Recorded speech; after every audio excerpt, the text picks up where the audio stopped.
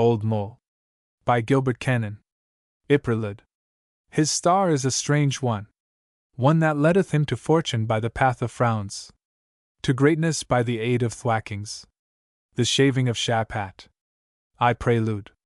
A sensitive observer, who once spent a week in theatrical lodgings in Thrigsby, has described the moral atmosphere of the place as harsh listlessness shot with humor. That is about as far as you can get in a week. It is farther than Herbert Jocelyn Beenham, M.A., Oxon, got in the 25 years he had given to the instruction of the youth of Thrigsby in its grammar school, the foundation of an Elizabethan bishop. Ambition ever leads a man away from Thrigsby. Having none, H.J. Beenham had stayed there, achieving the sort of distinction that swelled Tennyson's brook. Boys and masters came and went, but Old Mole still occupied the sixth form room in the gallery above the glass roof of the gymnasium. He was called Old Mole because whenever he spied a boy cribbing, or larking, or reading a book that had no reference to the subject in hand, or eating sweets, or passing notes, he would cry out in a voice of thunder, "Ha! Art thou there, Old Mole?" Thrigsbyan fathers who had suffered at his hands would ask their sons about Old Mole, and so his position was fortified by a sort of veneration. He was one of those men who assume their definite shape and appearance in the early 30s, and thereafter give no clue to their age even to the most curious spinster's inquisitiveness. Reference to the calendar of his university shows that at the time of his catastrophe he cannot have been more than 48. He was unmarried, not because he disliked women, but from indolence, obstinacy, combativeness, and a coarse strain in him which made him regard the female body, attire, and voice as rather ridiculous. With married women he was ceremonious and polite, with the unmarried he was bantering. When he had been 20 years at the school he began jocularly to speak of it as his bride, and when he came to his 25th year he regarded it as his silver wedding. He was very proud when his form presented him with a smoker's cabinet, and his colleagues subscribed for a complete edition of the works of Voltaire bound in vellum. Best of all was the fact that one of his boys, A.Z. Panukian, an Armenian of the second generation, and therefore a thorough Thrigsbyan, had won a scholarship at Balliol, the first since he had had charge of the sixth. At speech day, when the whole school and their female relatives and the male parents of the prize winners were gathered in the John Bright Hall, the head master would make a special reference to Panukian and possibly to the happy coincidence of his performance with the attainment of Mr. Beenham's fourth of a century in the service of the pious and ancient foundation. It was possible, but unlikely, for the head master was a sentimentalist who made a point of presenting an arid front to the world lest his dignity should be undermined. It was with a glow of satisfaction that H.J. Beenham took out his master's hood and his best mortar board on the eve of speech day and laid them out in his bedroom. This was at 5 o'clock in the afternoon, for he had promised to spend the evening with the Panukian family at Bungsall, on the north side of the city. It was a heavy July day and he was rather tired, for he had spent the morning in school reading aloud from the prose works of Emerson, and the afternoon had been free, owing to the necessity of a replay of the final in the Interform Cricket Championship between his boys and the Modern Transitus. He had intended to illuminate the event with his presence, but Thrigsby in July is not pleasant, and so he had come out by an early train to his house at Bigley in the hills which overflow Derbyshire into Cheshire. He sat with a glow of satisfaction as he gazed at his hood and mortar board and thought of Panukian. He was pleased with Panukian.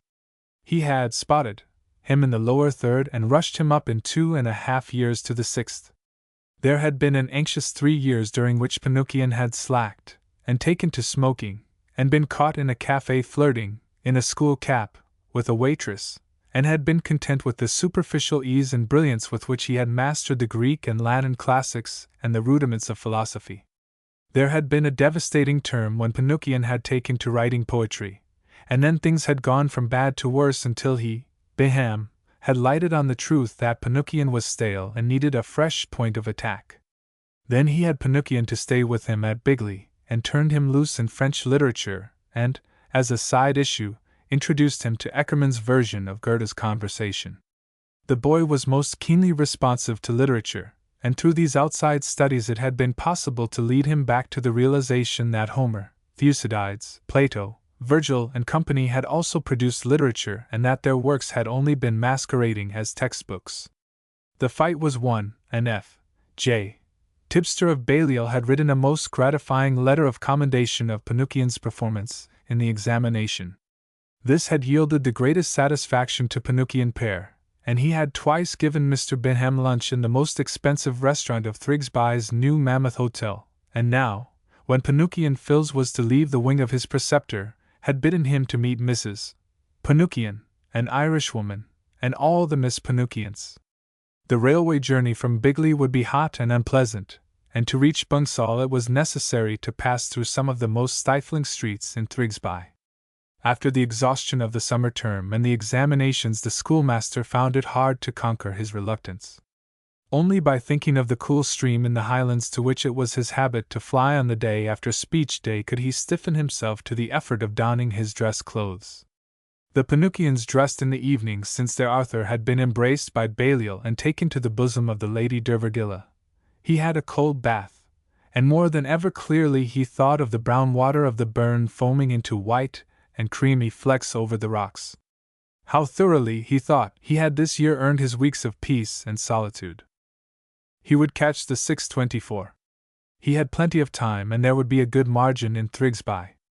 He could look in at the Foreign Library, of which he was president, and give them his new selection of books to be purchased during the vacation. On the way he met Barnet, the captain of the Bigley Golf Club, and stayed to argue with him about the alterations to the 14th green, which he considered scandalous and incompetent. He told Barnet so with such heat, and at such length, that he only just caught the 6:24 and had to leap into a third-class carriage. It was empty. He opened the windows and lay at full length on the seat facing the engine. It was more hot and unpleasant than he had anticipated.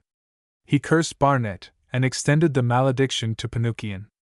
It would have been more pleasant to spend the evening with Miss Clipton, sister and formerly housekeeper to a deceased Bishop of Thrigsby, talking about her vegetable marrows. Uncommonly hot. Deucedly hot. The train crawled so that there was no draught. He went to sleep. He was awakened by the roar of the wheels crossing Ockley Viaduct. Ockley sprawls up and down the steep sides of a valley. At the bottom runs a black river. Tall chimneys rise from the hillsides. From the viaduct you gaze down into thousands of chimneys trailing black smoke. The smoke rises and curls and writhes upward into the black pall that ever hangs over Ockley. This pall was gold and red and apricot yellow with the light of the sun behind it. There were folk at Bigley who said there was beauty in Ockley. It was a frequent source of after-dinner argument in Bigley. Beauty. For H. J. Beenham, all beauty lived away from Thrigsby and its environment. Smoke and beauty were incompatible. Still, in his half-sleeping, half-waking condition there was something impressive in Ockley's golden pall. He raised himself on his elbow the better to look out, when he was shocked and startled by hearing a sort of whimper. Opposite him, in the corner, was sitting a girl, a very pretty girl, with a white, drawn face and her hands pressed together, her shoulders huddled and her face averted. Her eyes were blank and expressionless, and there was a great tear trickling down her nose. The light from the golden pall glowed over her face but seemed only to accentuate its misery and the utter dejection of her attitude. Poor girl! Thought the schoolmaster. Poor girl! He felt a warm, melting sensation in the neighborhood of his breastbone, and with an impulsiveness altogether unusual to him he leaned forward and tried to lay his hand on her. He was still only half awake, and was wholly under the impulse to bring comfort to one so wretched. The train lurched as it passed over a point, and instead of her hand he grasped her knee. At once she sprang forward and slapped his face. Stung, indignant, shocked, but still dominated by his impulse, urged by it to insist on its expression, he seized her by the wrists, and tried to force her back into her seat and began to address her. My poor child! Something in you, in your eyes, has touched me. I do not know if I can. Please sit down and listen to me. Nasty old beast, said the girl. I must protest, replied Old Mole. The innocence of my motives. He still gripped her by the wrists. Seeing you as I did, so unnerved, so. The train slowed down and stopped, but he did not notice it. He was absolutely absorbed in his purpose: to succor this young woman in distress and to show her the injustice of her suspicions.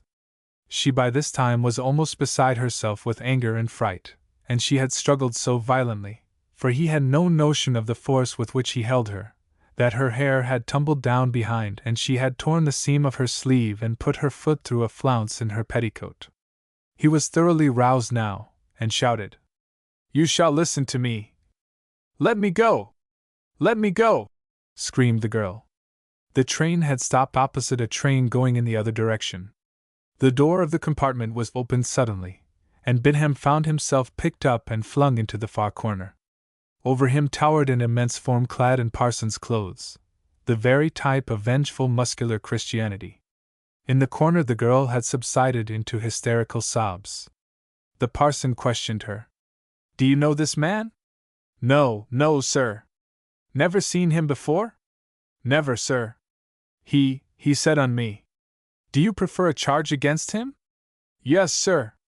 Beenham could hardly hear what they said, but he was boiling with indignation. "I protest," he said.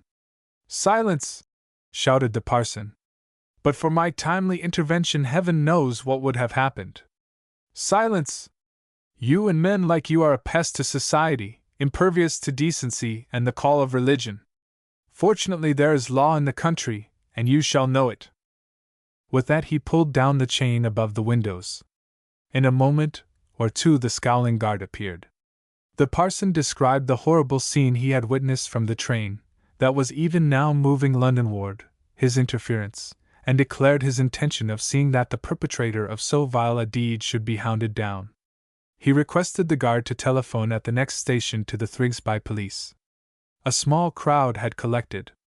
They hummed and buzzed with excitement, and 15 men clambered into the compartment to assist the parson in his heroic defense of the young woman against the now fully awake and furious pedagogue. He tried to speak, but was shouted down, to move toward the parson, but was thrust back into his corner. Everyone else had a perfectly clear-cut idea of what had happened. He himself was so busy emerging from his state of hallucination and trying to trace back step by step everything that had happened to produce the extraordinary eruption into what had been at Bigley an empty, ordinary, rather stuffy compartment in a railway train, that he could not even begin to contemplate the consequences or to think, rather, what they might all be moving toward. It was only as the train ran into Thrigsby, and he saw the name, that he associated it with that other word which had been on the parson's lips. Police! There was a cold sinking in the pit of his stomach.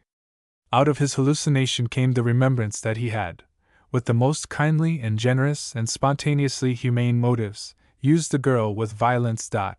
Police! He was given no time for thought. There was a policeman on the platform. A crowd gathered. It absorbed Beenham, thrust him toward the policeman, who seized him by the arm and, followed by the parson and the girl, they swept swiftly along the platform, down the familiar incline, the crowd swelling as they went, along an unknown street, squalid and vibrant with the din of iron-shod wheels over stone sets, to the police station. There a shabby swing door cut off the crowd, and Beenham, parson, girl and policeman stood in the charge room waiting for the officer at the desk to look up from his ledger. The charge was made and entered. The girl's name was Matilda Byrne, a domestic servant. She was prompted by the parson, who swept aside her reluctance to speak. Old Mole was asked to give his name, address, and occupation. He burst into a passionate flow of words, but was interrupted and coldly reminded that he was only desired to give bare information on 3 points, and that anything he might say would be used against him in evidence.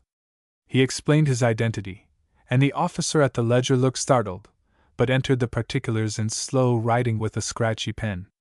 The parson and the girl disappeared. The officer at the ledger cleared his throat, turned to the accused, opened his mouth, but did not speak.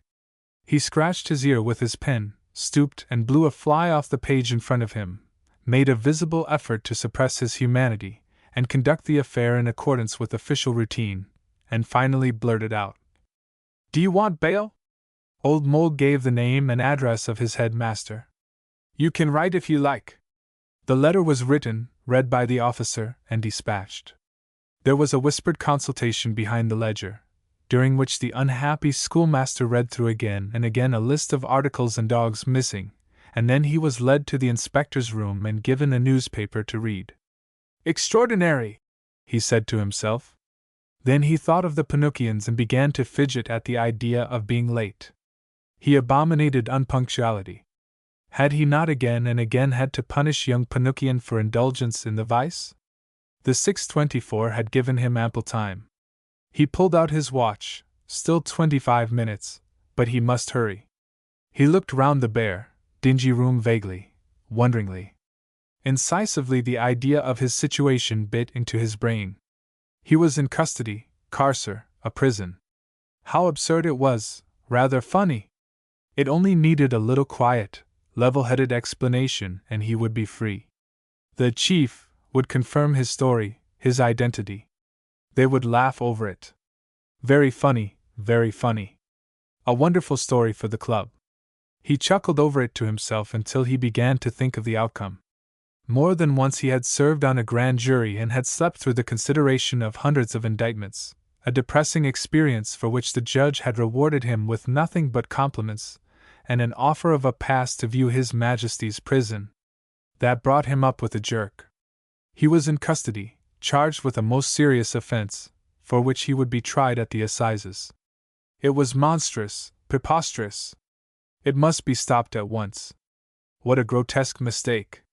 What an egregious, yet what a serious blunder! That officious idiot of a parson! The headmaster arrived. He glowered at his colleague and seemed very agitated. He said, "This is very serious, most unfortunate. It is, as well for the prestige of the school that it has happened at the end of term. We must hush it up, hush it up." Beenham explained. He told the whole story, growing more and more amazed and indignant as he set it forth. The headmaster only said, "I form no opinion. We must hush it up. It must be kept out of the papers." Not a word more could be wrung from him.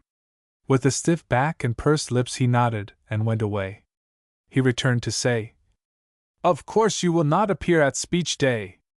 I will write to you as soon as I have decided what had best be done." "I shall be at Bigley," said Old Mole. He was released on bail and told to surrender himself at the police court when called upon. In a dream he wandered out into the street and up into the main thoroughfare, along which every day in term time he walked between the station and the school. Impossible to go to the Pinocchians, impossible to return to Bigley. Suppose he had been recognized. Any number of his acquaintances might be going out by the 6:49. He must have been seen. Bigley would be alive with it. He sent 2 telegrams, one to the Pinocchians, the other to his housekeeper to announce that he would not be back that night. He forgot to eat, and roamed through the streets of Thrigsby, finding relief from the strain of his fear and his tormented thoughts in observation. Dimly, hardly at all consciously, he began to perceive countless existences all apparently indifferent to his own. Little boys jeered at him occasionally, but the men and women took no notice of him. Streets of warehouses he passed through, streets of little blackened houses, under railway arches, under tall chimneys, past shops and theaters and music halls, and waste grounds, and grounds covered with scaffolding and fenced in with pictured hoardings, an immense energy, the center of which was, surprisingly, not the school. He walked and thought and observed until he sank into exhaustion and confusion. In the evening, when the lamps were lit, the main streets were thronged with men and women idly strolling, for it was too hot for purpose or deliberate amusement. Late, about 11 o'clock, he walked into his club. The porter saluted.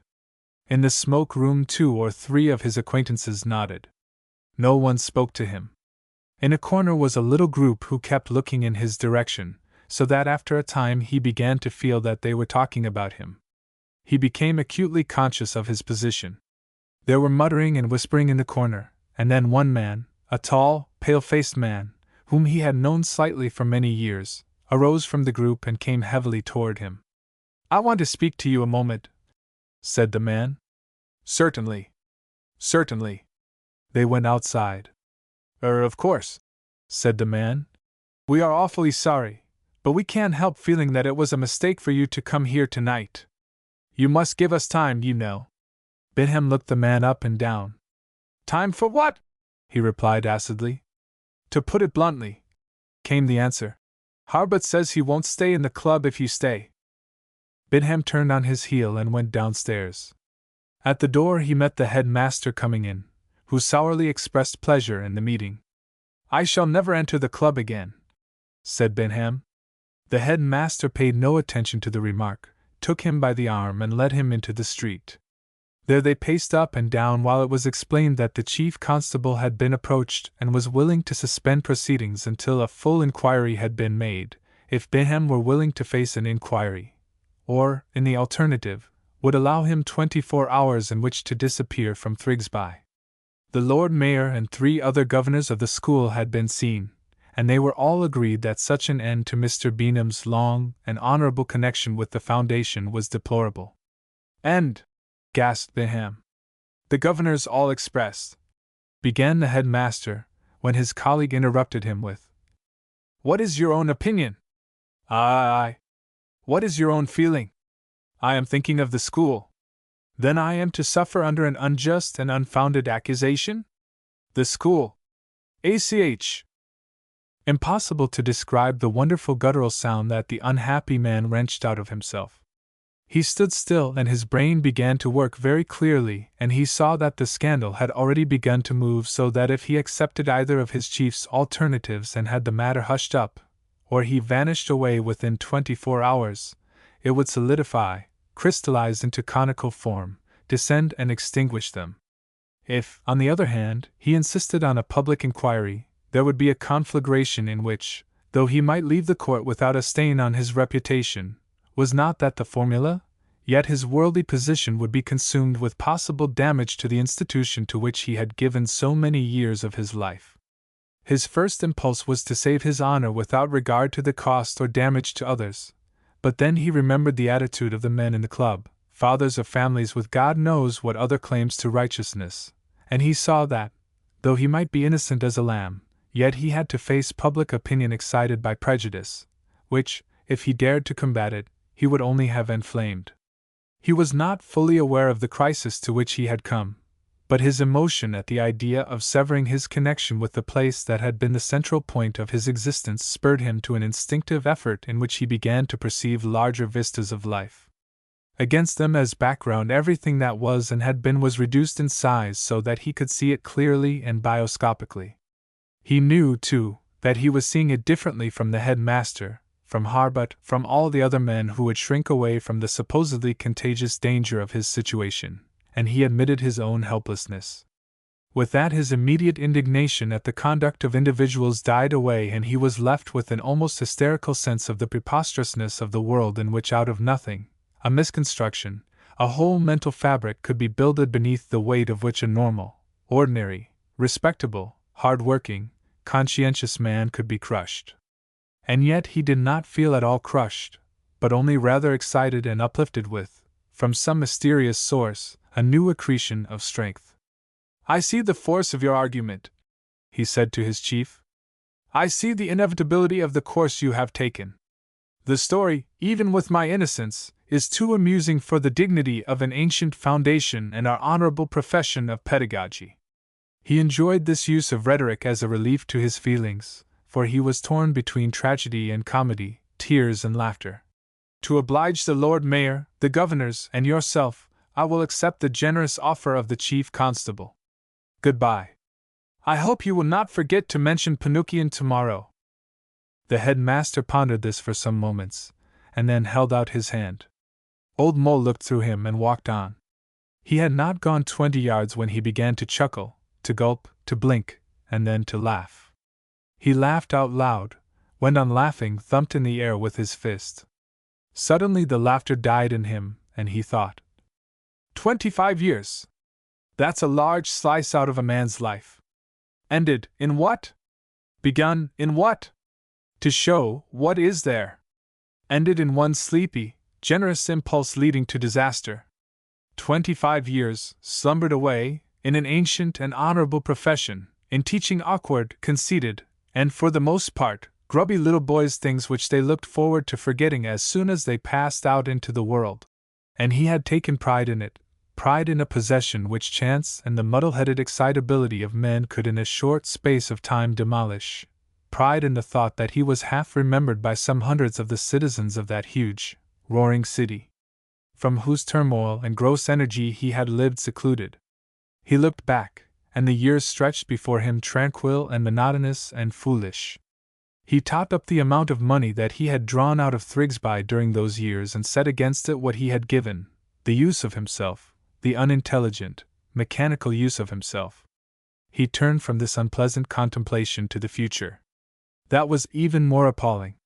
Within 24 hours he had to perform the definite act of disappearing from the scene. Beyond that lay nothing. To what place in the world could he disappear? He had one brother, a chancery barrister and a pompous ass. They dined together once a year and quarreled. His only sister was married to a curate, had an enormous family and small means. All his relations lived in a church atmosphere. His father had been a parson in Lincolnshire, and they distrusted him because of his avowed love for Lucretius and Voltaire. Certainly they would be no sort of help in time of trouble. As for friends, he had none. His work, his days spent with crowds of homunculi had given him a taste for solitude and the habit of it.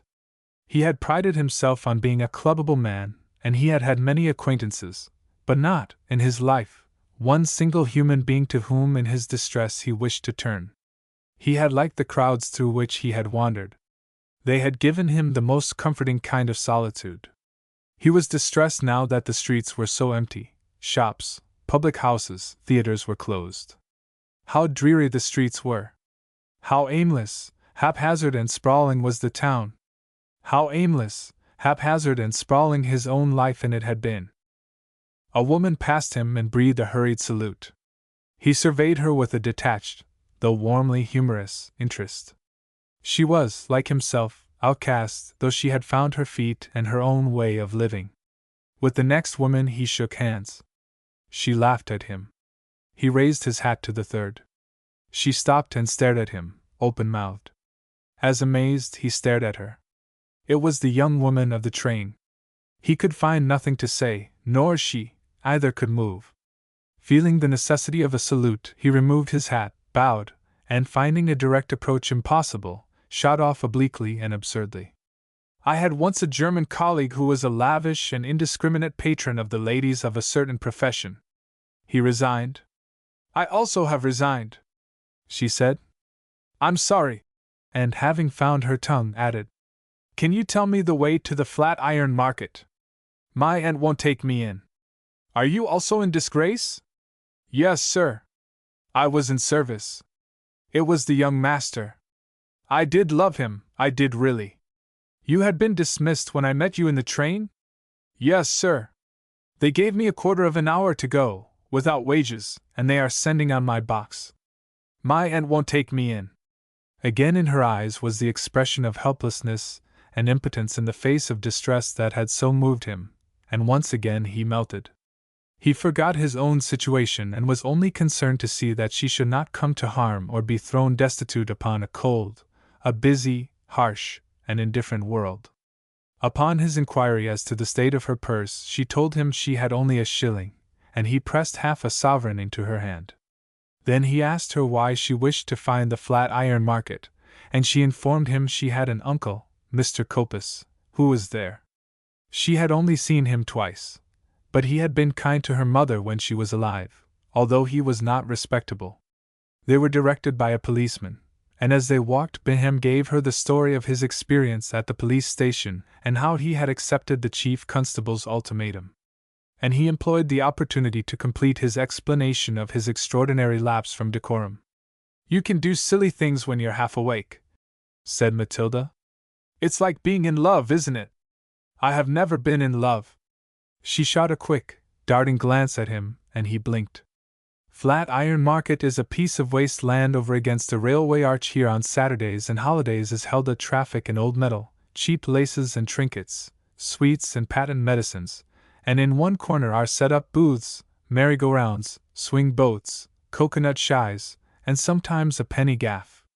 In the evening, Under the flare and flicker of naphtha lamps, the place is thronged with artisans and their wives and little dirty wizened children, and young men and maidens seeking the excitement of each other's jostling neighborhood. Now, as Beenham and Matilda came to it, it was dark and deserted. The wooden houses were shrouded, and the awnings of the little booths and the screens of the coconut shies flapped in the night wind. They passed a caravan with a fat woman and 2 young men sitting on the steps, and they yawped at the sight of Beenham's white shirt front. "Does Mr. Copus live in a caravan?" asked Beenham. "It's the theatre," replied Matilda. Picking their way over the shafts of carts and empty wooden boxes, they came to a red and gilt-fronted building adorned with mirrors and knobs and scrolls, above the portico of which was written, "Copus's Theatre Royal," in large swollen letters. At either end of this inscription was a portrait, one of Mrs. Siddons in tragedy, the other of J. L. Toole in comedy. Toole had been only recently painted and had been given bright red hair. Mrs. Siddons, but for her label, would only have been recognizable by her nose. In front of this erection was a narrow platform, on which stood a small automatic musical machine surmounted with tubular bells played by 2 little wooden figures, a man and a woman in Tyrolean costume, who moved along a semicircular cavity.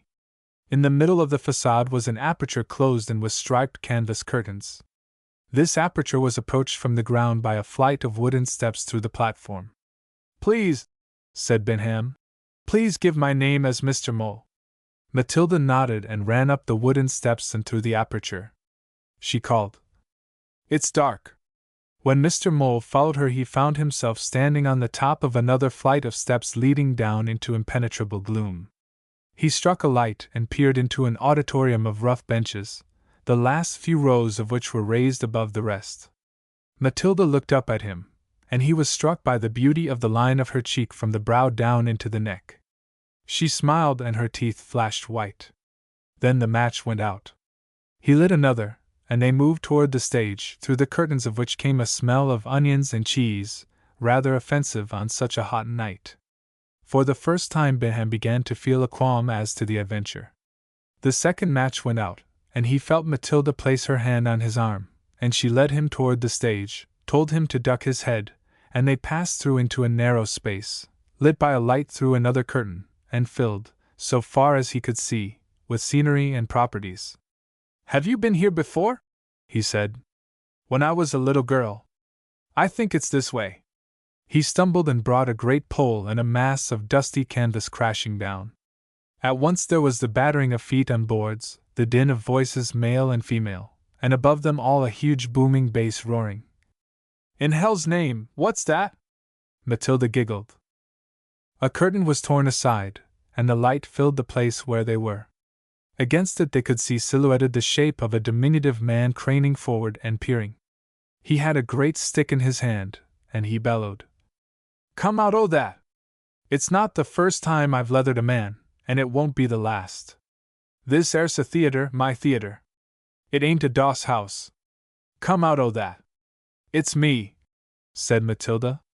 "Gorm, it's a woman! It's me, uncle." "Eh?" "It's me, Matilda Byrne." "What? Jenny's girl?" "Yes, uncle." "Well, I never! Who's your fancy?" "It's Mr. Mole." The figure turned and vanished, and the curtain swung to again. They heard whisperings and exclamations of surprise, and in a moment Mr. Copus returned with a short ladder which he thrust down into their darkness. They ascended it, and found themselves on the stage. Matilda was warmly embraced, while her companion stood shyly by and gazed round him at the shabby scenery and the footlights and the hanging lamps over his head. He found it oddly exciting to be standing in such a place, and he said to himself, "This is the stage." As in Rome one might stand and say, "This is the Forum." This excitement and romantic fervor carried with it a certain helplessness, as though he had been plunged into a foreign land that before he had only dimly realized. "This is the stage. This is the theatre."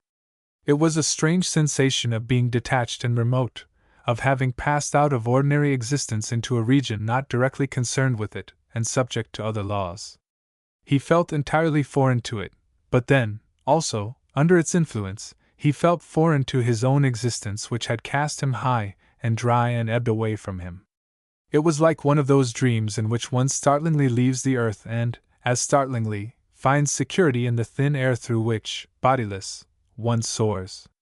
There was something buoyant in the atmosphere, a zestfulness, and at the same time an oppressiveness, against which rather feebly he struggled, while at the same time he wondered whether it came from the place or from the people. Mr. Copus, the large golden-haired lady, the thin, hungry-looking young man, the drabbish young woman, the wrinkled, ruddy, beaming old woman, the loutish giant, the elderly, seedy individual, the little girl with her hair hanging in rats' tails, who clustered round Matilda and smiled at her and glowered at her and kissed her and fondled her. To all these personages he was presented as Mr. Mole. When at length Mr. Copus and his niece had come to an end of their exchange of family reminiscence, the men shook hands with him and the women bowed and curtsied with varying degrees of ceremony, after which he was bidden to supper and found himself squatting in a circle with them round a disordered collection of plates and dishes, bottles, and enameled iron cups, all set down among papers and costumes and half-finished properties.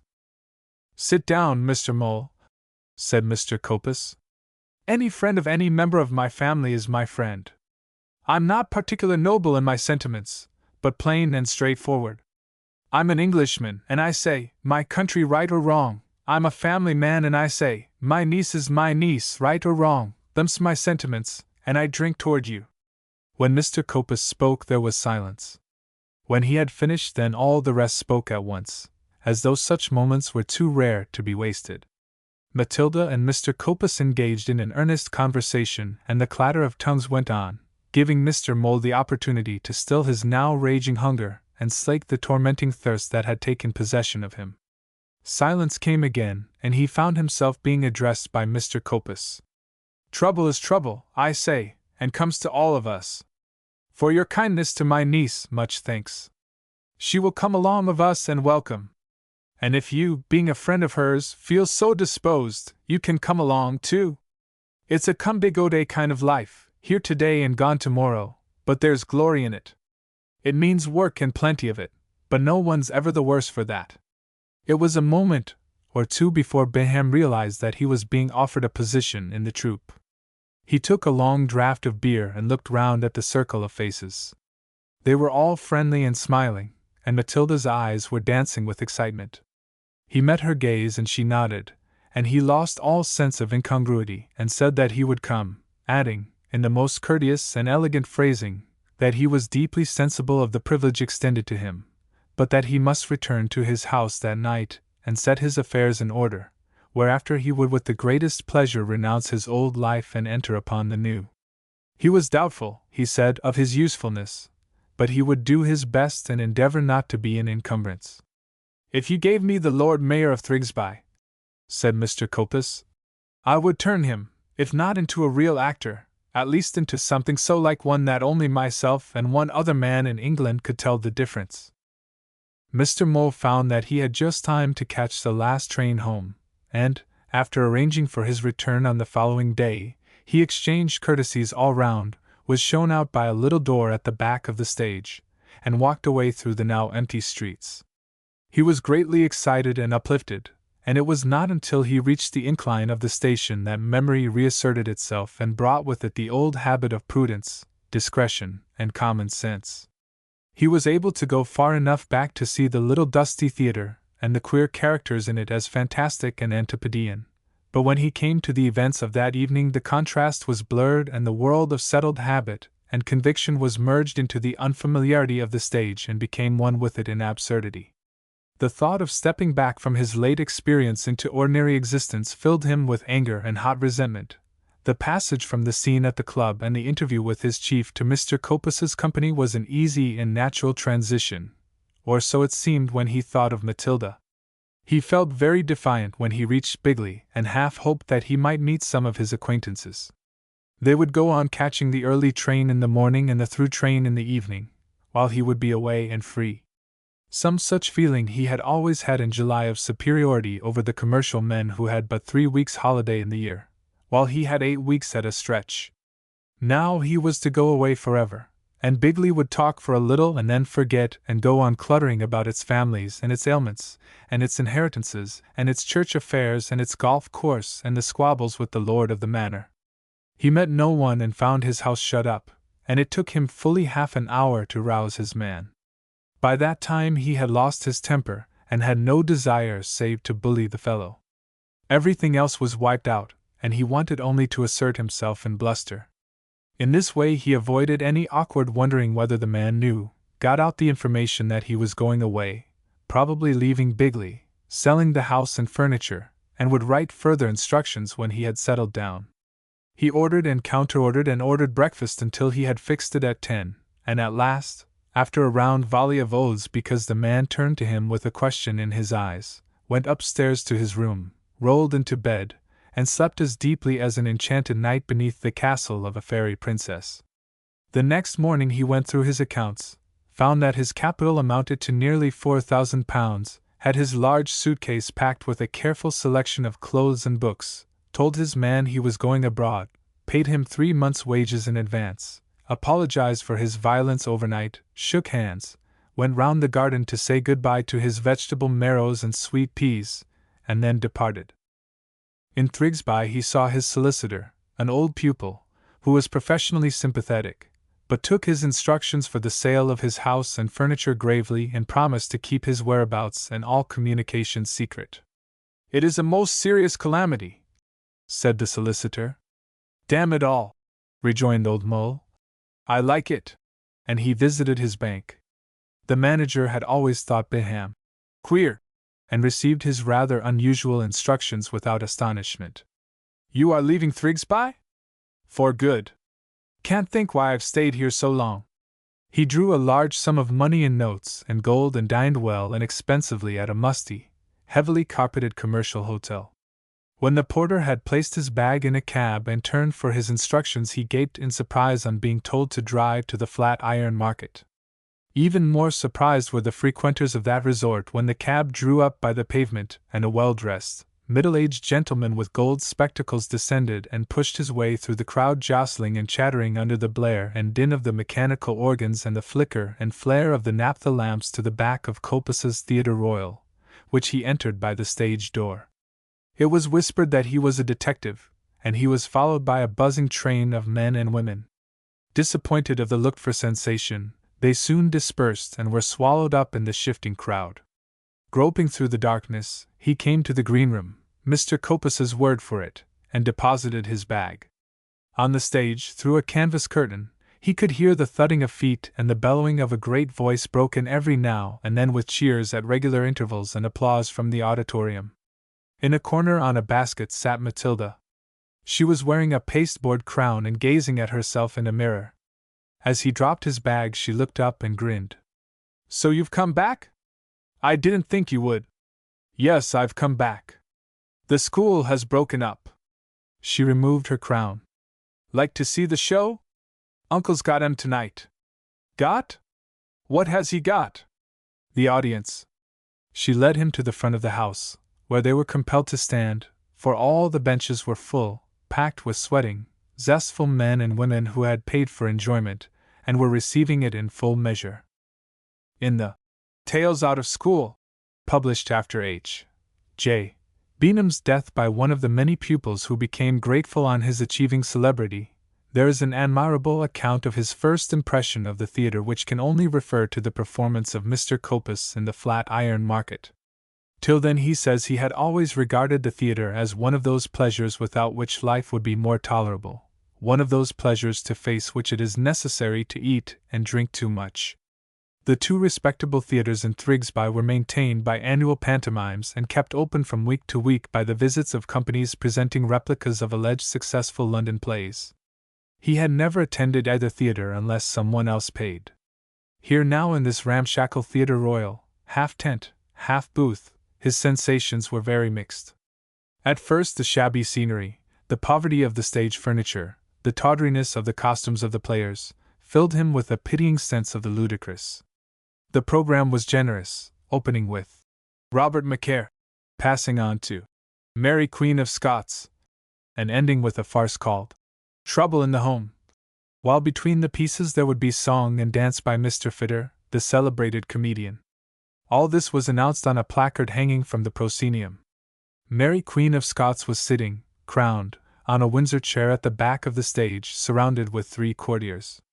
As Darnley, or it might be Bothwell, Mr. Copus was delivering himself of an impassioned if halting narration, addressed to the hapless Queen through the audience.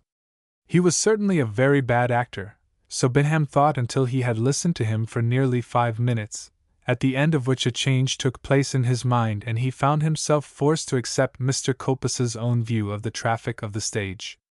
It was impossible to make rhyme or reason of the play, which showed the most superb disregard for history and sense. Apart from Mr. Copus it did not exist. He was its center and its circumference. It began and ended in him, moved through him from its beginning to its end. The rest of the characters were his puppets. When he came to an end of a period, Mary Queen of Scots would turn on one of 3 moods, the tearful, the regal, the noisily defiant, or a page would say, "Me lord! Me lord!" Or the lugubrious young man, dressed in priestly black, would borrow from another play and in a sepulchral voice declaim, "Beware the Ides of March."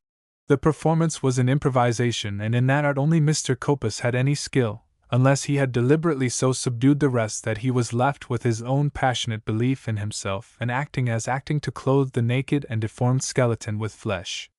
Whatever the process of his mind, he did succeed in hypnotizing himself and his audience, including Mr. Mole and Matilda, and worked up to a certain height and ended in shocking bathos so suddenly as to create surprise rather than derision.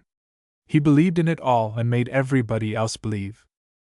Matilda gave a sigh as the curtains were drawn and Mr. Copus appeared, bowing and bowing again, using his domination over his audience to squeeze more and more applause out of them. "Ain't it lovely?" said Matilda. "It is certainly remarkable," replied Mr. Mole. "You'd never think he had a floating kidney, would you?" "I would not. It's that makes him a little quick in his temper." From the audience arose a smell of oranges, beer, and peppermint, and there were much talk and laughter, giggling and round resounding kissing. No change of scene was considered necessary for the song and dance of Mr. Fitter, who turned out to be the lugubrious young man. He had no humor, but he worked very hard and created some amusement. Mr. Copus did not appear in the farce, which was deplorable and made Mr. Mole feel depressed and ashamed, so that for a moment his old point of view reasserted itself and he felt aghast at the undertaking upon which he was embarked. A moment or 2 before he had been telling himself that this was life, the talk and the laughter and the kissing. Now he felt only disgust at its coarseness and commonness. He was dejected and miserable, stripped even of the intellectual interest roused by Mr. Copus. The loutish buffoons on the stage with their brutal humors filled him with resentment at their degradation. Only his obstinacy saved him from yielding to the impulse to escape. Matilda had grown tired of standing and had taken his arm. She laughed at nearly all the jokes. Her laughter was shrill and immoderate. He called himself fool, but he stayed. He was warmly welcomed by Mr. Copus after the performance. His congratulations and praise were accepted with proper modesty. "Acting," said Mr. Copus, "is an art. There's some as thinks it's a trick, like performing dogs, but it's an art. What did you think of Mrs. Copus?" The question was embarrassing. Fortunately, no answer was expected. "I've taught her everything she knows. She's not very good at Queen's, but her mad scenes can't be beat. My line's tragedy by nature, but an artist has to be everything." "What's your line, Mr. Mole?" "I don't know that I have a line." Mr. Copus rubbed his chin. "Of course. You look like a comic, but we'll see. You couldn't write plays, I suppose?" "Not that there's much writing to be done when you give 3 plays a night, and a different program every night. Just the plot's all we want." "Are you good at plots?" "I've read a good deal." "Ah. I was never a reader myself." "Of course, I can't pay you anything until I know whether you're useful or not. I've plenty of money, thanks." Mr. Copus eyed his guest shrewdly. "Of course," he said. "Of course, if you were really keen I could take you in as a sort of partner. I don't know that I. £10 would do it." In less than half an hour Mr. Mole was a partner in the Theatre Royal, and Mr. and Mrs. Copus were drinking his health in Dublin stout. They found him abed in their lodgings in a surprisingly clean little house in a grimy street, and they sat up half the night discussing plays and acting with practical illustrations. He was fascinated by the frank and childish egoism of the actor, and enjoyed firing him with the plots of the Greek tragedies and as many of the Latin comedies as he could remember offhand. "By Jove!" cried Copus. "You'll be worth £3 a week to me. Iphigenie's just the part Mrs. Copus has been looking for all her life. Ain't it, Carrie?" But Mrs. Copus was asleep. In the very early morning the Theatre Royal was taken to pieces and stacked on a great cart. The company packed themselves in and on a caravan, and they set out on their day's journey of 30 miles to a small town in Staffordshire, in the marketplace of which they were to give a 3-week season. Mr. Copus drove the caravan, and Mr. Mole sat on the footboard, and as they threaded their way through the long suburbs of Thrigsby he passed many a house where he had been a welcome guest, many a house where he had discussed the future of a boy or an academic problem, or listened to the talk of the handful of cultured men attracted to the place by its school and university. How few they were he had never realized until now. They had seemed important when he was among them. One of them, their work, his work, had seemed paramount, the justification of, the excuse for all the alleged squalor of Thrigsby which he had never explored and had always taken on hearsay.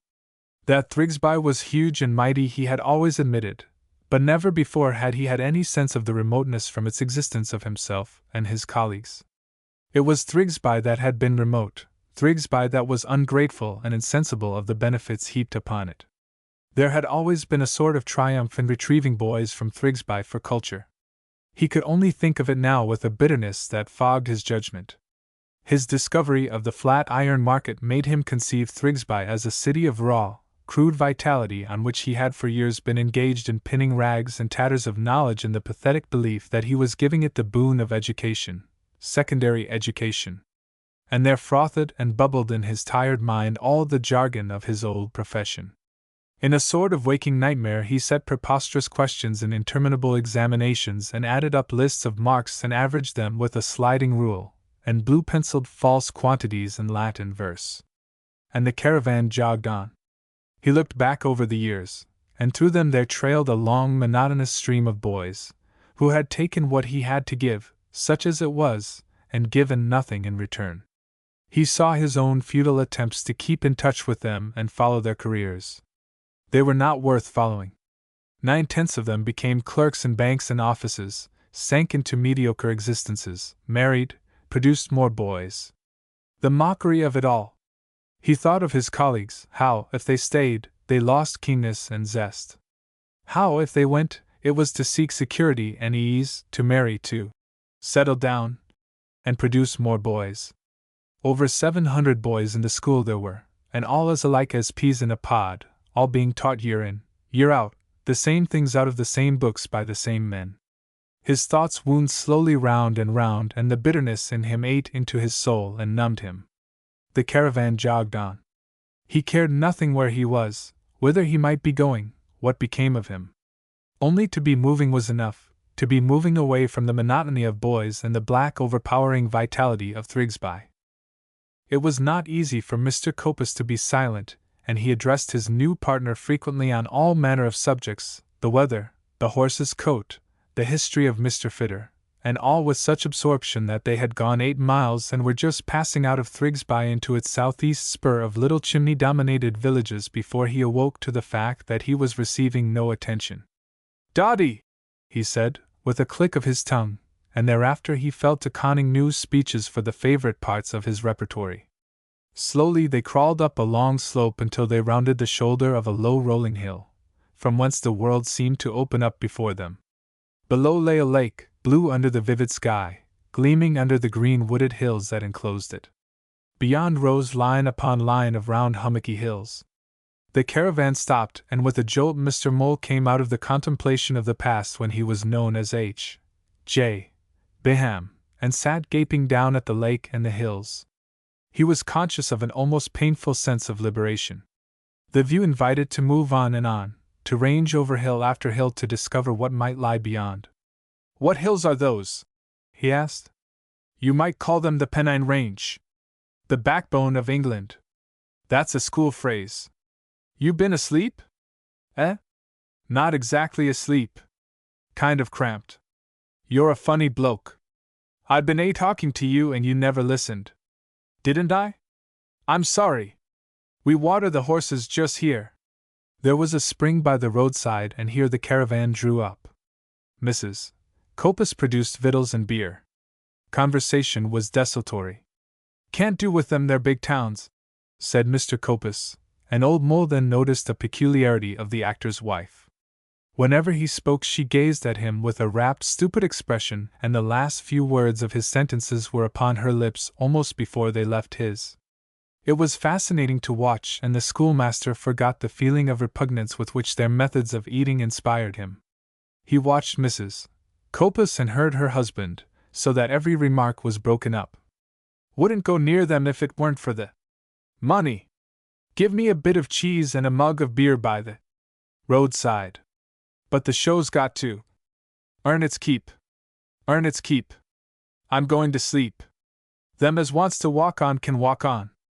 Mr. Copus rose and went into the caravan, and his wife followed him.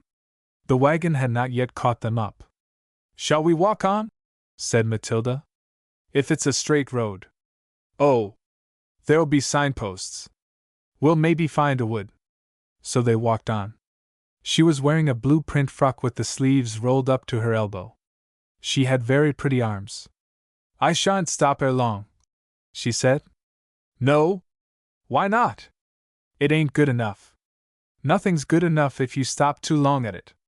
Uncle'll never be any different. Will any of us ever be different? I shall, she said, and she gave a queer little defiant laugh, and her stride lengthened so that she shot a pace or two ahead of him. She turned and laughed at him over her shoulder. Come along, slow coach. He grunted and made an effort, but could not catch her. So they moved until they came to a little wood with a white gate in the hedges.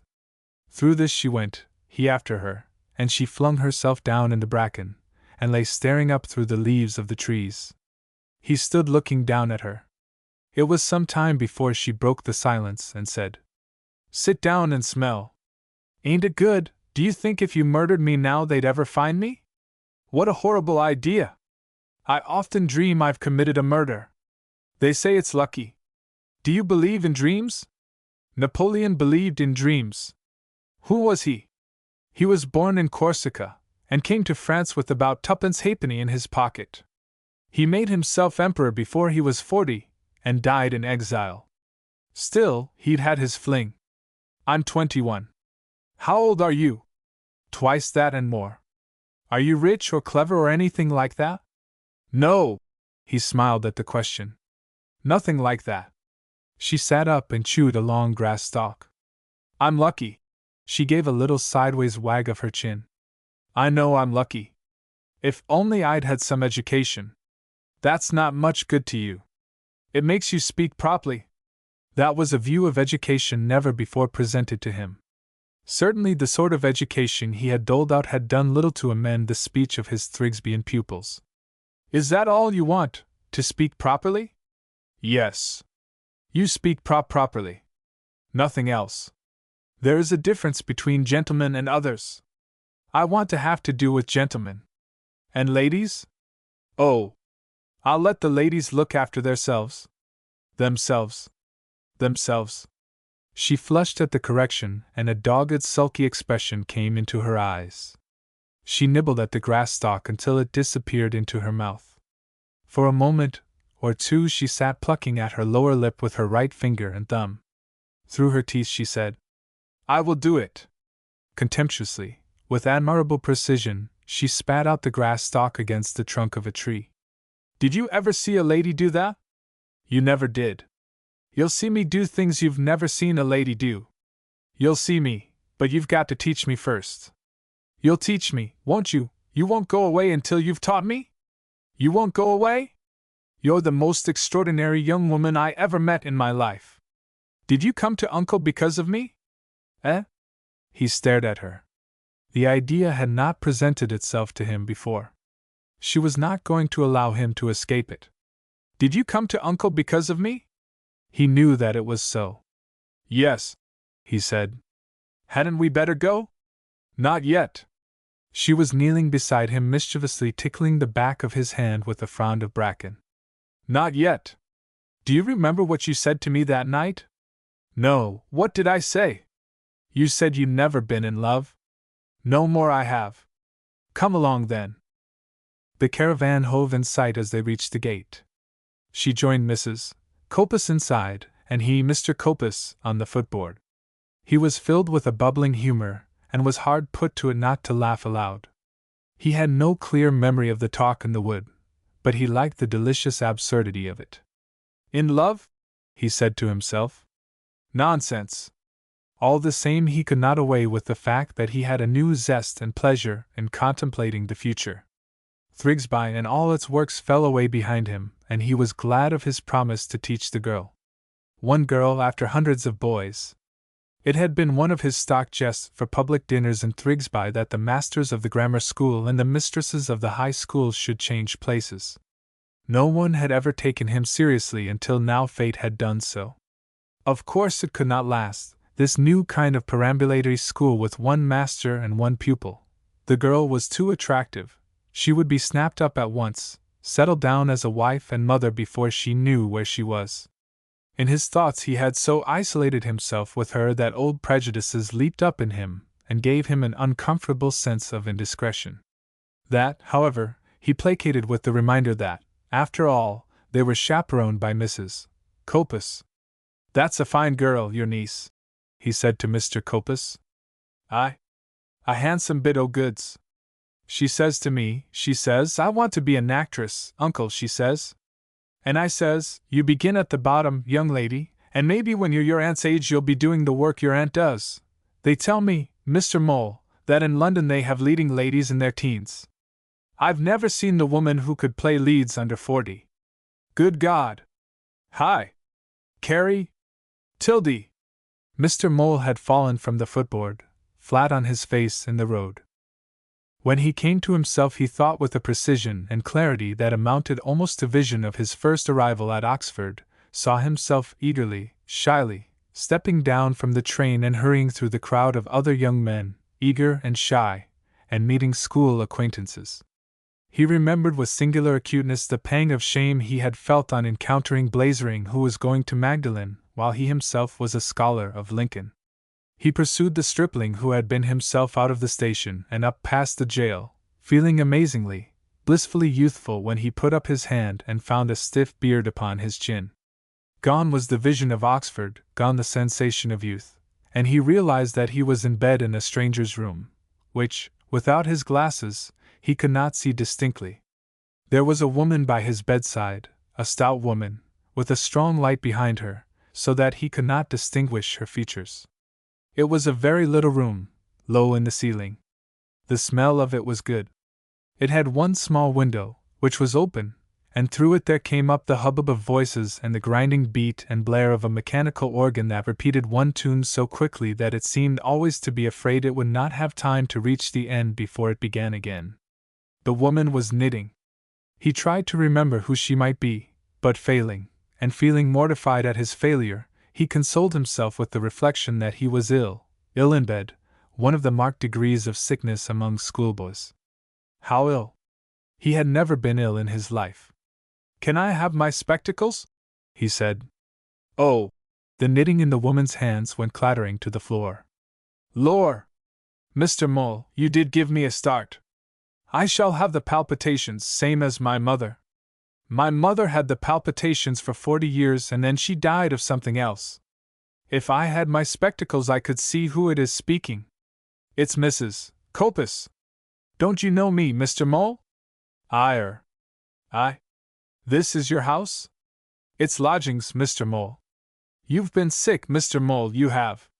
Prostrated on your back for nearly a week, Mr. Mole. You did give us all a turn, falling off the caravan like that into the King's High Road. You'd never believe the pool of blood you left in the road, Mr. Mole. But it soon dried up. He began to have a glimmering, dimly to remember, a road, a caravan, a horse's tail, Dust, a droning voice behind him, but still the name of Copus meant nothing to him. Copus! Copus! He said to himself, but aloud.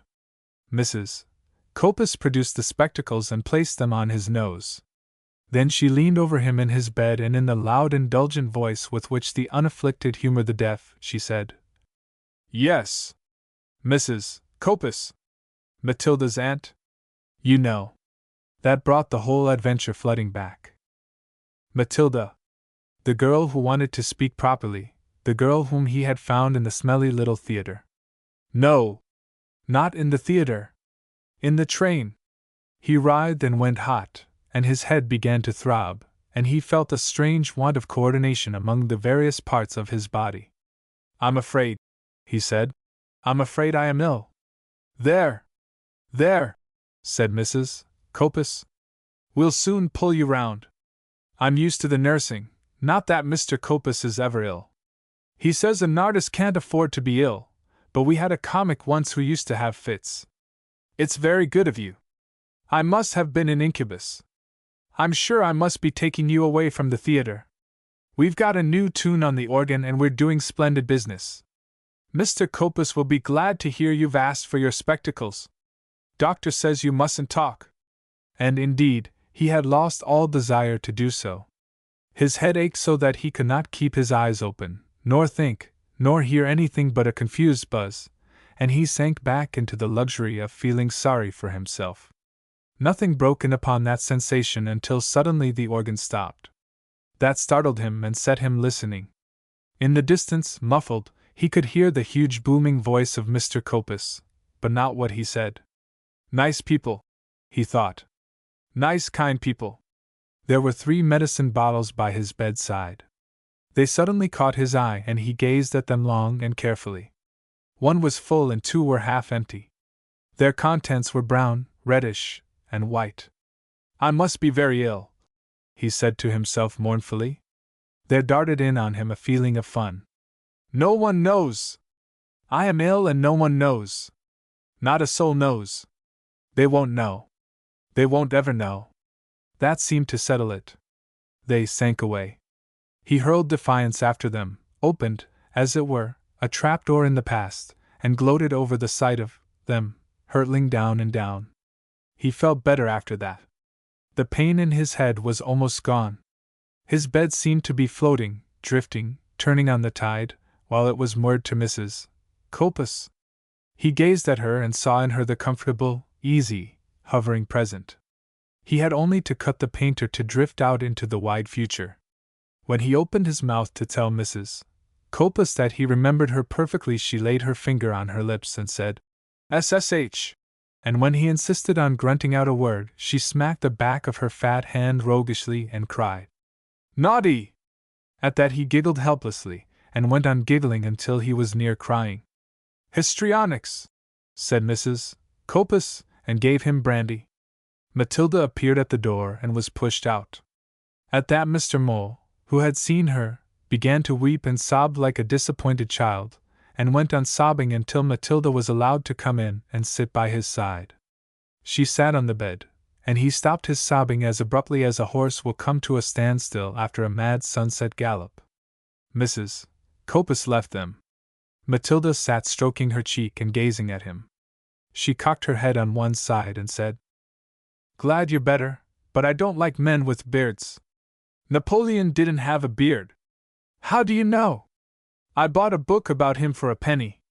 I like Josephine. I don't know much about it, but I always felt sorry for her. She gave as good as she got. That's why I like her. I had a part to do tonight." "A long part?" "No, I just had to say to Uncle, won't you give her another chance?" His erring wife had just returned to him. "Did you do it well?" "No. Uncle said no one who wasn't at the back of the stage could hear me." "Oh. Did you like it?" "Yes. I felt funny like." Mr. Mole coughed. Matilda stopped. "What did I say? Funny like. Don't people say that? It is unusual." "Oh. I wasn't a bit nervous." "Uncle says that's a bad sign." He says I looked all right, though I'm sure I was an object with that paint stuff on my face and the red all in the wrong place. Aunt wouldn't let me do it myself. You will cut your beard off? I don't know. I might like it. She handed him a mirror, and mischief danced in her eyes as she watched his disconcerted expression. Bit of a surprise, eh? He could find nothing to say. Impossible for him to lay the mirror down. For years he had accepted a certain idea of his personal appearance, ruddy, heavy-jowled, with a twinkle behind spectacles surmounted by a passably high forehead that was furrowed by the lines of a frown almost deliberately cultivated for the purposes of inspiring terror in small boys delinquent. Now, in the sharpened receptivity of his issue from unconsciousness, his impression was one of roundness, round face, round eyes, round brow, round head, balder than he had thought, all accentuated by the novelty of his beard, that was gray, almost white. Age and roundness. Fearful of meeting Matilda's gaze, he went on staring into the mirror. Her youth, the fun bubbling up in her, reproached him, made him feel defenseless against her, and though he delighted in her presence, he was resentful. She had so many precious qualities to which he could not respond. I 'spect I must go now, she said. Yes. I'm rather tired. She took the mirror from him, patted his hand, and soothed him, saying, You'll soon be up and doing, and then you'll begin to teach me, won't you? How would it be if you came and read to me every evening before the play? Then we could begin at once. Shall I? She warmed to the plan. What shall I read? You might read your book about Napoleon. Oh! Lovely! Mrs. Copus returned to give him his medicine and to tuck him up for the night. What day is it? He asked. Saturday. Are there any letters for me? He remembered then that there could be none, that he was no longer his old self, that an explosion in his affairs had hurled him out of his old habitual existence, and left him bruised and broken among strangers. I would like, he said, to shave tomorrow. Yes, yes, replied Mrs. Copus, humoring him. I'm in the next room if you want anything. Doctor said you was to have as much sleep as you could get. Being Saturday night, and you an invalid, Mr. Copus bought you some grapes and sponge cake, and he wants to know if you'd like some port wine. We thought it'd make you sleep. He expressed a desire for port, and she bustled into the next room and came back with a tumblerful. He was, or fancied he was, something of a connoisseur, and he propped himself up and sipped the dark liquid, and, as he was wont, rolled it round his tongue. It tasted of ink and pepper. He wanted to spit it out, but blinking up at Mrs. Copus, he saw the good creature beaming at him in rapt indulgence, and could not bring himself to offend her. With his gorge rising he sipped down about a third of the tumbler's contents, and then feebly, miserably held it out toward her. A bit strong for you? He nodded, drew the bedclothes up over his shoulders and feigned sleep. The light was put out and he heard Mrs. Copus creep into the next room. Sleep? The fiery liquor sent the blood racing and throbbing through his veins. The palms of his hands were dry and hot, and his head seemed to be bulging out of its skin. His ears were alert to every sound, and to every sound his nerves responded with a thrill. He could hear footsteps on the cobbles of the street outside, voices, hiccups, a woman's voice singing. These were the accompaniment to nearer sounds, a duet in the next room, a deep bass muttering, and a shrill argumentative treble. The bass swelled into anger. The treble roared into pleading. The bass became a roar, the treble a squeak. It was exciting, exasperating. In his bed Beenham tossed from side to side. He did not want to listen to their altercation, but sleep would not come to him. The bass voice broke into a crackling, then spluttering, furious sounds came. The treble squealed pitifully. Came the thud and smack of a fist on flesh and bone, a gasp, a whine, a whimper, another thud and smack, and growls from the bass, then silence. Sick at heart, old Mole lay in his bed staring into the darkness, and the blood in him boiled and bubbled, and his skin was taut, and he shivered. He had heard of men beating their wives, but as one hears of the habits of wild animals in African forests, he had thought of it as securely as here in England one may think of a man-eating tiger near an Indian village. Now, here, in the next room, the thing had happened. Manliness, that virtue which at school had been held up as the highest good, bade him arise and defend the woman. In theory, manliness had always had things perfectly its own way. In practice, now, sound sense leaped ahead of virtue, counted the cost, and accurately gauged the necessity of action. In the first place, to defend Mrs. Copus would mean an intrusion into the sanctuary of human life, the conjugal chamber. In the second place, in spite of many familiar pictures of St. George of Cappadocia, subsequently of England, it would be embarrassing to defend Mrs. Copus in her night attire. In the third place, the assault had grown out of their altercation of which he had heard nothing whatever, and, lastly, it might be a habit with Mr. and Mrs. Copus to smite and be smitten. Therefore old Mole remained in his bed, faintly regretting the failure of manliness, fighting down his emotion of disgust, and endeavoring to avoid having to face his position. In vain, shunning all further thought of the miserable couple in the next room, he was driven back upon himself, to his wretched wondering. What have I done? He had thrown up his very pleasant life in Thrigsby and Bigley, a life, after all, of some consequence, for what? For the society of a disreputable strolling player who was blind with conceit, was apt to get drunk on Saturday nights, and in that condition violently to assault the wife of his bosom. And he had entered into this adventure with enthusiasm, had seen their life as romantic and adventurous, deliberately closing his eyes to the brutality and squalor of it. Thud, whack! And there were the raw facts staring him in the face. There came a little moaning from the next room, never a sound from the base, and soon all was still, save for the mice in the skirting board and occasional footsteps on the cobbles of the street outside. No sleep came to Old Mole until the pale light of dawn crept into his room to show him, shivering, its meanness and poverty. It sickened him, but when in reaction he came to consider his old mode of living that seemed so paltry as to give a sort of savor to the coarseness of this. Anyhow, he reflected, he was tied to his bed, could not take any action, and must wait upon circumstance, and hope only that there might not be too many violent shocks in store for him. Mrs. Copus bore the marks of her husband's attentions, a long bruise over her right eye and down to the cheekbone, and a cut on her upper lip which had swelled into an unsightly protuberance. Her spirit seemed to be entirely unaffected, and she beamed upon him from behind her temporary deformities. When she asked him if he had slept well, he lied and said he had slept like a top. She brought him hot water, razor, brush and soap, and he shaved. Off came his beard, and, after long scrutiny of his appearance in the mirror and timid hesitation, he removed the mustache which had been his pride and anxiety during his second year at Oxford, since when it had been his constant and unobtrusive companion. The effect was startling. His upper lip was long and had, if the faces of great men be any guide, the promise of eloquence. There was a new expression in his face, of boldness, of firmness, of, as he phrased it himself, benevolent obstinacy. His changed countenance gave him so much pleasure that he spent the morning gazing into the mirror at different angles. With such a brow, such an upper lip, such lines about the nose and chin, it seemed absurd that he should have spent 25 years as an assistant master in a secondary school. Then he laughed at himself as he realized that he was behaving as he had not done since the ambitious days at Oxford when he had endeavored to decide on a career.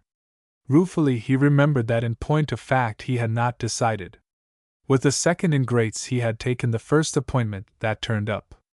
His history had been the history of thousands. One thing only he had escaped: marriage, the ordinary timid, matter-of-fact, sugar-coated marriage upon means that might or might not prove sufficient. After that, visiting his friends' houses, he had sighed sentimentally, but, with all the eligible women of his acquaintance, and they were not a few, he had been unable to avoid a quizzical tone which forbade the encouragement of those undercurrents upon which, he had observed, middle-aged men were swept painlessly into matrimony. Pondering his clean-shaven face in the mirror, he felt oddly youthful and excited. In the evening Matilda came as she had promised, with the book, which proved to be that Life of Napoleon by Walter Scott which so incensed Heine. The sun shone in at the window upon the girl's brown hair, and as she opened the book the church bells began to ring with such an insistent buzzing that it was impossible for her to read. As he lay in bed, old Mole thought of Heine lying in his mattress grave, being visited by his moosh, just such another charming creature as this, young and ardent, and by her very presence soothing, only he was no poet, but a man dulled by years of unquestioning service. He gazed at Matilda as he could not recollect ever having gazed at a woman, critically, but with warm interest.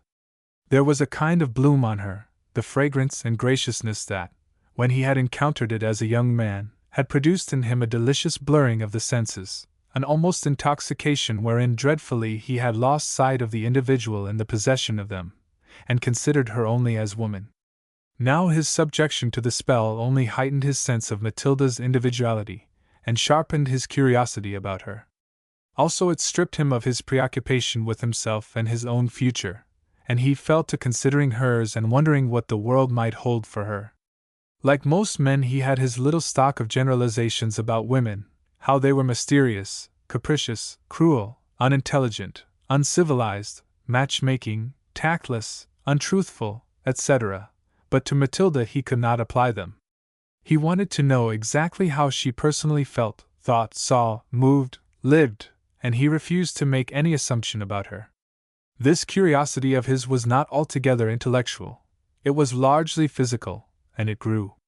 He was annoyed that he had not seen her come into the room to mark how she walked, and to procure this satisfaction he asked her to give him a glass of water. He watched her. She walked easily with, for a woman, a long stride and only a very slight swing of the hips, and a drag of the arms that pleased him mightily. As she gave him the glass of water she said, "You do look nice. I knew you would, without that mustache." She had a strong but pleasant north country accent, and in her voice there was a faint huskiness that he found very moving, though it was only later, when he analyzed the little thrills which darted about him in all his conversations with her, that he set it down to her voice. She resumed her seat by the foot of his bed with her book in her hand, and his physical curiosity waxed only the greater from the satisfaction he had given it.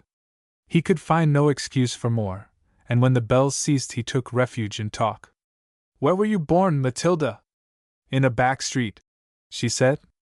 "Father was a fitter, and mother was a dressmaker, but she died, and father got the rheumatism, so as we all had to work. There were," she blushed and looked very cross, "were 3 girls and 2 boys.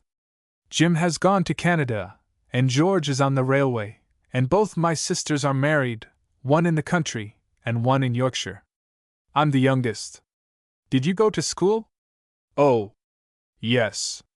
Jackson Street, but I left when I was 14 to go into a shop. That was sitting still all day and stitching, or standing all day behind a counter with women coming in and getting knocked." "Getting what?" "Knocked, cross-like." "I see. So you didn't care about that?" "No, there is something in me here." She laid her hand on her bosom. "That goes hot and hard when I'm not treated fair, and then I don't care a brass farthing what appends." She was too excited as she thought of her old wrongs to correct the last dropped H, though she realized it and bit her lip. "I've been in service 3 years now, and I've been in 4 places. I've had enough." "And what now?" "I shall stop ere as long as you do." Something in her tone, a greater huskiness, perhaps, surprised him, and he looked up at her and met her eyes full. He was confused and amazed and startled, and his heart grew big within him, but he could not turn away. In her expression there was a mingling of fierce strength, defiance, and that helplessness which had originally overcome him and led to his undoing. He was frightened, but deliciously, so that he liked it. "I didn't know," she said, "that Uncle drank. Father drank too. There was a lot in our street that did. I'm not frightened of many things, but I am of that." He resented the topic on her lips and, by way of changing the subject, suggested that she should read. She turned to her book and read aloud the first 5 pages in a queer, strained, high-pitched voice that he knew for a product of the board school, where every variance of the process called education is a kind of stiff drill. When she came to the end of a paragraph he took the book and read to her, and she listened raptly, for his diction was good. After he had come to the end of the first chapter she asked for the book again, and produced a rather mincing but wonderfully accurate copy of his manner. She did not wait for his comment but banged the book shut, threw it on the bed, and said, "That's better. I knew I could do it. I knew I was clever. You'll stop air for a bit when you're better. You mustn't mind, Uncle. I'll be awfully nice to you, I will. I'll be a servant to you and make you comfortable, and I won't ask for no wages." "My dear child," replied Old Mole, "you can't possibly have enjoyed it more than I." She was eager on that. "Did you really like it?" "I did really." So began the education of Matilda. At first he drew up, for his own use, a sort of curriculum: arithmetic, algebra, geography, history, literature, grammar, orthography, and a timetable, 2 hours a day for 6 days in the week, but he very soon found that she absolutely refused to learn anything that did not interest her, and that he had to adapt his time to hers. Sometimes she would come to him for 20 minutes, sometimes she would devote the whole afternoon to him. When they had galloped through Oman's History of England, she declined to continue that study, and after one lesson in geography she burned the primer he had sent her out to buy. When he asked her where Ipswich was, she turned it over in her mind, decided that it had a foreign sound, and plumped for Germany. She did not seem to mind in the least when he told her it was in England, in the eastern counties.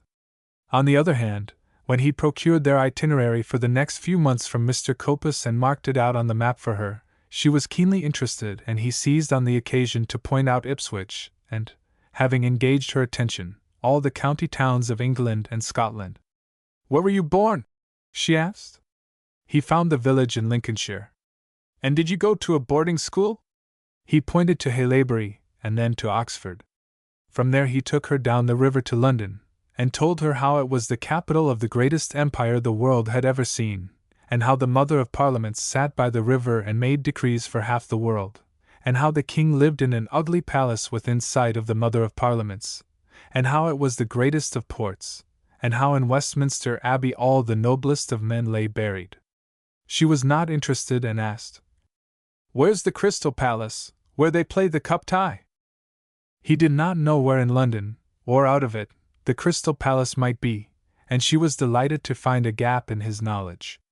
On the whole, she took her lessons very seriously, and he found that he could get her to apply herself to almost any subject if he promised that at the end of it she should be allowed to read. Teaching under these circumstances he found more difficult than ever he had imagined it could be. In his form room by the glass roof of the gymnasium he had been backed by tradition, the ground had been prepared for him in the lower forms, there was the whole complicated machinery of the school to give him weight and authority. Further, the subjects of instruction were settled for him by the Oxford and Cambridge Examination Board. Now he was somewhat nettled to find that, though he might draw up and amend curricula, he was more and more forced to take the nature and extent of his teaching from his pupil, who, having no precise object in view, followed only her instinct, and that seemed to bid her not so much to lay up stores of knowledge as to disencumber herself, to throw out ballast, everything that impeded the buoyancy of her nature. They were very pleasant hours for both of them, and in her company he learned to give as little thought to the future as she. At first, after he recovered, he fidgeted because there were no letters. Day after day passed and brought him no communication from the outside world. Being a member of many committees and boards, he was used to a voluminous if uninteresting post. However, he got used to their absence, and what with work in the theatre and teaching Matilda he had little time for regret or anxiety. He had been up from his bed a whole week before he bought a newspaper, that which he had been in the habit of reading in his morning train. It was dull, and only one announcement engaged his attention, the advertisement of the schools setting forth the fees and the opening date of the next term, September 19th. That gave him 4 weeks in which freely to enjoy his present company. Thereafter surely there would be investigation, inquiry for him, the scandal would reach his relatives, and they would they not, cause a search for him. Till then he might be presumed to be holiday-making. Meanwhile he had grown used to Mr. Copus's manner of living, the dirt, the untidiness, the coarse food, the long listlessness of the day, the excitement and feverishness of the evening. Mrs. Copus's disfigurements were long in healing, and when he was well enough he replaced her at the door and took the money, and sold the grimy thumb tickets for the front seats. He sat through every performance, and became acquainted with every item in Mr. Copus's repertory. With that remarkable person he composed a version of Iphigenia. For from his first sketch of the play Mr. Copus had had his eye on Agamemnon as a part worthy of his powers. Mr. Mole insisted that Matilda should play the part of Iphigenia, and Mrs. Copus was given Clytemnestra wherewith to do her worst. The only portion of the piece that was written was Iphigenia's share of her scenes with Agamemnon. These old Mole wrote out in as good prose as he could muster, and she learned them by heart. Unfortunately, they were too long for Mr. Copus, and when it came to performance, there were only 2 rehearsals. He burst into them with his gigantic voice and hailed tirades at his audience about the bitterness of ingratitude in a fair and favorite daughter, trounced Clytemnestra for the lamentable upbringing she had given their child, and, in the end, deprived Iphigenia of the luxury of slaughter by falling on his sword and crying, "Thus like a Roman and a most unhappy father I die of thrice and doubly damned, self-inflicted wounds. By my example let all men, especially my daughter, know there is a canon fixed against self-slaughter." He made nonsense of the whole thing, but it was wonderfully effective. So far as it was at all lucid, the play seemed to represent Agamemnon as a wretched man driven to a miserable end by a shrewish wife and daughter. Much the same fate attended Mr. Mole's other contribution to the repertory, a Napoleonic drama in which Mr. Copus figured, immensely to his own satisfaction, as the Corsican torn between an elderly and stout Marie-Louise and a youthful and declamatory Josephine. Through 5 acts Mr. Copus raged and stormed up and down the Emperor's career, had scenes with Josephine and Marie-Louise when he felt like it, confided his troubles and ambitions to Marat when he wanted a rest from his ranting, sacked countries, cities, ports as easily and neatly as you or I might pocket the red at billiards, made ponderous love to the golden-haired lady of the court, introduced comic scenes with the lugubrious young man, wept over the child, dressed up as Leglin, whom he called Little Boney, banished Josephine from the court, and died on the battlefield of Waterloo yielding up his sword to the Duke of Wellington, represented by Mr. Mole, his first appearance upon any stage, with this farewell: "My last word to England is, be good to Josephine." It was the Theatre Royal's most successful piece. The inhabitants of that little Staffordshire town had heard of the Duke of Wellington, and they applauded him to the echo. Every night when they played that stirring drama, after Mr. Copus had taken his fill of the applause, there were calls for the Duke, and Mr. Mole would appear leading Josephine by the hand. At the top of their success Mr. Copus decided to move on. "In this business," he said, "you have to know when to go. You have to leave em right for the next visit, and go away and squeeze another orange. I said to Mrs. Copus the night you came that you looked like luck. You've done it. If you'll stay, sir, I'll give you £1 a week. You're an artist, you are. That Wellington bit of yours without a word to say, d'you know what we call that? We call that holding the stage. It takes an artist to do that." Mr. Mole took this praise with becoming modesty, and said that he would stay, for the present. Then he added, "And about Matilda?" "She's my own niece," replied Mr. Copus.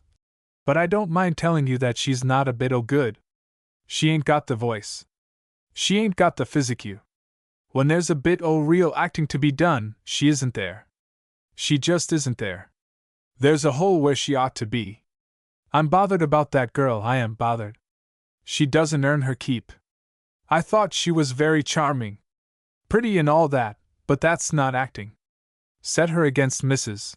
Copus, and where is she?" Mr. Mole's own private opinion was that on the stage Mrs. Copus was repulsive. However, he kept that to himself. Very quietly he said, "If Matilda goes, I go." Mr. Copus looked very mysterious, and winked at him vigorously. Then he grinned and held out a dirty hand. "Put it there, my boy, put it there. What's yours?" Within half an hour he had coaxed another £10 out of Mr. Mole's pocket, and Matilda's tenure of the part of Josephine was guaranteed. At their next stopping place, on the outskirts of the pottery towns, disaster awaited the company. A wheel of the caravan jammed as they were going down a hill and delayed them for some hours, so that they arrived too late in the evening to give a performance. Mr. Copus insisted that the theatre should be erected, and lashed his assistants with bitter and blasphemous words, so that they became excited and flurried and made a sad muddle of their work. When at last it was finished and Mr. Copus went out himself to post up his bills on the walls of the neighborhood, where of all places he regarded his fame as most secure, he had got no farther than the corner of the square when he came on a gleaming white building that looked as though it were made of icing sugar, glittering and dazzling with electric light and plastered all over with lurid pictures of detectives and criminals and passionate men and women in the throes of amorous catastrophes and dilemmas. He stopped outside this place and stared it up and down, gave it his most devastating fore and aft look, and uttered one word: "Blast!" Then unsteadily he made for the door of the public house adjoining it, and called for the landlord, whom he had known 20 years and more. From the platform of the theatre Mrs. Copus saw him go in, and she rushed to find Mr. Mole, and implored him to deliver her husband from the 7 devils who would assuredly possess him unless he were speedily rescued and sent a bill posting. Mr. Mole obeyed, and found the actor storming at the publican, asking him how he dare take the bread from the belly and the air from the nostrils of an artist with a lot o' dancing dotty pictures. With difficulty Mr. Copus was soothed and placated. He had ordered a glass of beer in order to give himself a status in the house, and the publican would not let him pay for it. Whereupon he spilled it on the sanded floor and stalked out. Mr. Mole followed him and found him brooding over a poster outside the kinema, which represented a lady in the act of saving her child from a burning hotel. He seized his paste pot, took out a bill from his satchel, and covered the heads of the lady and her child with the announcement of his own arrival with new plays and a brilliant and distinguished company.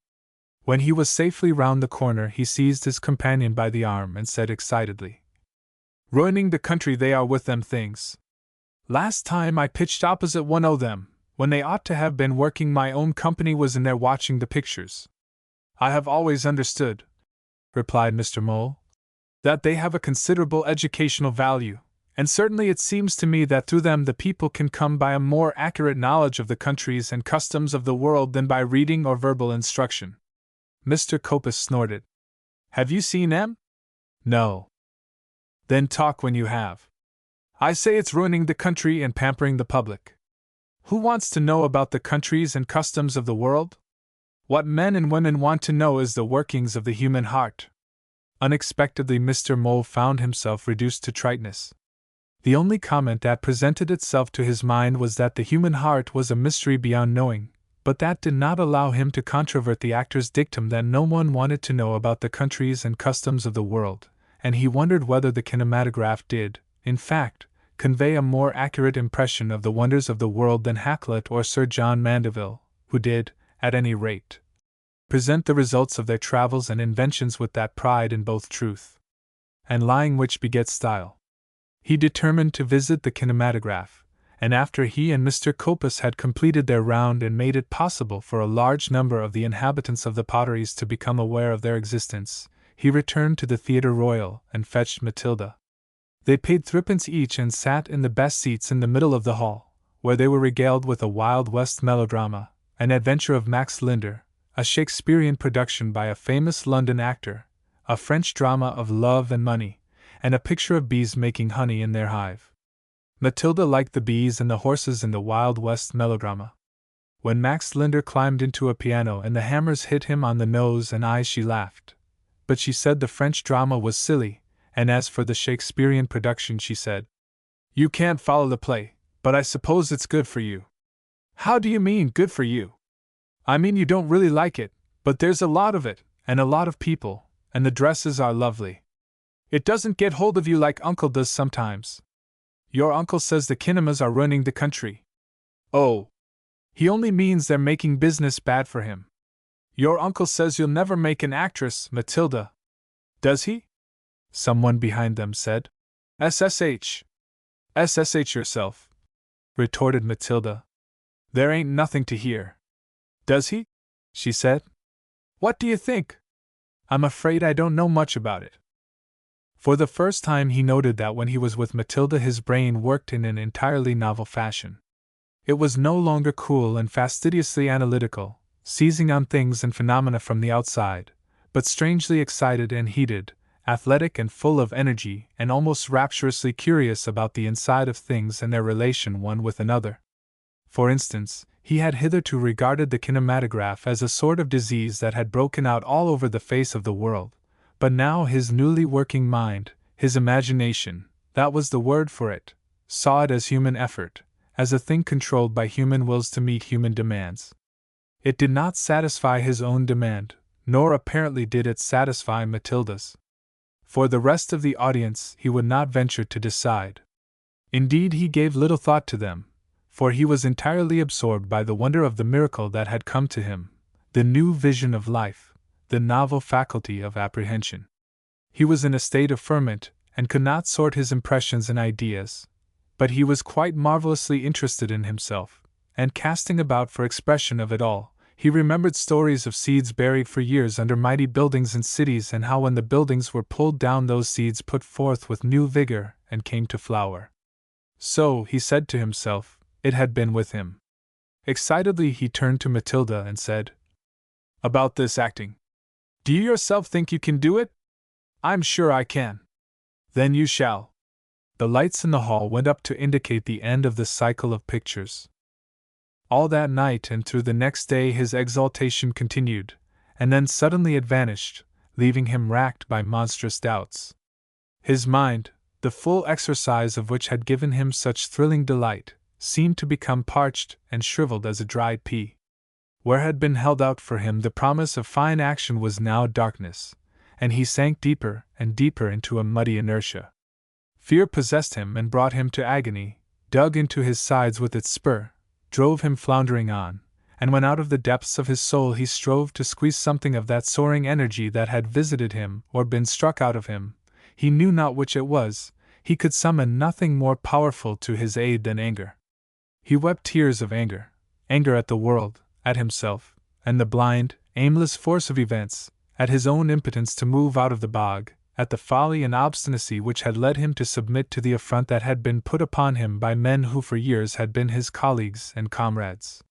His anger was blown to a white heat by disgust when he looked back and counted the years he had spent in fatted security mechanically plying a mechanical profession, shut out by habit and custom from both imaginative power and the impotence of exhaustion. He raged and stormed and blubbered, and he marveled at the commotion going on within him as he pursued his daily tasks, read aloud with Matilda, argued with Mr. Copus, took money at the door of the theatre in the evening, sat among the dirty, smelling, loudish audience. In his bitterness he found a sort of comfort in reverting to his old bantering attitude toward women, to find it 1,000 times intensified. More than half the audience were women, poor women, meanly dressed, miserably corseted. The fat women bulged and heaved out of their corsets, and the thin women looked as though they had been dropped into theirs and were only held up by their armpits. There they sat, hunched and bunched, staring, gaping, giggling, moping, chattering, ach. They were silly. And the men? God save us! These sodden, stupid clods were men. They slouched and sprawled and yawned and spat. Their hands were dirty, their teeth yellow, and their speech was thick, clipped, guttural, inhuman. Driven on by a merciless logic, he was forced into consideration of himself. As he sat there at the end of the front row, he turned his hands over and over. Fat, stumpy hands they were, and he put them up and felt the fleshiness of his neck, the bushy hair growing out of his ears, and he ran them along his plump legs and prodded the stoutness of his belly. He laughed at himself. He laughed at the whole lot of them. And he tried to remember a single man or a single woman whom he had encountered in his life and could think of as beautiful. Not one. He turned his attention to the stage. Copus was almost a dwarf, a strutting, conceited little dwarf, pouring out revolting nonsense, a hideous caricature of human beings who were the caricatures of creation. He said to himself, "I must get out of this." And he found himself using a phrase he had employed for years in dealing with small boys who produced slovenly work and wept when he railed at them. "Tut! Tut! This will never do!" At that he gasped. He was using the phrase to himself. He was therefore like a small boy in the presence of outraged authority, and that authority was, words came rushing in on him, his own conscience, his own essence, liberated, demanding, here and now, among men and women as they are, the very fullness of life. He had not regained his mood of delight, but rather had reached the limit of despair, had ceased blindly and uselessly to struggle, but cunningly, cautiously began to urge his way out of his despond. Whatever happened, he must move forward. Whatever happened, he must know, discover, reach out and grasp. And he blessed the illumination that had come to him, blessed also the blackness and misery into which, incontinently, he had fallen. He submitted to exhaustion, and was content to await an accretion of energy. Thereafter, for a little while, he found himself more akin to Mr. Copus, drank with him, cracked jokes with him, walked with him and listened to his talk. He began to appreciate Mrs. Copus and to understand that being beaten by a man is not incompatible with a genuine affection and sympathy for him. He speculated not at all, and more than ever his instruction of Matilda became dependent upon her caprice. Her uncle now gave her a salary of 5 shillings a week, and upon her first payment she went out and bought a cigar for her mentor. She gave 3 halfpence for it, and he smoked it, and she wore the band on her little finger. To guard against such presents in the future, he bought himself a box of 50 manillas. Mrs. Copus began to sound him as to his resources. Losing patience with his evasions, she asked him at last bluntly if he were rich. He turned his cigar round his tongue and said, "It depends what you mean by rich." "Well," she replied cautiously, feeling her ground, "could you lay your hands on £50 without selling anything?" "Certainly I could, or 100. £100! Her eyes and mouth made 3 round O's, and she was silenced. Both were astonished, and both sat, rather awkwardly, adjusting their financial standards. She took up her knitting and he plied his cigar. They were sitting on boxes outside the stage door in the warm August sunlight. She gave a discreet little cough and said, You didn't, have a wife, did you?" "No, I have never had a wife." "Think of that now. You'd have a housekeeper, maybe?" "A married couple looked after me." "Well, I never." "Well, there's never any knowing, is there?" He had learned by this time that there was nothing at all behind Mrs. Copus's cryptic utterances. If there were anything, she could arrive at it by circumlocution, and in her own good time would make it plain. Her next remark might have some connection with her previous train of thought, or it might not. She said in a toneless, detached voice, "And to think of you turning up with our Matilda! And they do say how everything's for the best. It's a pity business is so bad here, isn't it?" Business was very bad. The faithful few of the district who always patronized Mr. Copus year after year attended, but they amounted to no more than 50, while the young people were drawn off by the kinematograph. They even sank so far as to admit children free for 3 nights in the hope that their chatter would incite their parents to come and share the wonders they had seen. On the 4th night only 4 old women and a boy paid for admission. The situation was saved by a publican on the other side of the square who, envious of his rival's successful enterprise with the kinematograph, hired the theatre for a week's boxing display, by his nephew, who was an ex-champion of the Midlands with a broken nose and reputation. That week was one of the most miserable depression. Mr. Copus drank freely. Mrs. Copus never stopped chatting. The company demanded their salaries up to date, accepted a compromise and disappeared, and the ex-champion of the Midlands took a fancy to Matilda. He followed her in the streets, sent her £50 of caramels, accosted her more than once and asked her if she did not want a new hat, and when she snubbed him demanded loudly to know what a pretty girl like her was doing without a lad. Chivalrously, not without a tremor, Mr. Mole offered himself as her escort in her walks abroad. They were invariably followed by the boxer whistling and shouting at intervals. Sometimes he would lag behind them and embark upon a long, detailed, and insulting description of Mr. Mole's back view. Sometimes he would hurry ahead, look round and leer and make unpleasant noises with his lips or contemptuous gestures with his hands. Matilda had found a certain spot by a canal where it passed out of the town, and made a bee-line across the country. There was a bridge over a sluice which marked the cleavage between the sweet verdure of the fields and the soiled growth of the outskirts of the town. It was a lonely, romantic spot, and she wished to visit it again before they left. She explained to her friend that she wanted to be alone but dared not because of her pursuer, and her friend agreed to leave her on the bridge and to lurk within sight and earshot. They had to go by tram. The Boxer was 20 yards behind them. They hurried on, mounted the tram just as it was starting, and congratulated themselves on having avoided him. When they reached the bridge there he was sitting on the parapet, whistling and leering. Matilda flamed scarlet and turned to go. Boiling with fury, old Mole hunched up his shoulders, tucked down his head, the attitude familiar to so many Thrigsbyans, and bore down on the offender. He grunted out, "Be off! Ave you bought the bally bridge?" And he grinned. The coarseness and beastliness of the creature revolted Mr. Mole, roused him to such a pitch of furious disgust, that he lost all sense of what he was doing, raised his stick, struck out, caught the fellow in the chest and sent him toppling over into the pool.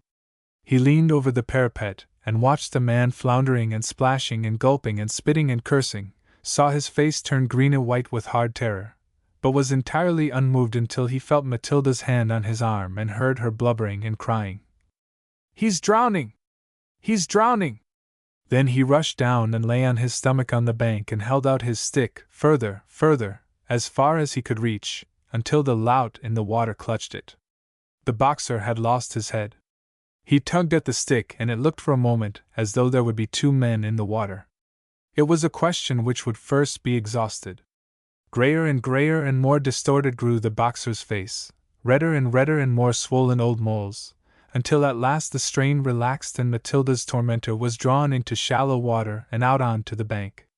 There he lay drenched, hiccuping, spitting, concerned entirely with his own discomfort, and giving never a thought either to the object of his desires or his assailant and rescuer. At last he shook himself like a dog, squeezed the water out of his sleeves, sprang to his feet, and was off like a dart along the towpath in the direction of the tall fuming chimneys of the town. Matilda and old Mole walked slowly out toward the setting sun, and in front of them for miles stretched the regiments of pollard willows like mournful, distorted human beings condemned forever to stand and watch over the still waters. "Life," said old Mole, "is full of astonishments. I should never have thought it of myself." "He was very nearly drowned," rejoined Matilda. "It is very singular," said he, more to himself than to her, "that one's instinct should think such a life worth saving. A more bestial face I never saw. I think," said she, "you would help anybody whatever they were like." She took his arm and they walked on, as it seemed, into the darkness. Until they turned, either spoke. He said, "I am oddly miserable when I think that in a fortnight the school will reopen and I shall not be there. I suppose it's habit, but I want to go back and I know I never shall. I don't want never to go back. Don't you? But then you're young and I'm rather old." "I don't think of you as old. I always think of you as someone very good, and sometimes you make me laugh. Oh, Matilda, often, very often, you make me want to cry. And men don't cry." A little scornfully Matilda answered, "Don't they?" Through his mournfulness, he felt a glow of happiness, a little aching in his heart, a sort of longing and a pleasant pride in this excursion with a young woman clinging to his arm and treating him with sweet consideration and tenderness. After all, he thought, it is certainly true that when they reach middle age men do require an interest in some young life.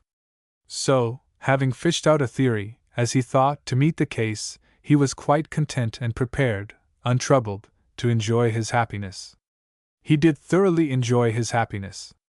His newly awakened but unpracticed imagination worked like that of a sentimental and self-cloistered writer who, having no conception of human relationships, binds labels about the necks of his personages: innocent girlhood, middle-aged bachelorhood, mother's love, manly honor, English gentleman, and amuses himself and his readers with propping them up in the attitudes meet and right to their affixed characters.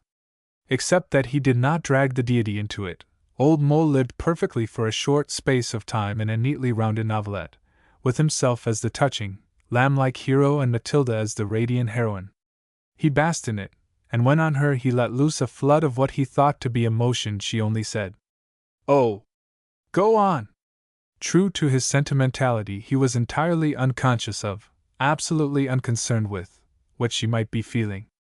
He only knew that he had been battered and bewildered and miserable, and that now he was comfortable and at his ease. The appointed end of all such things, in print and out of it, is marriage. Outside marriage there is no such thing as affection between man and woman. In that atmosphere passion and desire do not exist, and children are not born but just crop up. True to his fiction, and how many men are ever true to anything else? Old Mole came in less than a week to the idea of marriage with Matilda. It was offensive to his common sense, so repugnant indeed that it almost shocked him back into the world of fact and that hideous mental and spiritual flux from which he was congratulating himself on having escaped. He held his nose and gulped it down and sighed. Ah! Let us not look on the dark side of life. Then he asked himself, do I love her? She has young dreams of love. How can I give her my love and not shatter them? And much more in this egoistic strain he said, the disturbance in his heart, or whatever organ may be the seat of the affections, having totally upset his sense of humor. He told himself, of course, that she was hardly the wife for a man of his position, but that was only by way of peppering his emotions, and he was really rather amazed when he came to the further reflection that, after all, he had no position. To avoid the consternation it brought, he decided to ask Matilda's hand in marriage. As it turned out, to the utter devastation of his novelette, it was his hand that was asked. He bought Matilda a new camisole. He had heard the word used by women and was rather staggered when he found what it was he had purchased. Confusedly he presented it to innocent girlhood. She giggled and then, with a shout of laughter, rushed off to show Mrs. Copus her gift. He did not on that occasion stammer out his proposal.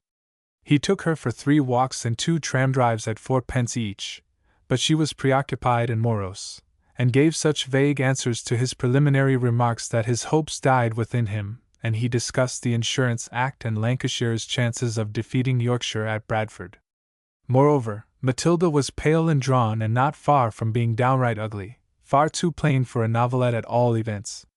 He felt himself sliding backward and could hear the buzz and roar of the chaos within himself, and the novelette was unfinished, and until he came to the last jaunting little hope in the future, the last pat on the back for the hero, the final distribution of sugar plums all round, there would be no sort of security, no sealed circle wherein to dwell. He felt sick, and the nausea that came on him was worse than the fear and doubt through which he had passed. He was like a man after a long journey come hungry to an inn to find nothing to eat but lollipops. When they returned from their last tram drive they had supper with Mr. and Mrs. Copus, who discussed the new actors whom they had engaged, as only 2 of the old company were willing to return. The new comic had acted in London, in the West End, had once made his £20 a week. They were proud of him, and Mr. Copus unblushingly denounced the drink as the undoing of many an artist. Very early in the evening, before any move had been made to clear the plates and dishes away, Matilda declared herself tired, and withdrew. Mr. Copus went on talking and Mrs. Copus began to make horrible faces at him, so that old Mole, in the vagueness of his acute discomfort, thought mistily that perhaps they were at the beginning of an altercation, which would end, as their altercations ended. However, the talk went on and the grimaces went on until at last Mr. Copus perceived that he was the object of them, stopped dead, seized his hat and left the room. Mrs. Copus beamed on Mr. Mole. She leaned back in her chair and folded her arms. They were bare to the elbow and fat and coarse and red. She went on beaming, and nervously he took out a cigar and lit it. Mrs. Copus leaned forward and with a knife began to draw patterns with the mustard left on the edge of a plate. "We'll be on the move again soon, Mr. Mole." "I shall be glad of that. What we want to know, what I want to know, and what Mr. Copus wants to know is this. What are you going to do about it?" I suppose I shall go with you." "You know what I mean, Mr. Mole. Some folk ain't particular. I am. And Mr. Copus is very careful about what happens in his theater. If it can't be legitimate, it can't be, and there's nothing more to be said. Now, Mr. Mole, what are you going to do?" "My good woman, I haven't the least idea what you are talking about. I have enjoyed my stay with you. I have found it very instructive and profitable, and I propose to. It's Matilda, Mr. Mole. What's done is done. We're not saying anything about that. Some says it's a curse and some says it's the only thing worth living for. Matilda's my own husband's niece, and I've got to see her properly done by whether you're offended with a little plain speaking or not, Mr. Mole. She had now traced a very passable spider's web and mustard on the plate. If you need to be told, I must tell you, Mr. Mole. Matilda's in the way.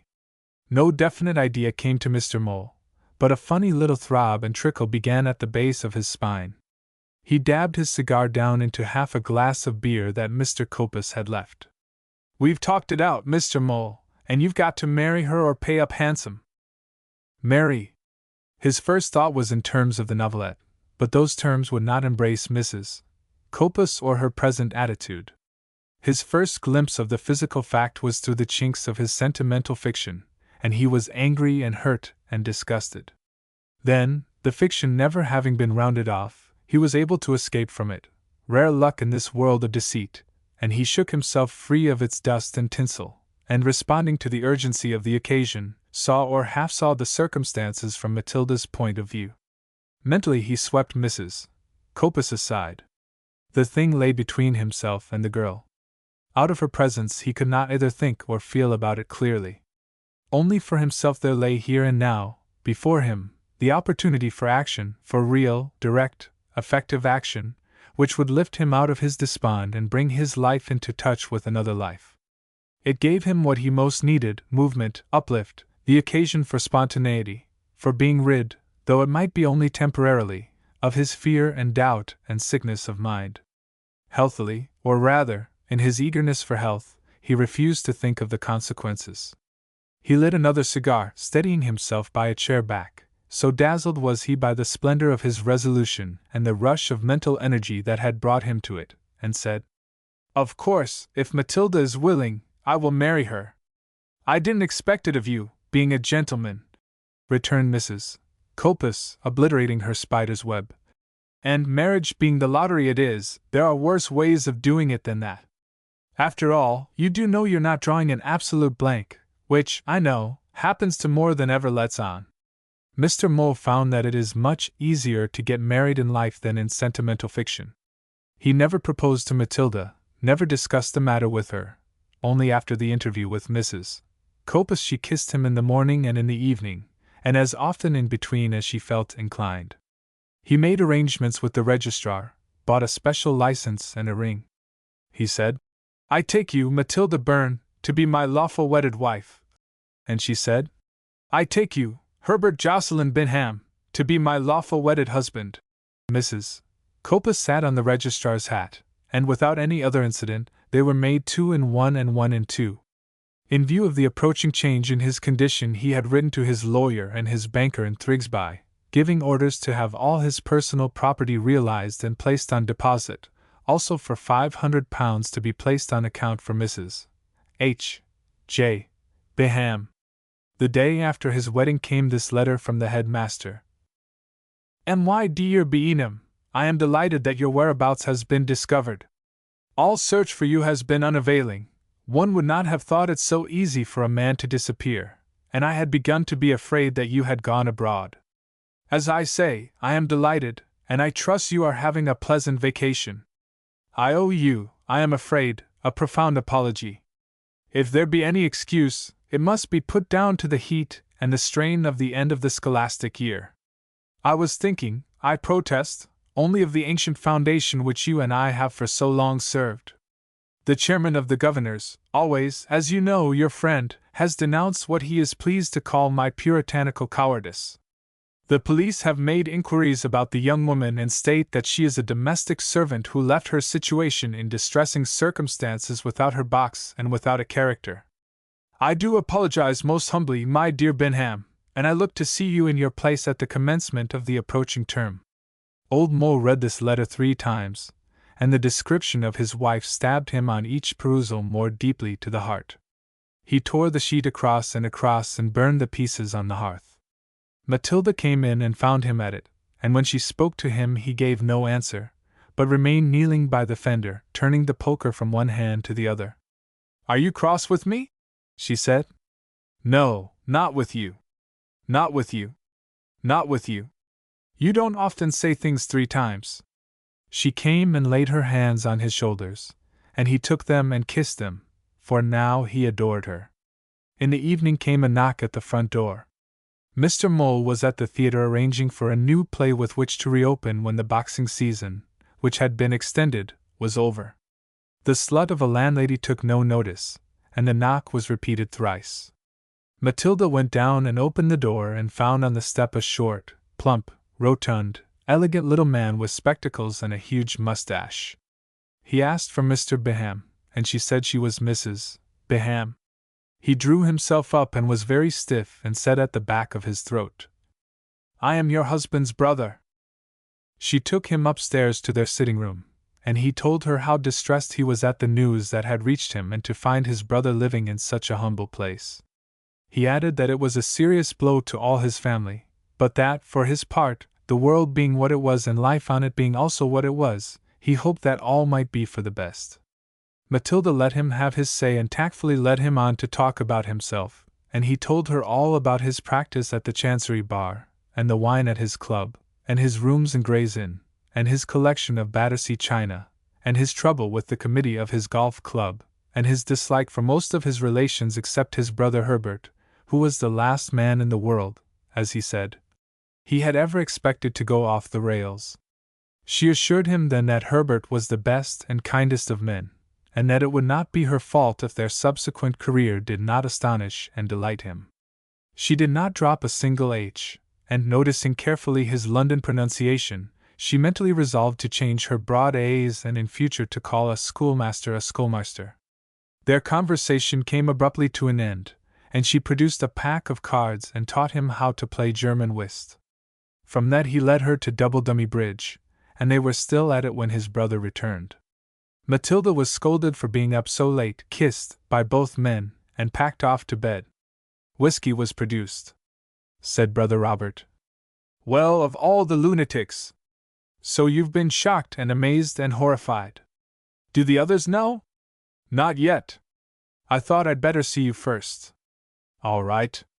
Tell them that I'm married and have become a rogue and a vagabond. You're not going on with this?" "I am." "Don't be a fool. Your wife's perfectly charming. There's nothing against her. That's had nothing to do with it. I'm going on for my own satisfaction. I've spent half my life in teaching. I want to spend the rest of it in learning. From play actors? Oh! Come! My dear Robert, life isn't at all what you think it is. It isn't what I thought it was. I'm interested. I'm eager. I'm keen. And mad. Maybe. But I tell you that life's got a heart to it somewhere, and I'm going to find my way to it." "Then you're not going back?" "Never, either to the old work, nor to the old kind of people. Not even when I tell you that Uncle Jocelyn is dead at last and has left us each 10,000. Doesn't that make any difference, H.J.?"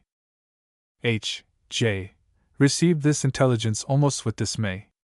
It took him back into the family councils, the family speculations as to Uncle Jocelyn's will, the family squabbles over Uncle Jocelyn's personal effects and their distribution, the family impatience at Uncle Jocelyn's unconscionable long time in dying.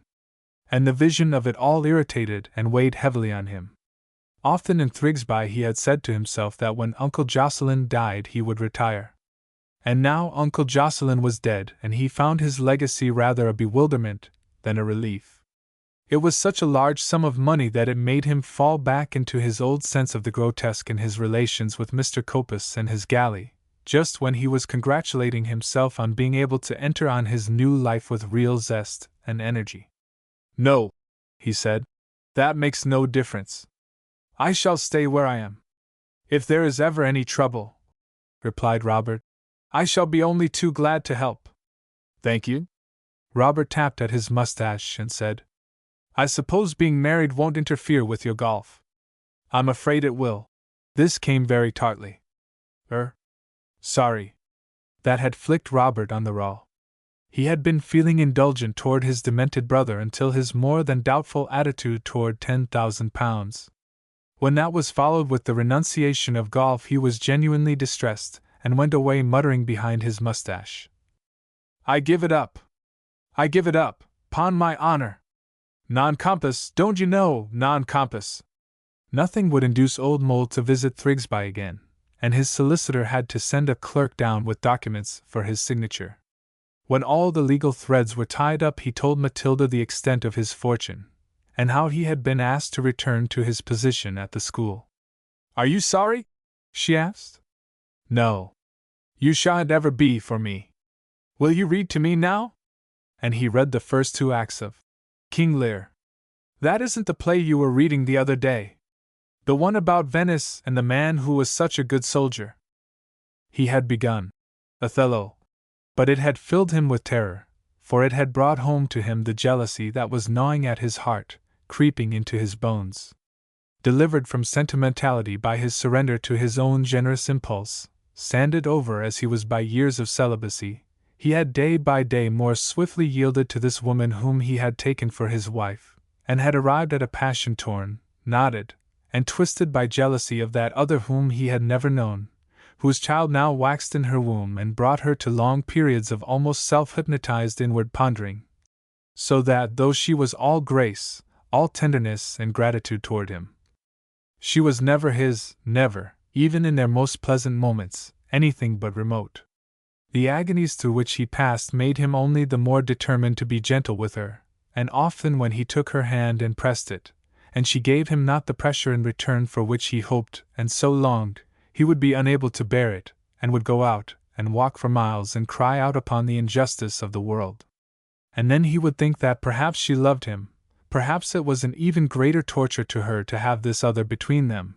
Surely if that were so it must be keener suffering for her, since it was her doing and her folly and not his. And he would hate the stain upon her, give way before the violence of his hatred, and call her unworthy, and long with a sick longing for purity, an ideal mating, the first kindling in both man and woman, so that each could be all to the other, wholly, with never so much as a thought lost in the past, never so much as the smallest wear and usage of anterior desire. He would persuade himself that she did not love him at all, that she and the old bawd had entrapped him by sordid and base cunning. And those were the worst hours of all. But when he was with her, and she gave him her smile or some little sudden friendly caress, he would feel comforted and very sure of her and of the future when they would both forget, and then both his hatred and his longing for a perfect world would fall away from him, and he would see them as absurd projections of those contrasts which arise and haunt the half-comprehending mind. And he would tell himself that all would be well, that they would be happy in the child which would be his also, for the love he had for her. And his jealousy would return. Therefore he read King Lear, and the pity of it purged him, though he was not without feeling that he, too, was cast out upon the barren places of the earth to face the storm and meet disaster. Feeling so, he said to Matilda, Money and material things seem to have nothing to do with life at all. Here am I with you, whom I love. Do you? I love you. Thank you. With you, and no possible anxiety as to the future, and yet I seem to myself to be on the very brink of explosion and disaster. Dear man, I wish you wouldn't think so much. I must think, or my feelings swamp me. She thrilled him by taking his hand, and she said, Do you know what I want? No, you shall have it. I want to make you happy. That was the most definite assurance of her feeling for him she had as yet given him. It soothed his jealousy, made it easier for him to conquer it, but presently it laid him open to a new dread. The time for her confinement was drawing on, and he began to think that out, too. The violence and bloodiness of birth haunted him, the physical pain it entailed, the possibility of its being attended by death. She had promised him happiness, and she might die. He became over-scrupulous in his treatment of her, and worried her about her health so that she lost her temper and said, After all, it's me that's got to go through with it, and I don't think about it. That brought him up sharp, and he held his peace and watched her. Truly, she did not think about it. She accepted it. It was to her, it seemed, entirely a personal matter, perfectly in the order of things, to be worried through as occasions served. It might go well, or it might go ill, but meanwhile there were the things of the moment to be attended to and the day's pleasure to be seized. He was humbled and a little envious of her. For a little while he indulged in an orgy of self-reproach, but she only laughed at him and told him that when she had so much cause for feeling depressed he might at least comfort her with the sight of a cheerful face.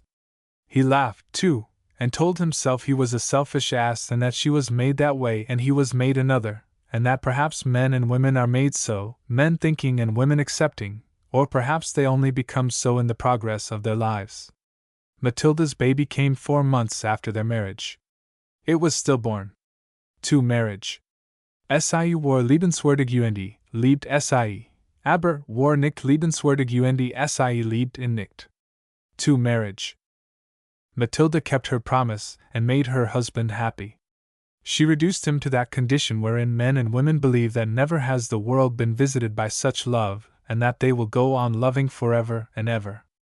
This she achieved by leaving his affections to look after themselves and concentrating all her energies on seeing that he was properly fed and clothed, had the requisite amount of sleep, and just enough cosseting to make him wish for more, which he did not get. She left the ordering of their coexistence in his hands, and he, being happy, span a cocoon of charming fancies about it, and showed little disposition to change. Therefore they continued with Mr. Copus and became acquainted with the 4 quarters of England and the 2 or 3 kinds of towns which in vast numbers have grown on it, like warts on the face of Oliver Cromwell. Bemused by the romance of love and the sense of well-being that its gratification brings, he observed very little and thought less, and he did not perceive that he was falling into a routine as dispirited as that in which he had gone round and round out of adolescence into manhood, and out of manhood into middle age. Such is the power of love, or rather of a certain very general overindulged variant of it, that it can lift a man out of space and time and set him drifting and dreaming through a larger portion of his allotted span than he can afford to lose. As there is a sort of peace in this condition, it is highly prized. Indeed, it passes for an ideal, being as material as a fatted pig into whose sides you can poke your finger, as into a cushion. It has the further merit that it needs no effort to attain, but only a fall and no struggle.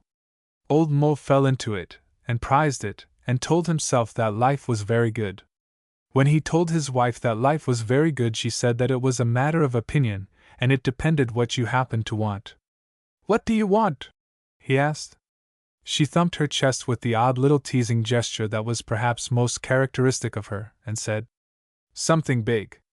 "Aren't you content?" "Oh, yes. But I want to know, to find out."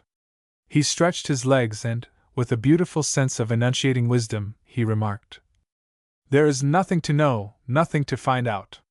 Here are we, a man and a woman, fulfilling the destiny of men and women, and for the rest, happy enough in the occupation to which circumstances and our several destinies and characters have brought us. I am perfectly happy, my dear, most surprisingly happy when I look back and consider all things. I have no ambition, no hopes, and I fancy no illusions. Most happily of all, I have no politics. I did not make the world, and I do not believe that I can undo anything good or evil which, for the world's purposes, is necessary to be done." He had developed a habit of talking and did not know it. She had taken refuge in silence and was aware of it. Once she asked him if he did not feel the want of friends. "Friends?" he answered. "I want nothing while I have you." She made no reply, and he was left hurt, because he had expected appreciation of his entire devotion. She was happy, too, but more keenly than he, for she was a little dazed by her astounding luck, and behind her pleasure in him and his unfailing kindness and consideration lay the sting of uneasiness and the dread that the comfort of such charming days could not last. Ignorant, untaught, unprepared, love had been for her a kiss of the lips, a surrender to the flood of perilous feeling, a tampering with forces that might or might not sweep you to ruin, a matter of fancy, dalliance, and risk. She had fancied, dallied, dared, and when she had thought to be swept to ruin, and that swift descent also had had its sickening fascination, she had been tumbled into this security where love was solid, comfortable, omnipresent, and apparently all-providing. She was perpetually amazed at her husband and chafed only against herself because she could not share his complacency. It was easy for her to assimilate his manners and to take the measure of his refinement.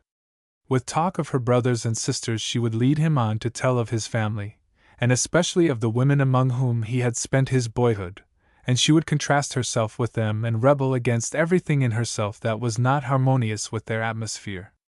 And she found it increasingly difficult to get on with her Aunt Mrs. Copus. The new comic, John Lomas, was a great success.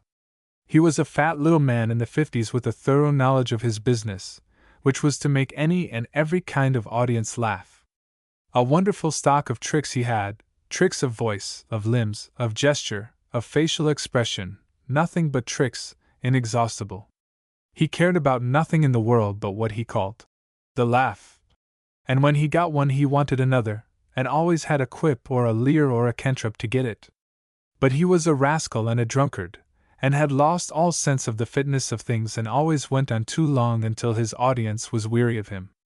Therefore he had come down and down until he found an appetite to feed that was gross enough to bear with his insistence.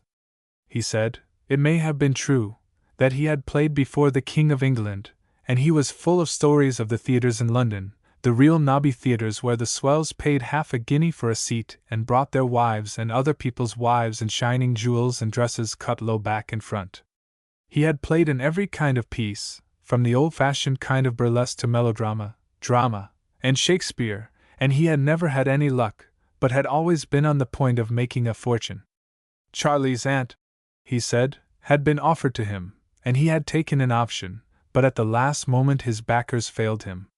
And look at the money that had made and was still making. His first stage of intoxication was melancholy, and then he would weep over the mess he had made of his life and grow maudlin, and tell how badly he had treated the dear little woman who had been his wife so that she had left him and gone off with a bloody journalist. When that mood passed he would grow excited and blustering, and brag of the slap-up women he had had when he was making his £30 a week.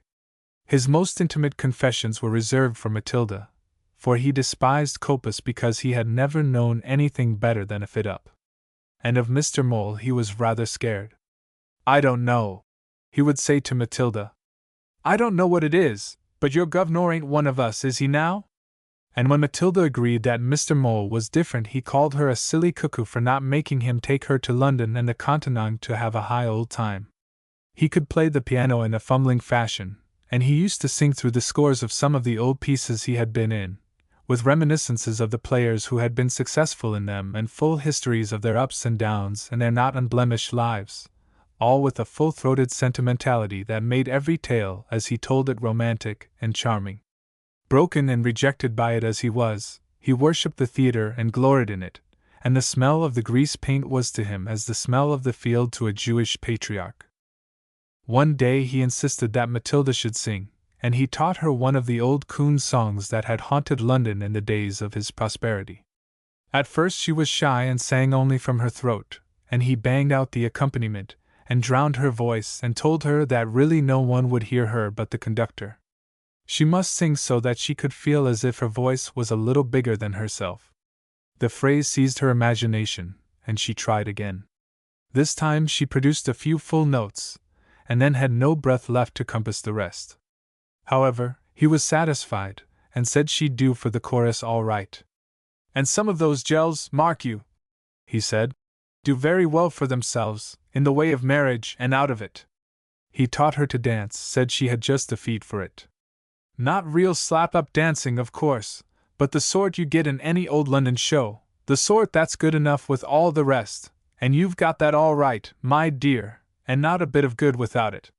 The development of these small accomplishments gave her a very full pleasure, greater confidence in herself, and a feeling of independence.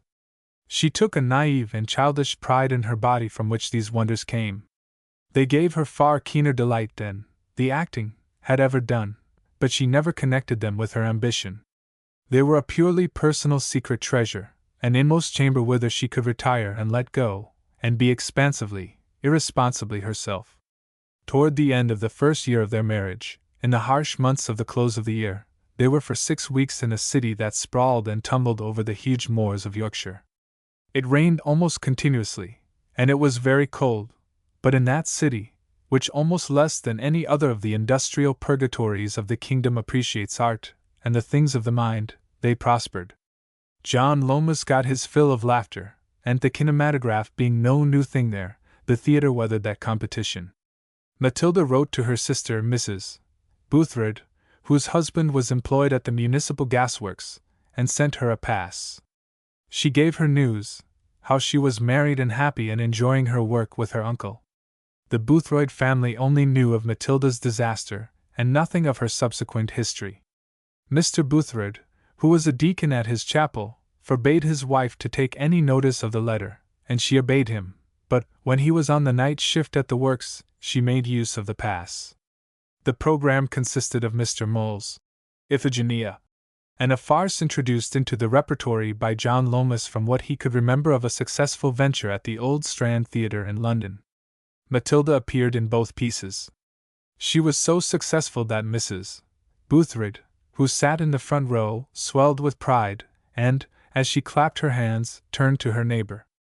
"Isn't she good? And so pretty, too! Whoever would have thought it? But there always was something about her. She's my sister, you know." "Indeed? Then I am pleased to meet you. She is my wife." "Well, I never!" Mrs. Boothred seized Old Mole by the hand and shook it warmly, while she giggled with excitement. She bore a faint resemblance to Matilda, but looked worn, had that pathetic, punctured appearance which comes from overmuch childbearing. Throughout the rest of the performance, she only glanced occasionally at the stage and devoted her attention to scanning her brother-in-law's appearance. At the close of the second piece she said, "I am glad. It would never ha' done for her to ave a young us band. She was always the flighty one." This sounded ominously to Old Mole, who for more than a year now had been young with Matilda's youth, and so comfortably accustomed to it that he never dared in thought to sever himself from her. He rejoined that his sister-in-law would be glad to know that Matilda was settled down. They went behind and found her hot and flustered, painted, and half out of the gypsy dress in which she had made her last appearance. When she saw Mrs. Boothred she gave a cry of delight, rushed to her and flung her arms round her neck and kissed her. "Didn't Jimmy come, too?" "No, Jimmy was at the works, and couldn't come." Matilda asked after all the Boothred children and her own brothers and sisters, and all their illnesses and minor disasters were retailed. Mr. and Mrs. Copus came in and embraced Bertha Boothred, whom they had not seen since she was a little girl, and when she said how proud she was of Matilda they replied that she had every reason to be. John Lomas appeared with stout and biscuits, and the occasion was celebrated. Warmed by this conviviality, Mrs.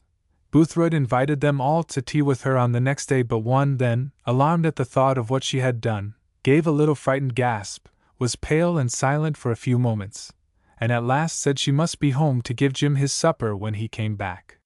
She kissed and was kissed. Her disquietude had blown the high spirits of the party. When she had gone, Matilda said, "Jim's a devil. Bertha's had a baby every year since she was married, and he thinks of nothing but saving his own soul."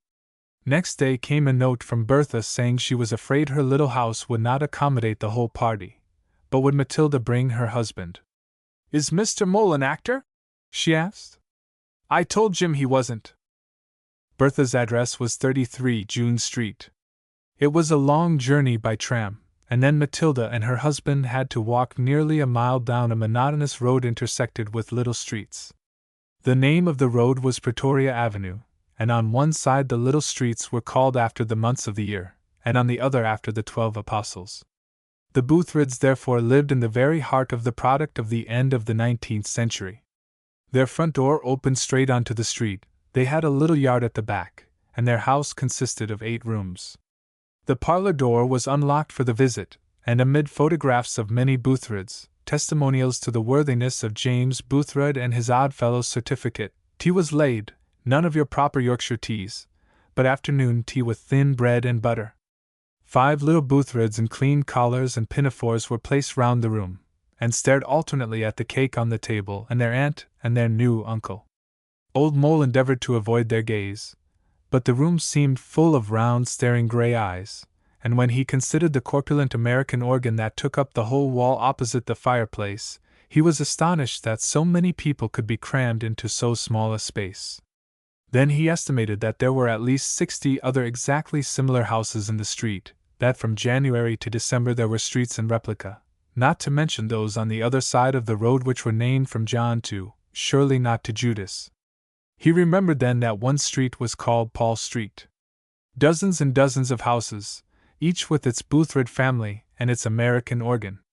Dejectedly he told himself that these were the poor, until, glancing across at Matilda, he remembered that it was from such a house, among dozens of such houses, that she had come. That thought colored his survey, and he reminded himself, as nearly always he was forced to do when considering her actions or any episode in her history, that his own comfortable middle-class standards were not at all proper to the consideration of the phenomena of mean streets. Desperately anxious to make himself pleasant to Matilda's sister, he asked heavily, "Are these all?" She was in such a flutter that she did not leave him time to finish his sentence, took him to be referring to the children, and said, "Yes, they were all hers, and there were 2 more in the kitchen." With more tact Matilda cut the cake and gave a piece to each of the 5 children. Mrs. Boothred said she was spoiling them, and Matilda retorted, "If they're good children you can't spoil them." And the children giggled crummily, and presently they sidled and edged up to their aunt and began to finger her and pluck at her clothes. Seeing his wife so set old Mole off on an entirely new train of thought and feeling, and he began to contrast the copious atmosphere with this domestic interior. Very queerly it gave a sort of life to that crusted old formula that had, with so many others, gone by the board in his eruption from secondary education, wherein it was laid down that a woman's place is her home. He could never, without discomfort, apply any formula to Matilda, but to see her there, with the bloom on her, in her full beauty, with the 5 little children at her knees, made this idea so attractive that he was loath to relinquish it, nor did he do so until Matilda asked if she might see the house, when she and Mrs.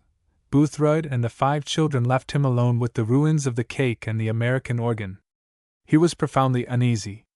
He had not exactly idealized the Coppice Theatre and all its doings, but he had come to them on the crest of a violent wave of reaction and had been apt to set them against and above everything in the world that was solid and stolid and workaday.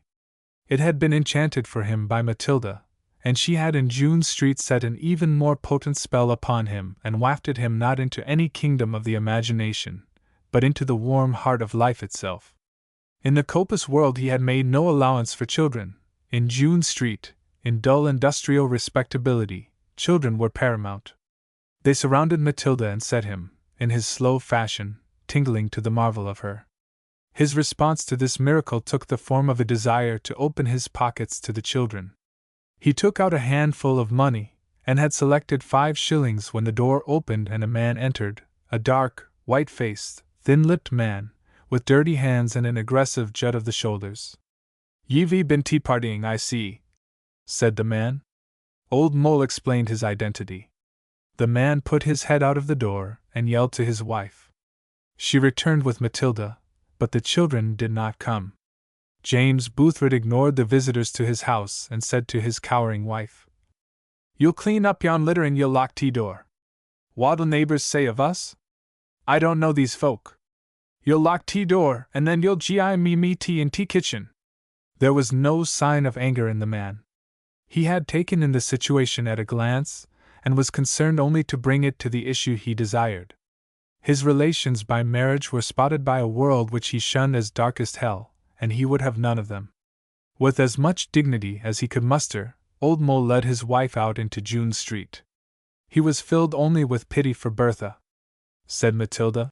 "Didn't I tell you he was a devil?"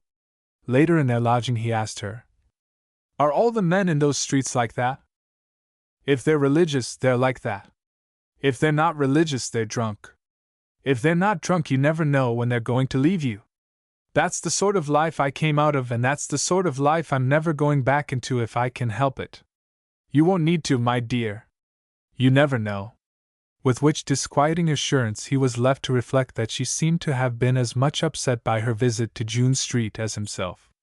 He was tormented by a vision of England, this little isle, the home of heroes and great men, groaning beneath the weight of miles of such streets, and sinking under the tread of millions of men like James Boothred. Lustily he strove for a cool, intellectual consideration of it all, a point from which the network of the meanish streets of the cities of England could be seen as justifiable, necessary, and unto their own ends sufficient, but seen from the Copus world, they were repulsive and harsh. Viewed through Matilda, they were touched with magic. They were both unsettled and passed through days of irritation when they came perilously near to quarreling. In the end they made it up and found that they had conquered new territory for intimacy. On that territory they discussed their marriage, and he told her that he would like her to have a child. She burst into tears, and confessed that after her calamity the doctor had told her it was very improbable she ever would. He was for so long silent on that, being numbed by the sudden chill at his heart, that she took alarm and came and knelt at his side and implored him to forgive her, and said that if he did not she would go out onto the railway or into the canal. Then he, too, wept, and they held each other close and sobbed out that the world was very, very cruel, but they must be all in all to each other. And he said they would go away and settle down in some pretty place and live quietly and happily together right away from towns and theaters and everything. She shook her head, and with the tears streaming down her cheeks, she said, no, she did not want to be a lady, at least, not that sort of a lady. He made many suggestions, but always her mind flew ahead of his, and she had constructed some horrid sort of a picture of the existence it would entail. At last he gave it up and said he supposed if there was to be a change it would come of its own accord. It came. Mrs. Copus, quite suddenly and for no apparent reason, decided that she was middle-aged, entirely altered her style of dressing and doing her hair, and, as the outward and visible sign of the advent of her maturity, set her heart on a black silk gown. She cajoled and teased and bullied her husband, but in vain. He was replenishing the theatrical wardrobe and could not be led to take any interest in hers. She pursued Mr. Mole with hints and flattery, but he could not or would not see her purpose. He had decided that Matilda should be dressed in a style more befitting his wife than she had adopted heretofore, and was spending many happy and weary hours in the shops patronized by the wives of clerks and well-to-do tradespeople. Incidentally, he discovered a great deal about what women wear and its powerful influence over their whole being. In her new clothes Matilda was more dignified, more handsome, more certain of herself, and she gained in grace. Mrs. Copus took to haunting their lodgings and was nearly always there when a new hat or a new jacket came home from the shops. She would insist on Matilda's trying them on, and would go into loud ecstatic praise and long reminiscences of the fine garments she had had when she was a young woman, and Mr. Copus was the most attentive husband in the world. An old peacock without its tail is a sorry sight, and the young birds scorn him. Matilda did not exactly scorn her aunt, but her continued presence was an irritant. She was not yet at her ease in the possession of many fine clothes and was entirely set on gaining the mastery of them and of the accession of personality they brought. Mrs. Copus was a clog upon this desire, and therefore when, after many hints and references, she came suddenly to the point and asked point-blank for a loan of £4 wherewith to buy a black silk gown, Matilda flushed with anger and exasperation and replied curtly that her husband was not made of money. "No, dearie, I know, but I'd so set my heart on a black silk gown." And the toast-led old creature looked so pathetic and disappointed that Matilda was on the point of yielding. But indeed she was really alarmed at the amount of money that had been spent, more than £20, and she followed up her reply with a firm no. Mrs. Copus took it ill, and set herself to making things unpleasant for Mr. Mole and his wife. She had control of affairs behind scenes and also of the commissariat, and it was not long before she had provoked a quarrel. Matilda told her she was a disagreeable old woman, to which she hit back with, "Some women don't care how they get husbands." Following on that there was such a sparring and snarling that in the end Mr. Copus declared that his theatre was not big enough for the two of them, and that Matilda must either eat her words and beg her aunt's pardon or go. As the most injurious insults had come from her aunt, Matilda kicked against the injustice of this decree and flounced away. She said nothing to her husband of what had taken place. They were at the beginning of December, and already the hoardings of the town were covered with announcements of the approaching annual pantomime at the principal theatre, together with the names of the distinguished artistes engaged. Matilda dressed herself in her very smartest and for the first time donned the musquash toque, tippet and muff she had been given. They were the first furs she had ever possessed, and she felt so grand in them that she was shy of wearing them. When she had walked along several streets and seen herself in a shop window or two, they gave her courage for her purpose, and she told herself that she was, after all, as good as anyone else who might be wanting to do the work, set her chin in the air, went to the theater, and asked to see the manager. The doorkeeper had instructions not to turn away anything that looked promising and only to reject those who looked more than 35 and obviously had no chance of looking pretty even behind the footlights. He did not reject Matilda. She was shown into the manager's presence, stated her wishes and accomplishments and experience. The manager did not invite her either to sing or to dance, but asked her if she minded what she wore. She had seen pantomimes in Thrigsby, and she said she did not mind. "All right, my dear," said the manager, who was good-looking, young, but pale and weary in expression. And Matilda found herself engaged for the chorus at £1 a week. She told Lomas first, and he was delighted. When it came to her husband she found it rather difficult to tell him, was half afraid that he would forbid her to pursue the adventure, and half ashamed, after his great kindness, of having acted without consulting him. However, she was determined to go on with it, and to uproot him from the Coppice Theatre. She began by telling him of her quarrel with her aunt. "I thought that was bound to happen," he said. "Yes. It came to that uncle said I must go. What do you think I've done?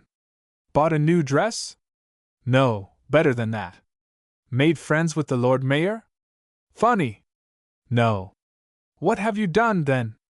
I've got an engagement at the theater, the real, big theater where they have a proper stage, and a stage door and a box office, and a manager who wears evening dress." "Indeed? And for how long?" "It may be for 10 weeks and it may be for 13. It was 15 last year." "And what am I to do?" She had not thought about him, and was nonplussed. However, he needed very little cajoling before he gave his consent to her plan, and she told him that if he got bored he could easily go away by himself and come back when he wasn't bored any longer. Inwardly he felt that the difficulty was not going to be so easily settled as all that, but he was on the whole relieved to be rid of Mr. Coppice, who had arranged to move on as soon as the pantomime opened to the distraction of the public and the devastation of his business. When Mr. Mole announced his intention of remaining, the actor was affronted and refused to speak to him again. Matilda said, a little maliciously, that he was afraid of being asked for the money he owed them, and that was her parting shot after Mrs. Coppice, who got her own back with the loud sneer in Mr. Mole's presence. "There's not many married women would wear tights, and not many husbands would let 'em." Old Mole gasped, and looked forward with dread to the first performance of the pantomime. He was spared the indignity of tights, for the 50 women in the chorus were divided into girls and boys, in accordance with their size, and Matilda was a girl. She took her work very seriously, put far more energy into it than she had ever done into Iphigenia or Josephine. The theatre, one of the largest in England, awed her by the size of its machinery, and she was excited and impressed by all the talk and gossip she heard of the doings of the theatres and the halls. She disliked most of her colleagues in the chorus, and of the principals only one was not too exalted to take notice of her. This was a young actor named, professionally, Carlton Timmis, pronounced Tims, who played the Demon King. He was very attentive and kind to her, and when she asked if she might introduce him to her husband he was obviously dismayed, but expressed himself as delighted. He was a rather beautiful young man and very romantic, and he and Old Mole found much to talk of together. "You can't think," said Timmis, "what a relief it is to meet a man with a soul. Among all those idiots one is parched, withered, dried up." And much the same thought was in Old Mole's mind. Looking back he was astonished that he could for so long have tolerated the unintelligent society in which he had been cast. Timmis had decided, if erratic, opinions, and he loved nothing better than gloomily to grope after philosophical conceptions. Being very young and unsuccessful, he was pessimistic and clutched eagerly at everything which encouraged him in his belief in a world blindly responding to some mysterious law of destruction. Old Mole was inclined toward optimistic deism and materialism, and they struck sparks out of each other, Timmis moving in a whirl of nebulous ideas, and his interlocutor moving so slowly that, by contrast, he seemed almost rigid. "Take myself," Timmis would say. "Can there be any sense in a world which condemns me to play the demon king in an idiotic pantomime, or indeed in a world which demands, indulges, encourages, delights in such driveling nonsense as that same pantomime? There is room for everything in the world, which is very large," replied Old Mole. "Then why are men starved, physically, morally, and spiritually?" "The universe," came the reply, between two long puffs of a cigar, "was not made for man, but man was made for the universe."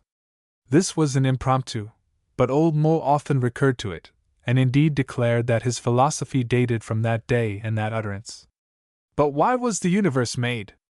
Certainly not from human motives and not in terms of human understanding. To hear you talk, one would think the whole creation was in a state of decomposition. So it is. That is its motive force, an irresistible rotting away into nothing. I don't believe anything but decomposition could produce that pantomime. The pantomime is so small a thing that I think it impossible for it to be visibly affected by any universal process. It is simply a human contrivance for the amusement of human beings, and you must admit that it succeeds in its purpose. It has no purpose. It succeeds in spite of its stupidity, by sheer force of the amiable cleverness of an overpaid buffoon and the charm and physical attractions of 2 or 3 young women." Old Mole was forced to admit the justice of this criticism, and to drive it home Timmis recited the 8 lines with which in the cave scene he introduced the ballet. "Now Sinbad's wrecked and nearly drowned, you see. He thinks he's saved, but has to deal with me. I'll wreck him yet and rack his soul as well. A shipwrecked sailor suits my purpose fell. I'll catch his soul and make it mine for aye. And he'll be sorry he ever stepped this way. But who comes here to brave my cave's dark night? Aha! Oh, curse! It is the fairy light." Matilda had been listening to them, and she said, "Doesn't she look lovely when she comes on all in white? Such a pretty voice she has, too. You like the pantomime, my dear?" "Oh, yes." "Could you say why?" "It's pretty and gay, and it's wonderful to hear the people in that great big place laughing and singing the choruses. You see, Timmis, the pantomime has justified its existence. But what on earth has it got to do with Sinbad? Nothing. Why should it? Sinbad is an Eastern tale. The pantomime is an English institution. It reflects the English character. It is heavy, solid, gross, overcolored, disconnected, illogical, and unimaginative. On the other hand, it is humorous, discreetly sensual, varied, and full of physical activity. It affords plenty to listen to and nothing to hear, plenty to look at and nothing to see, and it is like one of those Christmas puddings which quickly make the body feel overfed and provide it with no food. Anyhow," said Matilda, "it's a great success, and they say it will run until after Easter." It did so. The tunes in it were whistled and sung in the streets, the comedian's gags became catchwords, the principal buffoon kicked off at a charity football match, and upon inquiry, Old Mole found that clerks, schoolboys, and students visited the theater once a week, and that among the young sparks of the town, sons of mill owners and ironmasters, there was considerable competition for the favors of the chorus ladies. Some of these phenomena he remembered having observed in Thrigsby, and at least one of his old pupils had come to grief through a lady of the chorus, and been expelled by his affrighted family to the colonies. By the end of the 5th week he was thoroughly sick of it all, and he began to agree with Timmis that the success of the show was very far from justifying it. It was so completely lacking in character as to be demoralizing. His 3rd visit left him clogged and thick-witted, as though he had been breathing stale air.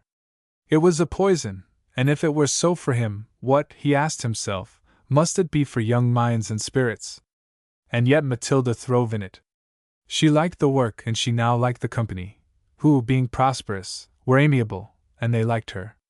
Most of all, she loved the independence, the passage from the solid, safe, warmly tender atmosphere with which her husband surrounded her to the heat, the rush, and the excitement of the theater.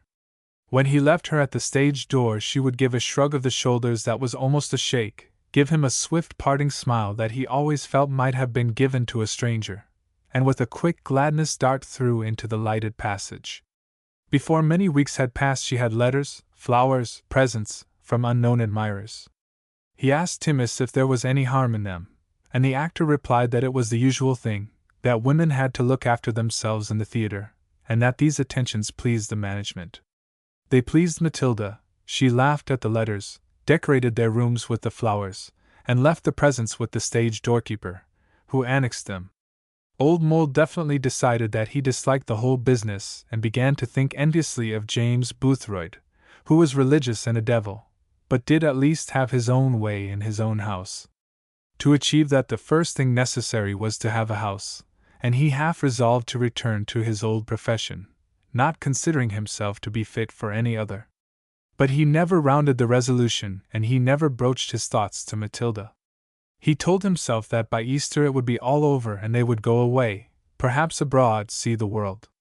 Then he realized that apart from Matilda he had no desires whatever, that his affections were entirely engaged in her, and that, further, he was spasmodically whirled off his feet in a desire that was altogether independent of his will, obedient only to some profound logic either of his own character or of the world outside him, to mark and consider the ways of men. Rather painfully he was aware of being detached from himself, and sometimes in the street, in a tram, he would pull himself up with a start and say to himself, "I don't seem to be caring what happens to me.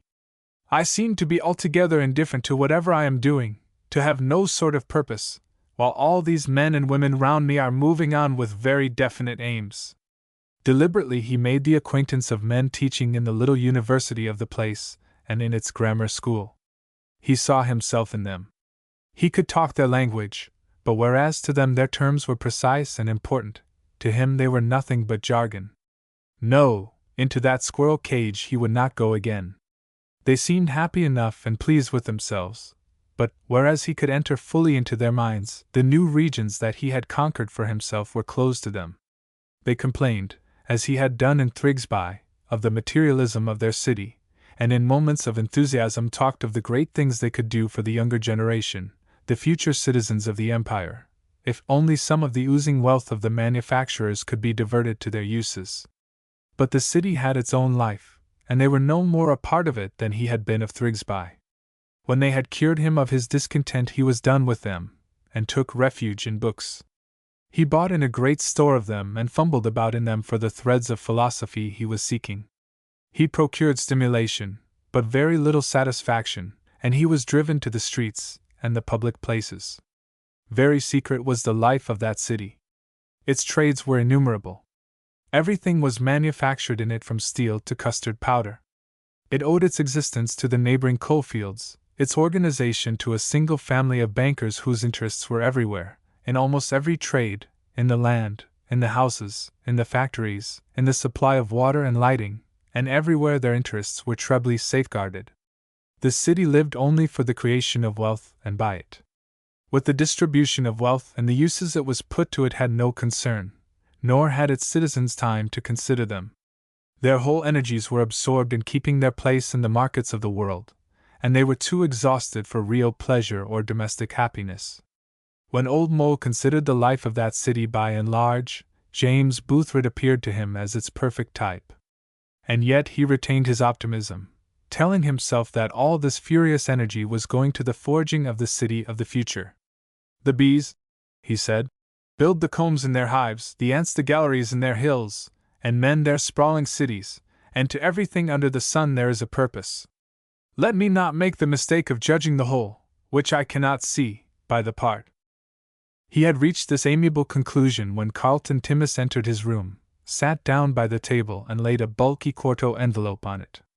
He was agitated, declined the proffered cigar, and broke at once into the following remarkable oration. "Mr. Mole, you are one of the few men I have ever met who can do nothing with dignity and without degradation.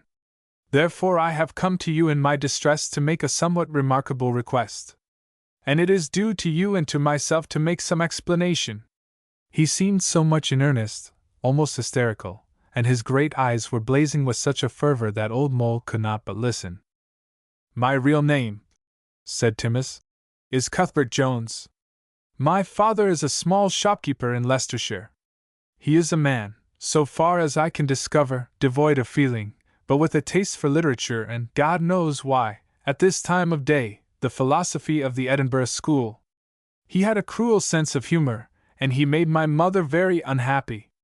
He encouraged me to read, to write, to think, to be pleased with my own thoughts. It amused him, I fancy, to see me blown out with my own conceit, so that he might have the pleasure of pricking my bladder head and then distending it again.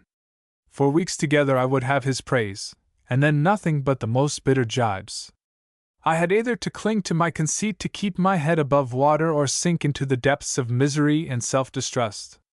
I devoured the lives of illustrious men and attributed their fame to those qualities in them which I was able to find in myself. I sought solitude, avoided companions of my own age, and I was always desperately, wretchedly in love with someone or other. I really believed myself to be a genius, or rather I used to count over my symptoms and decide one day that I was, the next that I was not. All this roused my father to such a malicious delight, and with his teasing he made my life so intolerable that at last I could stand it no longer, and I ran away. I walked to London, and then, after applying in vain for work at the newspaper offices, I obtained a situation in a theatre as a call boy. I could not possibly live on what I earned, and should have been in a bad way but for a kind creature, a dresser, who lodged me in her house, took my wages in return, and allowed me pocket money and money for my clothes. I wrote to my father and received an extraordinary letter in which he applauded my action and expressed his belief that nothing could prevent a man of genius from coming to the top. It is as impossible to keep a bad man up as to keep a good man down, he said. I have neither gone down nor up, Mr. Mole. As I have grown older I have slipped into one precarious employment after another. No one pays any attention to me, no one, except yourself, has ever troubled to discover my thoughts on any subject, and often, when I have been inclined to think myself the most miserable of men, I have found correction in the memory of my boyish belief in my genius. Such changes of fortune as I have had have come to me through women. All the kindness I ever received came through them, and every disaster that has crushed me has arisen through my inability to stop myself from falling in love with them. You will understand what I mean when I talk of the life of the mind. That life has always been with me, and it has perhaps been my only real life. I have had great adventures in it. I have aimed and wrestled and struggled toward a goal that has many times seemed to me immediately attainable. He paused and brushed back his hair, and his eyes set into an expression of extraordinary wistful longing, and into his voice came a sweetness most musical and moving. There is, I believe, a condition within the reach of all men wherein the selfish self is shed, the barrier broken down between a man and his vision and purpose, so that his whole force can be concentrated upon his object and his every deed and every thought becomes an act of love. I have many a time come within reach of this condition, but always just when I seem most sure I have toppled over head and ears in love with some woman, whom in a very short space of time I despised and detested. When I met you I was uplifted and exalted and come nearer to my goal than ever before, and now, more fatuously, more idiotically than ever, I am in love. I give it up.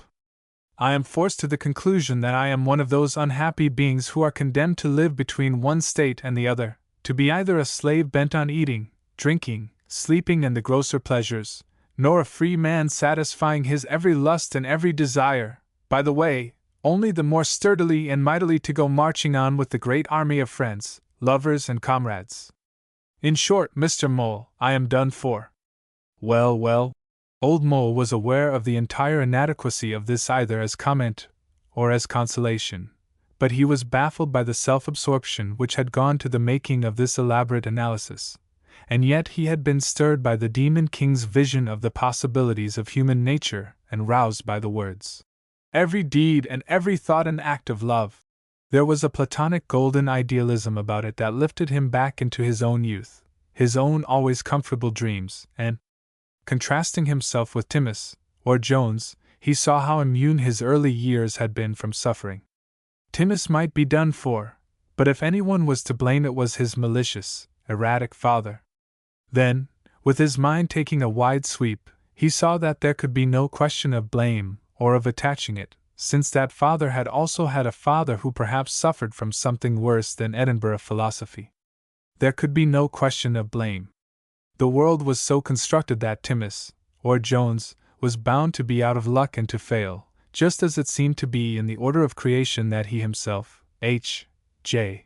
Beenham, should be comfortable and beyond the reach of the cares most common to mankind. There were fat kine and lean kine, and come what may, the lean kine would still light upon the meager pasture.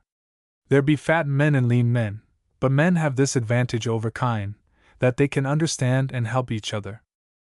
So Old Mole nursed his knee and told himself that Timmis was obviously sincere in believing himself to be done for, and therefore for all practical purposes he was done for, and there was no other useful course to pursue than to listen to what further he might have to say, and then, from his point of view, to consider the position, and see if there were not something he had overlooked in his excited despair.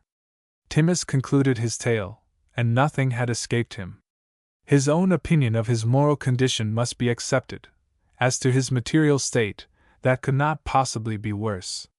He had loved, wooed, and won a lady in the chorus upon whom the manager had cast a favorable eye and the light of his patronage. There had been a scene, an altercation, almost blows. Timmis's engagement ceased on the spot, and, as he said, he now understood why actors put up with so much insult, insolence, and browbeating on the part of their managers. He had 3 shillings in his pocket with which to pay his rent and face the world, and he was filled with disgust of women, of the theatre, of himself, and would Mr. Mole be so kind as to lend him £50 with which to make a new start in a new country? He believed that in fresh surroundings, thousands of miles away from any philosophy or poetry, or so-called art, he could descend to a lower level of existence, and perhaps, without the intervention of another disastrous love affair, redeem his false start. He was not, he said, asking for something for nothing. No man born and bred in England could ever bring himself to ask for or to expect that. He was prepared to give security of a sort which only a man of intelligence and knowledge of affairs would accept. He had brought a play with him in typescript. It was called Las Illuses. In his time Timmis had written many plays, and they were all worthless except this one. Most of them were good in intention but bad in performance. He had burned them. This was bad in intention but good in execution, and one of these days it would become a considerable property. An agent in London had a copy, he said, and he would write to this man and tell him that he had transferred all his rights to Mr. Mole. He then produced a pompous little agreement assigning his property and stating the consideration, wrote his name on it with a large flourishing hand, and passed it over with the play to his friend in need. After a moment's hesitation, during which he squashed his desire to improve the occasion with a few general remarks, Old Mole thought of the unlucky creature's 3 shillings and of the deliverance that £50 would be to him, and at once produced his cheque-book and wrote out a cheque. No man has yet discovered the art of taking a cheque gracefully. Timmis shuffled it into his pocket, hemmed and hawed for a few seconds, and then bolted. Old Mole took up his play and began to read it. It did not interest him, but he could not put it down. There was not a true emotion in it, not a reasonable man or woman, but it was full of surprising tricks and turns and quiddities, was perpetually slopping over from sugary tenderness to shy laughter, and all the false emotions in it were introduced so irrelevantly as never to be thoroughly cloying, and indeed sometimes to give almost that sensation of delighted surprise which comes truly only from the purest and happiest art. Not until it was some moments out of his hands did Old Mole recognize the thing in all its horrid spuriousness. Then he flung it from him, scowled at it, fumed over it, and finally put it away and resolved to think no more about it or of Carlton Timmis. That night when he met Matilda she was in high delight. The second girl was ill. Her understudy had been called away to the sick bed of her only surviving aunt, and she had been chosen to play the part at a matinee to see if she could do it. Her name would not be on the program, but she would have 10 lines to speak and 1 verse and a quartet to sing, and a dance with the third comedian. Wasn't it splendid? And couldn't they go and have supper at the new hotel just to celebrate it? All the girls were talking about the hotel, and she had never been to a real restaurant. It is hard not to feel generous when you have given away £50, and Old Mole yielded. They had oysters and grilled kidneys, and they drank champagne. Matilda had never tasted it before, and she made a little ceremony of it. It was so pretty, she said, such a lovely color, and the bubbles were so funnily busy. He drank too much of it, and became amorous. Matilda was wonderfully pretty and amusing in her excitement, and he could not take his eyes off her. "Tell me," he said, "do you really like this life?" "I love it. It's something like what I've always wanted to be. In some ways it's better, and some ways it's worse. I don't see much of you now. You like me all the better when you do see me. We're not getting on much with your education. Education be blowed." He was distressed and wished she had not said, "be blowed." She saw his discomfort, and leaned forward and patted his hand. "Don't you fret, my dear. There's a good time coming." But unaccountably he was depressed. He was feeling sorry he had brought her. There was a vulgarity, a sensuousness in the glitter and gilt of the restaurant that sorted ill with what in his heart he felt and was proud to feel for Matilda. He was sorry that she liked it, but saw, too, that she could not help but be pleased since to her it was all novel and dazzling. Hardest of all to bear, he was forced to admit that he had no immediate alternative to lay before her. They drove home in a taxi, and she caressed him and soothed him and told him he was the dearest, kindest, gentlest and most considering husband any girl could have the luck to find. And once again, ominously, he was struck by the strangeness of the word husband on her lips. For a short while he was haunted by the figure of Timmis, with his disgust of women even while he loved one of them. But he shook away from that, and told himself that if there was something lacking in his relations with his wife the fault must lie with him, for he at least had a certain scale of spiritual values, while she had none, nor, from her upbringing, could she have had the opportunity of discovering any in herself or her relations with those about her. She said he thought too much, but without thought, without passionate endeavor, how could marriage fail to sink into brutish habit?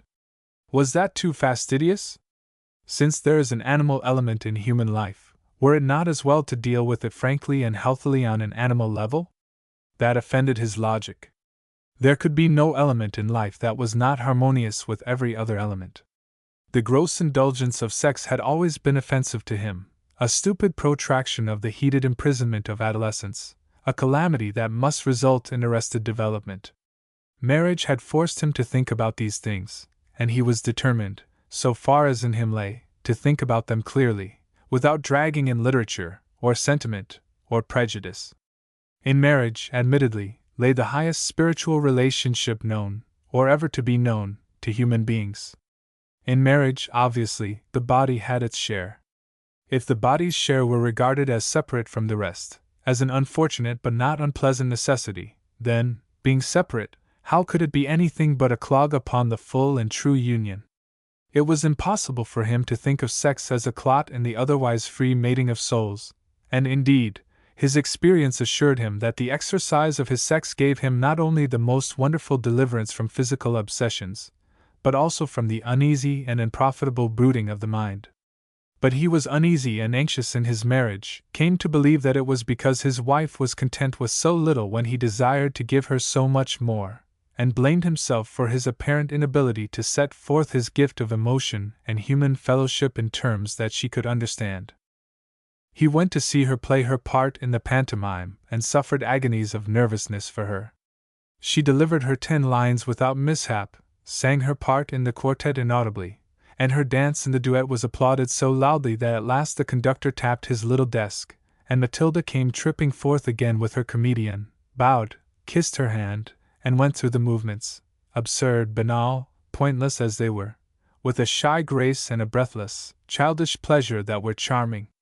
He was swept into the collective pleasure of the audience, and clapped his hands with them and felt that the Matilda there on the stage was not his Matilda, but a creature belonging to another world, of whose existence he was aware, while nothing in his world could have any influence or any bearing on her whatsoever.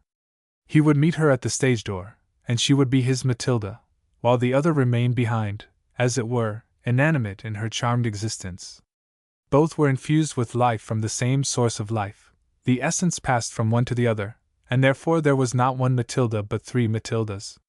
He lost himself in this mystic conception, and was timely rescued by her meeting him as he passed through the vestibule. She took his arm and hugged it, and asked him if he liked it. "Wasn't it good getting an encore? That dance has only been encored 6 times before." He told her how nervous he had been. "I wasn't a bit nervous once I was on, but in the wings it was awful." She said she wanted to take him behind the scenes so that he could see what a real theater was like. They passed through the stage door and along narrow, dusty passages, up steep flights of stone stairs, she chatting gaily in spite of the frequent notices enjoining silence, and every now and then they were stopped and Matilda was embraced by male and female alike, and all the women said how glad they were, and the men said, "Good egg," or "Top hole." Suddenly out of the narrow, dusty ways they came upon the stage, huge and eerie. There was only a faint light, the curtain was up, and there were tiny women in the auditorium dropping white cloths from the galleries and shrouding all the seats. Never had Old Mole had such a sense of emptiness and desolation. A man's voice came from far up above the stage, and it sounded like a thin, ghostly mocking. There was a creaking and a rasping, and a great sheet of painted canvas descended, the wings were set in place, and a flight of stairs was wheeled up and clamped. The scene was set for the opening of the pantomime. Suddenly the lights were turned on. Matilda began to hum the opening bars of the overture. Old Mole blinked. He was nearly blinded. The colors in the scenery glowed in the light. He had the most alarming sense of being cut off from his surroundings, of being projected, thrust forward toward the mysterious, empty auditorium with its shrouded seats and the little women bustling up and down in it.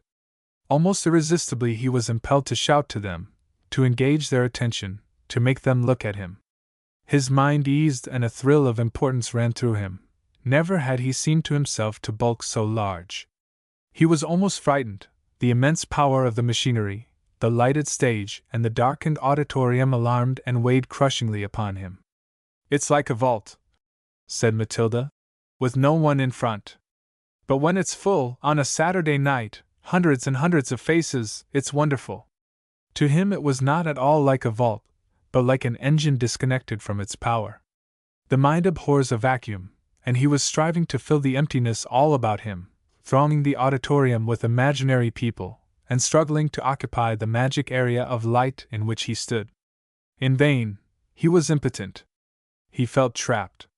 "Let us go," he said. On the stairs they met the manager. "Hello, Tilly," he said. "You're a good girl." "Thanks." Old Mole hated the young man, for he was common and loose in manner, and in no way worthy of the enchanted Matilda or of the marvelous organism, the theater, in which she seemed to live so easily and freely. His thoughts were much too confused for him to impart them to her, and he was vastly relieved when they left the theater, and she became his Matilda. That night he read to her. He had been delighting in Lucretius, and he had marked passages, and he turned to that beginning. I am non domus accipiat te leda, nec uxor optima. He translated for her. Now no more shall a glad home and a true wife welcome thee, nor darling children race to snatch thy first kisses and touch thy heart with a sweet silent content. No more mayest thou be prosperous in thy doings and a defense to thine own. Alas and woe, say they, one disastrous day has taken all these prizes of thy life away from thee. But thereat they do not add this, and now no more does any longing for these things assail thee. This did their thought but clearly see, and their speech follow they would deliver themselves from much burning of the heart and dread. Thou, indeed, as thou art sunk in the sleep of death, wilt so be for the rest of the ages, severed from all weariness and pain. Yet again, were the nature of things to utter a voice, and thus with her own lips upbraid one of us, what ails thee, O mortal, that thou fallest into such vain lamentation? Why weep and wail at death? For has thy past life and overspent been sweet to thee, and not all the good thereof, as though poured into a cracked pitcher, has run through and perished without joy? Why dost thou not retire like a banqueter filled with life, and calmly, O fool, take thy sleep? But if all thou hast had is perished and spilled, then thy life is hateful. Why seekest thou yet to add more which shall once again all perish and fall joylessly away? Why not rather make an end of life and labor? For there is nothing more that I can contrive and invent for thy delight. All things are the same forever. Even were thy body not yet withered, nor thy limbs weary and worn, yet all things remain the same, didst thou live on through all the generations. Nay, even wert thou never doomed to die, what is our answer? Don't you believe in God? Asked Matilda. It came like a question from a child, and he had the adult's difficulty in answering it, the doubt as to the interpretation that will be put upon his reply. I believe, he said slowly, in the life everlasting, but my life has a beginning and an end. And you don't think you go to heaven or hell when you're dead? Into the ground, he said. Matilda shivered, and she looked crushed and miserable. Why did you read that to me? She said at last. I was so happy before. I've always had a feeling that you weren't like ordinary people. And she seemed to wait for him to say something, but his mind harped only on the words. For there is nothing more that I can contrive and invent for thy delight. And he said nothing. She rose wearily and took her hat and coat and the musk-wash collar that had been her pride, and left him. 4 hours he sat over the fire, brooding, flashing occasionally into clear logical sequences of thought, but for the most part browsing and drowsing, turning over in his mind women and marriage and the theater and genius, the authentic voice of the nature of things. The spirit of the universe that sweeps into a man's brain and heart, and burns away all the thoughts of his own small life and fills him with the music that rings out, and resounds and echoes and falls for the most part upon deaf ears. Or upon ears filled only with the clatter of the marketplace or the sweet whisperings of secret, treacherous desires. And he thought of the engines in that city, day and night, ceaselessly humming and throbbing, weaving stuffs and forging tools and weapons for the clothing and feeding of the bodies of men, the terrifying ingenuity of it all, the force and the skill, the ceaseless division and subdivision of labor, the multiplication of processes, the ever-increasing variety of possessions and outward shows and material things. But through all the changes in the activities of men, behind all their new combinations of forces, all things are the same forever and ever. He remembered then that he had hurt Matilda, that she had resented his not being like ordinary people. Resented, that is, his acceptance of the unchanging order of things, his refusal to confuse surface change with the mighty ebb and flow of life. It was, he divined, that she had never reached up to any large idea and had never conceived of any life, individual or general, outside her own.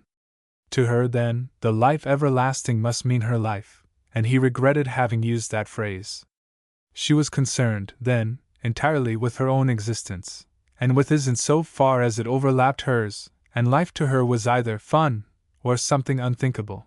It seemed to him that he was near understanding her, and he loved her more than ever, and a rare warmth flooded his thoughts and they took on a life of their own, were bodied forth, and in a sort of ecstasy, thrilling and triumphant.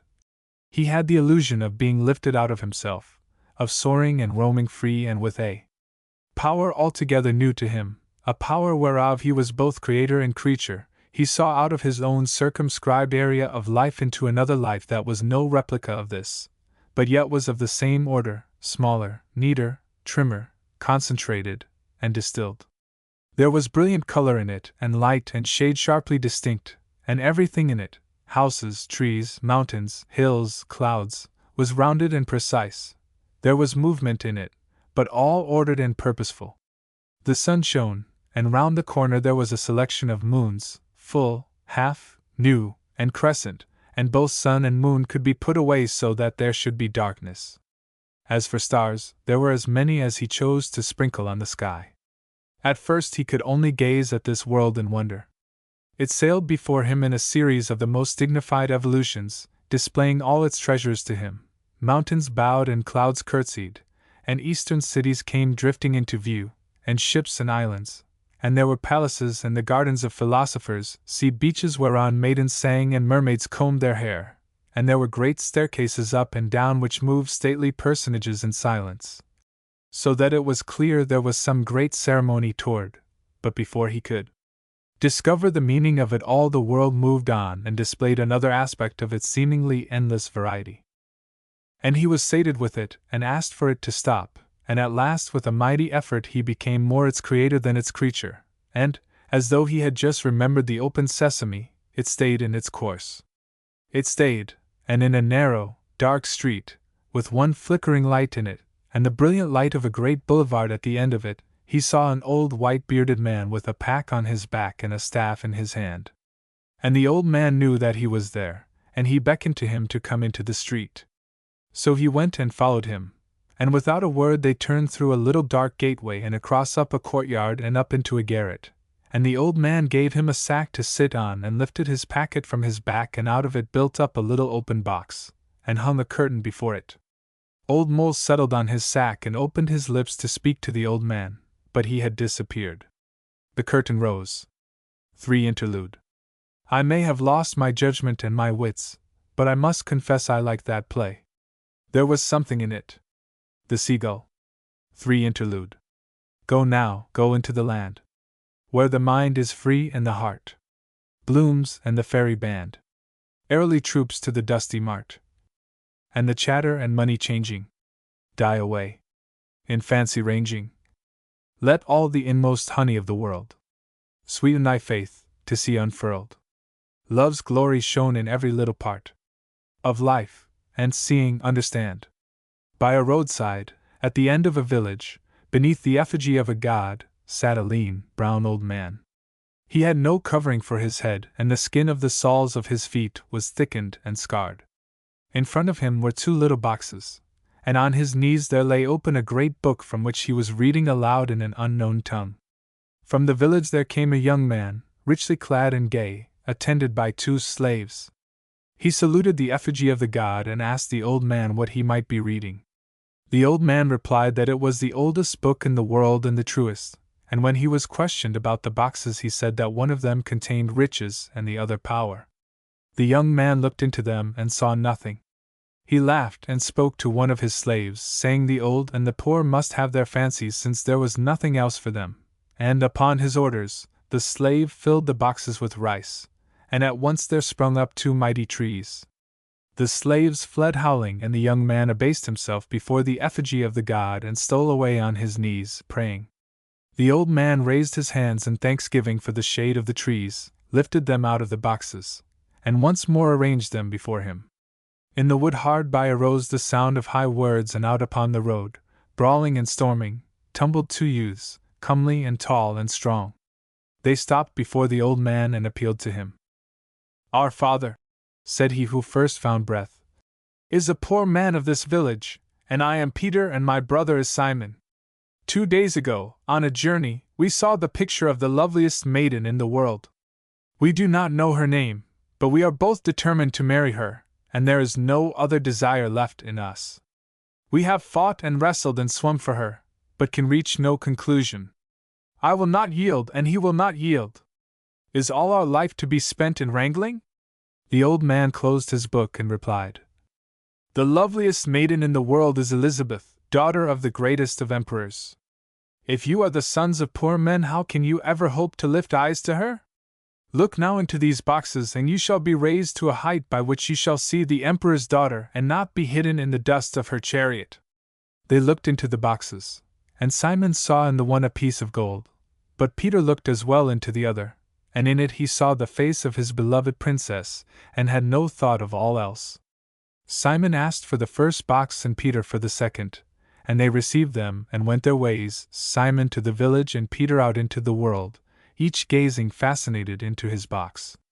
To him who desireth little, little is given, said the old man. And to him who desireth much, much is given, but neither according to the letter of his desire. By the time he reached his village, Simon had 5 gold pieces in his pocket, and as soon as he took one piece from the box another came in its place. He lent money to every one in the village at a large rate of interest, and was soon the master of it. There began to be talk of him in the town 10 leagues away, and there came men to ask him for money. He moved to the town and built himself a big house, and it was not long before he began to look to the capital of the country. When he moved to the capital he had 6 houses in different parts of the country, racehorses, picture galleries, mines, factories, newspapers, and he headed the list of subscribers to the hospitals patronized by the royal family. At first, in the great city, he was diffident and shy among the illustrious personages with whom he fraternized, But it was not long before he discovered that they were just as susceptible to the pinch of money as the carpenter, and the priest, and the bailiff, and the fruiter in his village. It was quite easy to buy the control of these important people without their ever having to face the unpleasant fact. More than one beautiful lady, among them a duchess and a prima donna of surpassing loveliness, endeavored to cajole him and to discover his secret. In vain. He could not forget the Princess Elizabeth, and now ambition spurred him on. He was wearying of the ease with which fame and position and the highest society could be bought, and began to lust for power. With his native peasant shrewdness he saw that society consisted of the people, of persons of talent and cunning above them, of the descendants of persons of talent and cunning left high and dry beyond the reach of want, of ornamental families set at the head of the nations, of a few ingenious minds who, so far as there was any direction, governed the workings and interlockings of all the parts of the whole. They had control of all the sources of money except his box, and he determined, to relieve his boredom and also as a means of reaching his princess, to pit his power against theirs.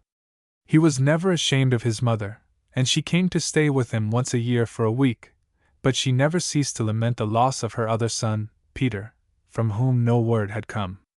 One night she had a dream, and she dreamed she saw Peter lying wounded in a thicket, and she knew perfectly where it was and said she must go to find him. Simon humored her and gave her money for a long voyage. She went back to her own village and out upon the road until she came to the effigy of the god, for this was the only god she knew, and she prayed to him. The old man appeared before her and told her to go to her home, for Peter would return to her before she died. At this she was comforted, and went home to her husband and sent Simon back his money, because she was afraid to keep so large a sum in the house. It was said in the capital that the land of the greatest of emperors was the richest of all countries, but the people were the stupidest and had no notion of its wealth. The financiers were continually sending concessionaires and adventurers, but they came away empty-handed. Simon had now paid his way into the royal circle, and for defraying the debt on the royal stable had been ennobled. He suggested to the king that he should send an embassy to invite the greatest of emperors and his daughter to pay a visit to the capital to see the wonders of their civilization. The embassy was sent, the invitation accepted, and the emperor and the princess arrived, and their photographs were in all the illustrated papers. They did not like this, for in their own country only one portrait of the emperor was painted, and that was the life work of the greatest artist of the time. The princess was candor itself, and said frankly what she liked and what she did not like. She liked very little, and after she had been driven through the capital she sent for the richest man in the country, and Simon was brought to her. He bowed before her and trembled and told her that all his wealth was at her service. So she told him to pull down all the ugly houses and the dark streets, and to make gardens and cottages, and to give every man in them a piece of gold. "They will only squander it," said Simon. "Let them," replied the Princess Elizabeth. "Surely even the most miserable may have one moment of pleasure. In your country are there no poor? There are no rich men. There are good men and bad men, and the good are rewarded and honored." As she ordered, so it was done, and the poor blessed the Princess Elizabeth, but the financiers muttered among themselves, and they arranged that one of their agents should go to the emperor's country, stir up sedition, and be arrested. Then they announced in their newspapers international complications, said day after day that the national honor was besmirched, and demanded redress. The emperor and the Princess Elizabeth hurriedly left the capital and returned to their own country. Simon had declared his admiration for the princess, and she had snubbed him. His newspapers added to the outcry, and he ordered a poet to write a national song, which became very popular. "We ain't a fighting nation.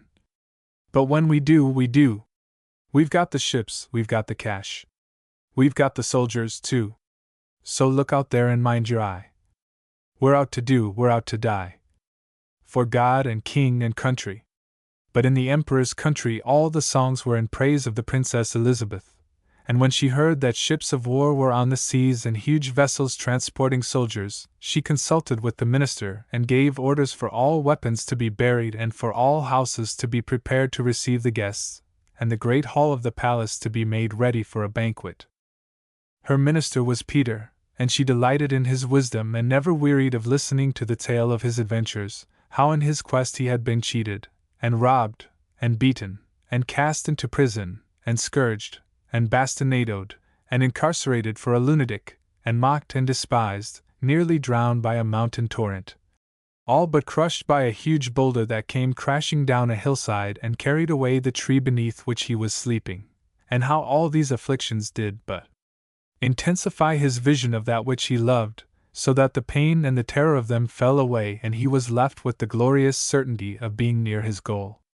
He did not tell her what that was because it was very sweet to serve her, and he knew that she was proud and had rejected the hands of the greatest and handsomest princes of her father's dependencies.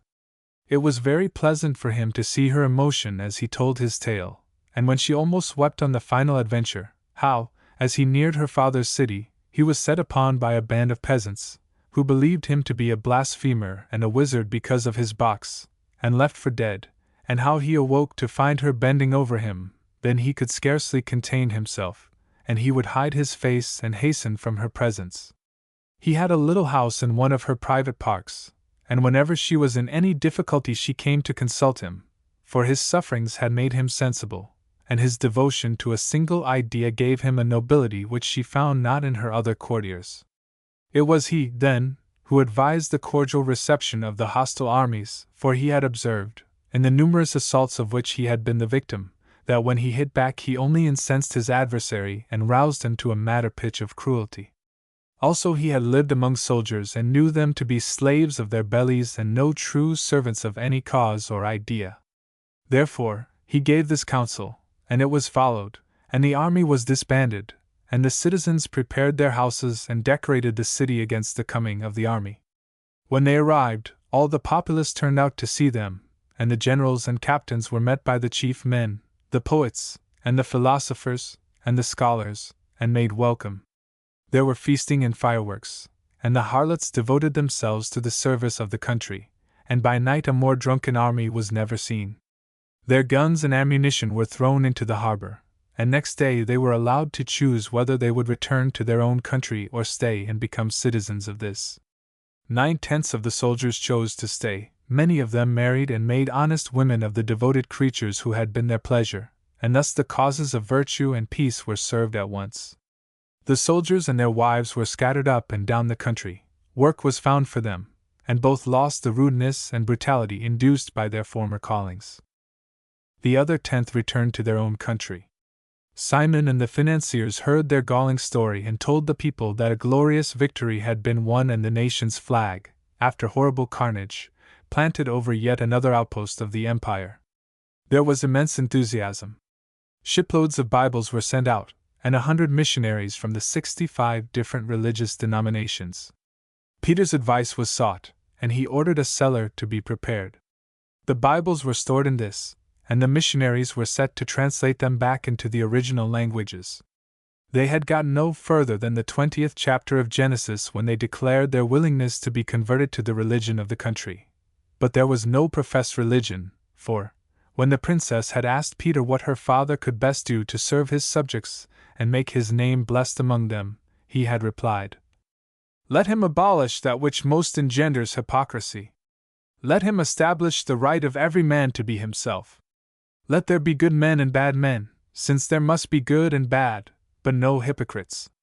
Let him withdraw his support from that religion which maintains priests, superstition and prejudice, and it will topple down. Faith is an act of living, not a creed."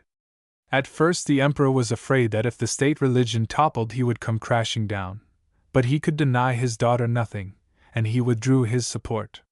In less than a year there was not a sign of the professed religion, and no one noticed its absence. There was a marked improvement in the behavior of the people and their good sense, which made it possible for Peter's advice to be followed in dealing with the foreign army. There was a notable decrease in crime, and litigation became so infrequent that half the courts of justice were closed, and the attorneys and advocates retired into the country or adopted the profession of letters. With the money released by the disestablished religion and the reduced courts of justice, the emperor founded universities and schools and set apart money to endow maternity and medicine, saying, "We have all money enough for our pleasure, but it is when the shadow of a natural crisis comes over us that we are in need. The princess was loud in praise of her minister, and the people and the men of letters declared that the emperor really was the greatest ruler the world had ever seen. The emperor swallowed it all as a good monarch should, but Peter was overcome with tenderness for his princess, and dreading lest he should betray his secret, he asked her leave to depart for a while, and betook him to his own country and his village to see his mother. She lay upon her deathbed and was very feeble. Simon had sent her some calf's foot jelly, but was too deeply engaged to come. Peter sat by her bedside and told her about his princess, and she patted his hand and laughed merrily and said, "You always were a bonny liar, laddie. Kiss me and take my blessing." Peter kissed her and took her blessing, and she died. He went to the roadside where he had come by his box and his vision, but the old man was not there, the trees were cut down, and the effigy of the god had rotted away and only the stump of it was left. He planted an acorn in the place to mark the beginning of his joy in life, but, knowing that the act of breathing is prayer enough, he decided to go away and think no more about his good fortune or his bad fortune, or the profit he had drawn from both. He sighed over the thousands of miles that separated him from his princess, and decided each day to reduce them by at least 30. The news of the war had only just reached that part of the country, and he heard men talking of the glorious victory. At first he was alarmed, but when he heard more he laughed and told the men the truth. They took and ducked him in the horse pond for a spy and a traitor, and when he crawled out they thrashed him with whips until they had cut his clothes in ribbons and his flesh into wheels. Then they put him in the old stocks and left him there for a day and a night. He was cold and hungry, and his bones ached, but when he found himself near to counting his miseries and wishing himself dead, then he took out his box and gazed at the image of the princess and said to it, "Yet will I live to serve you. My life is nothing except it go to sustain the wonder of yours." So he bore this calamity, as he had borne so many others for her sake. He had no other clothes, and when he was released he patched and mended his suit and made his way, working and singing for his bread, to the capital. There he inquired after his brother, and men looked awed as they pronounced his name, and they all knew his house and the names of his racehorses, but of the rest they could tell very little. Peter went to the magnificent house, ragged as he was, and asked to see his brother.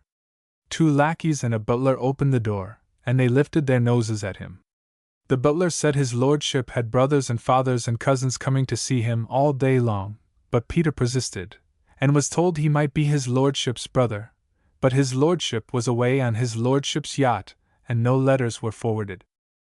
Having no other interest in the capital, Peter set out on his return, and when he came to the frontier of the fortunate land that had nursed his princess he was greeted with tidings that made his heart sink within him.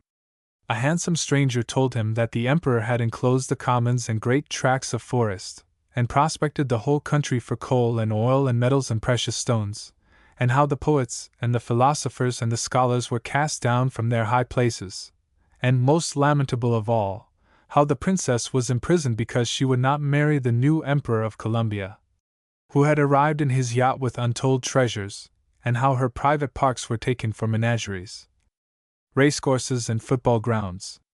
Peter buried his head in his arms and wept. With the stranger he journeyed toward the capital. Over great tracts of the country there hung black clouds of smoke. New cities meanly built, hastily and without design, floundered out over the hills and meadows. Pleasant streams were fouled. Sometimes all the trees and the grass and plants and hedgerow bushes were dead for miles. And in those places the men and women were wan and listless, and their poverty was terrible to see.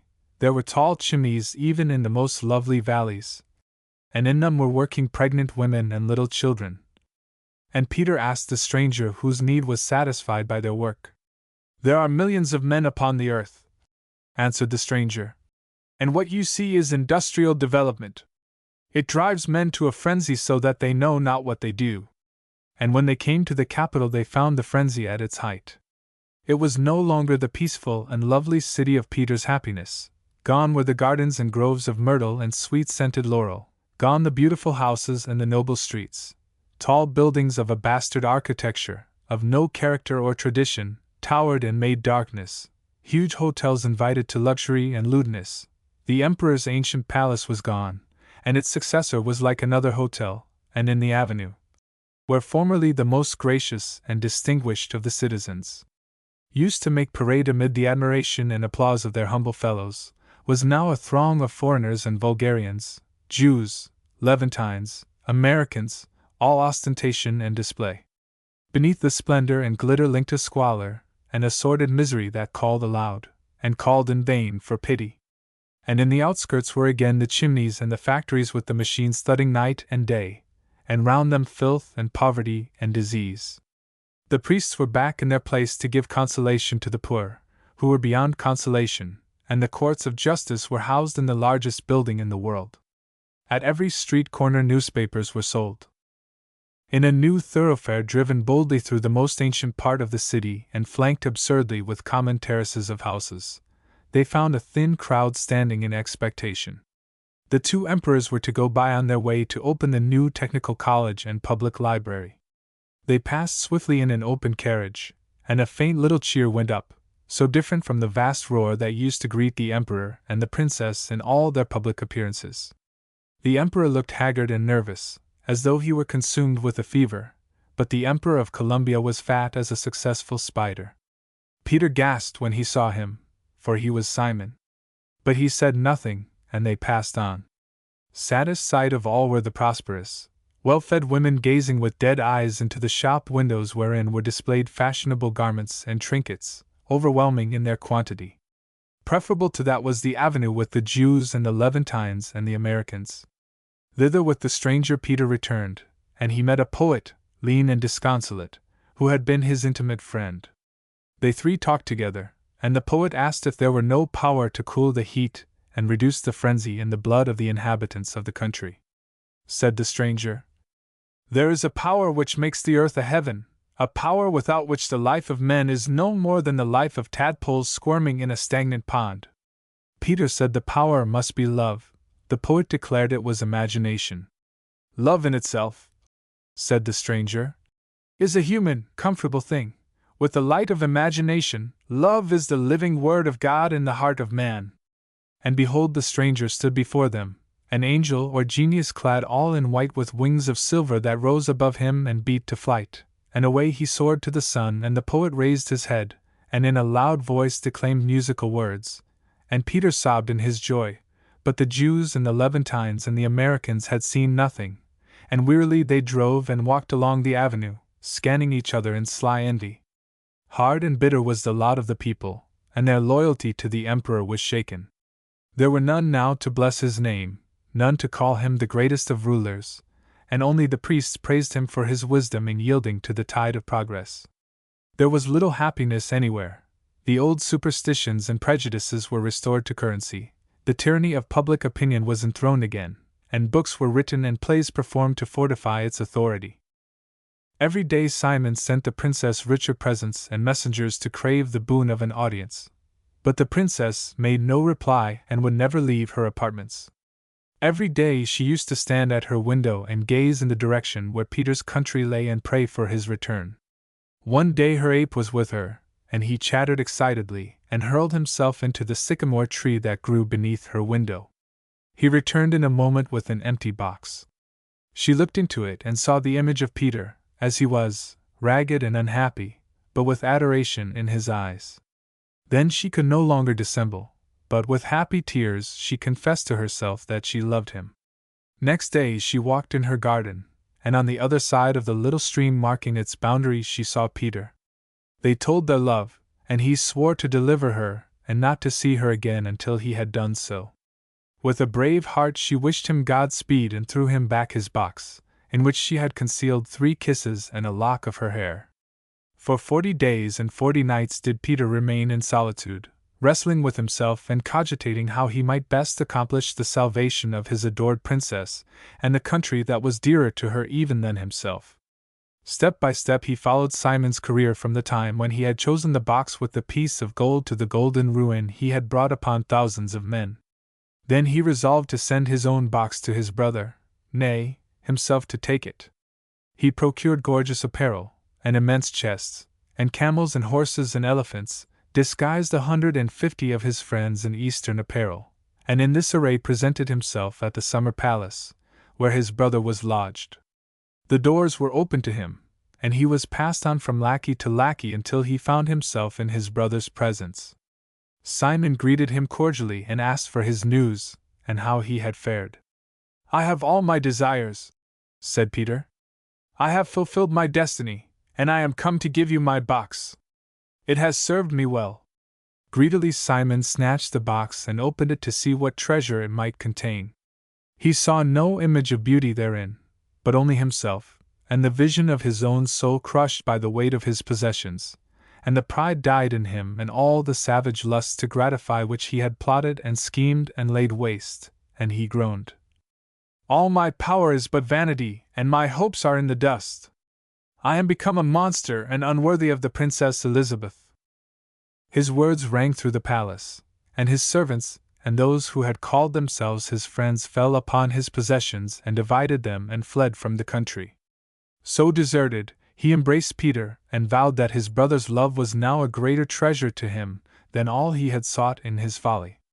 They took counsel together and decided that they had best persuade the greatest of emperors to grant his people a parliament so as to avert the imminent revolution. They did that, but it was too late. Peter's procession through the streets to the summer palace had alarmed the people with the dread of another imperial visitor as injurious as the last, and they had made barricades in the streets, and sacked the great hotels, and dragged the emperor and all his counselors and courtiers into the stews and there slaughtered them. The Princess Elizabeth was released and loyally acclaimed, and it was only on her intercession that Peter and Simon were spared. She granted the people a parliament, and the courts of justice were taken for its house, and she opened and prorogued it in the regal manner.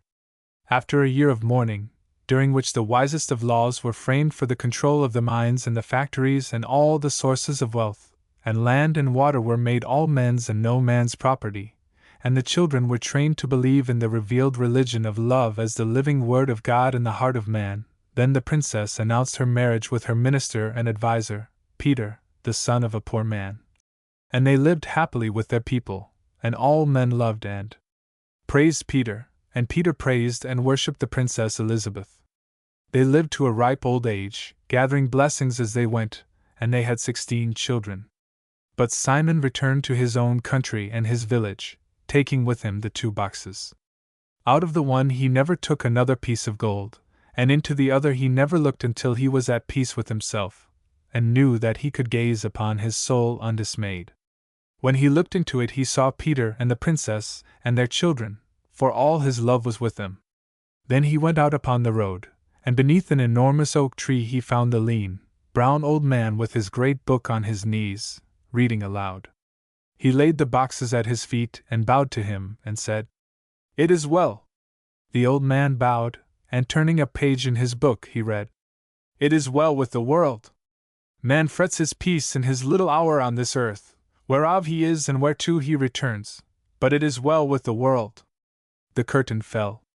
The little theater disappeared, and all that he had seen and heard in it buzzed in Old Mole's head, and the colors whirled and a flood of emotion surged through his body, and the spell of it all was upon him.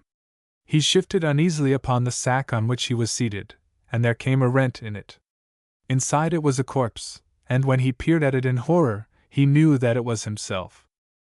The enchantment broke, and shivering and very cold, he fell back into the world of familiar things, the room in the lodging house, with the fire out, and above his head, in the first floor front, lay Matilda, sleeping. He went up to her, and she lay with her hair back over her pillow and her hand under her cheek, and he said, "I will live to serve you. For my life is nothing except a goad to sustain the wonder of yours." Old Mole was much astonished at this effort of his imagination, and later on wrote and rewrote it many times, but what he wrote was no more than the pale echo of what he had heard, the faded copy of what he had seen. When he came to analyze and diagnose his condition, he concluded that the vivid impressions produced on his unexercised receptive mind had induced a kind of self-hypnotism in which he had been delivered up to the power of dreams subject peculiarly to the direction of his logical faculty. He could not remember having eaten anything that would account for it. 4 toys. Wort. Came the 10. Niemals Fleisch, Geliet Puppy. Immer Geist und keinen Braten. Kein Nodel in der Suppe. Romancero. Romancero. 4 toys. When the pantomime came to an end, as it did before a packed house, that cheered and cheered again and insisted on speeches from the comedians and the principal boy and the principal girl, and went on cheering regardless of last trains and trams and closing time, Matilda was told that, if she liked, and if she had nothing better to do, she could return again next year. She declared her pleasure at the prospect, but inwardly determined to have something a great deal better to do. She had drawn blood from the public and was thirsting for more of it. Her condition was one with which Old Mole was destined to become familiar, but now he was distressed by her excitement, insisted that she was tired, she looked it, and decided on a holiday. She would only consent on condition that he allowed her to take singing lessons, and would pay for them. Still harping on economy, for she could not get the extent and fertility of his means into her head, she pitched on Blackpool because she had a sort of cousin there who kept lodgings and would board them cheap. He tried to argue with her, and suggested London or Paris. But London had become to her the heaven to which all good professionals go, and Paris was very little this side of hell for wickedness, and her 3 months in the theatre had had the curious result of making her set great store by her estate as a married woman. To Blackpool they went, and were withered by the March winds and half-starved by Matilda's cousin, who despised them when she learned that they were play actors. They were miserable, and for misery no worse setting could be found than an empty pleasure city. They frequented the theatre, and very quickly Matilda made friends with its permanent officials and arranged for her singing lessons with the conductor of the orchestra, who was also organist of a church and eked out a meager living with instruction on the violin, cello, piano, organ, flute, trombone, timpani, voice production and singing. All this was set forth on his card, which he left on Old Mole by way of assuring himself that all was as it should be and he would be paid for his trouble. Matilda had 4 lessons a week, and she practiced most industriously. It was not, said her instructor, as though she were training for opera, but just to get the voice clear and refine it. He was very genteel, was Mr. Edwin Watts, and he did more for her pronunciation in a week than Old Mole had been able to accomplish in a year and more. His gentility discovered the gentleman in his pupil's husband, and he invited them to his house, and gave them tickets for concerts and the Tower, and a series of organ recitals he was giving in his church. He was a real musician, but he was alone in his music, for he had an invalid wife who looked down on his profession and would admit none of his friends to the house, which she filled with suites of furniture, china knickknacks, lace curtains and pink ribbons. The little man lived in perpetual distrust of himself, admired his wife because he loved her, and submitted to her taste, regarding his own as a sort of unregenerate longing. Neither Old Mole nor Matilda were musical, but when his wife was out to tea with the wife of the bank manager or the chemist, Watts would invite them to his parlor and play the piano, Bach, Beethoven, Chopin, until they could take in no more and his music was just a noise to them. But there was no exhausting his capacity or his energy, and when they were thoroughly worn out he used to play little things of his own. He was very religious and full of cranks, a great reader of the advertisements in the newspapers, and there was no patent medicine, hair restorer, magnetic belt, uric acid antidote that he had not tried. He was proud of it, and used to say, "I've tried 'em all except the bus preservers." It was precisely here that he and Old Mole found common ground. With his new mental activity Old Mole had become increasingly sensitive to any sluggishness in his internal organs and began to resent his tendency to fleshiness. He and Mr. Watts had immense discussions, and the musician produced remedies for every ailment and symptom.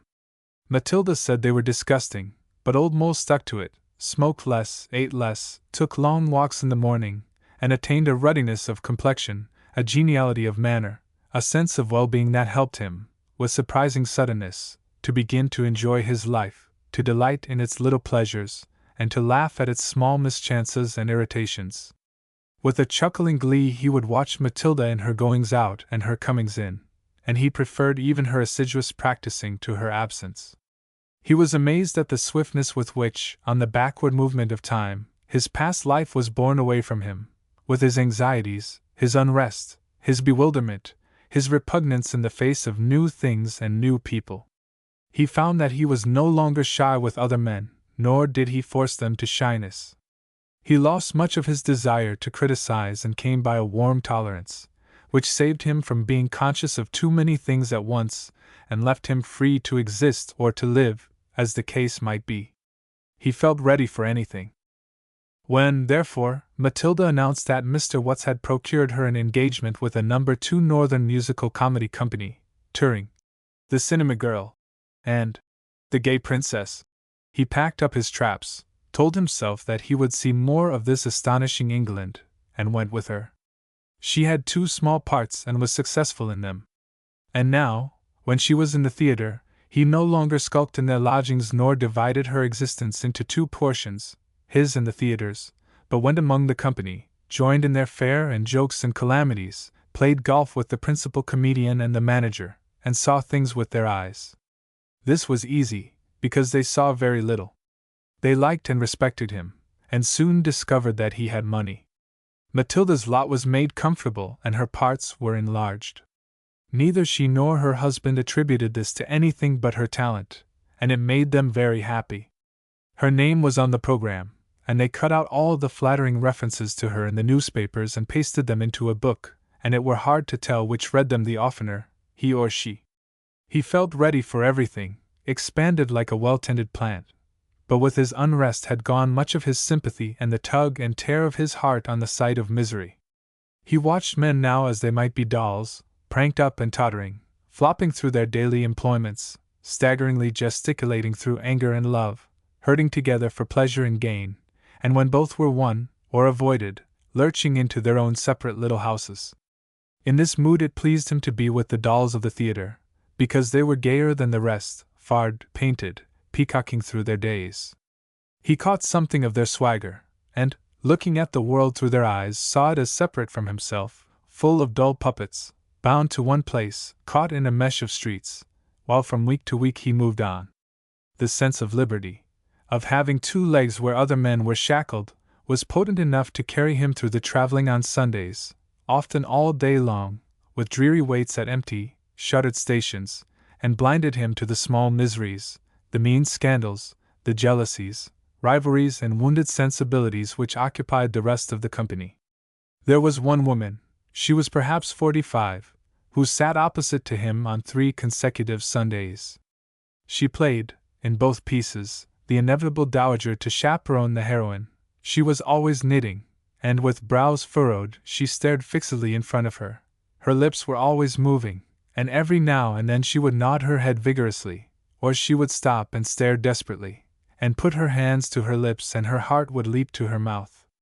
At first old Mole thought she was counting the stitches, but once, in the train, she laid aside her knitting and produced a roll of cloth and cut out a pair of trousers. Her lips went more furiously than ever, and suddenly her eyes stared and she held out her hand with the scissors as though to ward off some danger. Old Mole leaned across and spoke to her, but she was so taken up with her own thoughts that she replied, "Yes, it's better weather, isn't it?" jerked out a watery smile and withdrew into herself. When Old Mole asked Matilda why the woman counted her stitches even when she was not knitting, and why, apparently, she dropped so many stitches when she was, Matilda told him that the woman had lost her voice and her figure and could make very little money, and had a husband who was a comedian, the funniest fellow in the world off the stage, but when he was on, all his humor leaked away. And though he worked very hard, no one laughed at him, and he, too, made very little money. They had 6 children, and all the time in the train the woman was making calculations. She often borrowed money, but that only added to her perplexity, because she could not bear not to pay it back. This story almost moved Old Mole, but his mood was too strong for him, and the woman only came forward to the foreground of the puppet show, a sort of link between the free players, the colored, brilliant dolls, and the drab mannequins who lived imprisoned in the background. His was a very pleasant mood to drift in and lounge and taste the soothing savor of irony, which dulls sharp edges and tempers the emphasis of optimism or pessimism. It seems to deliver the soul from its desire for relief and sops its hunger with a comfortable pity. But it is a lie. Old Mole knew it not for what it was and hugged it to himself, and called it wisdom, and he began to write a satire on education as he had known it in Thrigsby. He reveled in the physical labor of writing, in the company of his ideas as they took shape in the furnace of concentration, and what he had intended to be a short pamphlet grew into an elaborate account of his 25 years of respectable and respected service, showing the slow submergence of the human being into the machine evolved for the creation of other machines. He was weeks and months over it. The tour did not come to an end as had been anticipated, but was continued through the holiday months at the seaside resorts. They returned to Blackpool in August, and then he finished his work and read it to Edwin Watts. The musician had an enormous reverence for the printed word, and had never met an author before. His emotionalism warmed up and colored the dryness and bitterness of Old Mole's tale, and he saw in it only a picture of suppression and starved imagination like his own. He applauded, and Old Mole was proud of his firstborn and determined to publish it. In his early days he had revised and prepared a book of examination papers and Latin accidents for a series, and to the publisher he sent his Syntax and Sympathy. It had really moved Edwin Watts, and he composed in its honor a sonata in B-flat, which he dedicated to the mute, inglorious Miltons of Lancashire. It was played on the pier by a municipal band, but did not immediately produce any ebullition of genius. When Old Mole told Matilda that he had written a book, she asked, "Is it a story?" "A sort of story." "Has it a happy ending?" "I can't see why people write stories that make you miserable." "It's a wonderful book," said Edwin Watts. And Old Mole said, "I flatter myself there are worse books written." When Watts had gone, Matilda said, "If it's not a nice book, I couldn't bear it." "What do you mean, you couldn't bear it?" "If it's like that Lucretius you're so fond of, I'd be ashamed." In the intoxication that still endured from the fumes of writing, he had been thinking that the book was not incomparable with De Rerum Natura, something between that and the satires of Juvenal. In a few weeks his manuscript returned with a polite letter from the publisher declining it, desiring to see more of Mr. Beenham's work, and enclosing his reader's report. It was short. Syntax and Sympathy is satire without passion or any basis of love for humanity. There is nothing more damnable. The book is clever enough. It would be beastly in French. There is a plentiful crop of them in Paris. In England, thank God, with our public's loathing of cleverness, it is impossible. The author burned letter and report, and at night, when Matilda was at the theatre, buried the manuscript in the sands. If there be any man who, awaking from a moral crisis, finds himself withered by the fever of it, and racked with doubt as to his power to go boldly and warmly among his fellow men without being battered and bewildered into pride or priggishness or cold egoism or thin-blooded humanitarianism, let him go to Blackpool in holiday time. There he will find hundreds of thousands of men, women, and children. He will hear them, see them, smell them, be jostled and chaffed by them. He will find them in and on the water, on the sands, in the streets, in the many public places, shows and booths, in the vast ballrooms, straggling and stravating, smoking, drinking, laughing, guffawing, cracking coarse jokes, singing bawdy and patriotic songs with equal gusto, making music with mouth organs, concertinas, cornets, young men, maidens kissing and squeezing unashamed, and at night stealing out to the lonely sands. Old men and women gurgling over beer and tobacco, yarning over the troubles that came of just such love-making in their young days, and all hot and perspiring, wearing out their bodies, for once in a way, in pleasure, gross pleasure with no savor to it nor lasting quality, but coarse as the food they eat, as the beds they lie on, as the clothes they wear, forgetting that their bodies are, day in, day out, bent in labor, forgetting the pinch and penury of their lives at home, forgetting that their bodies have any other than their brutish functions of eating, drinking, sleeping, excretion, and fornication. Old Mole watched it all, and true to his ironical mood, he saw the mass and little, swarming like ants. In the early morning of the great day these creatures were belched forth from the black internal regions of the country, out upon the seashore. There they sprawled and struggled and made a great clatter and din, until at the end of the day they were sucked back again. Intellectually it interested him. It was a pageant of energy unharnessed, but it was all loose, unshaped, overdone, repeating itself again and again, so that at last it destroyed any feeling he might have had for it. He saw it through to the end, to the last excursion train going off, crammed in every compartment, with tired voices singing, often quite beautifully, in harmony. Matilda had refused to go out with him.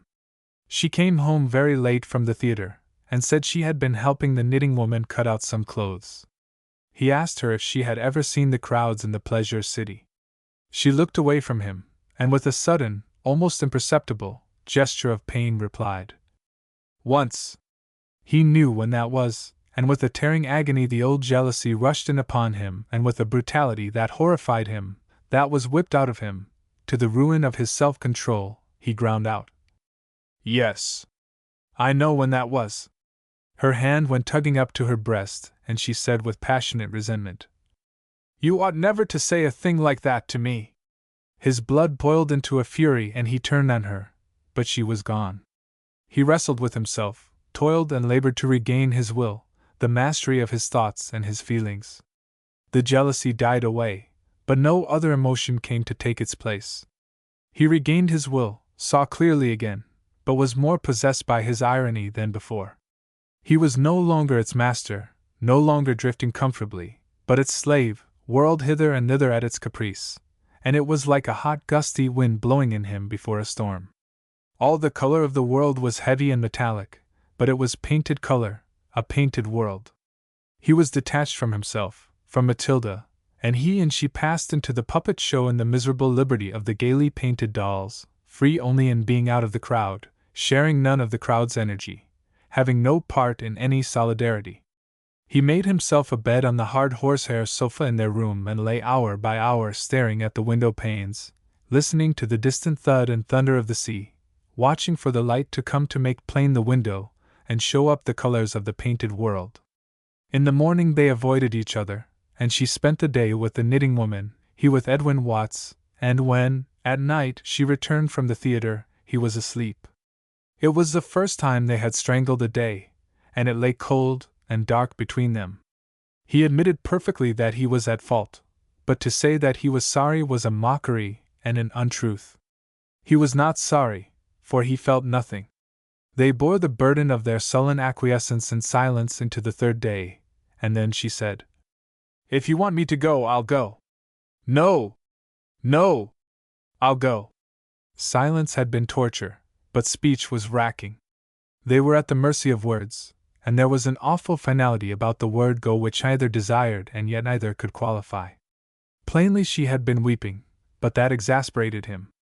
She, at any rate, had found an outlet, and he had discovered none. And all the time he was haunted by the futility, the childishness of it all. "Where will you go?" she asked. "Does it matter?" "I suppose not. But someone must look after you." He muttered unintelligibly. Was he coming back? Of course he was. He would let her know. He went to Paris and stayed in his old hotel in the Rue d'Honneur. The exhilaration of the journey, the spirit of amusement that is in the air of the City of Light, buoyed him up for a couple of days. He dined skillfully and procured the glow of satisfaction of a bottle of fine wine, sought crowds and the curious company of the boulevards. But as soon as he was alone again his inflation collapsed, and he took pen, paper and thick paint-like ink and wrote his first letter to her. He began, "My love," crossed that out and substituted, "My dearest," tore up the sheet of paper and began, "My dear." He pondered this for a long time and wrote his initials and circles and squares on the paper, as it dawned on him that for the first time for nearly 30 years, well over 20, at any rate, he was writing a love letter, that it had to be written, and that the last series upon which he had embarked was no sort of model for this. He chewed the ends and ragged threads of folly of his 20s and was astonished at the small amount of truth and genuine affection he could find in them, wondered, too, what had become of the waters of the once so easily tapped spring of ardor and affection. It seemed to him that he could mark the very moment of its subterranean plunge.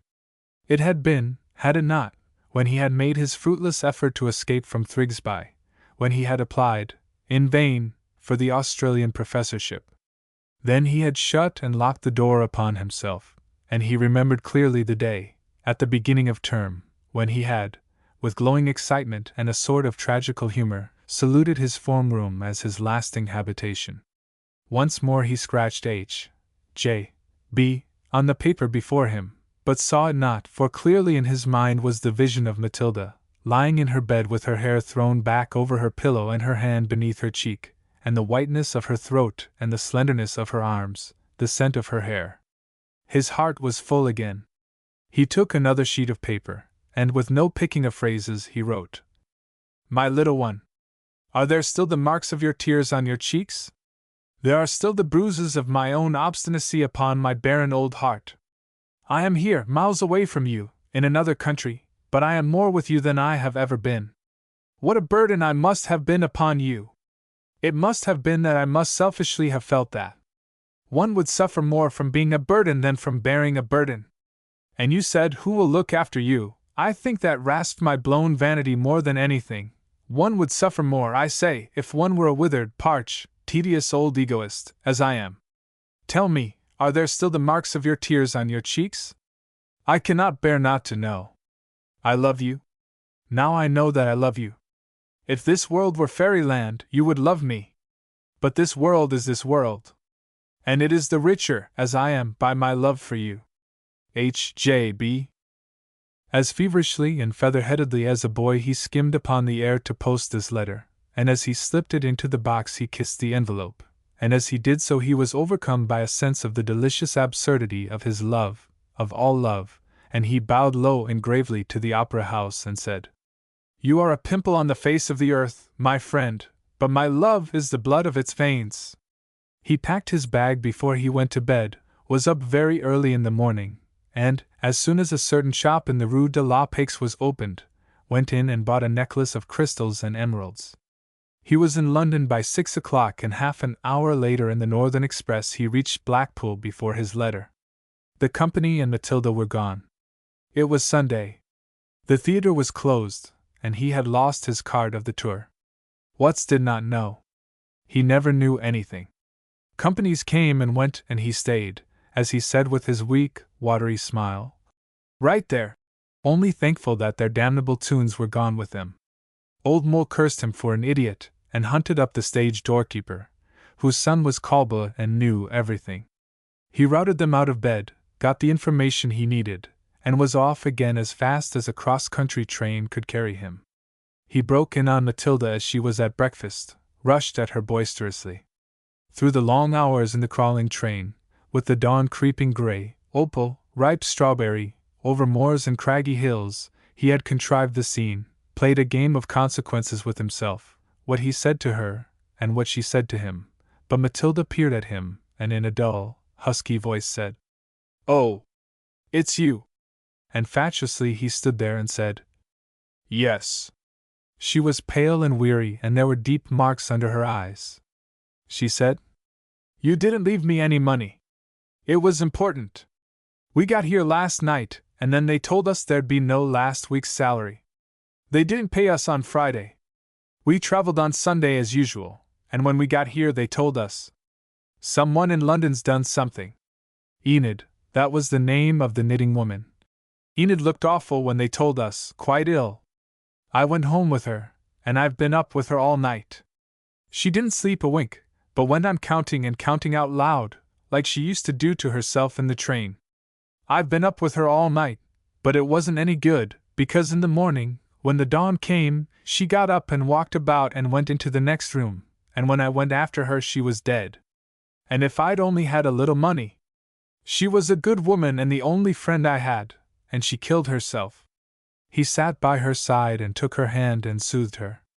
"But, my dear child, you had plenty of money of your own in the bank, and your own checkbook.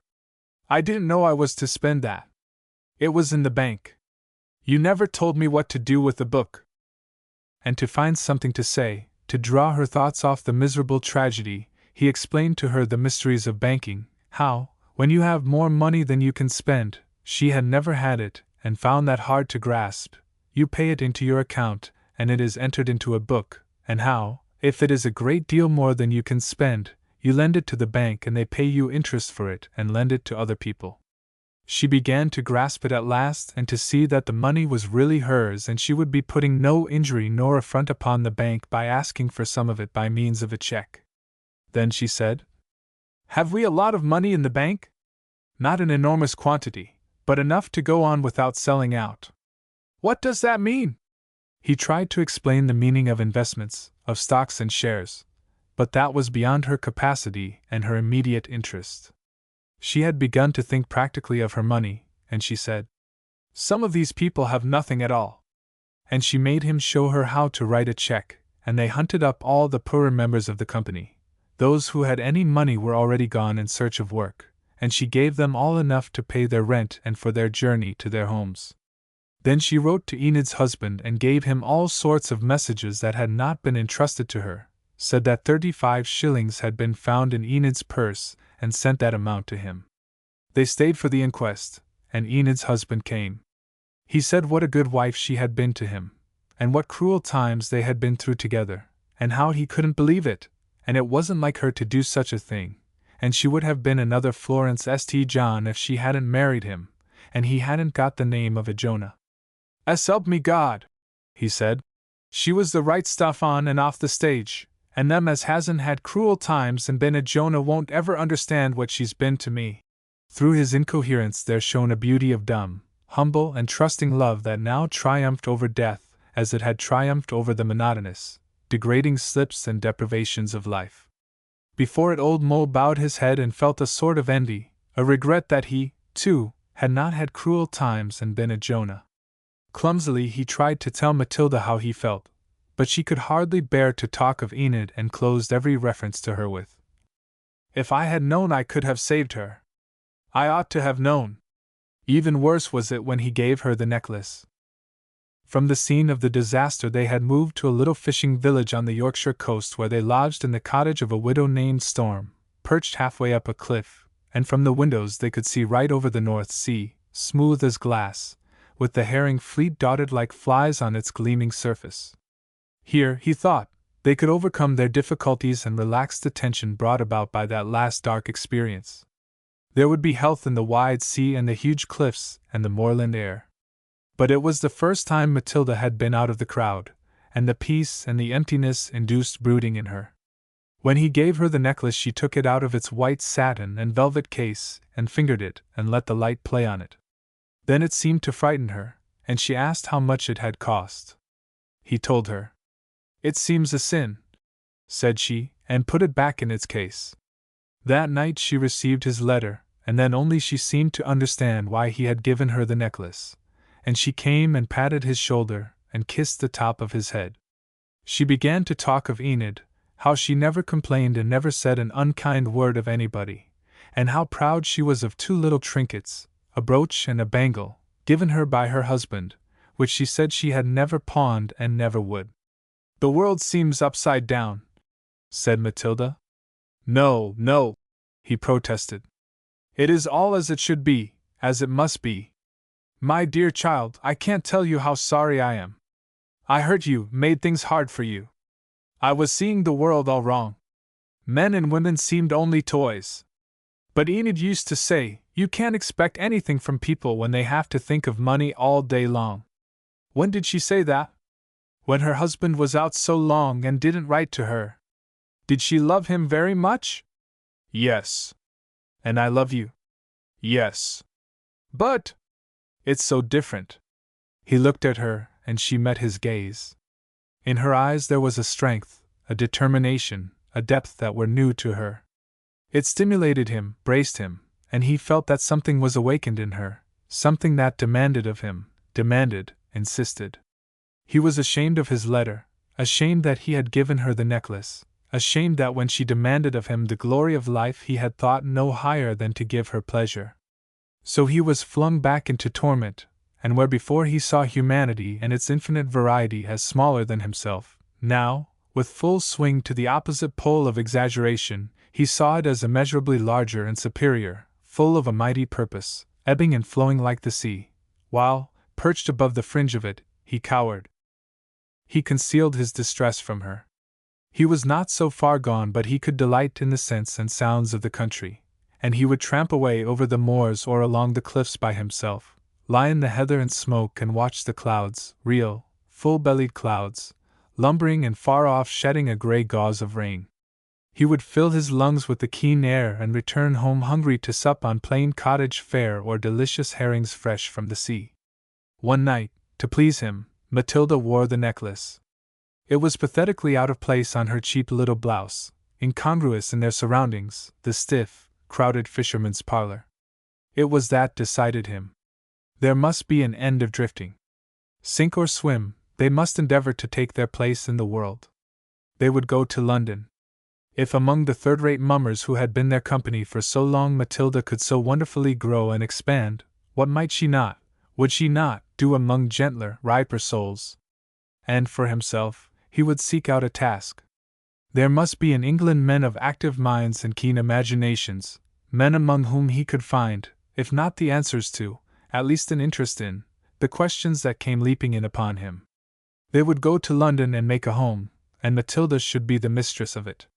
She should live her own life, and he his, and there would be an end of the strain between them, and the beginnings of the most fruitful comradeship. Once again the immediate execution of his plans was frustrated. A strike was declared on the railways of Great Britain, and it became impossible for them to move, for they were on a branch line. Letters and newspapers were brought 9 miles by road, and there was no lack of food. The newspapers for a week devoted 4 columns to the story of the strike, then 3 columns, then 2, then 1. A little war broke out in the Persian Gulf. That dominated the strike, which lasted 3 weeks, and ended in the intervention of the government, with neither the companies nor the men yielding. The village had its socialists, the postman and the fish buyer, and in the beginning of it, they talked excitedly of a general strike. The dockers would come out and the carters. Every port would be closed, transport at a standstill. The miners would lay down their tools, and such frightful losses would be inflicted on the capitalists that they would be unable to pursue their undertakings. They would be taken out of their hands and worked by the laborers for the laborers, and then there would be the beginnings of justice upon the earth, and the laborers would begin to enjoy the good things of the world. Old Mole asked them what they meant by the good things of the world, and the answer was strangely Hebraic: a land flowing with milk and honey, where men labored for 6 days, 8 hours a day, and rested the 7th day, and had time to talk and think. They set an enormous value on talking and thinking, and all their enthusiasm was for settling questions. The land would be settled, and education, and housing, and insurance, and consumption, and lead poisoning. Each question was separated from every other, each existed apart from everything else, and each had its nostrum, the prescription for which was deferred until the destruction of the capitalists, and the liberation of the middle classes from their own middle-classishness, for these socialists detested the middle classes even more than the capitalists, had placed the ingredients in their hands. The questions had to be settled. The capitalists had created them, the middle classes, like sheep, accepted them. The questions had to be settled once for all, and therefore the capitalists had to be ruined and the middle classes squeezed in their pockets and stomachs until they surrendered and accepted the new ordering of the world in justice, brotherhood, and equality. Already the strike was doing damage at the rate of hundreds and thousands a week, and they had caught the bulk of the middle classes in their holidays, and thousands of them would be unable to get back to their work. In the thick of it, Old Mole, to satisfy himself, walked over to that town which is advertised as the Queen of Watering Places. There were thousands of the middle classes on the sands. Their children were sprawling on sand castles and dabbling in the thin washings of the sea. Fathers and mothers were lounging in deck chairs, sleeping under handkerchiefs and hats and umbrellas. Grandmothers were squatting in charge of their grandchildren. Some of them were reading about the strike in the newspapers. At tea time the beach was cleared as though all human beings had been blown from it by a sea breeze. An hour later it was thickly thronged and the Pierrots in their little open-air theater were playing to an enormous audience. The strike had prolonged their holiday. They were prepared to go on in its monotony instead of in the monotony of their work and domestic life. They were quite contented, dully acceptant. There were no trains. Very well, then, they would wait until there were trains. Respectable, well-behaved, orderly, genteel people do not starve. And they were right. However, it set Old Mole thinking about his own means, the independence which he owed to no virtue nor talent, nor thrift of his own, but to a system which he did not understand, to sources which in the intricacies of their journey to himself were impossible to follow. Of the many enterprises all over the world, and the profits of which he had his share, he knew nothing at all. The reports that were sent to him were too boring or too technical to read. The postman and the fish buyer assured him that he was living upon the underpaid and overtaxed labors of thousands of unhappy men and women. He had no reason for disbelieving them, but on the whole, his sympathies were with the middle classes, his attitude theirs, that respectable, well-behaved, orderly, genteel people do not starve. Not that he classed himself with them. He disliked the memory of his colleagues at Thrigsby, of the men at the golf club at Bigley more than anything, and at this time he was not moderate in his dislikes. He warmed to the enthusiasm of the socialists, but was exasperated by the manner in which, after having made a clean sweep of everything except themselves and their kind, they could produce no constructive idea, but only a thin cerebral fluid, done up in different colored bottles as in a pharmacy. Just at the point when he found himself beginning to dream of a world of decent, kindly, human beings delivered, as far as possible, from their own folly and the tyrannies bred from it, they left humanity altogether and gloated hectically over their questions. If that were socialism, he would have none of it. He preferred money. He told them so, and found that he had uttered the most appalling blasphemy. They said that socialism was a religion, the religion that would save the world. Said Old Mole. There have been Hebraism, Buddhism, Mohammedanism, Christianity, the worship of Isis and Osiris, the worship of the bull, the cat, the snake, the sun, the moon, the stars, the phallus.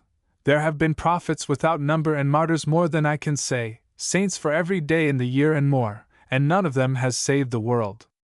More than that, I will go so far as to say that none of them has done as much to raise the standard of living as money. Damn it all, said the fish buyer. I'm not talking about superstitions. I'm talking about ideas. Money also is an idea, replied Old Mole, and it is as generally misunderstood as any other. He was beginning to be rather excited, for he felt that he was getting the better of the argument, and would not allow himself to see that he had floundered on to the debater's trick of shunting his opponents on to unfamiliar country. They had gone up and down one stretch of line, between 2 points, capitalism and labor, for so long, without looking on either side of them, that it needed only a very slight adjustment, or transposition of terms to reduce them to a beating of the void. They clung to their point, and the postman at last said triumphantly, "But money isn't a religion. Socialism is the religion, the only religion of the working classes of this country. They've had enough of the next world, they want a bit o' this for a change." "So do I," returned Old Mole. "All of it. I say that money is an idea, perhaps the only practicable idea in the world at present. It isn't a religious idea simply because men as a whole are not religious. It has the advantage over your socialism that it is a part of life as it is, while your religion, as you call it, is only a straining after the future life, an edifice without a foundation, for to bring about its realization you have to hew and cut and shape human nature to fit into the conditions of your fantasy. If I wanted to be a prophet, which I don't, I should base my vision on money. There would be some chance then of everybody understanding it and really taking it into his life. If you could make money a religious idea, that is, make money a thing which men would respect and revere and abuse as little as possible, you would very likely produce something, deeds, not words and questions." "Don't you call the strike doing something?" cried the fish buyer. "We shall see," replied Old Mole. The postman filled his cuddy and laughed. "Don't you see," he said to the fish buyer, "that he is pulling your leg?" So, convinced of their superiority, they abandoned the discussion. His tussles with these Jeremiahs of the Yorkshire village gave Old Mole the confidence he needed, and the exultant glow of a sharpening of the wits, which are like razors, most apt to cut the wielder of them when they are most dull. He tortured himself no more with his failure to satisfy Matilda, but laid all his hopes in the future and the amusing life in London that he wished to create for her. Intensely he desired her to develop her own life, to grow into the splendid creature he now saw struggling beneath the crust of ignorance and prejudice and shyness and immaturity that hemmed her in. There was such beauty in her, and he had failed to make it his, a part of himself, and in his blundering efforts to teach her, to lead her on to the realization and gift of herself, he had wounded her even when he most adored her. The dead woman, Enid, had been more to her than he had ever been. He saw that now. She had known in that woman's lift something that was not in her own, and she desired it. How much it was painful to see. She never looked for it in him, but gazed in upon herself in a sort of pregnancy of the soul. And, like a pregnant woman, she must be satisfied in her whimsies, she must have her desires anticipated, she must be given the color and brightness of life, now before her sensitiveness had passed away for want of fair impressions. These she had been denied in the young years of her life. She must have them. She must have them. She accepted his proposal to go to London without enthusiasm. She thought over it for some time, and at last she said, "Yes. It will be best for you. I don't want you to go away again." And the night before they left, when the train service was restored, she took out the necklace as she was undressing and tried it on, and looked at herself in the mirror and said, "I'd like to wear this in London. But I shall want an evening dress, shan't I?" She smiled at him. His heart overflowed and colored the workings of his mind with a full humor. He thought, if there be ideas, how better can they be expressed than in terms of Matilda? V in the swim. Whoever has an ambition to be heard in a crowd must press, and squeeze, and thrust, and climb, with indefatigable pains, till he has exalted himself to a certain degree of altitude above them. A Tale of a Tub. V in the swim.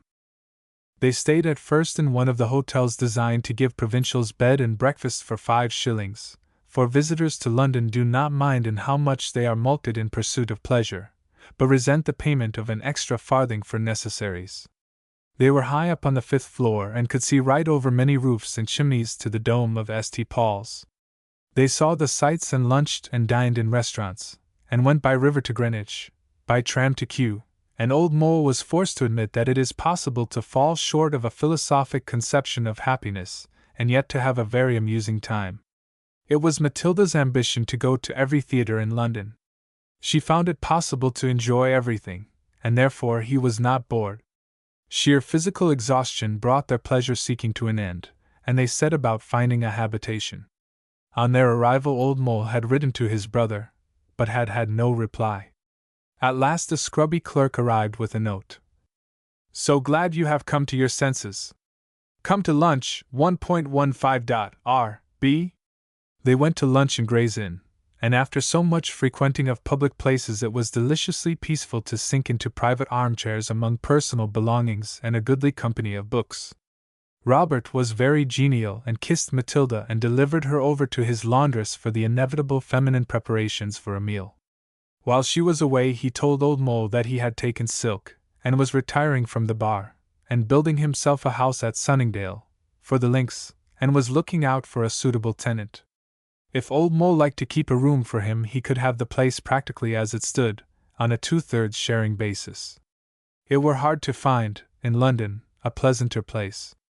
The windows looked out onto the rookery, the rooms were of beautiful design and proportion, and there were 8 of them altogether distributed over 2 floors, communicating by a charming oak balustrade staircase. "I've lived here for 30 years," said Robert, "and I'd like it kept in the family." Old Mole was delighted. It saved all the vexation and discomfort of finding and furnishing a house, and here, ready-made, was the atmosphere of culture and comfort he was seeking and inwardly designing for the blossoming of Matilda. Robert beamed on her when she came in, and said, "We've made a plan." She was properly excited. "Yes. You're going to live here?" "Here? Oh!" And she looked about among the pictures and the old furniture and the rich curtains and hangings, and timidly, shyly, as though she were not certain how they would take it, adopted them. They made her sit at the head of the table and placed themselves on either side of her, and, as Robert poured her out a glass of wine, "Berncastler, doctor," he said, "you know, the old place has always wanted this." "Wanted what?" asked Matilda. "I think it's perfect." "A charming hostess," said Robert, with an elaborate little bow of courtliness. A fortnight later saw Robert installed at Sunningdale, and the Beenhams in occupation of his chambers. They shared only the dining room. Old Mole had the upstairs rooms and Matilda those downstairs. It was his arrangement, and came from reaction against the closeness in which they had lived during the long pilgrimage from lodging to lodging.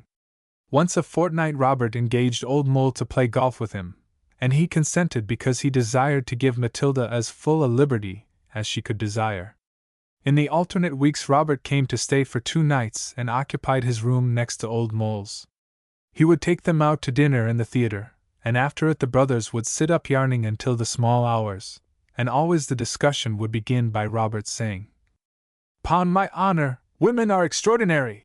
And then, completely to his own satisfaction, he would produce those generalizations which, in England, pass for a knowledge of human nature, and Old Mole would recognize them as old companions of his own. They were too absurd for anger, but Robert's persistence would annoy him, and he would say, "When you live with a woman you are continually astonished to find that she is a human being." "Human," answered Robert, sweetening the sentiment with a sip of port, "was something of the angel." "Angel be damned," came an explosive protest. "Women are just as human as ourselves, and rather more so." "Ah," said Robert, with blissful inconsequence. "But it doesn't do to let 'em know it." Robert's contemptuous sentimentalization of women so bothered Old Mole that he sought to probe for its sources. Among the books in the chambers were many modern English novels, and he found nearly all of them, in varying formulae, dealing axiomatically with woman as an extraneous animal unaccountably attached to the species, a creature fearfully and wonderfully ignorant of the affairs of the world, of her own physical processes, of the most elementary rules of health, morality, and social existence, capricious, soulless, unscrupulous, scheming, intriguing, concerned wholly and solely with marriage if she were a good woman, with the destruction of marriage if she were bad, at best being a sort of fairy, Robert's angel, whose function and destiny were to pop the sugar plum of love into the mouths of virtuous men. The most extreme variant of this conception was to be found in the works of Robert Wherry, who, in a syrupy medium, depicted women as virginal mothers controlling and comforting a world of conceited, helpless little boys. Wherry was enormously successful, and he had many imitators, but none of them had his supreme audacity, or his canny belief in the falsehood which was his only stock in trade. The trade of Wherry was upon all the novels in Robert's collection. Even among the advanced novels the marks of the beast were there. They advanced not by considering life, but by protest against Wherry. They said, in effect, "Woman is not a mother, she is a huntress of men, or a social worker, or a mistress," the conscious audacity in using that word, "or a parasite, or a tyrant." And one bold fellow said, "She has breasts."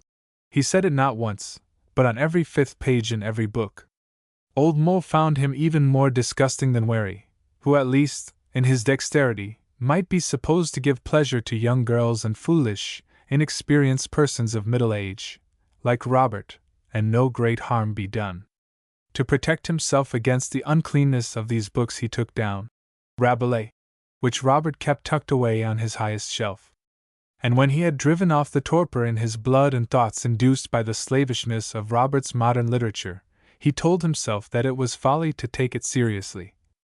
"There have always been bad books," he said.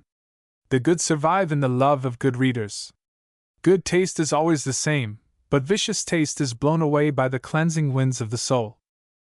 All the same, he could not so easily away with modern literature, for he was suffering from the itch to write, and had already half planned, being, like every one else, subject to the moral disease of the time, an essay on woman. Wherry and the rest brought him up sharp. They made him very angry, but they made him perceive in himself many of the distressing symptoms he had found in them.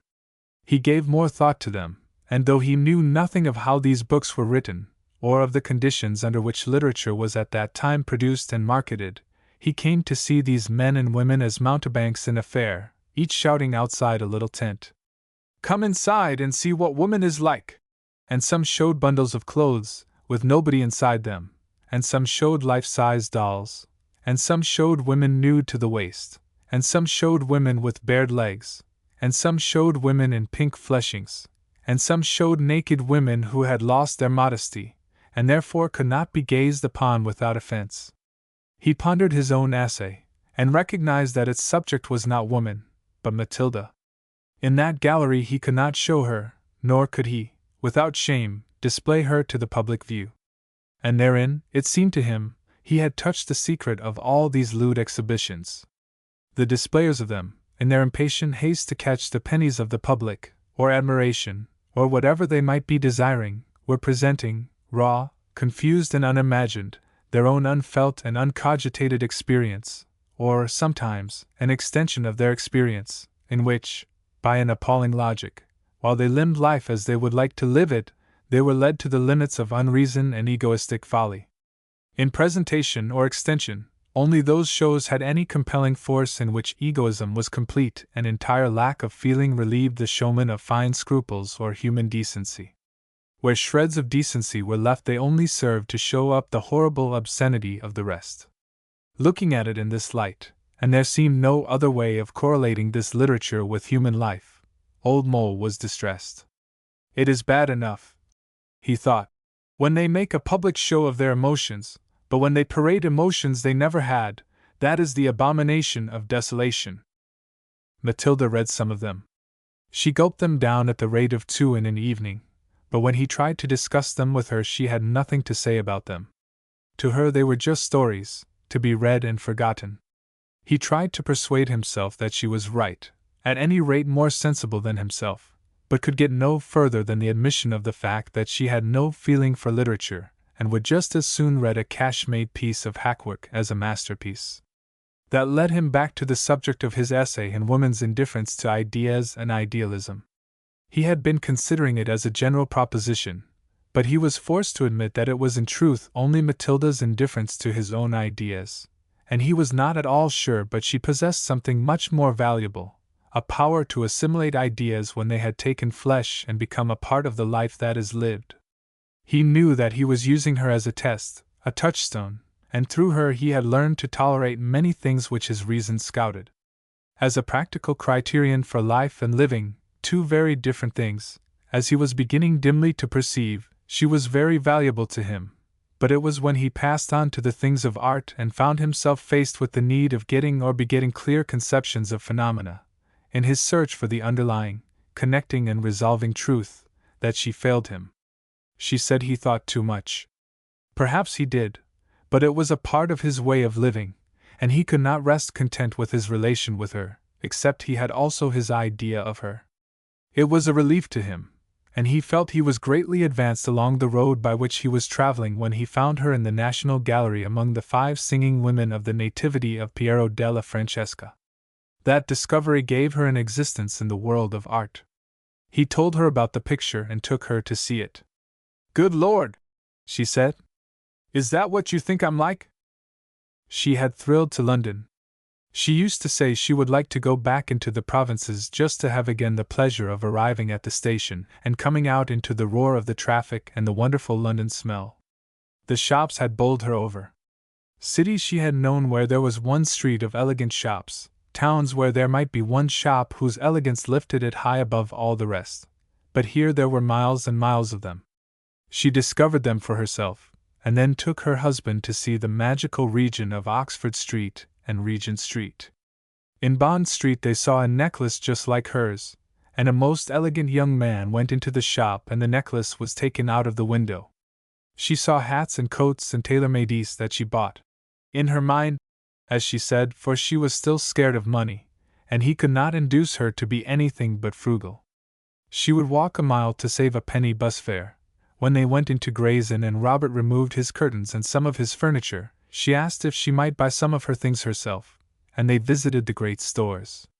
She quickly lost her awe of them, and when she had drawn 2 or 3 checks for amounts staggering to her who had lived all her life cooped in by a weekly financial crisis, she applied her mind to the problem, and did many little sums on scraps of paper to reassure herself that she had not shaken the bank's faith in her stability and honesty. It ceased to be a miracle to her, but she hated drawing checks to herself, for cash vanished so easily and unaccountably, while for checks made payable to tradespeople she always had something to show. In this state of mind she decided, and, as something momentous, announced her decision to buy an evening dress. It was no light undertaking. A week passed before she found the material, and when she had bought it, for in her world you always had dresses made up, she was doubtful of her taste, and as dubious of old Mole's.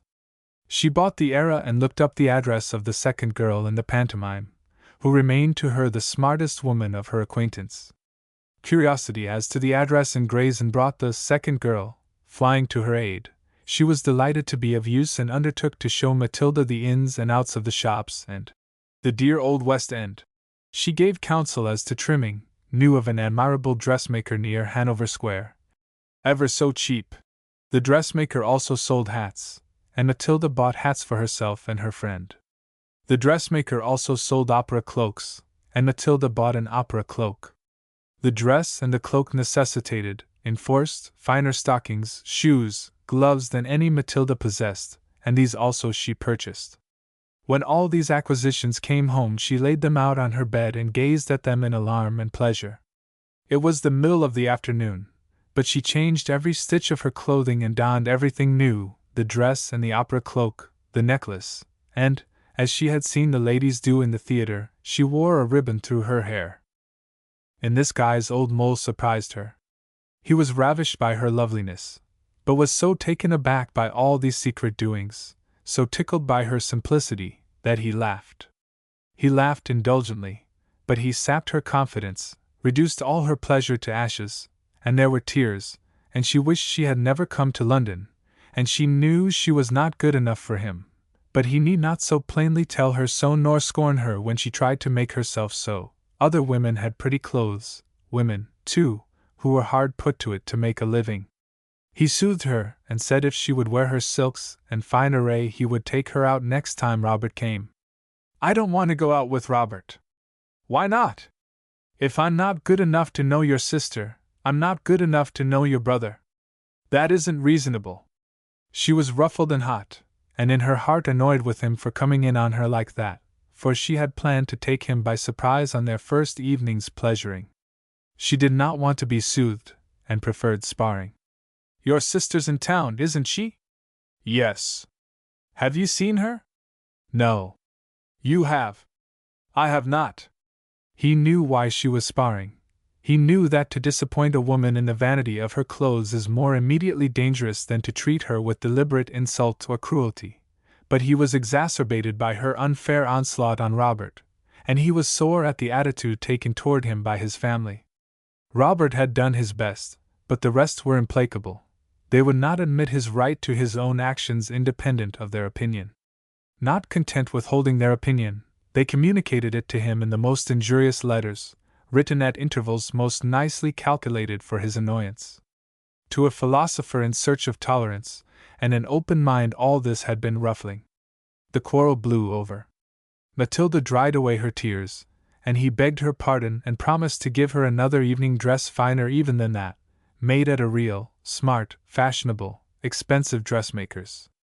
Shyly and diffidently they entered a famous house in Albemarle Street, and were told that without an introduction the firm could not make for Madame. A splendid cocotte in glorious raiment swept by them and out into the street. She had a little spaniel in her arms and a silver-grey motor-car was awaiting her. Into this she mounted and was whirled away. With something of both contempt and envy the stately young woman who had received them gazed after this vision of wealth and insolence. Old Mole and Matilda felt very small and crept away. Old Mole said, "The wealth of London is amazing. A man would need at least 10,000 a year to amuse himself with a woman like that." Matilda said, "A creature like that." And a little later she said, "I think I'll wait for my dress." However, she had not to wait, for Old Mole gave the story to Robert, who, with a nice sense of the fitness of things, told his sister that he wished to buy a dress for a friend of his, and armed with her introduction, he and Matilda went and ordered a gown at an establishment even more exclusive than that in Albemarle Street. This establishment was so select that only the most indubitably married or otherwise guaranteed ladies were served. One there obtained the French style without the suspicion of Frenchness. The quarrel blew over, but the sensibilities of both were rasped, and they were cautious and wary with one another, which is perhaps the greatest trial of the blessed state of matrimony.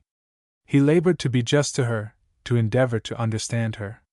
She was, he confessed, in a difficult position, lifted above her kind, though it was inconceivable that she could ever have met the fate or assumed the condition of her sister, Mrs. Boothroyd, and not adopted into his.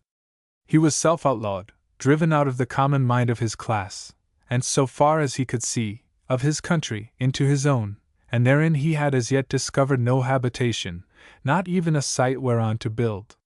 She could not share his adventures and sorrows, and except himself and Robert, had no companionship. He asked her if she had no acquaintance in London, and she confessed to the second girl, Milly Dufresne. He proposed that she should ask Miss Dufresne to dinner to provide the occasion for the wearing of her new gown. She said she did not suppose he would care for Miss Dufresne, but he protested that her friends were of course his and he was only too delighted that she had a companion of her own sex and age.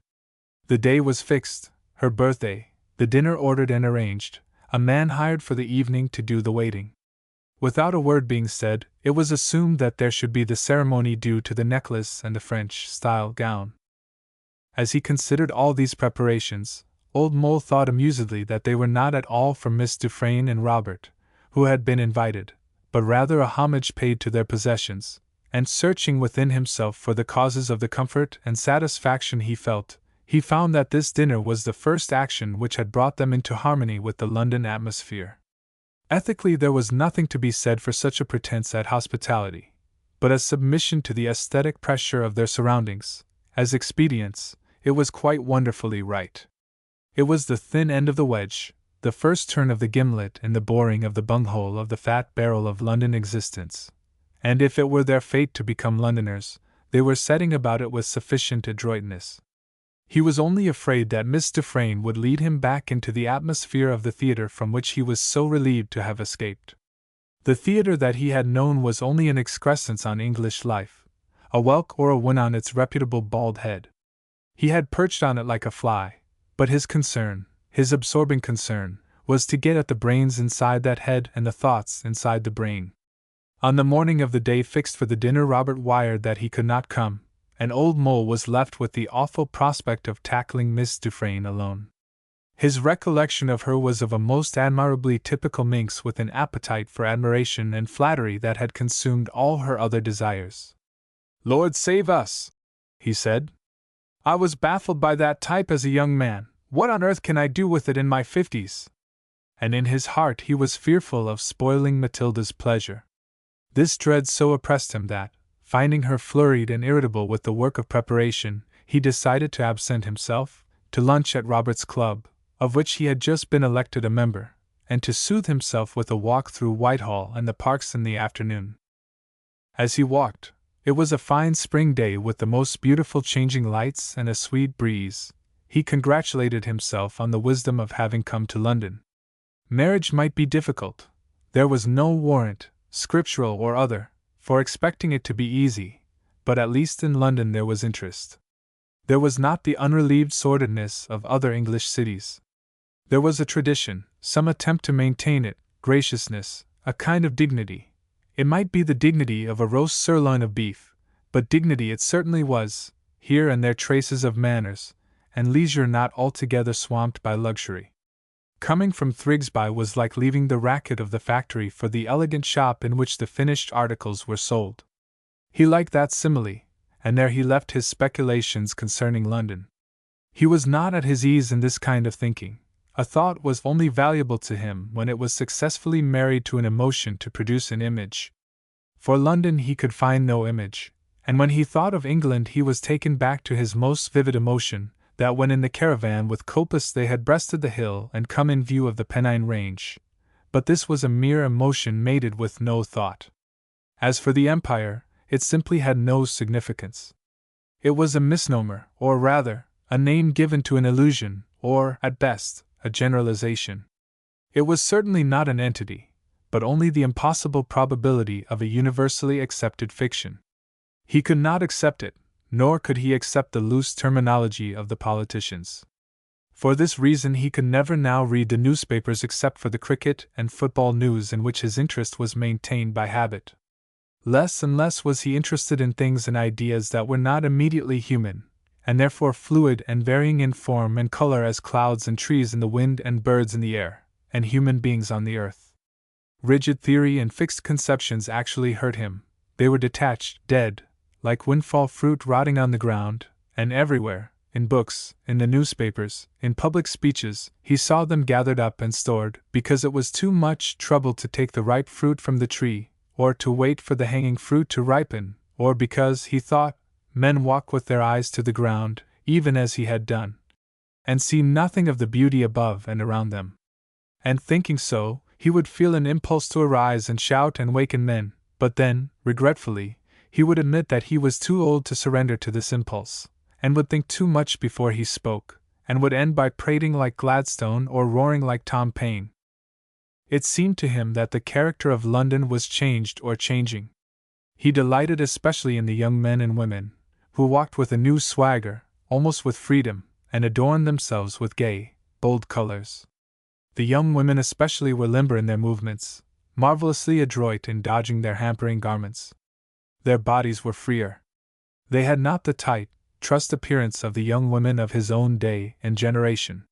He delighted especially in the young women of London. They gave him hopefulness. He was pleased to see that the young men delighted in them, also. They walked with their arms in the arms of the young women in a fine, warm comradeship, whereas, in his day, and not so long ago neither, the girls had placed a timid little hand in the arms of their swains and been towed along in a sort of condescension. It pleased him to see the young men frankly, and in spite of themselves and their dignity and breeding, give the proper involuntary salute to passing youth and beauty. As he sat in St. James's Park, a deliciously pretty girl passed by him, and she repeated nothing of the full homage he paid her. But then came a tall young man, sober and stiff, in silk hat and tail-coat. They passed, the young man and the young woman, a lifting of the shoulders in the young man, a tilt of the head in the young woman, a half-smile of pleasure, and they went their ways. The young man approached Old Mole. He gave a little start, and up went his hand in the old-school salute. Old Mole rose to his feet. "My dear fellow!" It was A.Z. Pinocchian, he said. "Well, sir." They sat down together.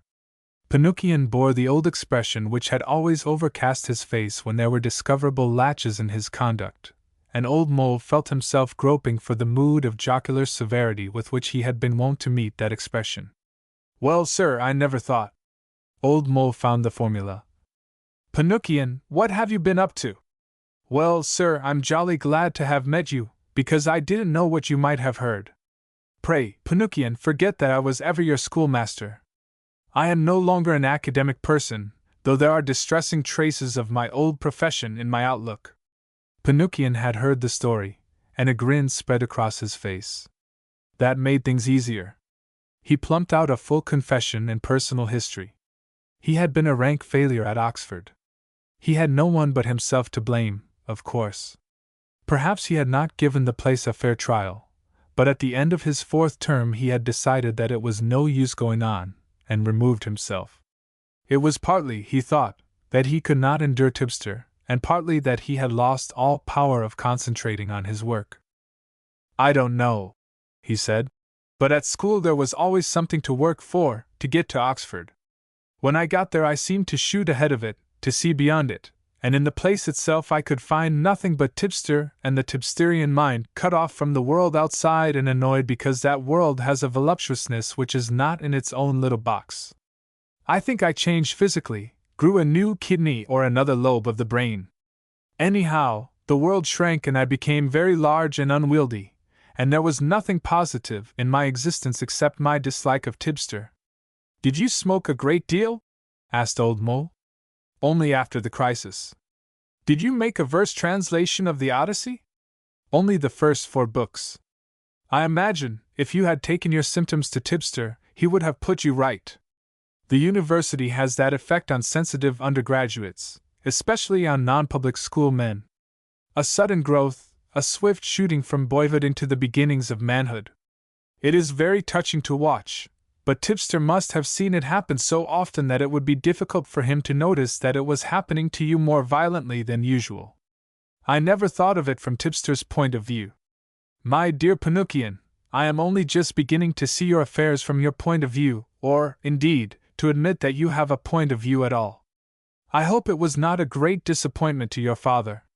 Pinocchian said his father had died during his second term. He had been attached to his father, and was with him at the end, and perhaps that was what began the crisis. The business had gone to his brothers, but he was left enough to live on, and that was how he came to be in London. For the time being he was acting as secretary, unpaid, to Tyler Harbottle, M.P., for North Thrigsby and an old friend of his father's. Old Mole remembered Harbottle, a butter merchant in Thrigsby and president of the Literary Society, the Field Society, the Linnean Society, the Darwin Club, the Old Fogies, and the Ancient Codgers, and formerly a member of the Art Gallery Committee, and in that capacity, provocative of the outcry on the purchase of a picture by so advanced and startling a painter as Puvis de Chavannes. He asked Pinocchian how he liked the House of Commons, and Pinocchian said it was full of tipsters with soap and chemicals and money on their brains instead of Greek and Latin and book philosophy. Harbottle is a tipster, with a little nibbling mind, picking here and there, not because he is hungry, but because he is afraid someone else will get the pieces if he doesn't. I went to him because I wanted to work, but it isn't work, it's just getting in other people's way. And there are swarms of Harbottles in the house. I sometimes think that the whole of politics is nothing but harbottling. It would be all very well to have the brake hard on if the country were going to hell, but when it is a matter of a long, stiff hill it is heartrending. And with a magnificent gesture he swept all the tipsters and Harbottles away. Old Mole found his enthusiastic, sweeping condemnation very refreshing. There was youth in it, and he was beginning to value youth above all things. Above wisdom and experience? At least above the caution of inexperience. Clearly Pinocchian was prepared to go on talking, to leave Harbottle to go on nibbling without his aid, but Old Mole had begun to feel a chill, and rose to go.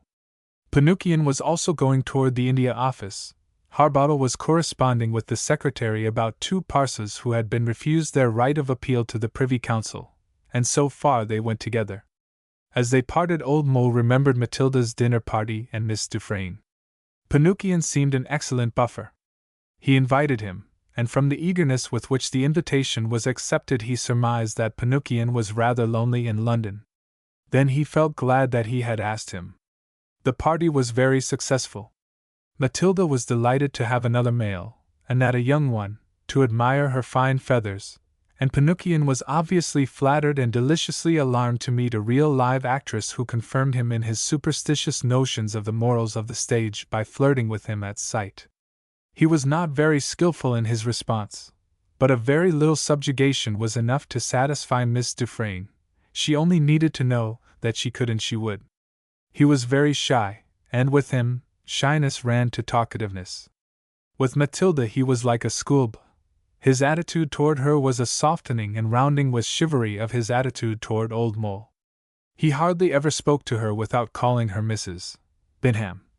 Yes, Mrs. Beenham, don't you think so, Mrs. Beenham? As I was saying to your husband, Mrs. Beenham. When he left he summoned up courage to ask Old Mole if he would bring Mrs. Beenham to tea with him.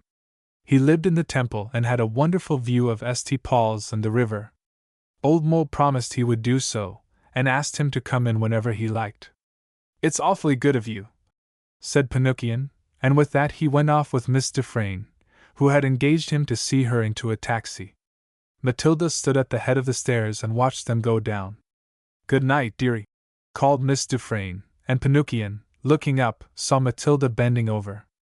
Good night, Mrs. Beenham, he cried. Matilda, returning to the study, said, What a nice voice that boy has got. I used to expect great things of Pinocchian, said Old Mole. But then neither he nor I had seen beyond Oxford. Is he very clever? He used to have the sort of cleverness schoolmasters like. It remains to be seen whether he has the sort of cleverness the world needs. He is very young. Not so very young. Like your party? Oh, yes. You looked very pretty. Thank you, sir. Good girl. What about bed? But she was loath to move. She began several topics, but soon dropped them. At last she plunged. Milly's going into a new piece. It's a real play this time. It's about the stage, and there are to be a lot of chorus girls in it. She says she could get me in easily.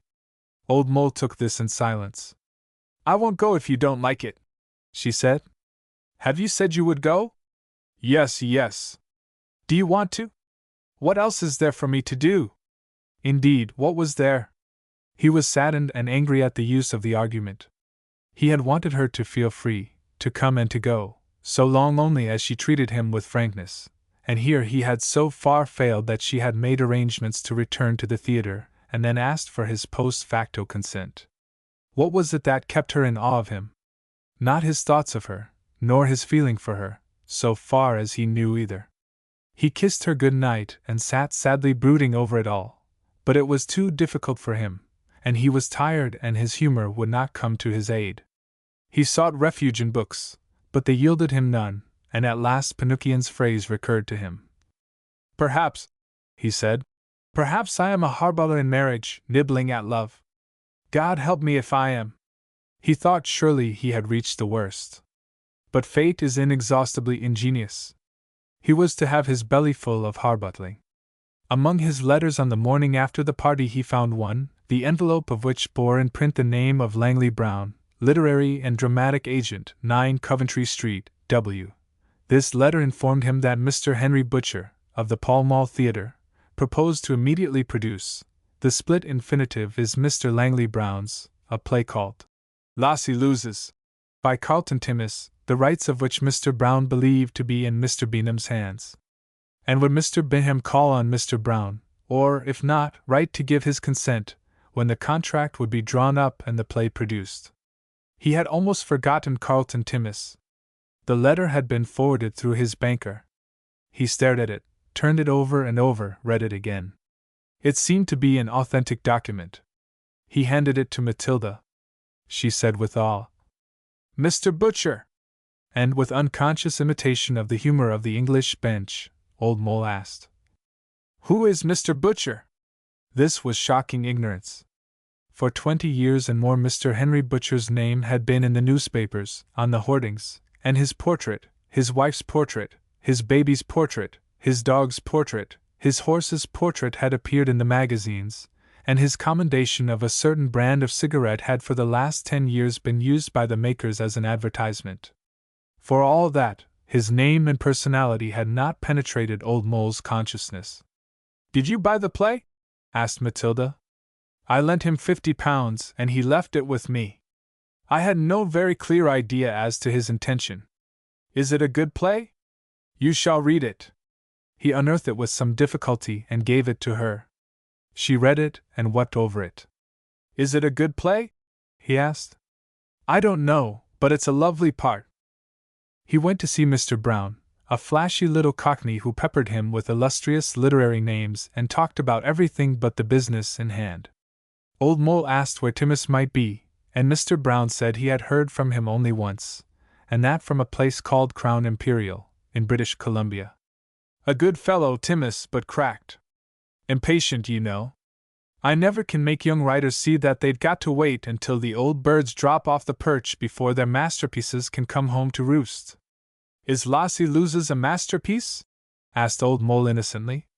"Between ourselves," replied the agent, "I don't think there's much in it. But Mr. Butcher has been having a lean period lately and wanted something cheap, and thought he'd try a new author." He produced the contract. Old Mole read it through in a sort of dream and signed it.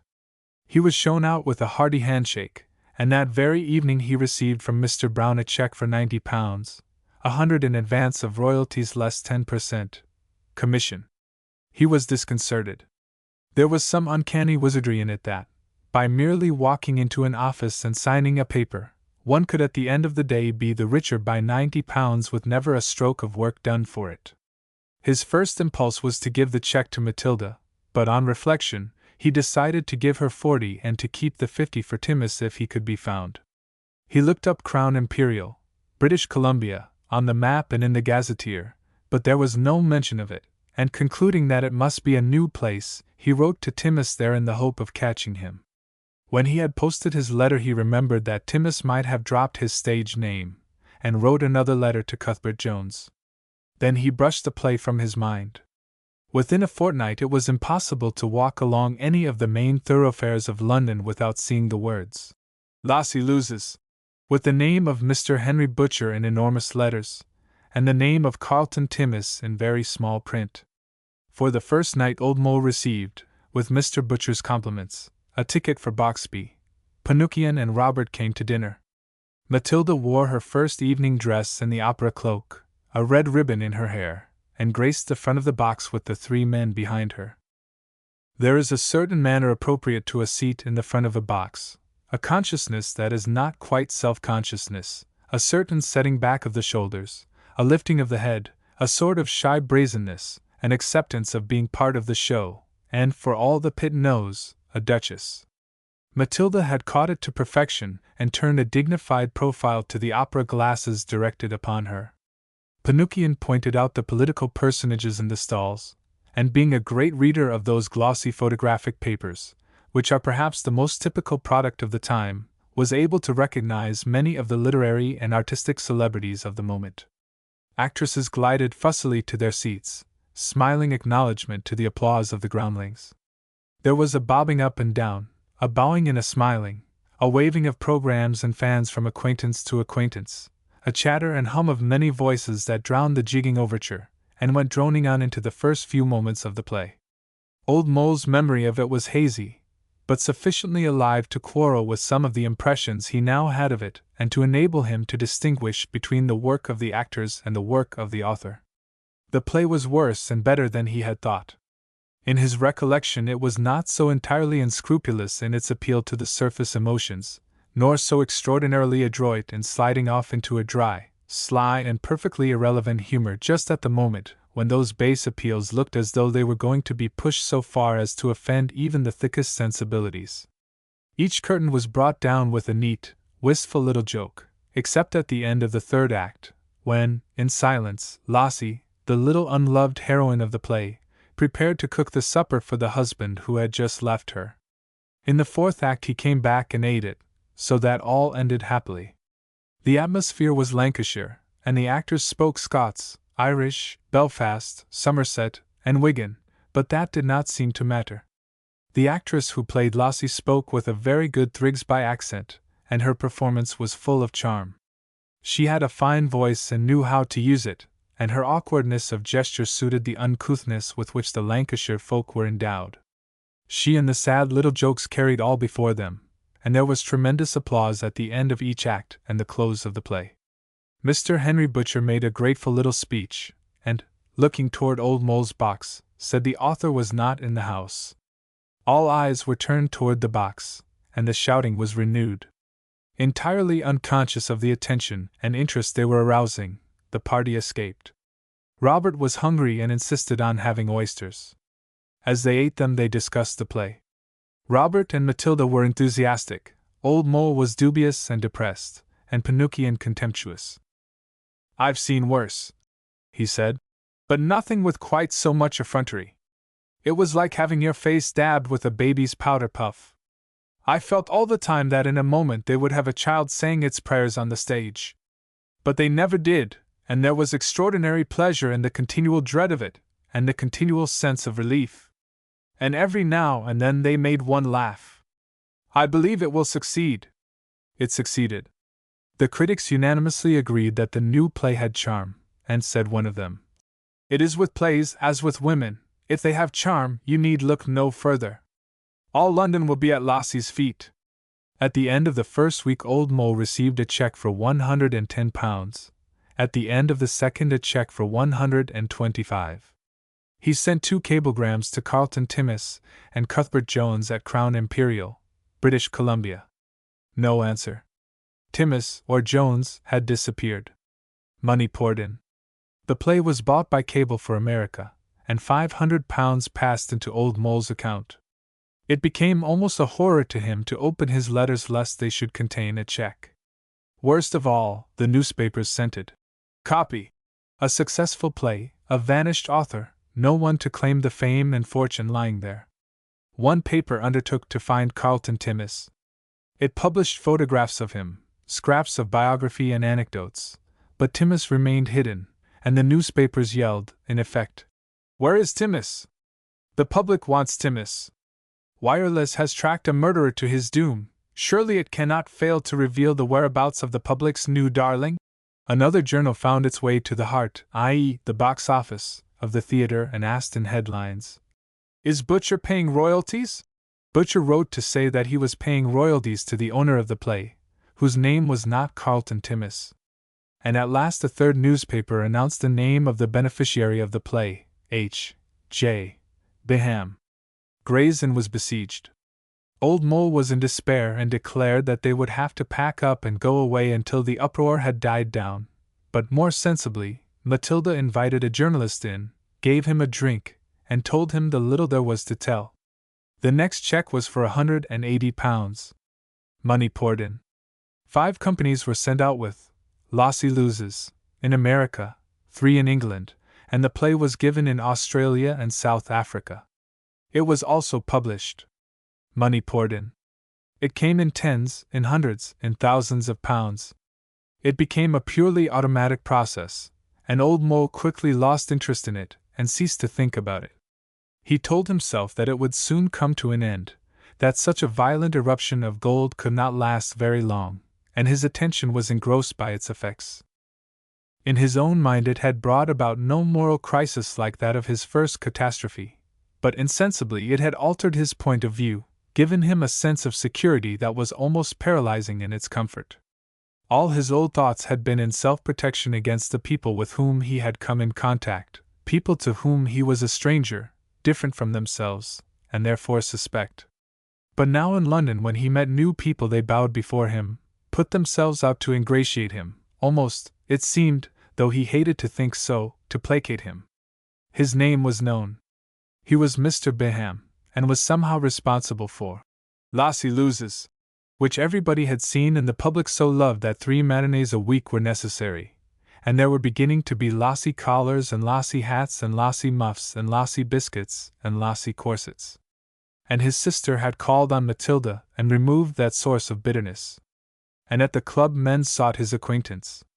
He had letters from more than one of his old colleagues at Thrigsby, and several of his former pupils sought him out. A few of them were distinguished men, a doctor, a barrister, a journalist, the editor of a weekly literary review.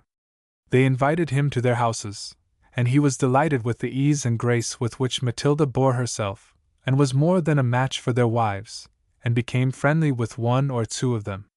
They moved among people whose lives were easy and smooth-running in roomy, solidly furnished houses, all very much like each other in style and taste. The people they met at these houses in South Kensington and Hampstead were almost monotonously alike. At the doctor's house they met doctors, at the barrister's solicitors and more barristers, at the editor's journalists and writers. They were different only in their professions, those apart, they were as alike as fossil ammonites in different strata, and they all loved Lassie Loses. The women were very kind to Matilda and invited her to their tea parties and hen luncheons. She read the books they read and began to have views and opinions, and to know the names of the 20th century poets. She picked up a smattering of the jargon of painting and music just as she caught the trick of being smart in her dress, and for the same reason, because the other women had views and opinions and talked of music and painting and were smart in their dress. The eruption of gold into their lives had blown her desire to return to the theater into the air. She was fully occupied with dressing, buying clothes, ever more clothes, and arranging for the hospitality they received and gave. Her husband was amazed at the change in her. It was as startling as the swift growth of a floundering puppy into a recognizable dog. It was not merely a matter of pinning on clothes and opinions and a set of fashionable ideas. There was real growth in the woman which enabled her to wear these gewgaws with ease and grace so that they became her and were an ornament, absurd it is true, but so generally worn, though rarely with such tact, that their preposterousness was never noticed in the crowd. She was gayer and easier, and she seemed to have lost the tug and strain at her heart. Often in the daytime she was dull and listless, but she never failed to draw upon some mysterious reserve of vitality for the evening. He was sometimes alarmed when he watched the other women who had not her freshness, and saw how some of them had ceased to be anything but views and opinions and clothes. But he told himself that she was not tied, as the rest were, by their husbands' professions, to London, and that they could always go away when they were tired of it. He was often bored and exhausted, but he put up with it all, partly because of the pleasure she was finding in that society, and partly because he felt that he was getting nearer that indeterminate but magnetically irresistible goal which had been set before him on, when was it? On the night when his thoughts had taken form and life and he had been launched into that waking dreamland. With that, even the most violent happenings seemed to have very little to do. They were almost purely external. One might have a startling adventure every day, and be no nearer the goal. One might have so many adventures that his capacity to enjoy them would be exhausted.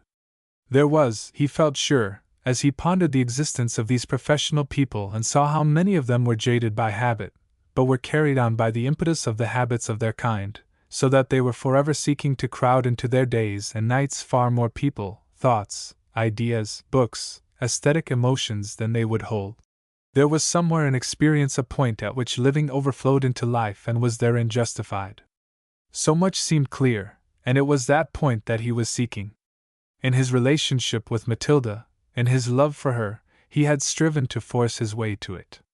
The violence of his meeting with her, the brutality of his breach with his old existence, had, by reflex action, led him to violence and brutality even in his kindness, even in his attempted sympathy. That seemed sound reasoning, and it led him to the knowledge that Matilda had plunged into the life of the professional people with its round of pleasures and functions, its absorption in tailors and mummers and the amusers of the people, its entire devotion to amusement, as a protection against himself. It was an unpleasant realization, but amid so much pleasantness it was bracing. Money poured in. Las Illuses was visited by all the royal family. When it had been performed 250 times, the birthday honors list was published, and Henry Butcher was acclaimed. Our latest theatrical night. He gave a supper party on the stage to celebrate the two occasions, and he invited Mr. and Mrs. Beenham. There were present the Solicitor General, Mr. Justice Sloppy, the three celebrated daughters of two dukes, the daughters-in-law of 3 cabinet ministers, a millionaire, 2 novelists, 5 absolutely established dramatists, 3 dramatic critics, 9 theatrical knights, the 10 most beautiful women in London, the keeper of the Coptic section of the South Kensington Museum, Tipton Mutta, the aviator, and Archdeacon Froude, the chaplain of the Actors' Union. There were others who were neither named nor catalogued in the newspaper, court and society, next day. As Mr. Justice Sloppy said, in the speech of the evening, for brains and beauty he had never seen anything like it. The toasts were the King, Sir Henry Butcher, Lassie, and the public, and there, as Pinocchio remarked when the feast was described to him, you have the whole thing in a nutshell, the top-notch of English philosophy, the expression of the English ideal, lots of food, lots of drink, lots of talk, of money, of people, and then a swollen gratitude. God bless us everyone. And Pinocchio then developed a theory that England, the English character, had reached its zenith and come to flower and fruit in the genius of Charles Dickens. Thereafter was nothing but the fading of leaves, the falling of leaves, the drowsing into hibernation. He was excited by the idea of falling leaves to describe the intellectual and moral activity of the country. It would seem to explain the extraordinary predominance of the Harbottles, who were so thick upon every English institution that Vallombrosa was nothing to it. Old Mole met Tyler Harbottle again, and allowing for Pinocchio's youthful exaggeration, had to admit the justice of his estimate. Harbottle was very like a falling leaf, blown hither and thither upon every gust of wind, dropping, skimming, spinning in the air, but all the time obeying only one impulse, the law of gravity, which sent him down to the level of the ground, the public. Seeing nothing but the public, nothing beyond it, hoping for nothing but a comfortable resting place when at last he came to earth, Harbottle was under the illusion that the winds that tossed him came from the public, and when they blew him one way he said, I will go that way, and when they blew him another he said, I will go this. He was a unionist free trader in theory and by label. In practice, he was an indefatigable wirepuller. By himself he was unimportant, but there were so many of him and his kind that he had to be placated. Old Mole met all the Harbottles. After Sir Henry Butcher's party, he and Matilda were squeezed up into a higher stratum of society. Tipton Mutta took Matilda up in his monoplane, and thereafter their whole existence grew wings and flew.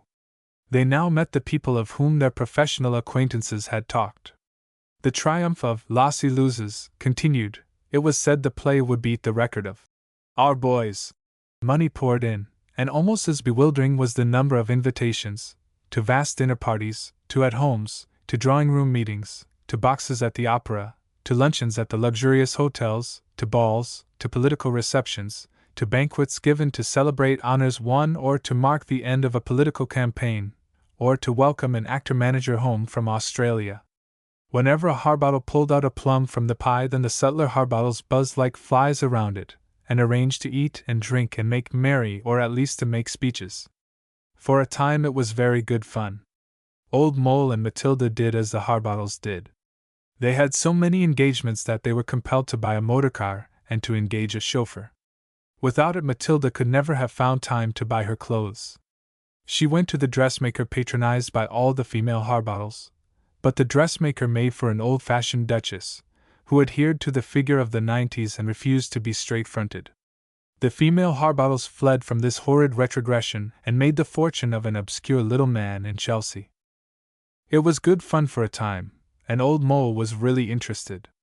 Here on the top of English life, its head in front, for the great leisured governing classes no longer governed, they had feudal possessions but not the feudal political power, was a little world whizzing like a zoetrope. You might peep through the chinks, and the figures inside it would seem to be alive, but when you were inside it there were just a number of repetitions of the same figures and poses disintegrated from movement. The machine whizzed round, but what was the force that moved it? Impossible to enter it except by energy, or some fluke that made you rich enough or famous enough for there to be flattery in your acquaintance. True, Old Mole only saw the figures inside the machine arranged for pleasure. They were workers too, but their pleasure was a part of their work. Lawyers who were working 18 hours a day could find time to visit 3 great entertainments in an evening. Politicians, after an all-night sitting in the House, could dine out, see 2 acts of the opera, or the ballet, or an hour or so of a review, and then return to the division lobbies. Actors, after 2 performances in the day, could come on to a reception at midnight and eat caviar and drink champagne. There were very few of whom it could be said that the rout was the breath of their nostrils, but all continued in it, all accepted it as a normal condition of things, as the proper expression of the nation's finest energies. Impossible to avoid it. Furtherance of ambition and young devotion to an ideal both led to it. Pitchforked into it so suddenly, with so many vivid impressions after wanderings, Old Mole felt how completely it was cut off from the life of the country, because from the inside and the outside of the machine things looked so entirely different. He had to go no further than his own case. On all hands he heard it said so often that Lossie Loses was a wonderful play. So delicate, so fanciful, so full of the poetry of common things, that it needed only a very little weakening of his critical faculty for him to begin to believe it, and greedily to accept the position it had given him. As it was, knowing its intrinsic falsehood and baseness, he marveled that people of so much intelligence could be bemused by success into such jockeying of their standards. But he began to perceive that there were no standards either of life nor of art. There could not be, for there was no time for valuation, just as there was no time for thinking. Here and there he found an ideal or 2, but such worn, weary little things, so long bandied about among brains that could not understand them and worried into a decline by the shoddy rhetorical company they had been forced to keep. Arguing from his own case, Old Mole came to the conclusion that the whole whirligig had come about from a constant succession of decent ordinary mortals having been, like himself, the victims of an eruption of gold which had carried them, without sufficient struggle or testing of imagination or moral quality, to an eminence above their fellows, upon which, in their bewilderment, they were conscious of nothing but a dread of falling down. In that dread, sharing no other emotion, they clung together fearfully, met superficially, were never content unless they were meeting superficially, creating flattery and even more flattery to cover their dread. And, as they were forever gazing downward into the depths from which they had been raised, it was impossible for them to see more than a yard or so further than their own feet. Fearful of taking a false step, they never moved, their minds curled up and went to sleep. They could create nothing, and could only imitate and reproduce. They had abandoned the dull habits of the middle class, and yet were the slaves of middle-class ideas. There were very charming people among them, but they accepted good-humoredly that England had nothing better to offer. They had pleasant houses in town and in the country, delightful and amusing people to visit them, to keep them from boredom, and they asked no more. Old Mole studied the history of England, the railway frenzy, the growth of the manufacturing districts, the foundation of the great shipbuilding yards, the immense eruption of gold that had swept away the old, careless, negligent, ruling squires, and set in their place those who could survive the scramble. And the scramble had never ceased. It had been accepted as the normal state of things. The heat and excitement of the rout gave the illusion of energy, which, being without moral direction, was pounced upon by the English desire for comfort and the appearance of solidarity, the mania for having the best of everything in the belief that it will never be bettered. So against the inconveniences of an antiquated system of laws, a mean and narrow code of morals, the consequences of their own reckless disregard of health in the building of the great cities of industry, in the payment of those who labored in them, they padded themselves in with comfort, more and more of it. "Almost," said Old Mole, "I am persuaded to become a Jew, to sweat the sweaters, pick the profits, rule the world in honor of the cynical Hebrew God who created it, and live in uneasy triumph in the domestic virtues and worship of the flesh uncrucified." Once you have been drawn into the machine, it is very difficult to get out of it. Old Mole struggled, but money and invitations came pouring in. Lassie Loses survived 2 holiday seasons. During the second, the actress who played Lassie went away on her vacation, and Matilda, urged on by Butcher, with whom she had become friendly, played the part, was successful, and gave the piece a new spurt of vitality. It was not a brilliant performance, but then a brilliant performance would have killed the play. The play needed charm, Matilda had it, and by this time, among so many expertly charming women, she had learned how to manipulate it. Her appearance on the stage extended her popularity among her distinguished acquaintances, but subtly changed her status, and she had to learn how to defend herself. Her life became more exciting and she expanded in response to it. She distressed Old Mole by talking about her adventures, and he began to think it was really time to go. They went abroad for several months, to Paris, Florence, Rome, Sicily, Algiers, but as they stayed in luxurious and expensive hotels they might almost as well have stayed in London.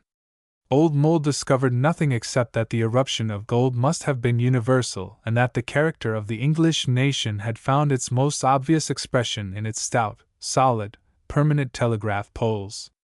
They returned to London, and Matilda accepted a small part in a new play by a famous dramatist, who had borrowed Lassie from the greatest success of the century, called her Blendy, and set her to leaven the mixture he had produced after the 2 years' hard work fixed as the proper quantum by Henrik Ibsen. More success. And Old Mole, feeling that he was now beyond all hope of escape, since he was suffering from a noticeable fatty degeneration of the will, had argued with Matilda, but she had had her way, for he could find no rejoinder to her plea that it was something to do. He refused to leave Gray's Inn. She was tired of it, said the rooms were cramped, but he clung to it as an anchorage. There was a steadying of their existence. She took her work seriously, and rested as much as possible during the day. In the evenings he missed her, and he detested having his dinner at 6:30. But the discomfort was a relief and gave him a much-needed sharpening of the wits. Every night he met her at the theater and made more acquaintances in it. He applied his theory of the eruption of gold to them, and studying them for that purpose, was amazed to find how little different they were from Mr. Copus and the miserable John Lomas. Copus had been untouched by the eruption. These men, and particularly Henry Butcher and Matilda's manager, were Copus varnished and polished.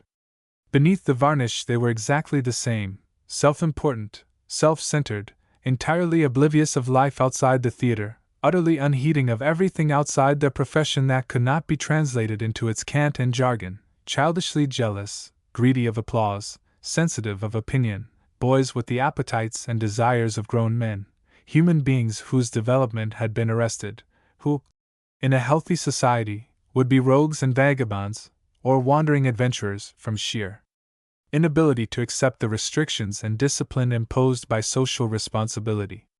They were cruelly placed, for they were in a position needing adult powers, having audiences night after night vaster than could be gathered for any divine or politician or demagogue. They had to win their own audiences, for no theater was subsidized, and when they had won them they were mulcted in enormous sums for rent.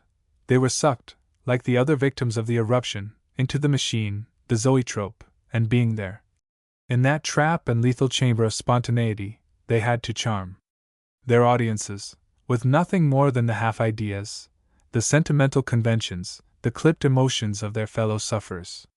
They were squeezed out of their own natures, forced into new skins, could only retain their positions by the successful practice of their profession, and were forced to produce plays and shows out of nothing, being robbed both of their copus-like delight in their work and of their material for it. Their position was calamitous and must have been intolerable without the full measure of applause and flattery bestowed on them. Clearly it was not through the theater that old Mole could find the outlet he was seeking. He turned wearily from its staleness, and told himself, after long pondering of the problem, that he had been mistaken, that he had been foolishly, and a little arrogantly, seeking in life the imaginative force, the mastery of ideas and human thoughts and feelings that he had found in literature. Life, maybe, proceeds through eruption and epidemic, art through human understanding and sympathy and will. That pleased him as a definite result, but at once he was offended by the separation, yet, amid so much confusion, it was difficult to resist the appeal of so clean and sharp a conception. It lost the clarity of its outline when he set it against his earlier idea of living brimming over into life. There were then three things: living, life and art, a trinity, 3 lakes fed by the same river. That was large and poetic, but surely inaccurate. For, in that order, the lakes must be fed by a strange river that flowed upward. Anyhow, it was something to have established the 3 things which could comprise everything that had penetrated his own consciousness, 3 things which were of the same essence, expressions of the same force. Within the action and interaction there seemed to be room for everything, even for Sir Henry Butcher, even for Tyler Harbottle, MP. He had arrived at the sort of indolent charity which, in the machine, passes for wisdom and sanity, the unimaginative tolerance which furs and clogs all the workings of a man's mind and heart. It is not far removed from indifference. In his weariness, the exhaustion and satiety of the modern world, he measured his wisdom by the folly of others, and in his satisfaction at the discrepancy found conceit and thought it confidence. He began to write again and returned to his projected essay on woman, believing that he had in his idea disentangled the species from Matilda. He was convinced that he had risen above his love for her, to the immense profit of their relationship, which had become more solid, settled, and pleasurable. As he had planned when they came to London, so it had happened. They had gone their ways, seemed for a time to lose sight of each other, met again, and were now, were they not, journeying on apace along life's highway, hailing the travelers by the road, aiding the weary, cracking a joke and a yarn with those of good cheer, staying in pleasant inns. Something like a marriage, thought he. Life's fullest adventure. And he measured his marriage against those of the men and women in the machine, sour captivity for the most part, or a shallow, prattling and ostentatious devotion. His essay on woman was only a self-satisfied description of his marriage. Out of the writing of it came no profit except to his vanity. Preoccupied with questions of style, he pruned and pared it down, refashioned and remodeled it until at last he could not read it himself.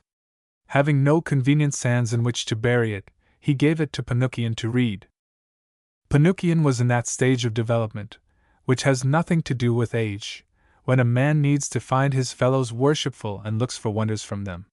He was very young, and kindness from a man older than himself could bowl him over completely, set his affections frothing and babbling over his judgment, so that he became enslaved and sycophantish, and prepared, mentally if not physically, to stand on his head if it so happened that the object of his admiration could be served by it.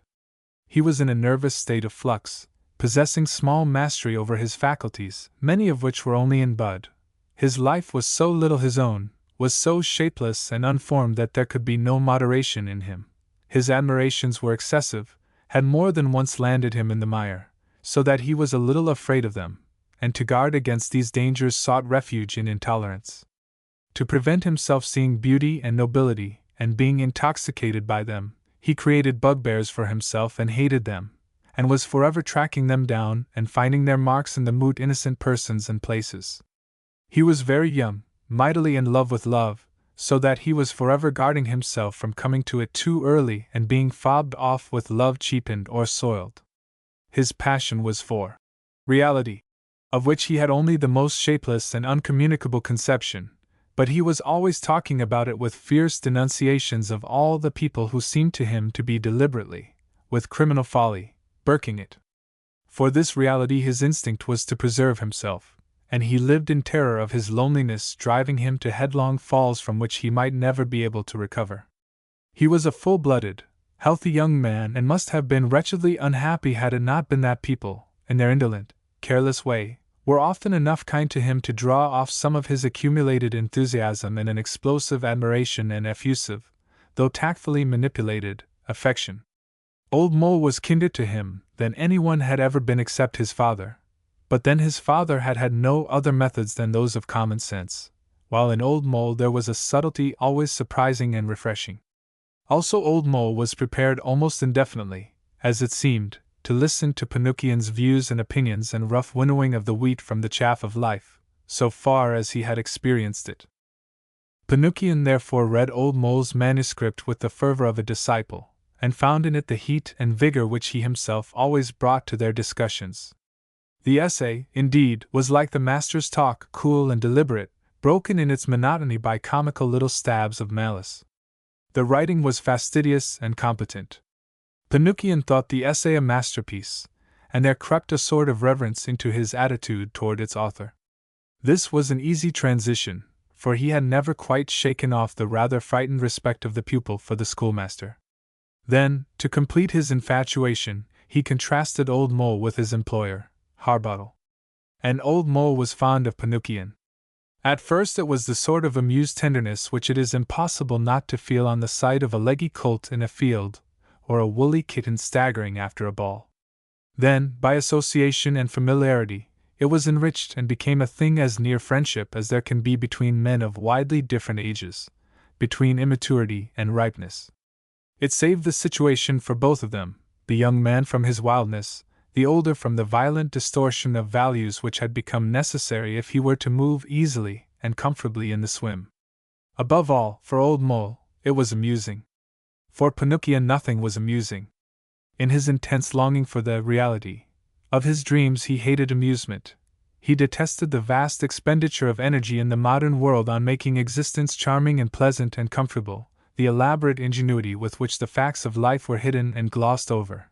He despised companionable books, and fantastical pictures and plays, luxurious entertainments, magazines filled with advertisements and imbecile love stories, kinematographs, spectacular football, could not understand how any man could devote his energies to the creation of them and retain his sincerity and honesty. He adored what he called the English genius, and was disappointed and hurt because the whole of English life was not a spontaneous expression of it, and he found one of his stock examples in architecture. He would storm and inveigh against the country because the English architectural tradition had been allowed to lapse away back in the dark ages of the 19th century. He had many other instances of the obscuring or sudden obliteration of the fairest tendencies of the English genius, and to their mutual satisfaction, Old Mole would put it all down to his theory of the eruption of gold. Nearly all Pinocchion's leisure was spent at Gray's Inn or out with Old Mole and Matilda, or with them on their visits to those of their friends to whom they had introduced him. He was good-looking, well-built, easily adept at ball games, for he possessed a quick, sure eye, and his shy frankness made him likable. The charm of English country life would soften his violence and soothe his prejudices, but only the more, when he returned to London, would he chafe against the incessant pursuit of material advantages, the mania of unselective acquisition, the spinning and droning of the many-colored humming top. From the first moment he had been Matilda's slave, and no trouble was too great, no time too long, no task too tedious, if only he could yield her some small service. He would praise her to old Mole. She is so real. Compare her with other women. She does all the things they do, and does them better. She takes them in her stride. She can laugh with you, talk with you, understand what you mean better than you do yourself, give you just the little encouragement you need, and you can talk to her and forget that she is a woman. You don't know, sir, what an extraordinary difference it has made in my life since I have known you too. That would embarrass old Mole, and he found it impossible to say anything without jarring Pinocchion's feelings. Therefore he would say nothing, and later he would look at Matilda, watch her, wait for her smile, and wonder. Her smile was the most surprising, the most intimate gift he ever had from her. Often for days together they would hardly see each other and, when they met, would have little to say, but he would watch until he could meet her gaze, win a smile from her, and feel her friendliness, her interest, and know that they still had much to share and were still profoundly aware of each other. He would say to her sometimes, "I don't see much of you nowadays." She would answer, "But you are so interested in so many things. And I like my life." And in the gentle gravity with which she now spoke to him, which was in every gesture of her attitude toward him, he would discern a fuller grace than any he had hoped to find in her. She was so trim and neat, so well disciplined, so delicate and nice in all she did, restrained and subtle but with no loss of force. Even her follies, the absurd modish tricks she had caught in the theater, and among the women who fawned on her, seemed no impediment to her impulse should the moment come for yielding to it. She was no more spendthrift of emotion and affection than she was of money, and almost, he thought, too thorough in her self-effacement and endeavor to be no kind of burden upon him. "I am so proud of you," he would say. And she would smile and answer, "You don't know, you never will know, how grateful I am to you." But her eyes would gaze far beyond him, through him, and light up wistfully, and he would have a queer discomfortable sensation of being a sojourner in his own house. Then he would think and puzzle over Pinocchion's rapturous description of her. She was discreet and guarded, only her smile was intimate. Her thoughts, if she had thoughts, were shy and never sought out his, demonstrative she never was. She led a busy, active life, the normal existence of moneyed or successful women in London, and she was distinguished in her efficiency. She had learned and developed taste, and was ever transforming the chambers in Gray's Inn, driving out Robert, and installing in every corner of it the expression of her own personality. After the first dazzling discovery of the possibilities of clothes, she had rebelled against the price charged by the fashionable dressmakers and made her own gowns. Robert used to twit her about her restlessness, and declared that one week when he came he would find her wearing the curtains, and the next her gown would be covering the cushions. Old Mole used to tease her too, but what she would take quite amiably from Robert she could not endure from him. "I thought you'd like it," she would say. "But, my dear, I do like it. Then why do you make fun of me?" And sometimes there would be tears. Once it came to a quarrel, and after they had made it up she said she wanted a change, and went off to stay with Bertha Boothred. In 2 days she was back again with the most maliciously funny description of Jim's reception of her, and his absolute refusal to leave her alone with Bertha lest she should be contaminated. Then she was gay and light-hearted, glad to be back again and more busy than ever, and when Pinocchio came to see them she teased him out of his solemnity and earnestness almost into tears of rage. She told him he ought to go to Thrigsby and work, find some real work to do and not loaf about in London, in blue socks and white spats, waiting until he was old enough to be taken seriously. He went away in the depths of misery, and she said to old Mole, "Why don't you find him something to do?" "How can I find him? Don't you know that you are a very important person? You know everybody who is anybody, and there is nobody you can't know if you want to. Think of the hundreds of men in London who spend their whole lives struggling to pull themselves up into your position so that in the end they may have the pleasure of jobbing someone into a billet. That, said Old Mole, is what Pinocchio calls hardboiling. She made him promise to think it over, and he began to dream of a career for Pinocchio, a real career on the lines of self-help. In his original pedagogic relation with Pinocchio, he had blocked out for him an ascent upon well-marked and worn steps through Oxford into the Home Civil Service, wherein by the proper gradations he should rise to be a permanent undersecretary and a knight, and a credit to the school. To the altered Pinocchio, and to Old Mole's changed and changing mind, that ambitious flight was now inadequate. Pinocchio was undoubtedly intelligent.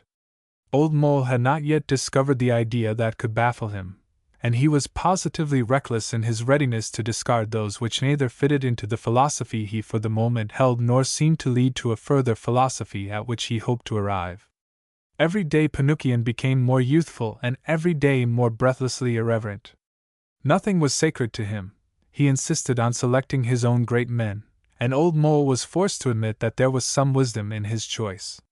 He read Voltaire and hated organized religion, Nietzsche and detested the slothfulness and mean egoism of the disordered collection of human lives called democracy, Butler, and quizzed at the most respected and dozing of English institutions, Dostoevsky, and yearned out in a thinly passionate sympathy to the suffering and the diseased and the victims of grinding poverty. He was not altogether the slave of his great men. After all, they were dead. Life went on and did not repeat itself, and he, Pinocchio, was in the thick of it, and determined not to be crushed by it into a cushioned ease or the sodden insensibility of too great misery. My problem, he would say, is myself. My only possible and valid contribution to any general problem is the effective solution of that. In other words, can I or can I not become a human being? If I succeed, I help things on by that much. If I fail, I become a harbottle and retard things by that much. Do you follow me? Old Mole was not at all sure that he did, but he found Pinocchio refreshing, for there was in him something both to touch the affections and excite the mind, and in his immediate surroundings there was very little to do as much. There were men who talked, men who did little or nothing else, but they lacked warmth. They were Laputans living on a floating island above a land desolate in the midst of plenty. Among such men it was difficult to conceive of Pinocchio finding a profitable occupation. Take him out of politics, and where could he be placed? For what had his education fitted him?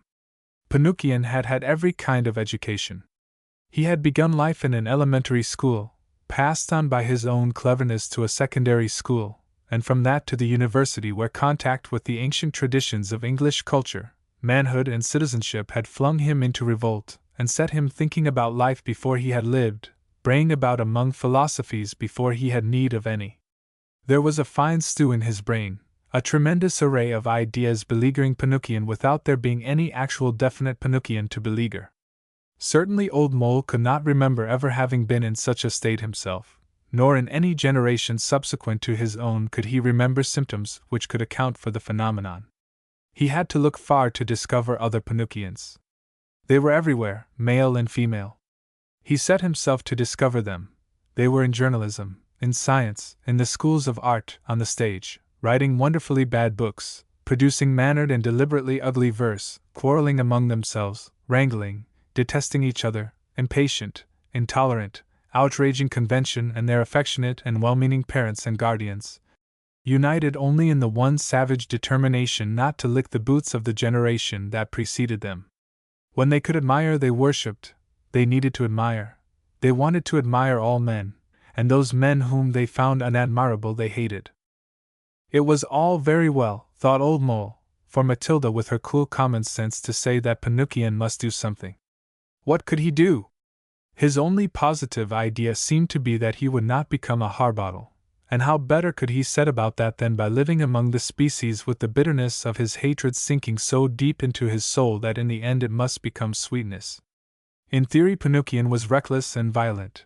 In practice he was affectionate and generous, much too full of the spasmodic, shy kindness of the young to fit into the self-help tradition. Indeed, it was just here that the Pinocchians, male and female, were so astonishing. For generations in England personal ambition had been the only motive force, the sole measure of virtue, and it was personal ambition that they utterly ignored. They were truly innocent of it. Upon that axis the society in which they were born revolved. They could not move with it, for it seemed to them stationary, and it was abhorrent to them. Their thoughts were not the thoughts of the people around them. They could neither speak the old language nor invent a new speech in which to make themselves understood. Virtue they could perceive in their young hunger for life, but virtue qualified by personal ambition and subserving it they could not understand. They were asking for bread and always they were offered stones. Old Mole could not see what better he could do than be kind to Pinocchio, defend him from his solitude and give him the use of the advantages in this swim of London which he had no mind himself to employ. One of the few definite and tangible planks in Pinocchio's program was a stubborn conviction that he must have an idea of everything. It was, he insisted, abominable to live in London unless there was in his mind a real conception of London. You see, he would say, it would be charming and pleasant to accept London as consisting of the Temple, the House and Gray's Inn, with an imperceptible thread of vitality other than my own to bind them together. We've had enough of trying to make life charming and pleasant. All that is just swinish rolling in the mud. Do you follow me? We've had enough.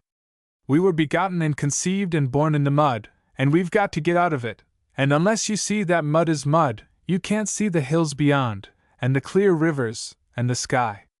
Can you? No, you can't, said Old Mole, groping about in his incoherence, and speaking only because Pinocchio was waiting for a shove into his further speculations.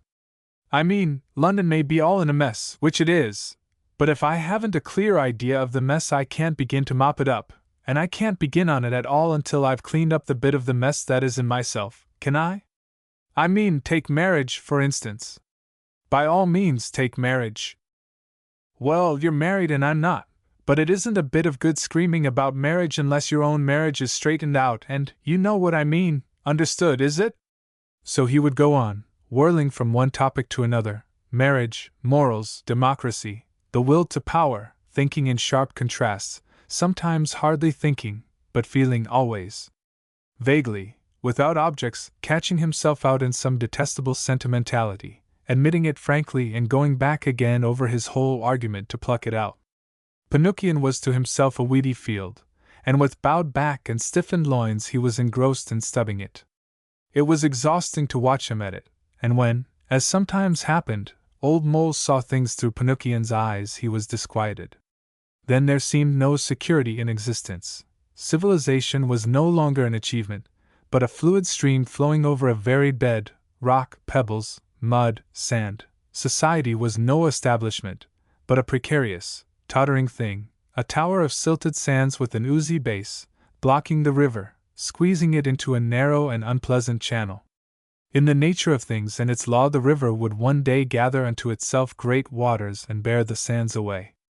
Meanwhile men strove to make the sand heap habitable, for they were born on it, lived and died on it, and never looked beyond. Their whole lives were filled with dread of its crumbling, their whole energies devoted to building up against it, and against the action of wind and rain and Sunday they built themselves in and looked not out, and made their laws by no authority, but only by expediency. And the young men, in their vitality too great for such confinement, knew that somewhere there must be firm ground, and were determined to excavate and to explore. And Old Mole wished them well in the person of Pinocchio. That young man set himself to discover London.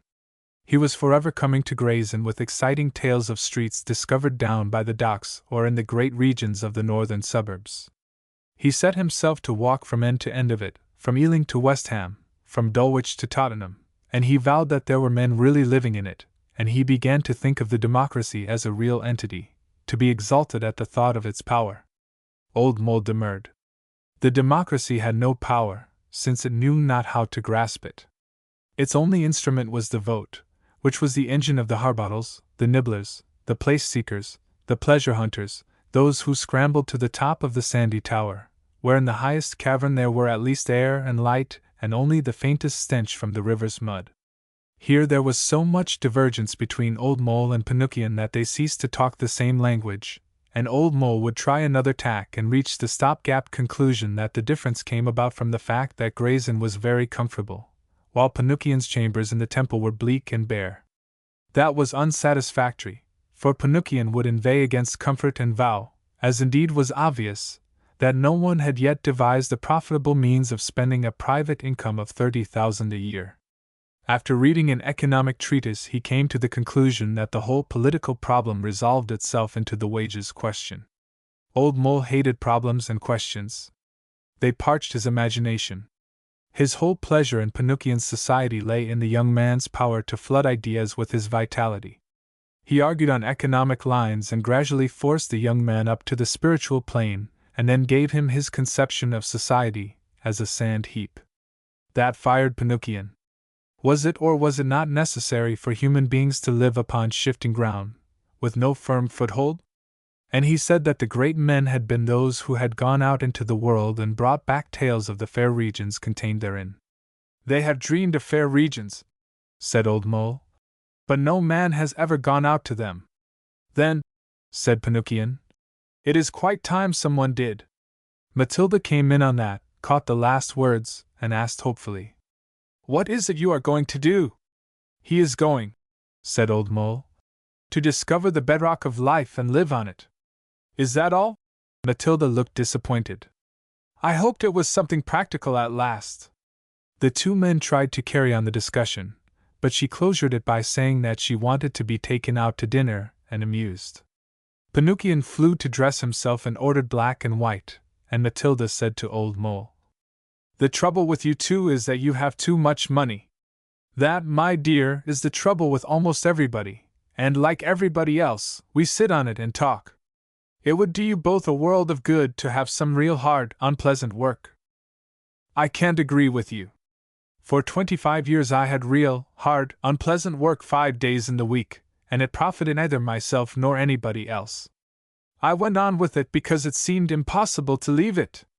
It left me, and my life has been a much brighter and healthier thing to me.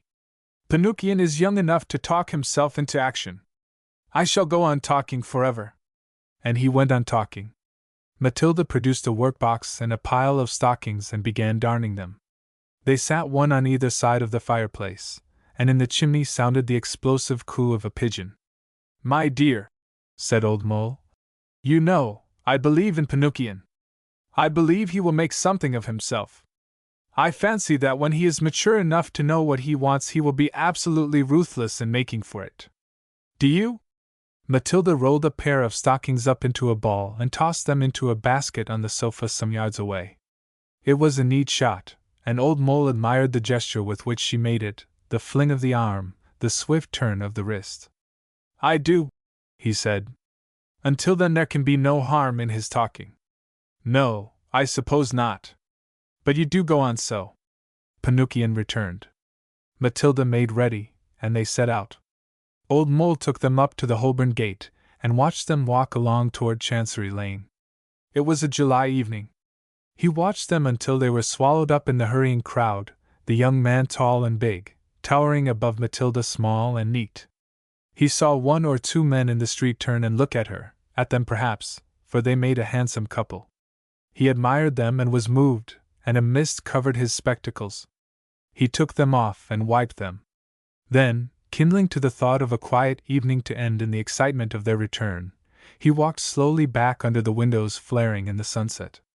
Truly, he said, the world is with the young men. There can be no pleasanter task for the middle-aged than to assist them, but alas!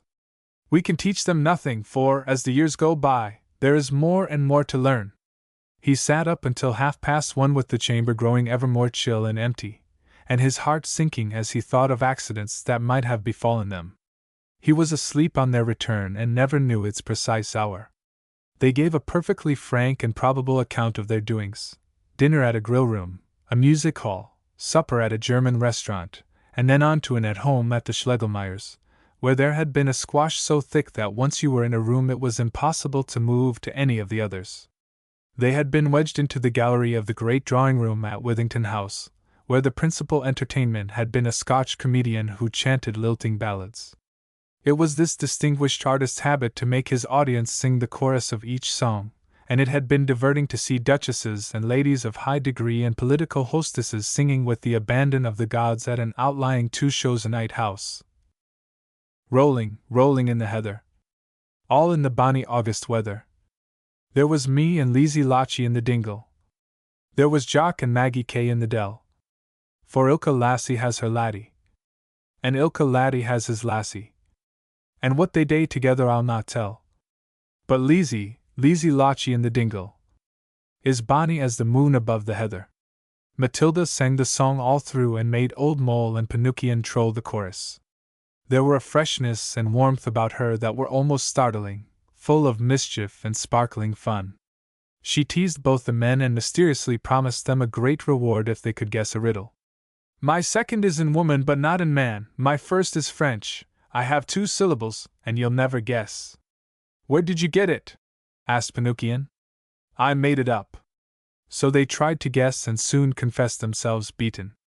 Then she told them that the second half of the riddle was sense, because she never knew a man who had it, and the first half was non, and together they made nonsense, because she felt like it. Her mood lasted for 5 days. Pinocchio came in every evening. She was rehearsing for a new play, but only in the daytime, and they frolicked and sang and burlesqued their own solemn discussions. On the 6th day her high spirits sank, and she was moody and silent. She forbade Pinocchio to come in the evening. He came at tea time, and she stayed out. One day Old Mole had tea with Pinocchio.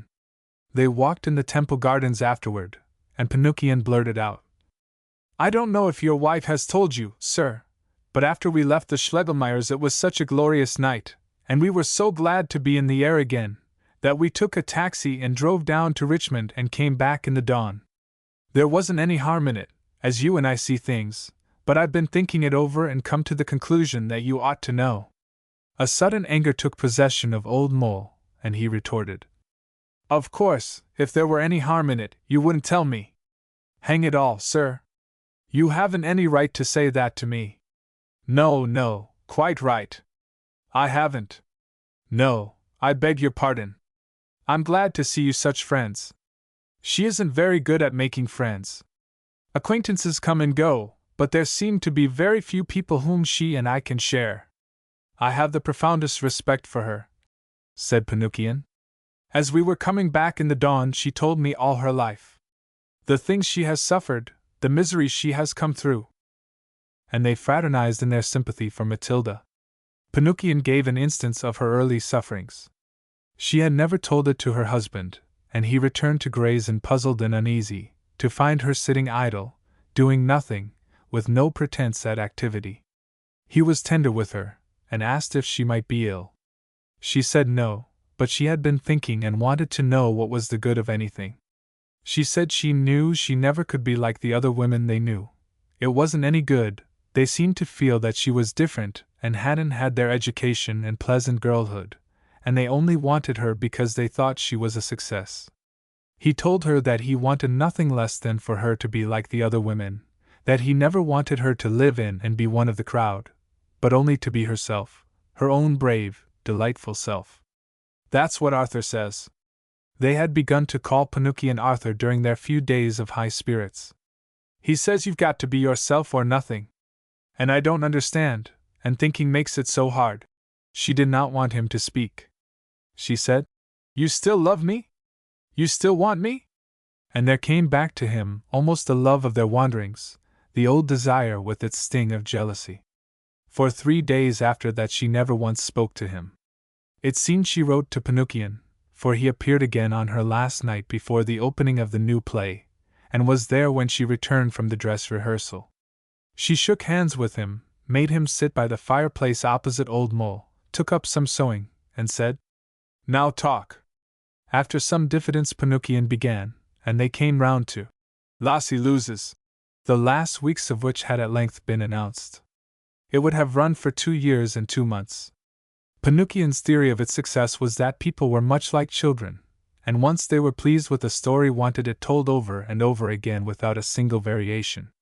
The public, said Matilda, are very funny. When they don't listen to you, you think them idiots. When they do, you adore them and think them wonderful.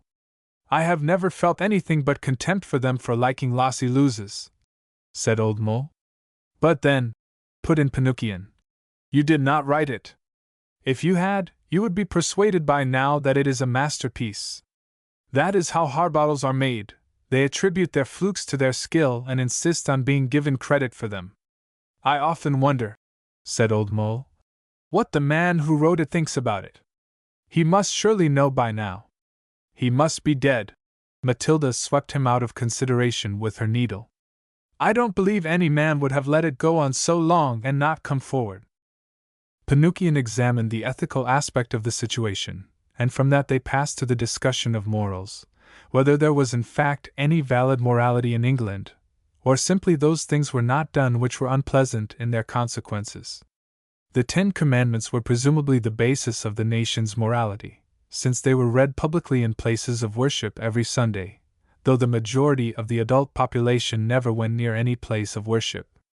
How many of the commandments were closely observed, how many, in the general custom, met with compromise, how many neglected. Murder and the more obvious forms of theft were punished, deliberate and wicked fraud, also, but at every turn the morality had been modified, its bad admitted to be not always and altogether bad, its good equally subject to qualification. It had been whittled and chipped away by non-observance until practically all that was left was a bad consisting of actions which were a palpable nuisance to society, with never a good at all. Either, said Pinocchio, the Jewish morality has never been suitable for the Western races, or they have never been intelligent enough to grasp its intention or its applicability to the facts of life and the uses of society. I wish you wouldn't use so many long words, said Matilda. But Pinocchio rushed on. I can't believe in the justice of a morality which is based on the idea of punishment. It is inevitable that such a system should set a premium on skill in evading consequences rather than on right action. I believe, said Old Mole, in tolerance you can't begin to hold a moral idea without that. Right, said Matilda, is right and wrong is wrong. I always know when I'm doing right and when I'm doing wrong. But you do it all the same? Asked Pinocchio. Oh, yes. And so does every healthy human being. So much for morality. Don't you believe that people are always punished? Asked Old Mole. Certainly not. There are thousands of men who go scot-free, and so sink into self-righteousness that more than half their faculties atrophy, and not even the most disastrous calamity, not even the most terrible spiritual affliction, can penetrate to their minds. That, said Old Mole, is the most horrible of punishments, and seems to me to show that there is a moral principle in the universe. I find it difficult to understand why moralists are not content to leave it at that, but I have observed that men apply one morality to the actions of others and another to their own. The wicked often prosper, and the righteous are filled with envy and pass judgment, wherein they cease to be righteous. My father, said Matilda, was a very bad man, but I was fond of him. My mother was a good woman, and I never could abide her. It is all a matter of affection, quoth Pinocchio with more than his usual emphasis. I agree, muttered Old Mole. And all three were surprised at this conclusion. They were uneasily silent for a moment or two, when Pinocchio departed. Then Matilda rose and came to her husband and held out her hand. He took it in both his and looked up at her. Good night, she said. Good night. Until tomorrow. And slowly the smile he loved came to her face. Warmed by it and encouraged, he said, Is anything worrying you? The smile disappeared. No, nothing. I'm beginning to think about things, and you. It's all so queer. Good night. And she was gone. He attended the first night of the new play.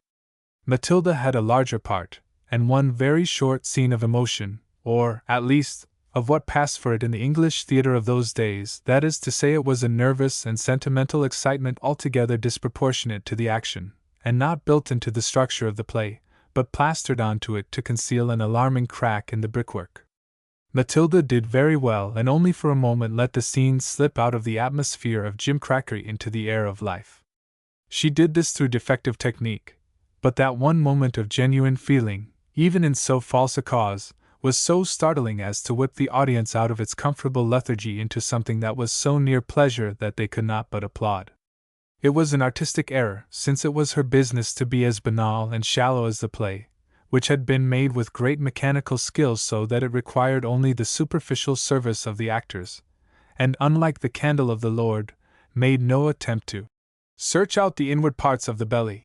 In her part, Matilda had to discover and betray in one moment her love for the foppish hero of the piece, and being, as aforesaid, wanting in her technical equipment, drew, for the purpose of the scene, on her own imagination, and that which, though she might not know it, had possession of it. The audience was startled into pleasure, old Mole into something like terror. There was in the woman there on the stage a power, a quality, an essence, he could not find the word, on which he had never counted, for which he had never looked, which now, he most passionately desired to make his own. He knew that it was not artistry in her, his own response to it had too profoundly shaken him. It was living fire, flesh of her flesh, and marvelously made her, for the first time, kin and kind with him. And he knew then that he had been living on theory about her, and was so contemptuous of it, and of himself, that he brushed aside all thought of the past, all musings and speculations, and was all eagerness to join her, to tell her of the amazing convulsion of himself, and how, at last, through this accident, he had recognized her for what she was. He could not sit through the rest of the play. Its artificiality, its inane falsehood disgusted him. He went out into the brilliantly lighted streets and walked furiously up and down, and on. And the men and women in the streets seemed small and mechanical, utterly devoid of the vital principle he had discerned in his wife's eyes, voice, gesture, as she played her part.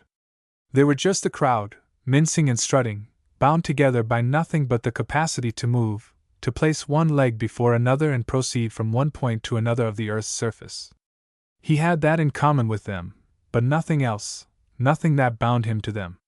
So he told himself, and so truly he thought, for he was comparing a moment of real experience with a series of impressions made on him by his surroundings. He walked up and down the glittering streets, streaked with white and yellow and green and purple lights, and the commotion in him waxed greater. When he returned to the theater, Matilda was gone, and had left no message for him. He found her in her bed, with the light on, reading. She had undressed hastily, and her clothes were littered about the room in an untidiness most unusual with her. She stuffed what she was reading under her pillow. "You didn't wait for me," he said. "No, I didn't want to see anybody. I rushed away before the end." "Anything wrong?" "I hate the theater. I hate it all, the people in it, the blinding lights, the painted scenery, the audience, oh! The audience! I don't ever want to go near it again. It's just playing and pretending. The piece was certainly nothing but a pretense at drama. Oh! Don't talk about it. But I want to know what has upset you." "I can't tell you. I don't know myself. I only know that I'm miserable. Just let me be." He had learned that when she was ill or out of sorts or depressed she never had any desire left in her but to curl up and hide herself away. At such times the diffidence inherent in her character seemed wholly to master her, and there was no rousing her to a better grace. He withdrew, his exaltation dampened, and repaired to his study, where in the dark at his desk in the window he sat gazing out into the night, at the few lighted windows of the inn, and the bruise-colored glow of the sky. He could think only of her, and now it seemed to him that he could really lose himself and live in her, and through her come to love. He remembered how, when she was rehearsing, he had asked how she was progressing, and she had replied, "I shall never get it. Either the part's all wrong or I am." And that evening she had got it, reached what the author had been fumbling after, the authentic note of human utterance, the involuntary expression of love. It had alarmed himself. How devastating must it then have seemed to her? It was almost horrible in its irrelevance. It came from neither of them, and yet it was theirs, but not for sharing. It had driven her, like a beast on a stroke of illness, to hide away from him, but through her and only through her could he approach it. The abruptness of its outburst, its geyser-like upward thrust, made it alone seem natural and all their life of habit artificial and shabby. How much more than the stale and outworn tricks of the theater. He approached it, worshipping, marveling at the sense of release in his soul, and knew that, with the power it gave him, he had bitten through the crust of life, whereat he had been nibbling and gnawing with his mind and picking with the chipped flints of philosophies. And he was awed into humility, into admission of his own impotence, into perception, clear and whole, of the immensity of its life's purpose, of its huge force and mighty volume bearing the folly and turbulence of mind and flesh lightly on its bosom, so that a man must accept life as to be lived, can never be its master, but only its honorable servant, or its miserable slave. He had then the sense of being one with life, from which nothing was severed, not the smallest bubble of a thought, not the least grain of a desire, of possessing all his force and a boundless reserve of force, and he whispered, "I love." And the mighty sound of it filled all the chambers of his life, so that he was rich beyond dreams. He laid his head in his arms and wept. His tears washed away the stains of memory, the scars and spotted dust upon his soul, and he knew now that he had no longer to deal with an idea of life, but with life itself, and he was filled with the desperate courage of his smallness. For a brief space after a storm of summer rain the world is a place of glowing color, of flowing, harmonious lines. So it was now with old Mole, and he discovered the charm of things. His habitual life went on undisturbed, and he could find pleasure even in that. His love for Matilda reduced him to a sort of passiveness, so that he asked nothing of her, gave her of himself only so much as she demanded, and was content to watch her, to be with her, to feel that he was in no way impeding her progress. She showed no change save that there was a sort of effort in her self-control, as though she were deliberately maintaining her old attitude toward him. She never made any further allusion to her avowed hatred of the theater, and returned to it as though nothing had suffered. He told himself that it was perhaps only a mood of exhaustion, or that, though she might have passed through a crisis, yet it was possible for her to be unaware of it, so that its effects would only gradually become visible and very slowly translated into action. After all, she was still very young, and the young are mercifully spared having to face their crises. When he went to see her play her part again, she had mastered her scene by artistry. The almost barbaric splendor of her outburst was gone. She had a trick for it, and her little scene became, as it was intended to be, only a cog in the elaborate machinery by which the entertainment moved. This time Pinocchio was with him, and denounced the piece as an abomination, a fraud upon the public, who liked it immensely, and he produced a very ingenious, subtle diagnosis of the diseases that were upon it, and submitted it to a thorough and brutal vivisection, act by act, as they sat through it. Old Mole was astonished to find that Pinocchio's violence annoyed him, offended him as an injustice, and though he did not tell him so, saw clearly that he was applying to the piece a standard which had never for one moment been in the mind of the author, whose concern had been to the best of his no great powers to contrive an amusing traffic which should please everybody and offend none. Supply the leading actors with good and intrinsically flattering parts, tickle the public into paying for its long-continued presentation, and so pay the rent of the theater, the formidable salary list, and provide for the satisfaction of his pleasures, the caprices of his extremely expensive wife, and his by no means peculiar mania for appearing in the columns of the newspapers and illustrated journals. Pure hardballing. But it had nothing at all to do with what Pinocchio was talking about, namely, art. It was certainly all out of drawing, and its moral perspective was all awry, but it was hardly more fantastical and disproportionate than Pinocchio's criticism. It was entirely unimportant. To apply a serious standard to it was to raise it to a level in the mind to which it had no right. Of the two, the author and Pinocchio, he was not sure, but Pinocchio was the greater fool. However, extending his indulgence from one to the other, he let the young man talk his fill, and said nothing. He had begun to treasure silence. He loved the silent evenings in Gray's Inn, where he could sit and smoke and chuckle over the world's absurdity, and ponder the ways of men so variously revealed to him in the last few years, and gloat over his own happiness, and dream of the days when Matilda should have come to the full bloom of her nature, and they would perfectly understand each other, and then life would be a full creation, as full and varied, as largely moving as the passing of the seasons. He had delightful dreams of the time when she would fully share his silence, the immense region beyond words. He was full of happiness, gummy with it, like a plum ripe for plucking, or falling. In his fullness of living, the very top, he told himself, Of his age, of a man's life, he found it easy to cover paper with his thoughts and memories, delightful and easy to mold them into form, and to amuse himself he began a work which he called Out of Bounds, half treatise, half satire on education, dry, humorous, mocking, in which he drew a picture of the members of his old profession engaged in hacking down the imaginations of children and feeding the barren stumps of their minds with the sawdust of the conventional curricula.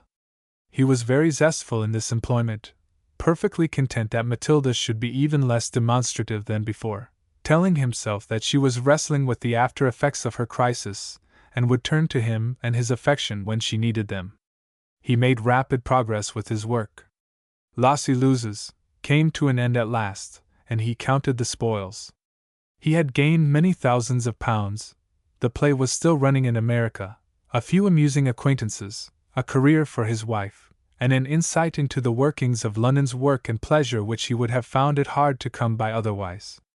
He chuckled over it all and flung himself with fresh ardor into his work. After the 100th performance of her play, Matilda declared that she was tired, and wanted a rest, and she threw up her part. She came to him and said she wished to go away. Very well. Where shall we go?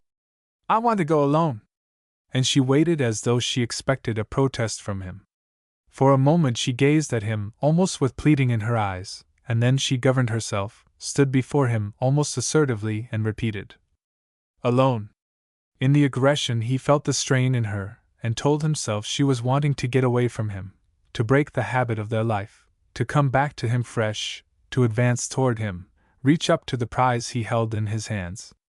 He told himself that to break in upon her diffidence might only be to thicken the wall he said it was she, had raised between them. He said, "Won't you mind?"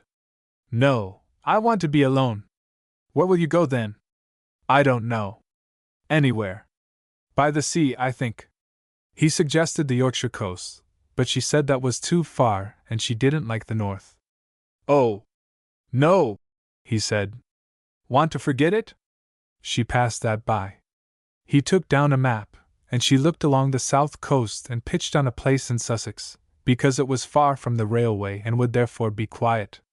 He left his work, wired to the hotel for rooms, sat and talked to her as she packed, saw her off the next morning and returned to his work, rejoicing in the silence and emptiness of the chambers.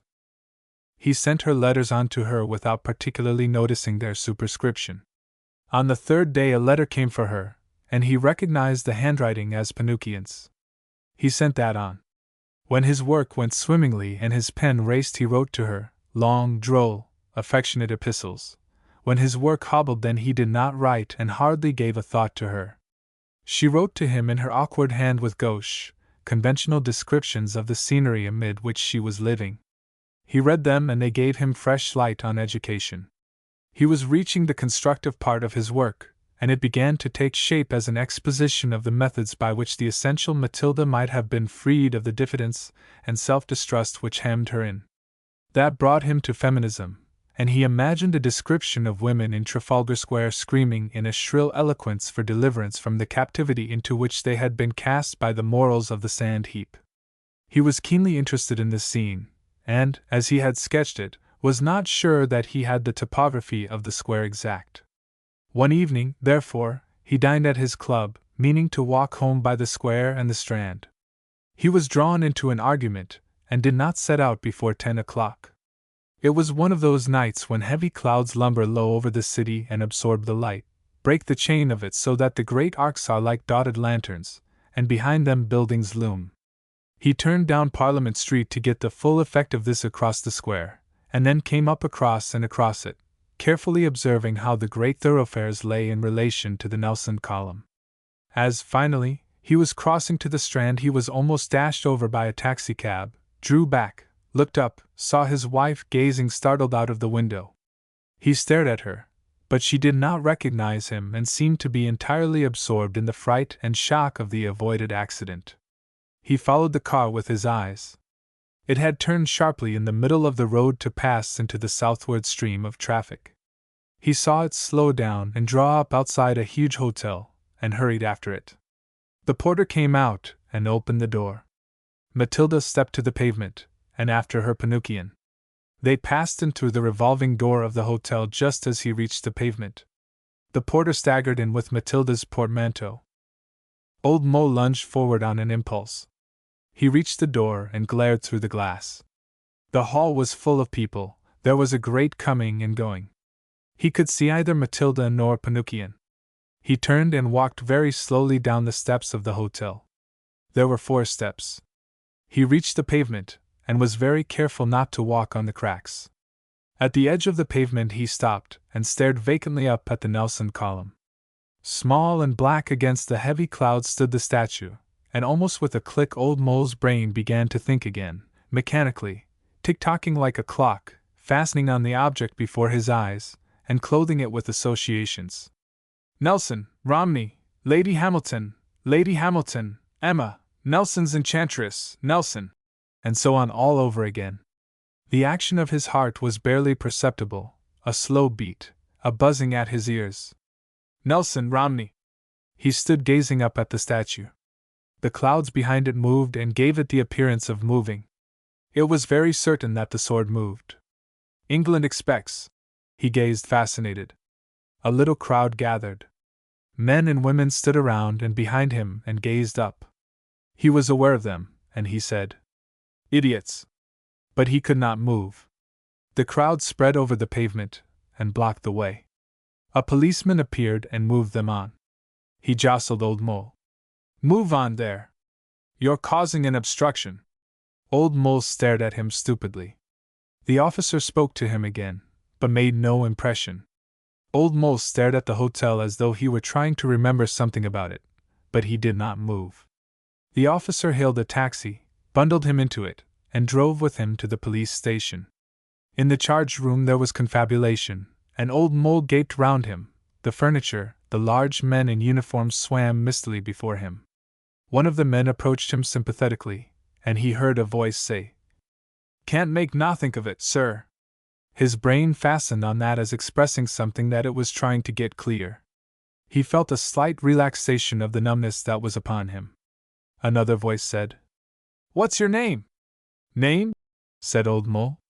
The man in front of him said, "The inspector says, what's the name?" "Pinocchio," said Old Mole. 6 out of it. When the pie was opened, the birds began to sing. The Queen of Hearts. 6 out of it.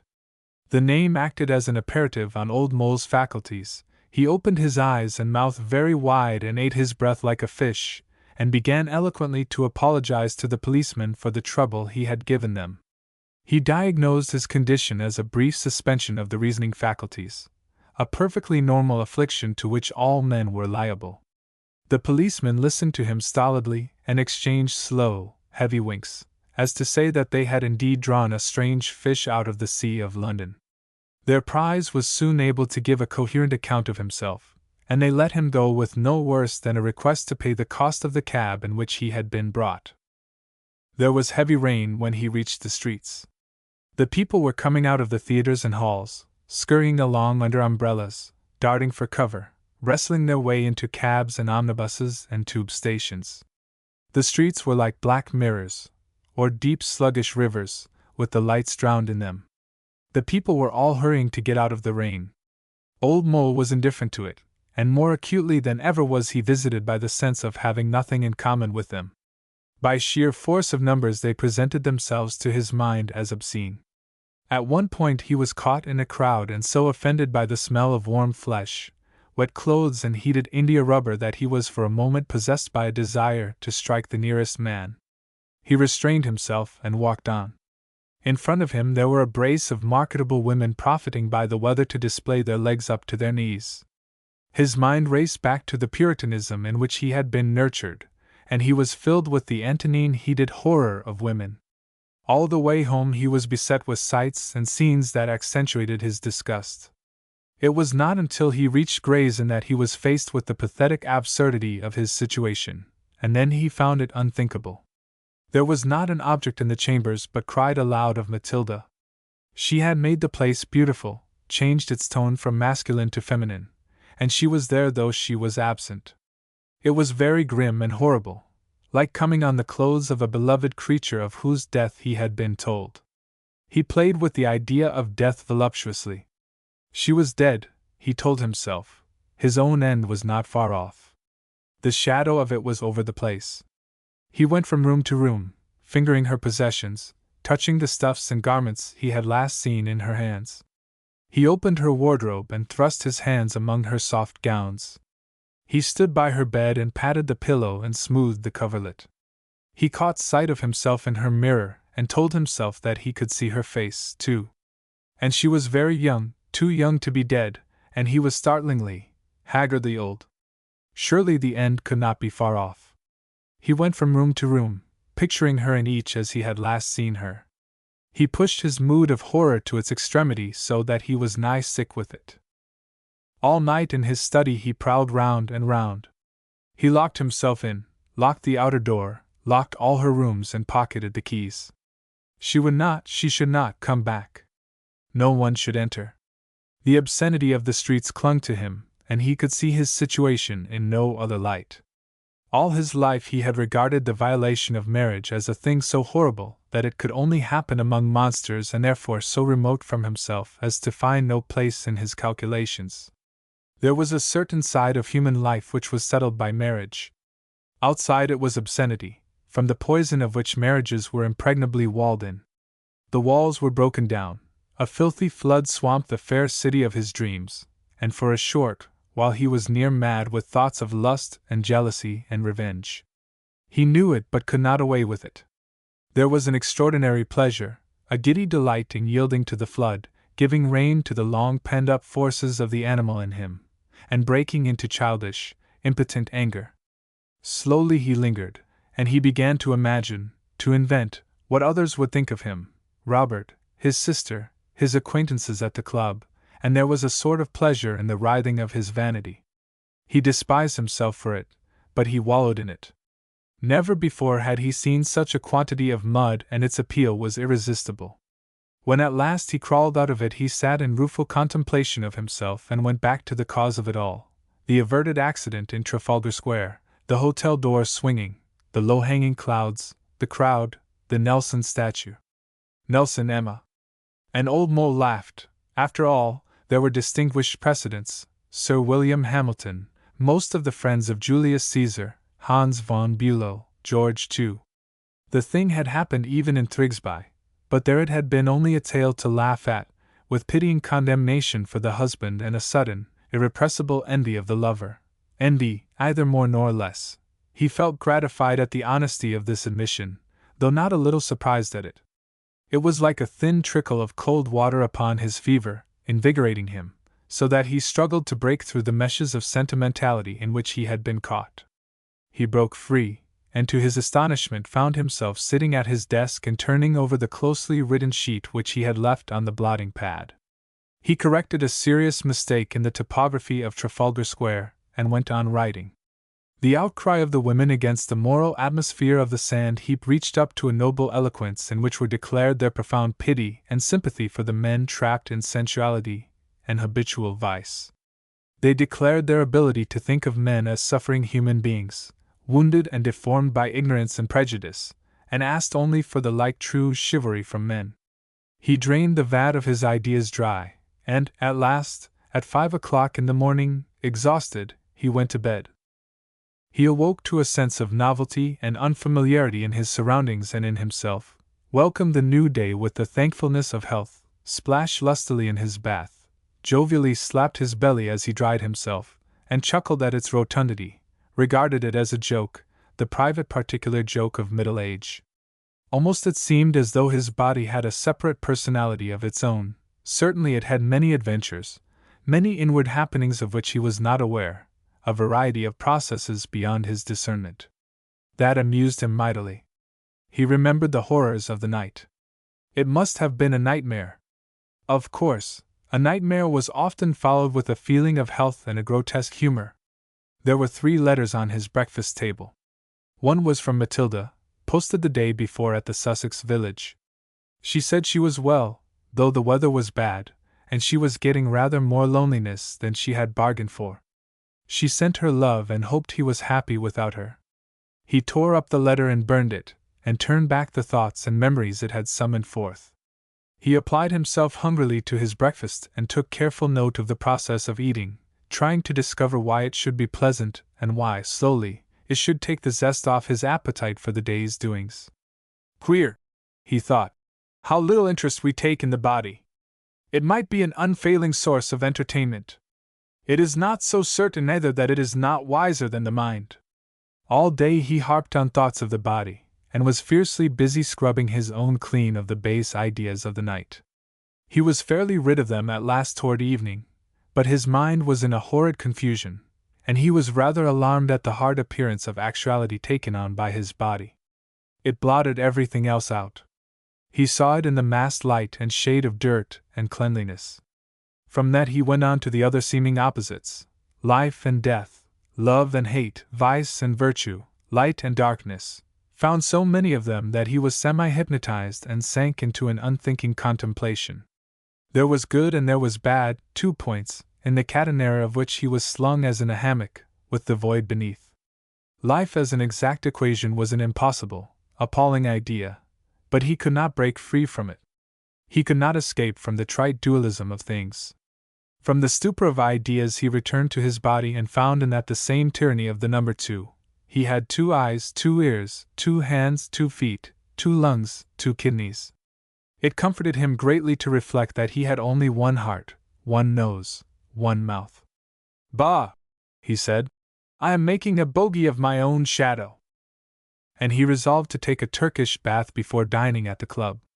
He did so, and was baked and kneaded and pummeled and lathered back into a tolerable humor, and, as he lay swathed in warm towels and smoking an excellent cigar, he faced the situation, yielded to it, let it sting and nip at his heart, and was so racked with its pain that he could form no clear idea of it, nor struggle, but only lie limp and pray to God, or whatever devil had let such furies loose upon him, that the worst might soon be over before he was betrayed into any brutal or foolish act. He was amazed to find that his vanity had been slain. It had died in the night of shock, so he diagnosed it. No longer was he concerned with what other people would think of himself. The cruel pain twinged the sharper for it, and he saw that vanity is a protective crust, a shell grown by man to cover his nakedness. His general ideas were clear enough, and the amusement of them served to distract him in his agony. It tickled him to think of a Turkish bath in Jermyn Street as the scene of such a mighty sorrow, and said, so much the better for the Turkish bath.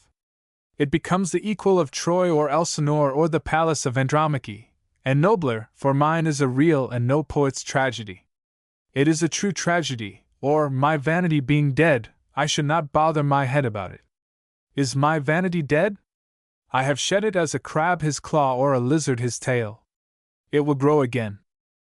He sank deep into pain until it seemed to him he could suffer no more, and then he went over to his club and dined fastidiously, a crab, to inspect its claw, a quail, and a devil on horseback, with a bottle of claret, very deliberately selected in consultation with the head waiter.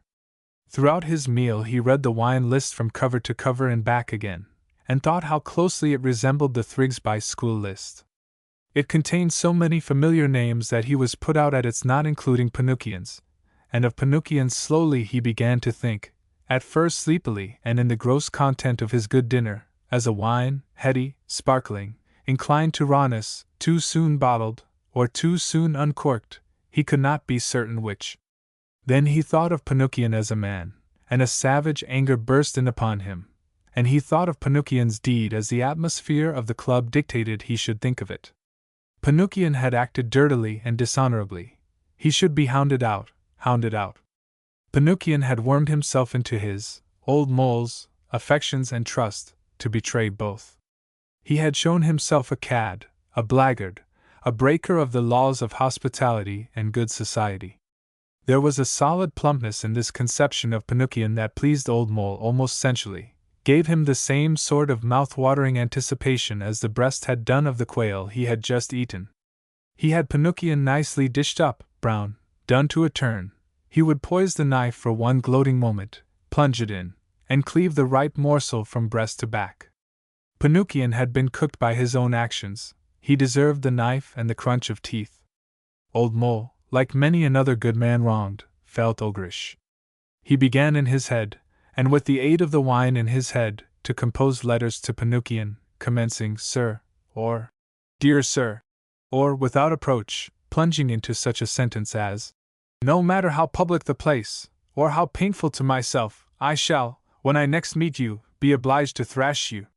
And he gloated over the thoughts of thrashing Pinocchio, mentally chose the stick, a whippy cane, the fleshy portion of Pinocchio's anatomy under the tails of his too much wasted coat.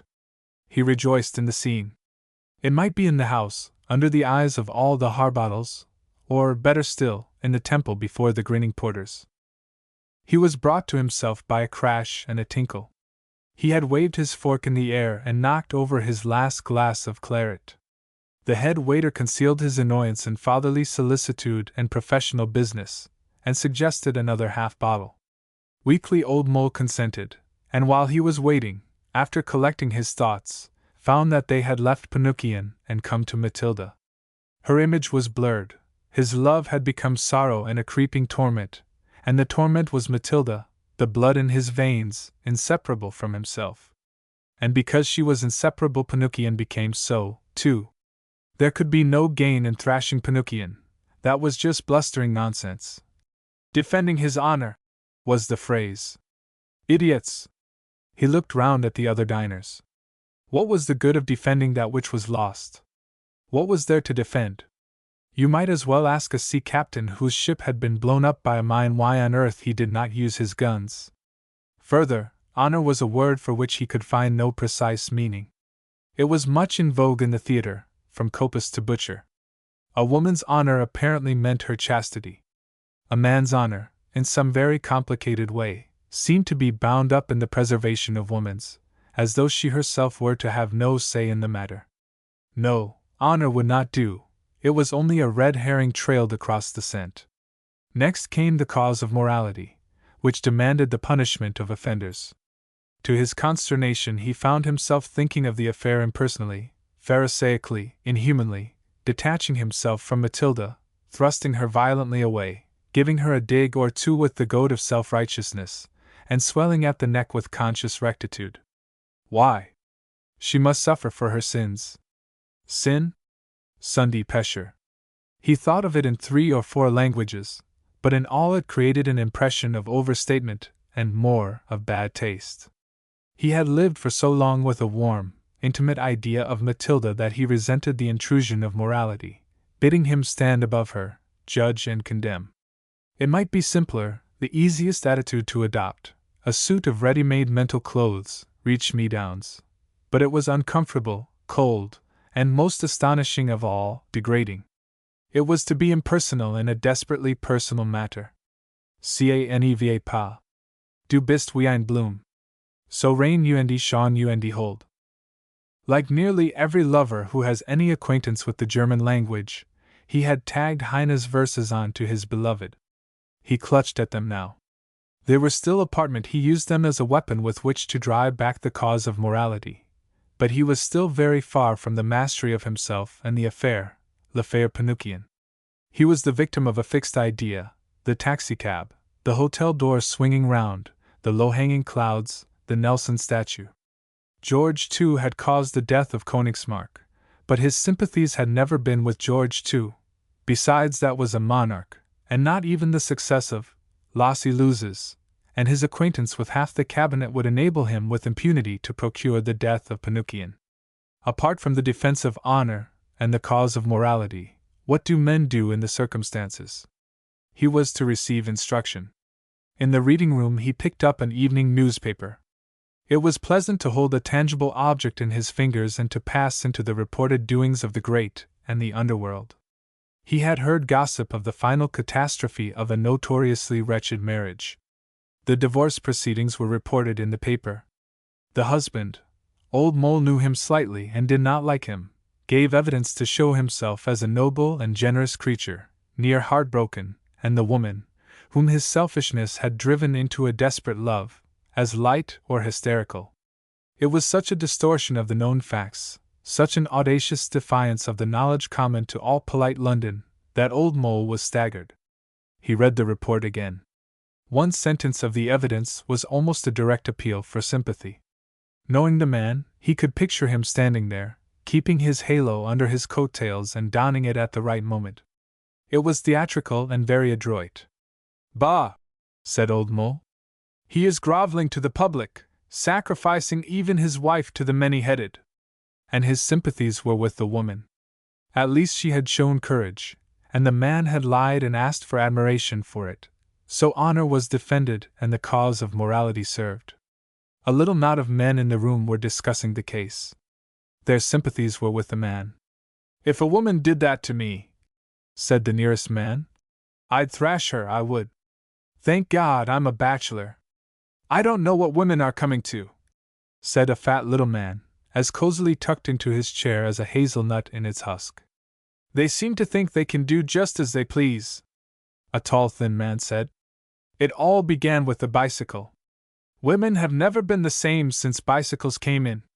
"It wouldn't have been so bad," said the fat little man, "if they'd cut and run." And Old Mole repeated that sentence to himself. "What I can't understand is," said the first speaker, who seemed the most indignant, "why he didn't shut her up until she had come to her senses. After all, we are all human, and that is what I should have done. If women won't regard the sacredness of the home, where are we?" "Surely," said Old Mole, incensed into speaking, "it depends on the home." "I beg your pardon, sir," retorted the nearest man with some heat. "It does not. In these matters you can't make exceptions. Home is home, and there is no getting away from it. If a woman grows sick of her home, it is her own fault, and she must stick to it, dree her own weird, as the Scotch say. Destroy the home and society falls to the ground."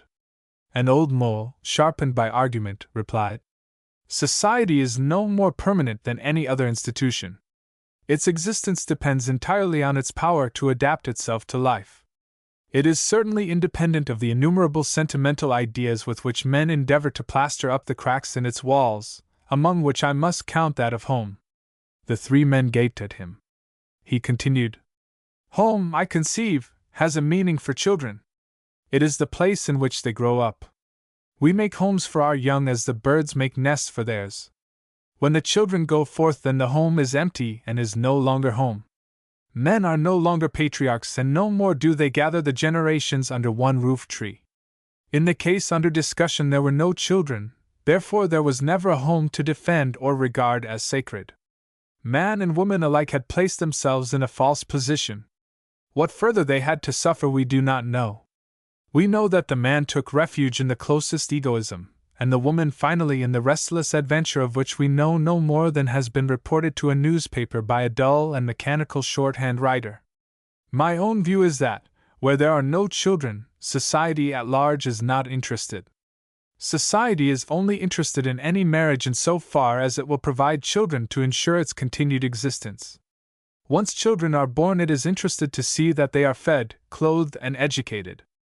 How effectively our present society pursues that interest you may easily observe if you will visit East or South London. Beyond that, its interference, explicit or covert, seems to me to be an unwarrantable intrusion into the privacy of the human soul.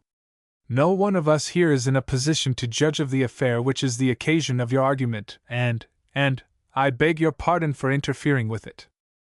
He rose and passed out the room, leaving three very surprised clubmen behind him. But none of them could be more surprised than himself. Surprised and relieved he was. He had been sickened at the idea of a woman being delivered up to the chatter of idle tongues, and in the violence of his distress had come by an absolute certainty that any dignified issue to his present affection could only come through an unprejudiced and unsentimental consideration of the whole facts. It was not going to be easy, but dear God, he wanted something difficult, something really worth doing to counteract his misery. When he thought of himself and the ache at his heart, he was blinded with tears and could see the facts only from one angle, his own. Du bist wie ein Blume. So rein und schon und hold. Seen from that angle, Matilda was reduced in stature, distorted, ugly, mean. But he had loved her, and must still have the truth of her, more than ever before he needed to understand her. The beauty and delight and youth he had enjoyed in her must not go down in bitterness. One saying he took away with him from the club. It wouldn't have been so bad if they'd cut and run. Perhaps, he thought to himself, they had cut and run. And for him it became worse, to think that she had gone, without a word, with never a complaint, just gone. He remembered the night when she had said she was miserable, when he had found her in her bed, after the play, with her room in a litter. And he fell to thinking of the trials he must have put upon her, probing for all the possible offenses, secret, subtle, unsuspected, of body and soul that might be laid at his door. There were many that he could think of, but his darkest hours came then when he perceived the fine balance, the perilous poise of married life, the imperceptible dovetailing of interests and habits and humors, the regions beyond perception where souls meet. Its nice complications were almost terrifying. At thousands of points men and women might fail, offend each other, crush each other, destroy, never dreaming of the cause, never, at the time, marking the effect. For such an adventure there need be heroism, to break, when even failure and offense and mutual exasperation bind, strength and courage superhuman or despairing. And men judge and condemn. They measure the subtlest and most searching relationship with opinions and dull compromise and rules. He was tortured with the thought of all the injuries he might have done her, and he invented burdens that he had never put upon her to account for her going away from him, with never a word. For 3 days he lived in this torment, winding about and about from general to particular and back again by the most circuitous route, a runrise with the current morality for Baedeker. And every now and then the obsession would stab home to his heart, the hotel door swinging, the flat infidelity. Once, when the pain was so mortal that he could contain himself no longer, he wrote to her at the hotel. He posted the letter. That was on the 2nd day. On the 3rd he was in an agony. No answer came. On the 4th day a telegram arrived from the Sussex village, and an hour later she, brown, healthy, with a grand swing in her walk, a new depth of bosom, a squarer carriage of the shoulders, a rich bloom on her. She kissed his cheek. He stared and stared at her. He looked for change in her. Didn't you get my telegram? Oh. Yes. I'll take my things off, and we'll have some tea. She left him. He stood at the head of the little stairs leading down to her apartments, and he trembled and was near weeping. In her room he could hear her singing to herself, happily, blithely as a bird, with a full note that caught at his heart. She seemed to sing no song, but a melody, young and joyous with a full summer gaiety. The sun shone through the staircase window upon his hand where he clutched the balustrade. He was gripping it so tight that the veins stood out and the skin on his knuckles was white. A tear fell on his hand and he looked down at it. It was a plump, podgy, puckered middle-aged hand. He whisked back into his room as he heard her door open. They had tea, and he could not take his eyes off her. She thought he looked ill and pulled down. On his desk she saw the pile of his papers. "You've been writing," she said. "You've been overdoing it. It's never safe to leave a man alone." "Yes," he replied. "I have written a good deal." "Is it a story?" "No, not exactly a story." "Is it finished?" "No, I doubt if it will ever be finished now." She began to talk of the theater. She had been wired for to resume her part, as her understudy was proving unsatisfactory. Further, she had had 2 offers. One to appear in a new musical comedy, the other of a part in a play to be produced at a little, intellectual, theater for 8 matinees. She felt inclined, she said, to accept both. It would mean very hard work, but it would be experience, and it was flattering to be noticed by the superior persons of the stage. And she asked his advice? He thought it might be too much for her to have so much rehearsing and to play in the evening as well. That she brushed aside. She was feeling splendid, strong enough to act a whole play. "You are becoming a regular Copus," he said. She laughed, he too, and they plunged into reminiscences of the old days. "I sometimes think," he said, "that those were the happiest months of my life." "Nonsense. There's always more and more in front. For you." She went off into peals of laughter, for she had just remembered the encounter with the prizefighter. Her sturdy gaiety simply swept him off his feet, and he could only follow in the train of her mood. They made so merry that they lost count of the time, and she suddenly sprang to her feet with a cry and scurried away, dinnerless, not to be late at the theater. I ought to have told her, he said to himself. I ought to have said, I know, but how fine she looked! How happy she must be! Happy? There was something in her mood beyond happiness, a zestful strength, a windiness that seemed to blow through every cranny of her soul, whipping the blood in her veins, so that she could not pause for states and conditions of the spirit, nor check herself to avoid unhappiness in herself or others. She was like a ship in full sail, bending to the wind, skimming over tossing seas. She was gallant. She was what he had always hoped she might become. There was in her such a new flood of vitality that he felt ashamed at the thought of bidding her pause to submit to his inquisition. Impossible to check her flight, cruel suddenly to present her with the meanness of what she had done while she was still glowing with its splendor. He had caught something of her glow, and now he wrestled to break free of rules of conduct and moral codes, and he began, at last, to consider his problem in terms of flesh and blood. There were 3 points of view to be mastered, 3 lives knotted together in a tangle, and the weakest strand would be broken. He felt hopeful. There would be a fight for it, and to that he thrilled. He had the exaltation of one on the brink of great discovery. He went to fetch her from the theater. The stage door lay at the back in an alley joining 2 great thoroughfares. As he entered the alley from one end he saw Matilda and Pinocchio leave by the other, and he had his arm in hers. Old Mole turned, with the fluttering sense of an escape, glad not to have met them. And when he had controlled himself he was amused to think that they could not have dreaded the encounter more than he. He took a long walk to delay his return, and when he reached the chambers they were in darkness. He crept softly down the little stairs and tried her door. It was locked. In a moment's panic he thought that this time she had really cut and run, and he was almost stunned with his terror of it. It was too soon, it would be disastrous, he would be left without understanding, to the mercy of the obsession. He had not all the threads in his hands. Until he had, it would be rash folly to snap. He stood against her door, with his ear to the panel, holding his breath, straining to hear. There were explosive noises in the house.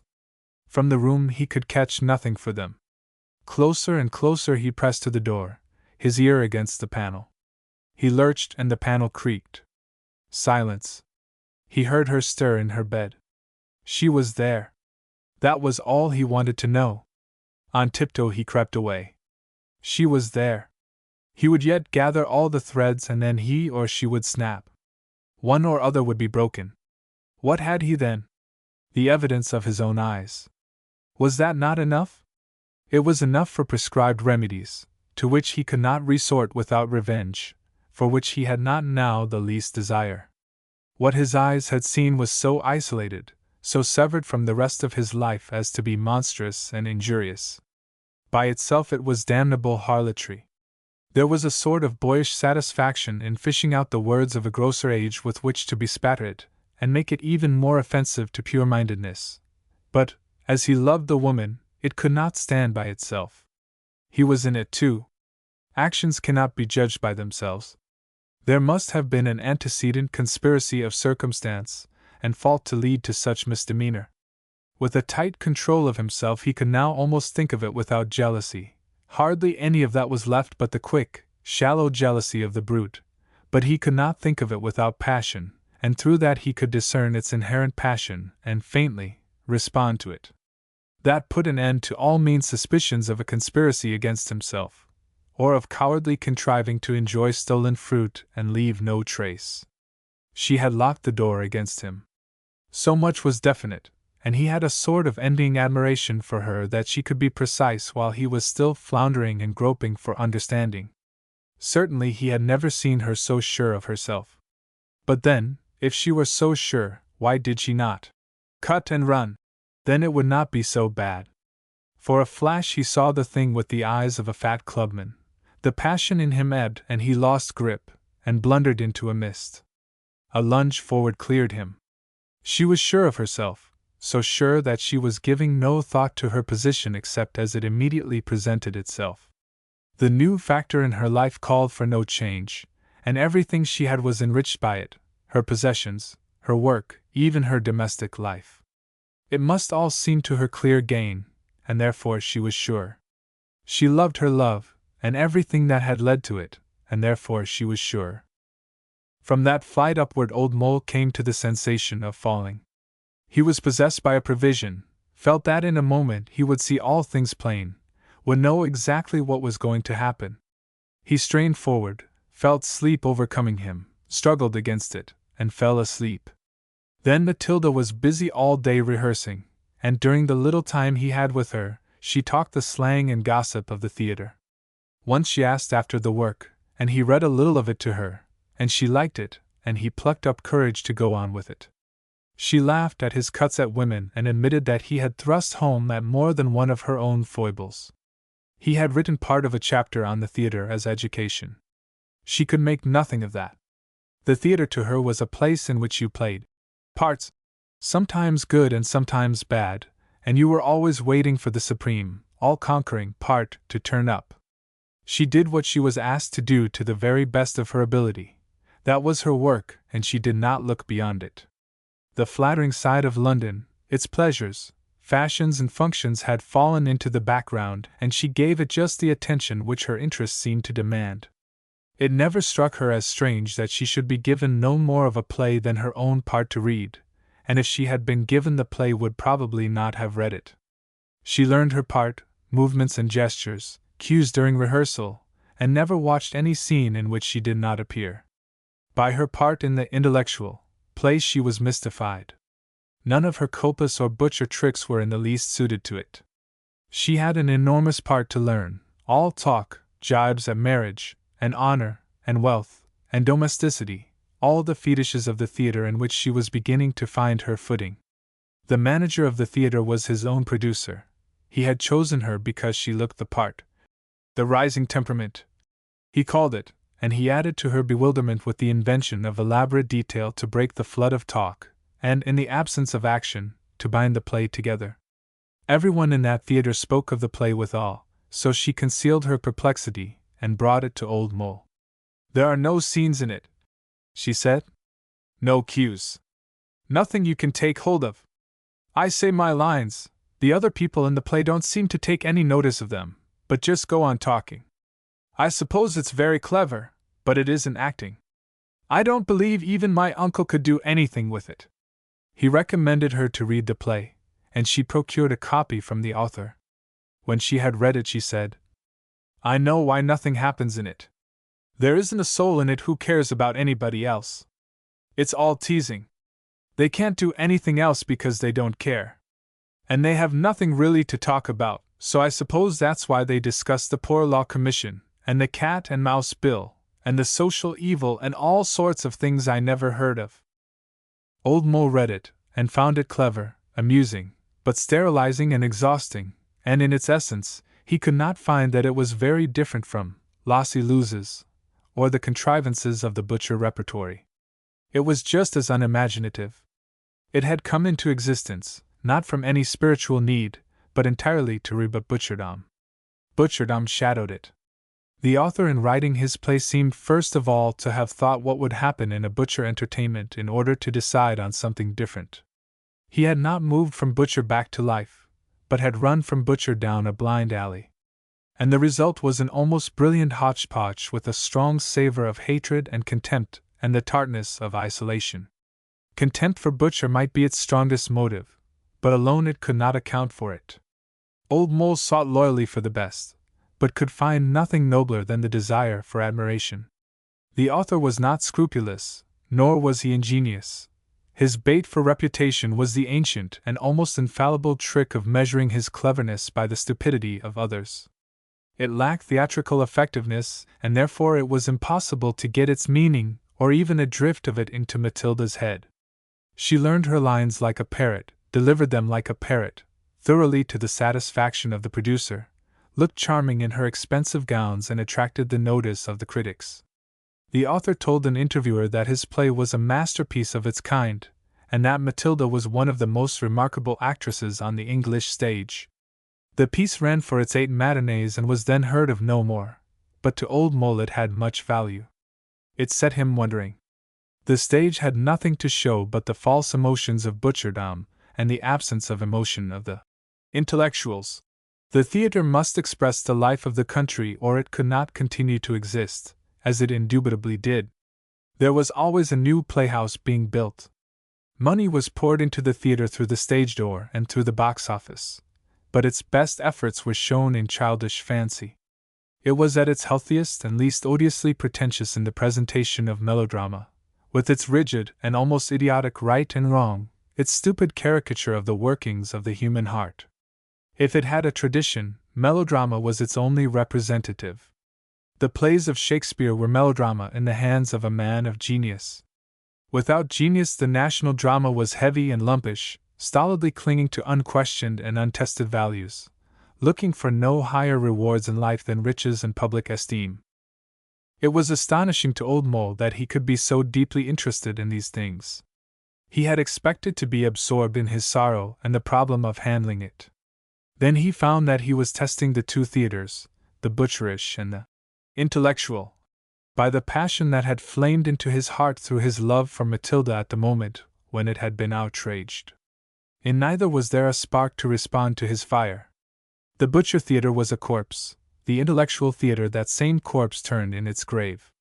And it amused him to imagine how his case would be handled in them.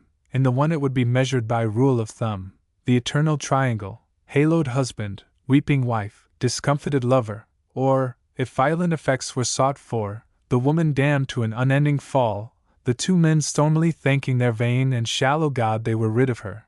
In the other it would be talked out of court. Husband and wife would never rise above a snarl, and lover would go on talking, in both men and women would be cut and trimmed to fit in with a formula. In the one the equation would be worked out pat, in the other it would go sprawling on and on like the algebraic muddle of a flurried candidate in an examination who has omitted a symbol and gone on in desperate hope of a result. Old Mole had discarded formulae. He was dealing with a thing that had happened. Judgment of it, he said, was futile. The issue of it depended not on himself alone. As its consequences unfolded themselves, he must apply the test of passion, grasp and, so far as possible, understand, and let passion burn its way to an outlet. Familiarity with this mystery, straining on from day to day, soon made it possible for him to accept the surface happenings of life without resentment. For her part in the musical comedy, Matilda took singing and dancing lessons, so that she was out all day and every day. She was to receive a salary twice as large as any she had yet earned, and would be financially independent even though she indulged her extravagance, than which nothing was less probable. In all the working side of her life he took a very comfortable pride. If she was not altogether his creation, at least he had helped her to shape herself, and it was a delight to see her character taking firm lines. And, as he watched her, he thought of the current sentimental prating of motherhood and its joys and its concomitant pity of men debarred from them, the absurdity of the segregation of the sexes, as if love were not in its essence creative, as if it had not begun to create before it reached consciousness, as if men could only take the love of woman, as in a pitcher, to spill it on the ground, as if love were not always beyond giving and taking, reaching out and out to create, lifting half-formed creatures into being. By the side of the other two theaters the musical comedy stage seemed almost to shine in candor, and he was glad that Matilda, the Matilda of his creation, should pass into it to charm the chuckleheads out of their dullness. She passed into it gleefully, and he was able to separate her from that other Matilda in whom there was a passion at grips with his. He was certain now that it was passion and no vagary, for, day by day, under her working efficiency, she gained in force, and warmth and stature. For 5 weeks Pinocchian had made no appearance in Gray's Inn. Then one day he came with a fat Newfoundland puppy, a present for Matilda. She was out. Old Mole received him. "Hello? How do, sir?" They stood looking at each other, Old Mole holding the door back, Pinocchian hesitating on the threshold with the puppy in his arms. Old Mole thought, "I will speak to him. I will tell him what I think of him. I will make him feel what he is," he said. "Come in." "Are you alone?" asked Pinocchian. "Yes." Come in. They entered Old Mole's study, Pinocchio first. She said she wanted a dog, so I brought her this. Pinocchio put the puppy on the floor, walked over to the cigarette box, and helped himself. Old Mole opened his mouth to speak, but it was dry and he could make no sound. He ran his tongue over his lips. At last he shot out, "Pinocchio!" Pinocchio was pulling the puppy from under the bookcase.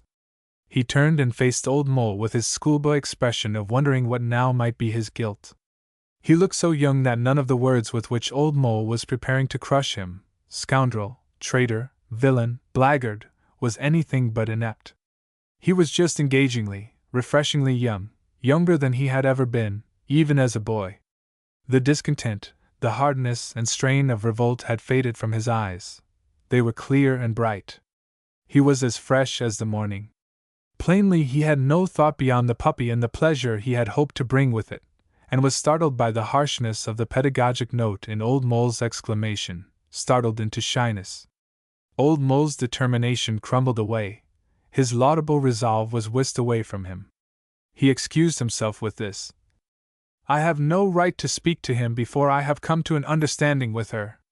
There was embarrassment between them, the awkwardness of master and pupil. To Bridget he said, "It is a long time since you have been to see us." Directly he had said it, he knew that he had contributed to their deception, but while he was seeking a means of withdrawal, Pinocchio pounced on his opportunity and dragged their three-cornered relationship back to the old footing, and Old Mole could not altogether disguise his relief. "Yes," he said, "I've been so busy. Old Harbottle is running a private ball, and there's been a tremendous lot of work up and down the country." "Up and down the country," repeated Old Mole. "Yes. Harbottle's beginning to listen to what I say. I've been giving him some telling questions lately, and he's already cornered the front bench twice. The old idiot is beginning to discover the uses of impersonal unpopularity as an instrument of success. He would never have taken the plunge by himself, and he's very grateful to me." "So you are beginning to do something? You can't do much in politics. I used to think you could. You can't do first-rate things, but I'm beginning to realize that it's a second-rate job." He grinned. "The odd thing is that, since I realize that, I'm getting quite to like old Harbottle. He's second-rate. He doesn't know it, of course, because he hasn't the least notion of what a first-rate man is like. He is perfectly cast-iron second-rate. Most surprising of all is that I am beginning to see that every man has the right to be himself, subject, of course, to every other man's right to kick him for it." "Eh?" Old Mole was startled. Tolerance was the last thing he expected from Pinocchio. It was entirely out of keeping with his boyishness. He waited for more, but nothing came, and this was the most astonishing of all, for there Pinocchio sat, boyish, glistening with youth, enunciating a maxim of tolerance, and actually relishing silence. Pinocchio, having nothing more to say, was content to say nothing. It was too bad. Almost it seemed that he had gone through all his misery for nothing. He had striven to master his situation only at every turn to be met with the triumph of the unexpected.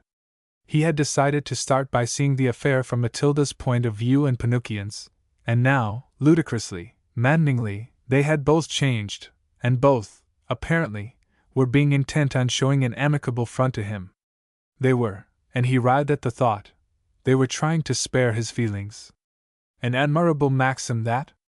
Pinocchio, of course, had every right to be Pinocchio, ergo, if needs must, to change into another Pinocchio. The young man's placid, contented, comfortably absorbed silence was exasperating. "Pinocchio!" said Old Mole. Pinocchio groped out of his silence. "Yes, sir."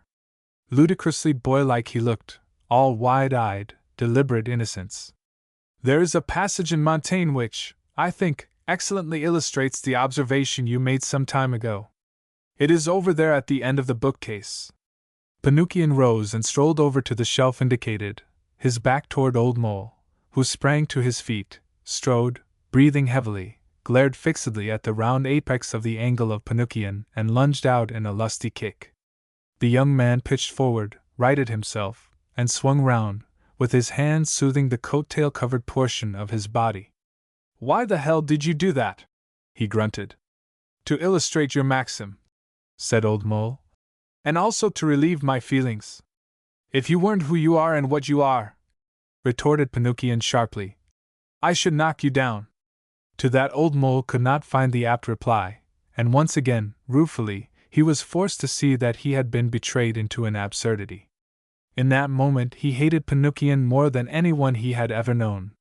He had been whirled by the unexpectedness of Pinocchio into throwing away his one flawless weapon, his dignity, and without it he was powerless.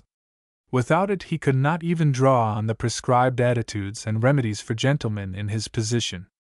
All the same, he was thoroughly pleased to have caused Pinocchio pain, and hoped he would be forced to take his meals from the mantelpiece for a day or two. They stood glaring at each other, both wondering what would happen next. Pinocchio retired gracefully from the conflict by stooping to pick up the puppy. Old Mole snorted, grabbed his hat, and stumped away and out of the chamber. The callousness of Pinocchio. The effrontery. That he should dare to show his face, and such an unabashed, innocent face. Where was that conscience which makes cowards of us all? At any rate, thought Old Mole, after being kicked Pinocchio would not venture to appear again. But was that so sure? Was it so certain that his unpremeditated act of violence would jolt Pinocchio's conscience into activity? Having swallowed the indignity of his position, would he not the more easily be able to digest affront and insult and humiliation?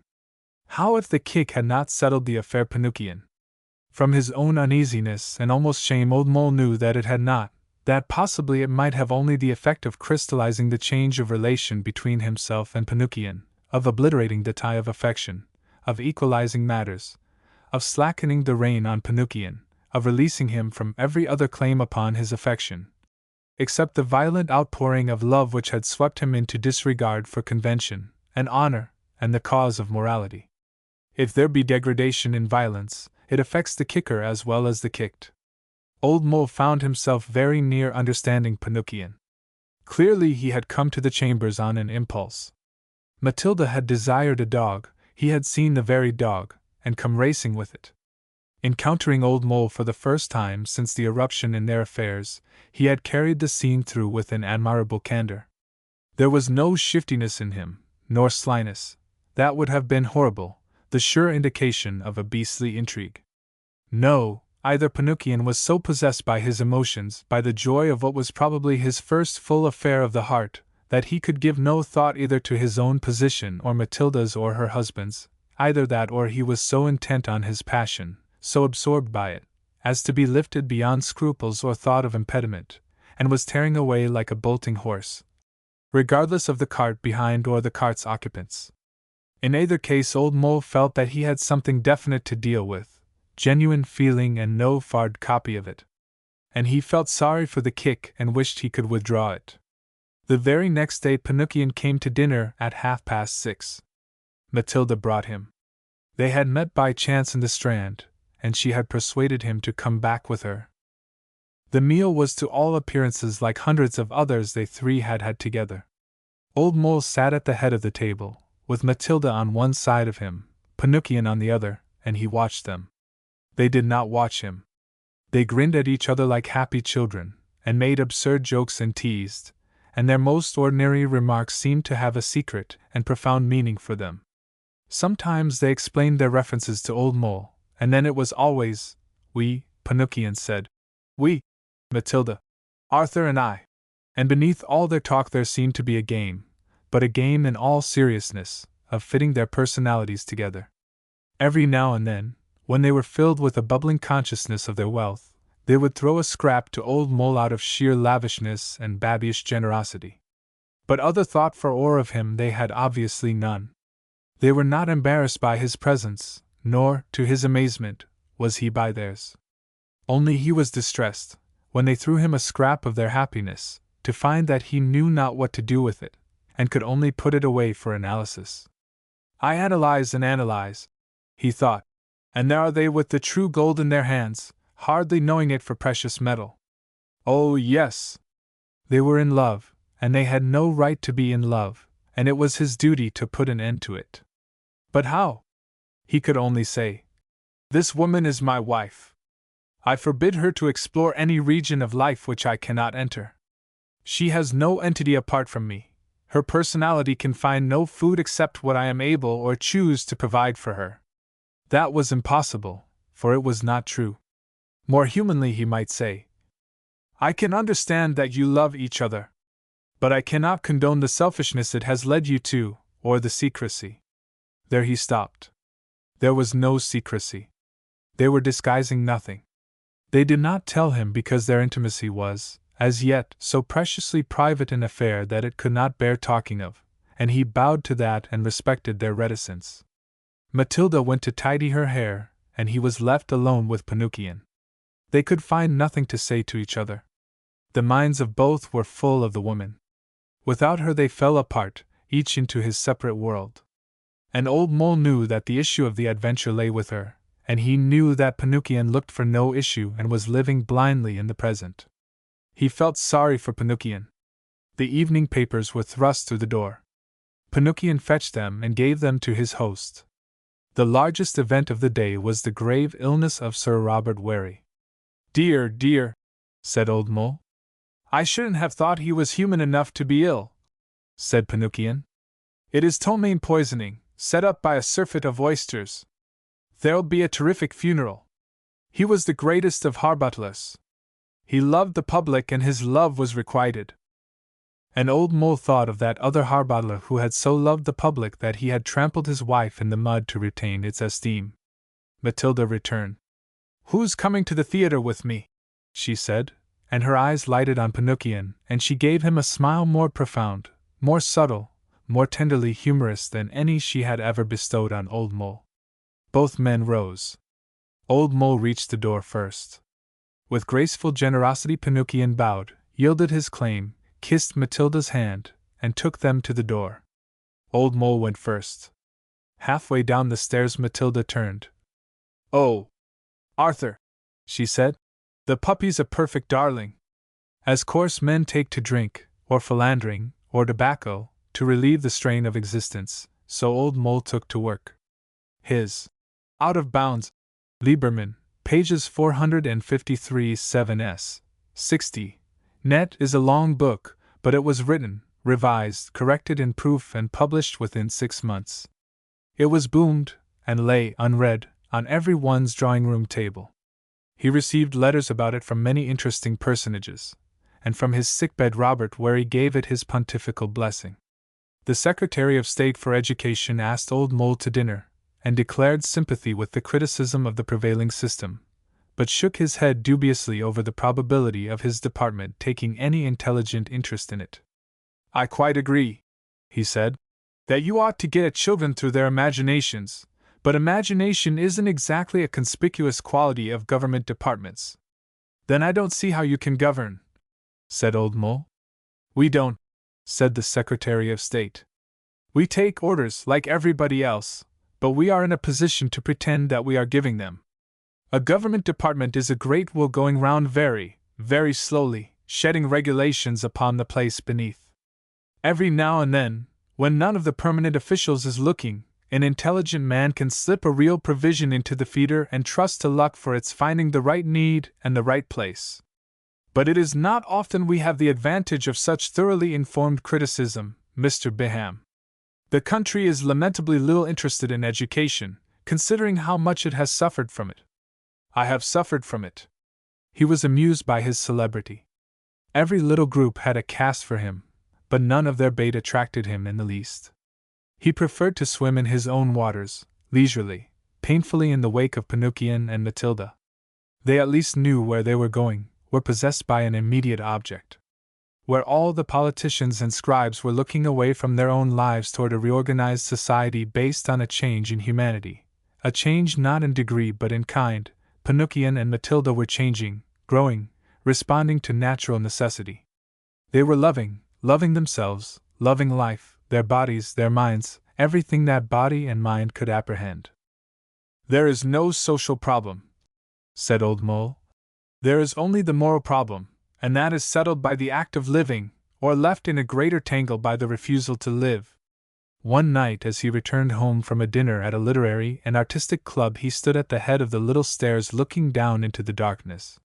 He was filled with regret for the past that had contained so much pleasantness, and appalled by the vision of the future stretching on without Matilda, for it would be without her though she stayed under his roof. Between the theatre and the other she gave so much that she had very little left for him, so little, gentleness and kindness and consideration, things which it were almost kinder not to give. It were best, he thought, that she should go and make her own life, with or without the other. She had her career, her work, friends she would always make, acquaintances she could always have in abundance.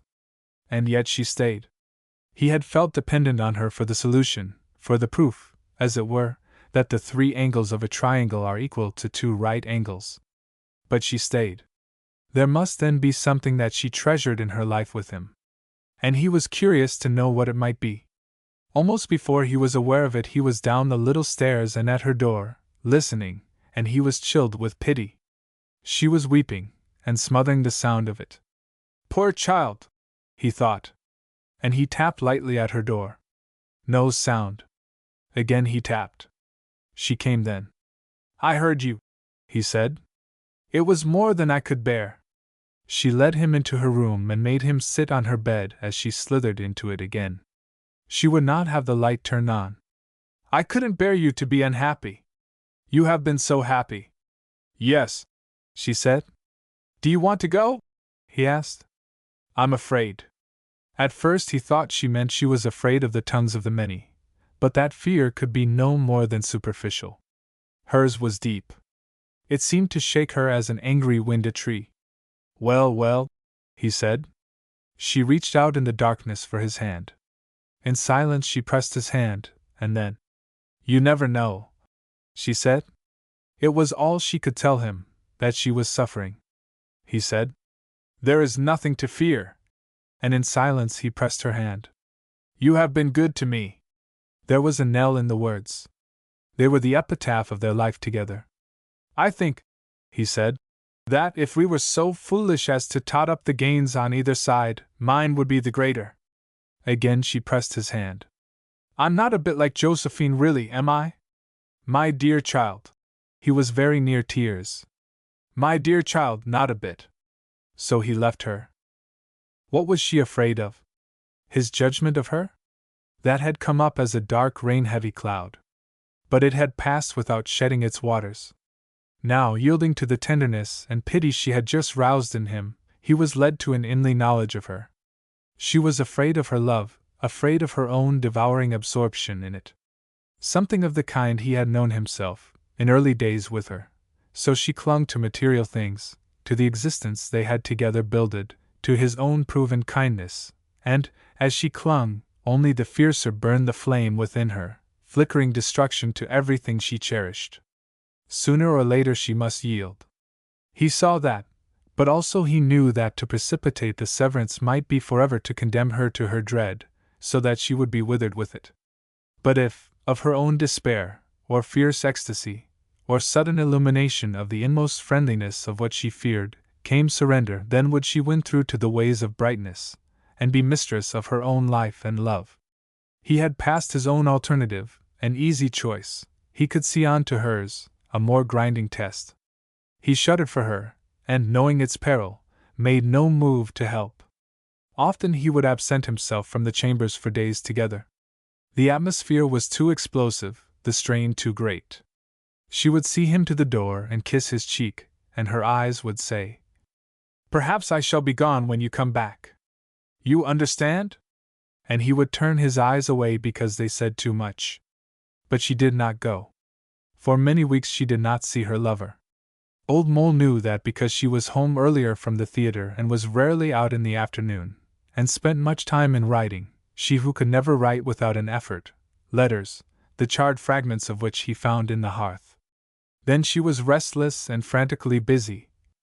Ruefully he would think, Idiots!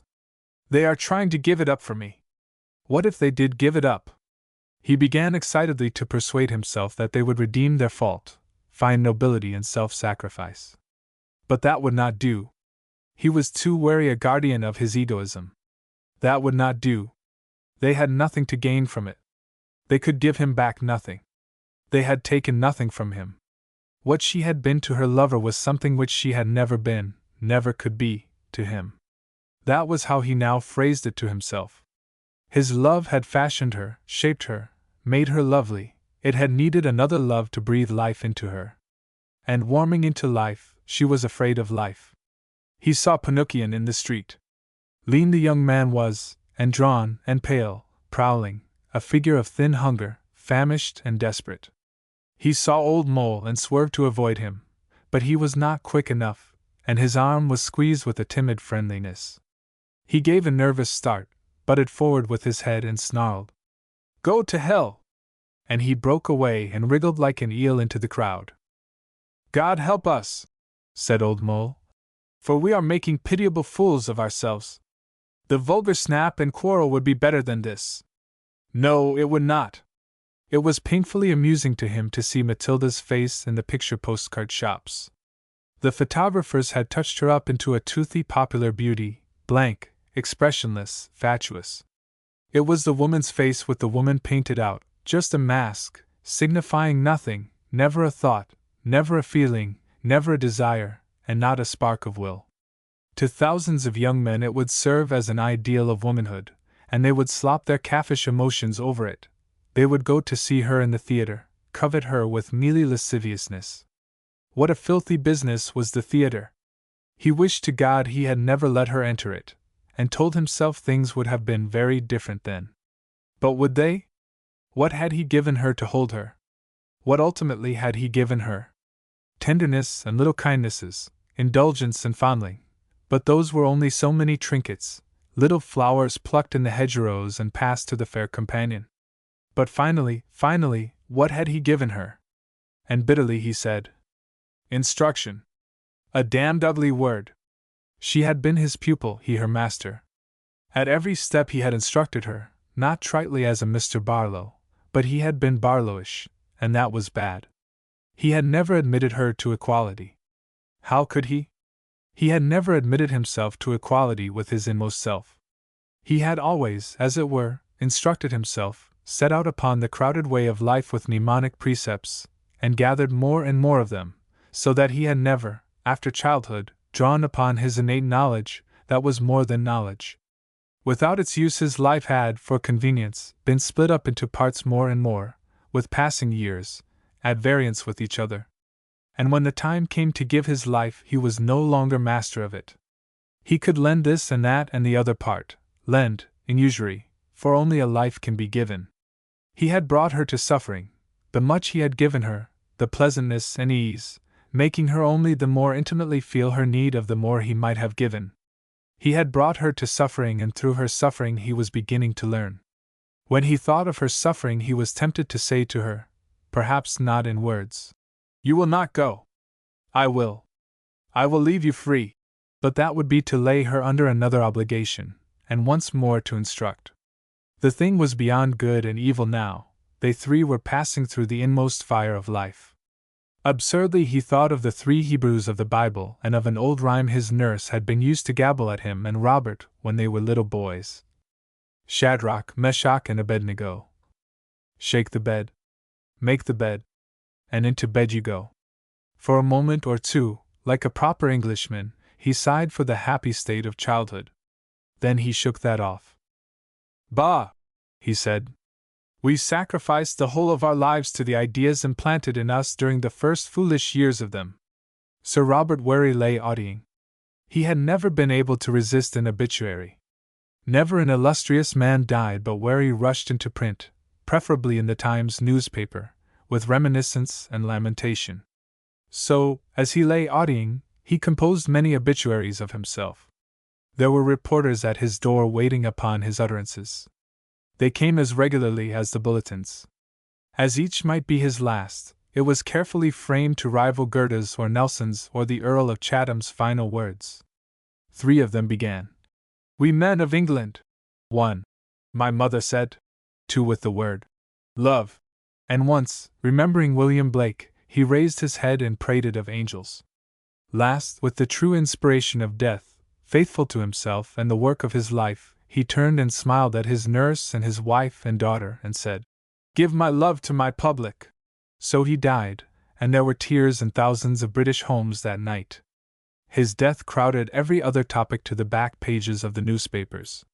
There were columns of anecdotes, and every day brought a fresh flood of tributes from divines, lecturers, novelists, dramatists, publicists of all kinds. One newspaper sent this reply-paid telegram to Old Mole: "Please send 36 words on Wary." Having no other use for the printed form, Old Mole filled it in thus: He sold sugar. Beenham.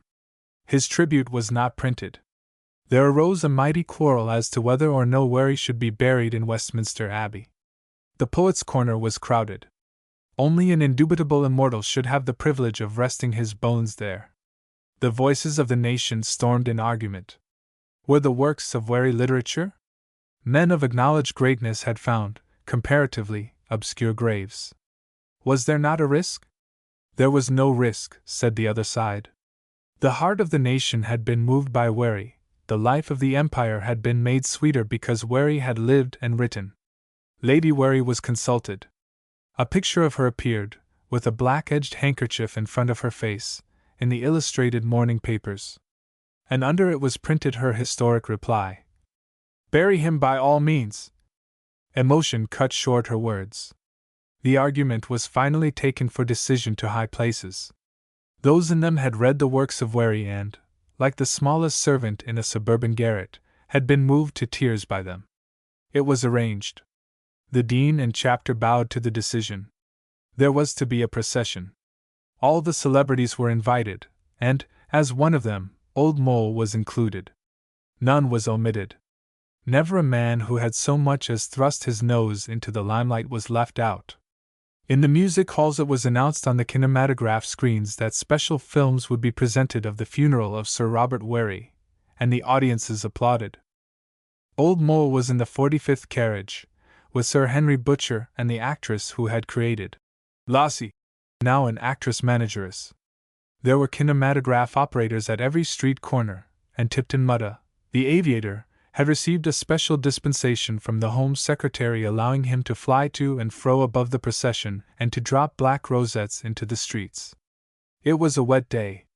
In the Abbey Old Mole was placed in the north transept, and he sat gazing up into the high, mysterious roof where the music of the great organ rolled, and muttered.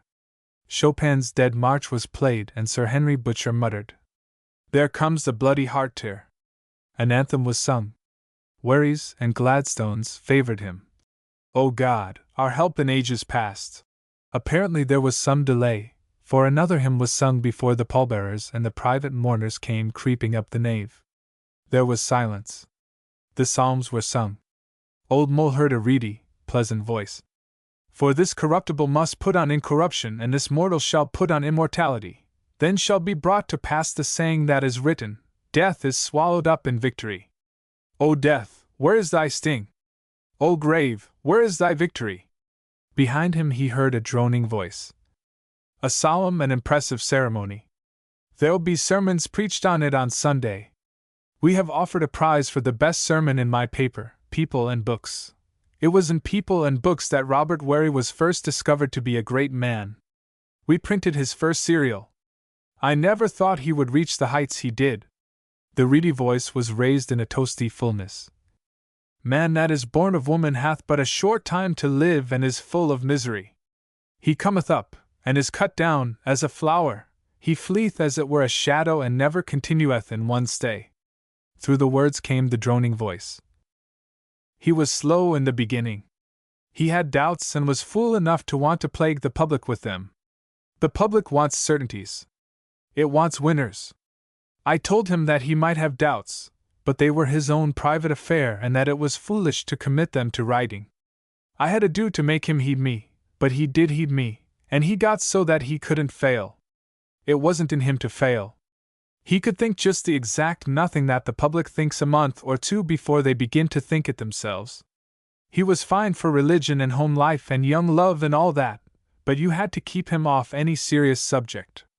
He knew that after a time. He knew himself very well, and he would take infinite trouble. He had no real sense of humor, but he learned how to make jokes, Little, sly jokes they were, shy things as though they were never sure of being quite funny enough. It took him years to do it, but he could do it. There've been 1.5 million of his books sold. We'll sell 50,000 this week. Man! I tell ye, I've had a hard fight for it. I've had 30 press agents up and down the country, working day and night sending in stuff from the moment he was ill. I was with him when he ate the oysters. I had sick moments when I thought the newspapers weren't going to take it up. I put the proposition to the kinematograph people and their interest carried it through. It was a near thing. The dean hadn't read the man's works. I had to find someone above the dean who had. I helped to make Robert Wary what he was. I couldn't, in decency, fail to give my services to his fame and procure him the crowning glory of. Old Mole, straining forward, heard the reedy voice. We give thee hearty thanks for that it hath pleased thee to deliver this our brother out of the miseries of this sinful world.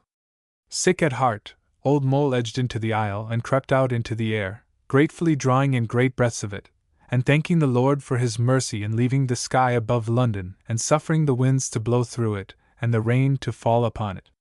In his chambers he found a thin brown man, grave and dignified and dried by the sun.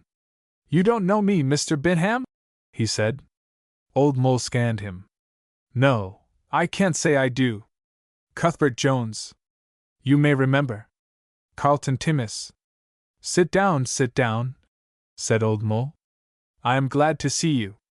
I wrote to you, wired to you at a place called Crown Imperial. A dirty hole. You heard about your play. Only 6 weeks ago. In Shanghai. I picked up an old illustrated paper. There was a portrait of Miss Byrne in it. I hear she is a success. I was told there is a company touring the China coast with the play. It is still being performed, said Old Mole. It has been translated into German, French, Italian, Russian, Hungarian, Dutch, Japanese. Not into Chinese, I hope. Why not? Because I live in China. You haven't come back, then? To see my father, that is all. As soon as he heard I was thousands of miles away, nothing would satisfy him, but I must come and see him. He is very ill, I believe, and as I grow older I find that I like to think of him and am, indeed, fond of him. I want to hear him talk Edinburgh philosophy again. Your play, up to date, has made £64,000. The brown man sat up in his chair and laughed. It has all been carefully invested and will very soon have grown into 70,000. I have had the use of it for 2 years. I propose now that we go over to the bank and execute a transfer. No, thank you. No? You must. You must. No, thank you. I have brought home £300 to support my father in his old age. I require nothing for myself. I am perfectly happy. I am a teacher of English in a Chinese government school 200 miles from the railway, with no telegraph or telephone. I have a wife, a Chinese, who is a marvelous housekeeper, a most admirable mother, as stupid as a cow, and she resolutely refuses to learn English. I have not been able altogether to shake off my interest in the theatre, but the travelling children of the Pear Tree Garden give me greater pleasure than I ever had from any English company in or out of the West End. They are sincere. They are rascals, but they love their work. But the play and the money! If I were you, Mr. Mole, I should drop it over Waterloo Bridge. I came today to return you your £50, for which I can never be sufficiently grateful. I am glad, and sorry, that you have been repaid so plentifully. He could not be prevailed on to take a penny, and presently they stopped arguing about it, and Timmis instructed Old Mole in the ways of the Chinese, how they were a wise people who prized leisure above all things, and so ordered their lives as to preserve the simplicity of the soul, without which, it is clear, the brain must be overwrought and dislocated through its vain efforts to do the work of the mind. He drew such a charming picture of Chinese life that Old Mole, with the folly of London etched upon his brain, could not but applaud his decision to return. They talked of many things and wagged their heads over the strange chances of life, and they parted the richer by each other's respect and admiration and friendly wishes. And Old Mole returned to the strain of his existence. Impossible, he thought, to stay in London. Equally impossible to retain so huge a sum of money. It would go on swelling like a tumor, and like a tumor, it would create a stoppage either in his own life or in someone's else. Had it not already done so? Had it not played its part in the tragi-comedy that was not yet come to its climax? Had it not raised him to an absurd height, blown him out into a caricature of himself, pulled out his nose, goggled his eyes, given him a hunchback and a pot belly, forced him into overfeeding, overdrinking, overtalking, into writing a ridiculous, pontifical, instructive book, choked his humor and played the very devil with his imagination? He pondered this question of the money, and at last he had an inspiration. He went down over Blackfriars Bridge and into the slums of Southwark. In a foul street he called at a house and asked how many people there might be living in it. He was told 23, 4 families. In another there were 31.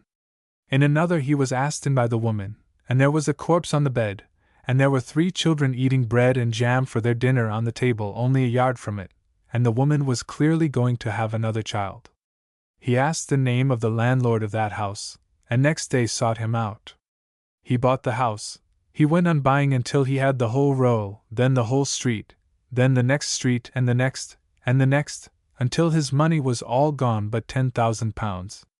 Then he gave orders for all the foul houses to be pulled down and a garden to be made. He was told that it would be impossible, that he would have to get permission from the Borough Council, and the County Council, and Parliament. "Can I do what I like with my own?" he said. "It's a question," said the rent collector who had taken him under his wing, "whether the council can afford to do without the rates. If you pull the houses down, sir, you'll only make the overcrowding worse, because they must live somewhere, sir, and bless you, they don't mind it. They're born in it and they die in it. You and I, sir, don't like the smell, but they don't never notice it." But old Mole stuck to it, and the houses were pulled down, and a garden was made, and he said not a word about it to a soul.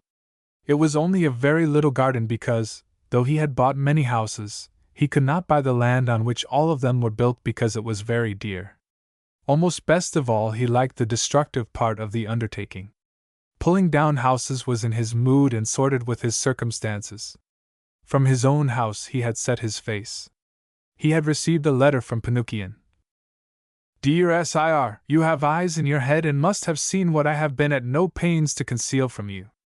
I have lived through weeks of torture now, and would live through many more if there were anything to be gained. I have been led to write this by the enclosed letter, which I can show you, I think, without betrayal. Ich kann nicht mehr. This may be a shock to you, no doubt it will cause you much pain, but I believe you have the humanity to attempt to understand and to believe me when I say that I was never, in my heart, more your friend than I am now. I think it is for you to help in so much suffering." The enclosed letter was from Matilda. Old Mole's eye clouded as he read it. "My dear, I can't let you go. I can't. I've tried so hard, I have. It isn't wrong to love like that. I can think of nothing else.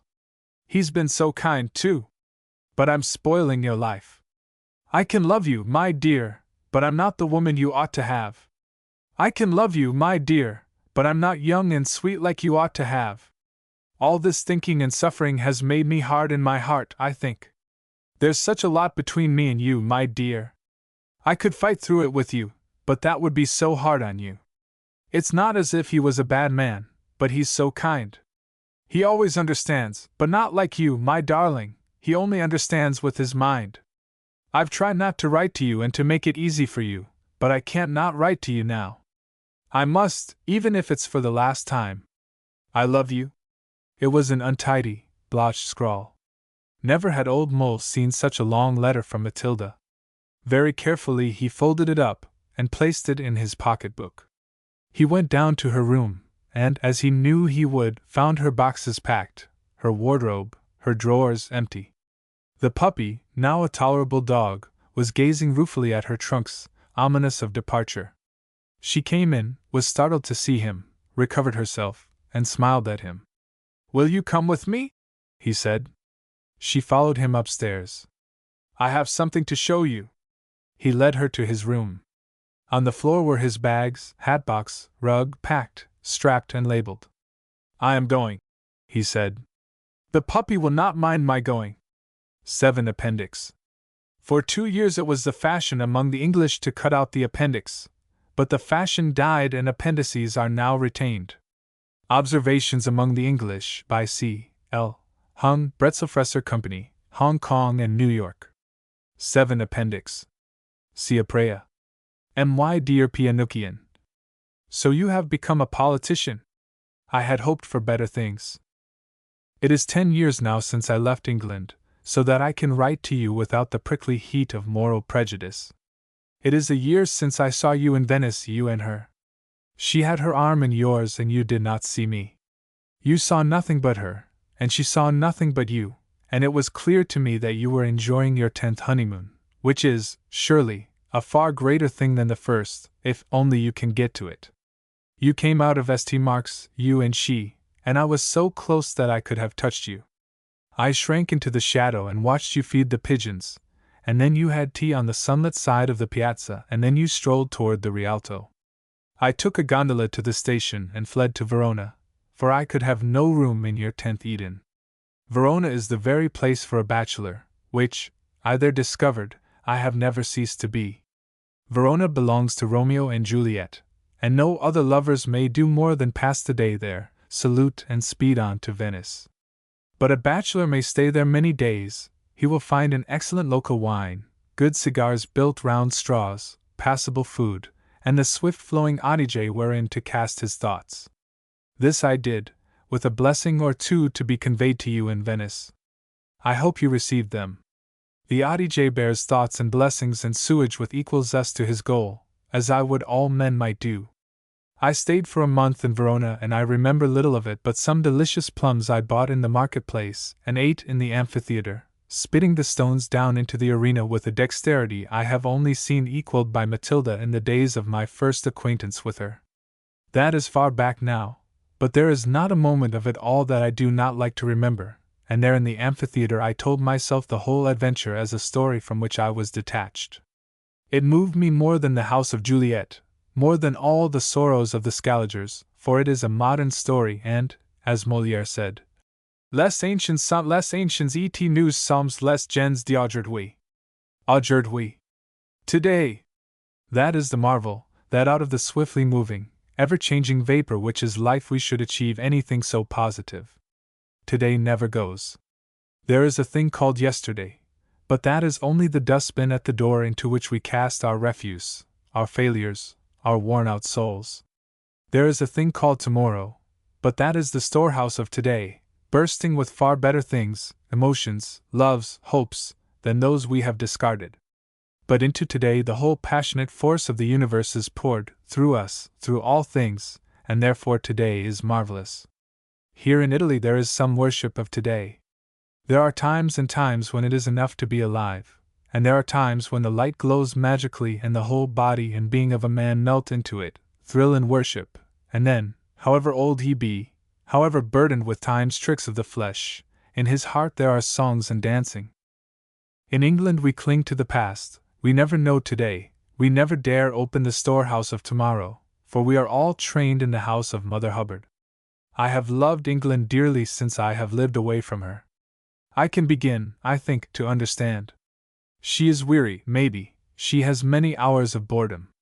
She is, alas, a country where grapes grow under glass, where, I sometimes think, men do not grow at all. She is a country of adolescence.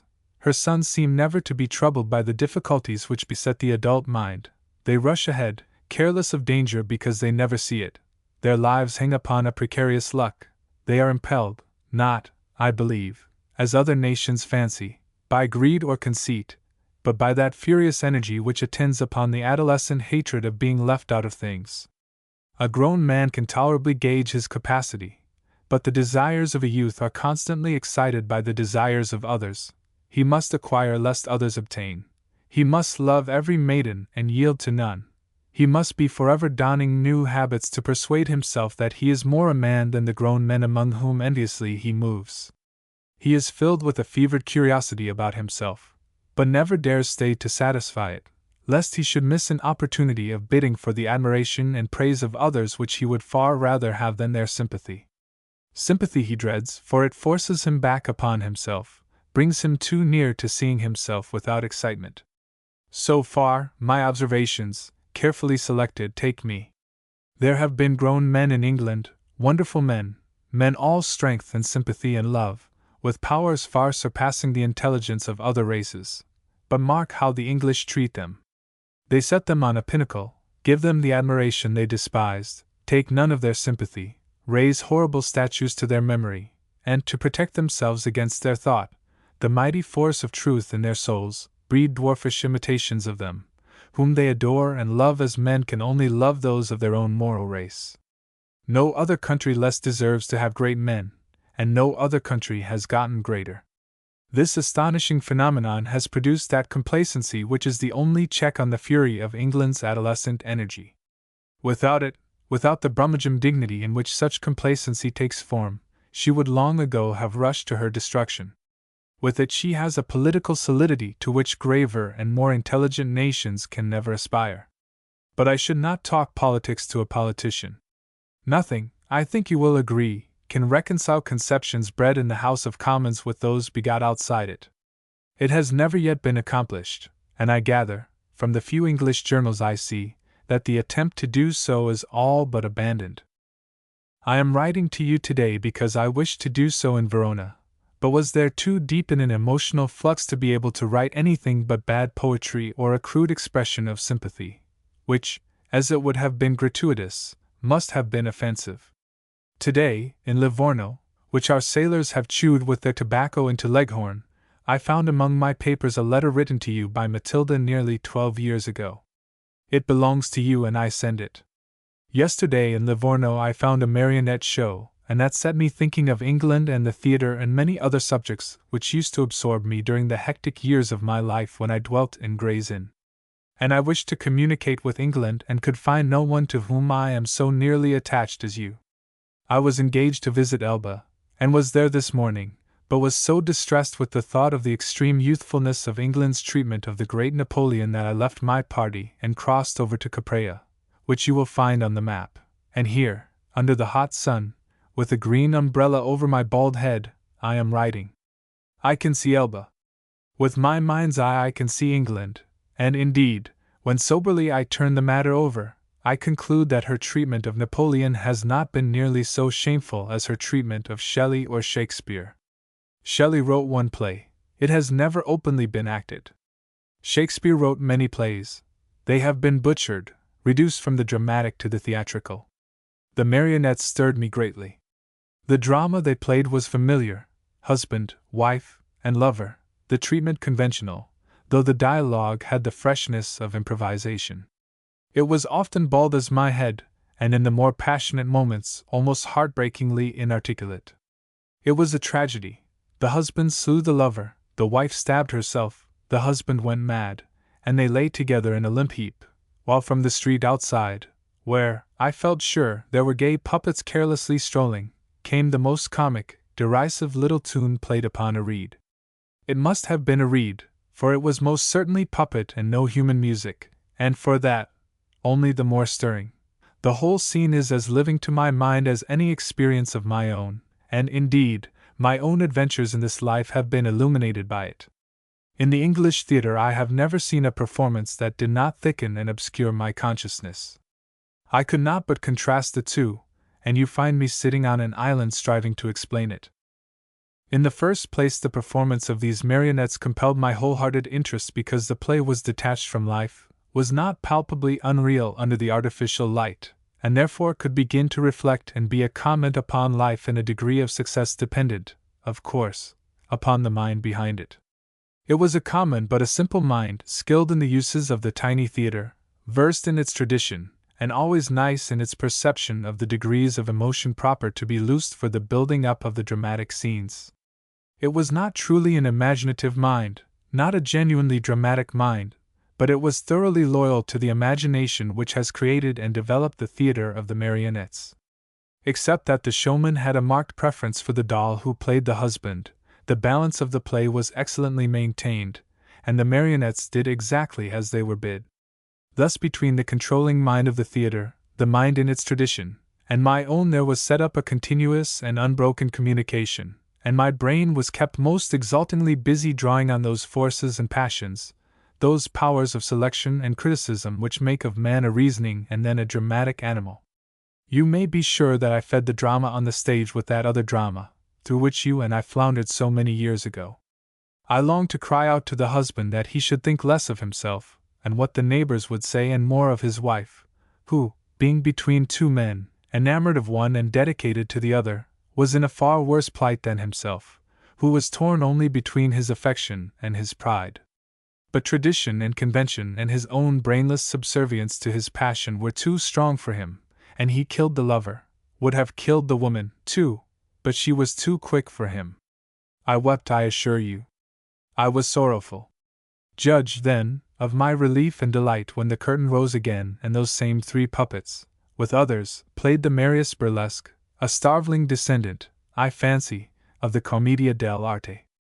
Where before they had surrendered to their passions, now my three puppets played with them at nimble knucklebones. The passion was no less genuine, but this time they were its masters, not its slaves. They had it cast and bunged and could draw on it at will. My lady puppet coquetted with the two gentlemen, set them wrangling for her, wagering, dicing, singing, dancing, vying with each other in mischievous tricks upon the town, and at last, owing, I suspect, to the showman's partiality, she sank into the husband puppet's arms and the lover puppet was propelled by force of leg through the window. Pray, my dear Pinocchian, admire the euphemism to spare both our feelings. And now I laughed as healthily and heartily as before I wept. Now, said I to myself, in England I should have been tormented with a picture, cut up by the insincerity of the actors into affective scenes and episodes, of three eminently respectable persons shaking themselves to bits with a passion they had never had. Or, for comedy, there would have been the ribaldry of equally respectable persons twisting themselves into knots in their attempts to frustrate the discovery of a misspent night. Now, thought I, this brings me near the heart of the mystery. There are few men and women born without the kernel of passion. There are 40 millions of men and women in the British Isles. What do they do with their passion? What, indeed, let us be frank, had I done with my own? Now do you perceive why I am writing to you? First of all, let us agree that boyhood is the least zestful part of a man's life. His existence is not then truly his own, he is a spectator. He is absorbed in gazing upon the great world which at a seemingly remote period he is to enter. Then he is apprenticed, initiated by the brutal test of a swift growth and physical change. Easily he learns the ways, the manners, the pursuits of men, the conduct of the material world, the common life, is all arranged. He has but to slip into it. That is easy. But his own individual life, that is not so easy. He soon perceives, confusedly and mistily, that into that he can only enter through his passion, through its spontaneous and inevitable expression. He knows that, you know it. I know it. There are a miserable few who do not know it. But in England he can find none to share his knowledge. He is left alone with his dread, with so much sick hope thrust back in him, for want of a generous salute from those who have gone before, that it rots away in him and eats into his natural faith. He asks for a vision of manhood and is given a dull imitation of man, strong, silent, brutal, and indifferent. He must admire it, for on all sides it is admired. As a child he has been taught to babble of gentle Jesus. As a youth he finds that same Jesus turned, by the distorting English atmosphere, into a hard Pharisee, blessing the money changers. His passion racks his bones and blisters his soul. His inmost self yearns to get out and away, to spend itself, to find its due share in the ever-creating love. He dare not so much as whisper his need, for none but shameful words are given him to express it. All's well with the world, he is told. All's wrong with myself, he begins to think. In other men, older men, he can find no trace of passion, only temper and lewdness, with a swagger to both. They bear both easily. His passion becomes hateful to him. He begins to chafe against it, to spurn it, to live gaily enough in the common life, to choke the vision of his own life. So it has been with you, with me, with all of us. There are works of art, it is true. Grown men understand them, adolescents hate them, for works of art reveal always the fulfillment of passion. They begin to flower at the point to which passion has raised the soul. They are the record and the landmarks of its after-journeyings, its own free traveling. To the soul in bondage all that is but babble and foolish talk, just as, to the adolescent, the simplicity of the grown man is folly. That a man should believe in human nature, as he must if he believes in himself, is, in adolescent eyes, suspect. Have you not heard intelligent Englishmen say contemptuously of a man that he is an idealist, as who should say idiot? Passion leads to idealism, to belief that there is a wisdom greater than the wisdom of men, a knowledge of which the knowledge of men is but a part, a pulse in the universe by which they may set the beat of their own. What do the English do with their passion? They strangle it. What did I do with my own? I let it ooze and trickle away. I accepted my part in the common life, and of my own life preserved only certain mild delights and dull passive joys, which became milder and duller as the years went by. I was engaged in educating the young. I shudder to think of it now. When I think of the effect those years, and that curriculum, had upon my own mind, I turn sick to imagine the harm it must have done to the young, eager minds. The dullest child's mind is eager, entrusted to my care by their confiding, worthy, and adolescent parents. It is a horror to me to look back on it, and I look back as little as may be. But today, in the security of glorious weather, the impregnable peace of my island slung between blue sea and sky, I can look back with amused curiosity, setting my infallible puppets against the blustering half-men whom I remember to have inhabited those portions of England that I knew. I do not count myself a freeman, but one who has escaped from prison and still bears the marks of it in his mind. It is to rid myself of those marks that I am thus wrapped in criticism, and not to condemn the lives of those who are left incarcerated. Impossible to condemn without self-condemnation. No doubt they are making the best of it. I find that I cannot now think of anything in the world as separate from myself. The world embraces all things, and so must I. But to do so comfortably I must first understand everything that is sufficiently imaged to be within the range of my apprehension. Neither more nor less can I attempt. If more, then I am plunged in error and confusion. If less, then am I the captive of my own indolence, and such for the greater part of my life I have been. When I look back on my experience in London, I cannot but see that I never became a part of it, never truly lived in its life. That may have been only because a quarter of a century spent as an autocrat among small boys is not perhaps the ideal preparation for living in a crowd, a herd without a leader, in which there is no rule of manners but, be servile when you must, insolent when you can. Possibly the majority are so bred and trained that such a flurry and scurry seem to them normal and inevitable.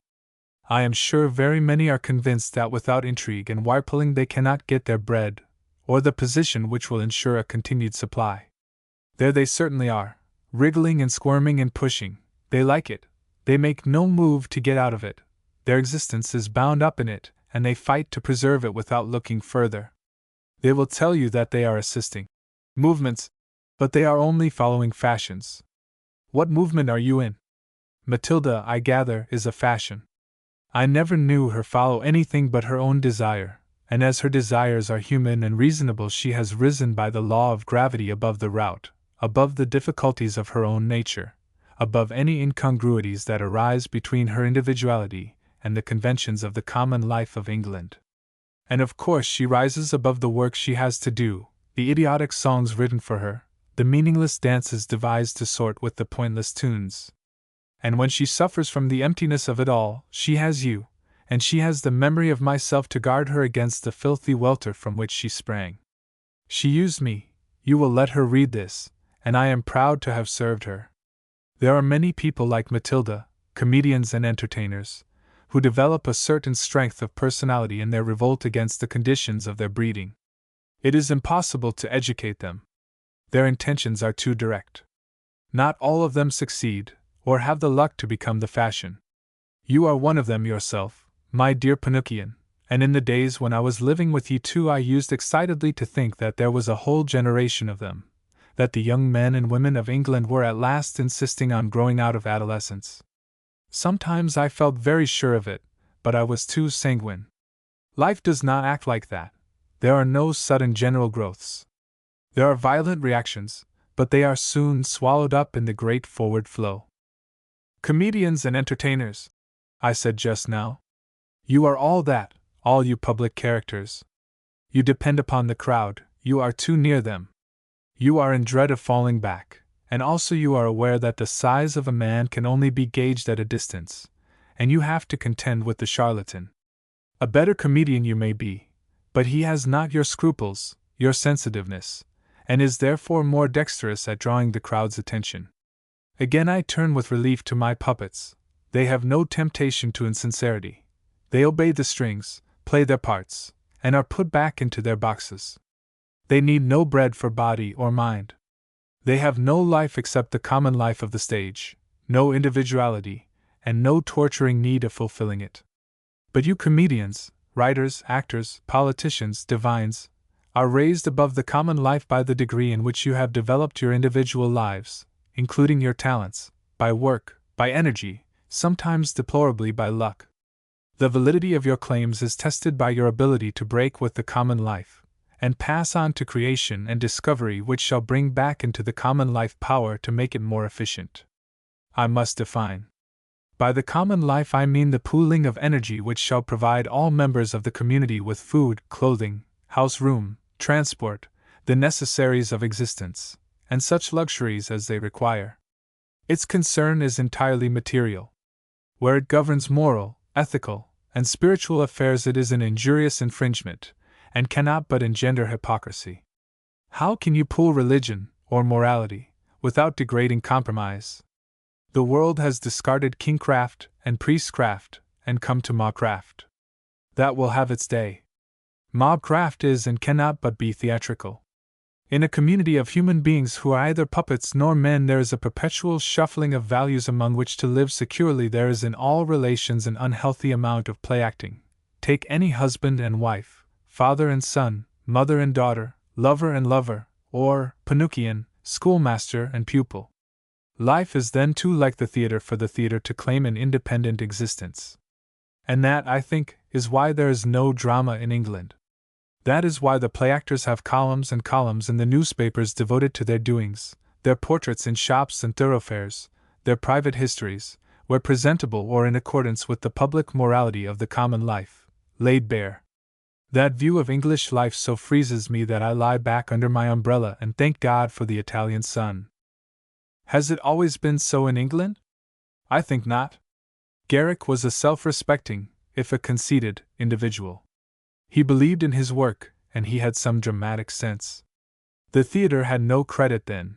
Even his genius could not raise it to the level of English institutions. But his genius made him independent, and still the theatre was parasitic upon the court. Subsequently the English court, which, never since Charles II, had taken any genuine interest in it, repudiated the theatre which then had healthily to struggle for its existence. I fancy that in Copus, Matilda's uncle, I found the last genuine survivor of the race of mummers of which Henry Irving was the last triumphant example. They strangled the theatre with their own personalities, for only by the strength of their personalities could they force themselves upon the attention of an England huddled away in dark houses, grimly, tragically, in secrecy, play-acting. With every house a playhouse, how can the theatre be taken seriously? With so much engrossing pretense in their homes, men have no need of professional mummers. With a fully developed nonconformist conscience, an Englishman can be his own playwright, mummer, and audience.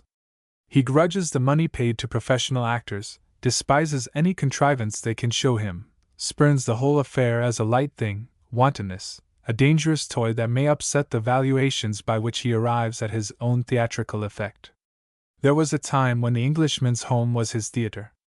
My own home was like that. Year in, year out there was a tremendous groveling before God, and a sweaty wrestling with the devil, and a barometrical record of prowess in both was kept. Human relations sneaked in when no one was looking, took the stage when the curtain was down.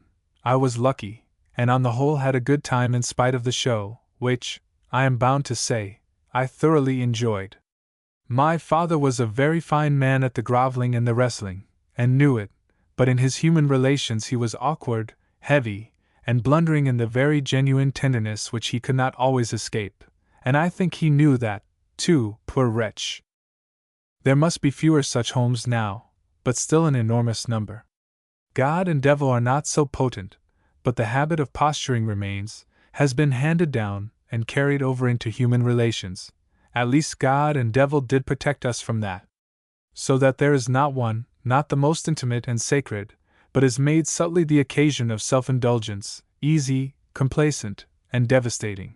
The epidemic disease consequent on the airless years from the Reform Bill to the South African War, you will remember the histrionics before, during and after that tragedy of two nations. The old English home, theatrical and oleographic, has been destroyed by it, and I rejoice as I rejoice to hear that the Chinese women are abandoning the folly of stunting their feet. We used to stunt the soul, the affections, human passions. Unbind the China woman's feet, and she suffers agonies, so that she cannot walk. Thus it has been with us. We have suffered mortal agonies. We have been saved from madness by the inherited theatrical habit, by which we have shuffled through the human relationships enforced by our natural necessities and the inconsiderate insistence upon being born of the next generation. We have shuffled through them, I say, and we have made them charming, but we have not yet, shall we ever, made them beautiful. There has been no true song in our hearts, only songs without words a la Mendelssohn, nor yet a full music in our blood. We have imitated these things, from bad models, drawn crude sketches of them. I, for instance, play-acted myself into marriage. When it came to getting out of it, play-acting was of no avail, though even for that emergency, as you know, the English game has its rules. I could not conform to them, and in that I believe I shared in the general experience of the race. I was pitchforked out of the old theatricality into the new and found it ineffective. That must be happening every day, in thousands, perhaps in millions, of cases. I feel hopeful, and yet unhappy, too, for my experience came to me too late. I have been able to discard, but for the new life, vita nuova, I have not wherewith to grasp, to take into myself, to make my own. Even here on this island, in this country of light, I do not seem to myself to be fully alive, but am an outsider, a spectator, even as I was when a small boy, and I shall go down into this warm earth hardly riper than I was when I was born, nurtured only by one genuine experience, and that negative. But for that I am thankful. It has made it possible for me to ruminate, if not to act, to rejoice in the possession of my uncomely and unwieldy body, to be content with that small fragment of my soul which I have mastered. It is really delightful to be writing to you again. It brings you before me, as a boy, a little piping boy, as a posturing and conceited youth. Do you remember the cruel snub inflicted on you by Tallien, the French master?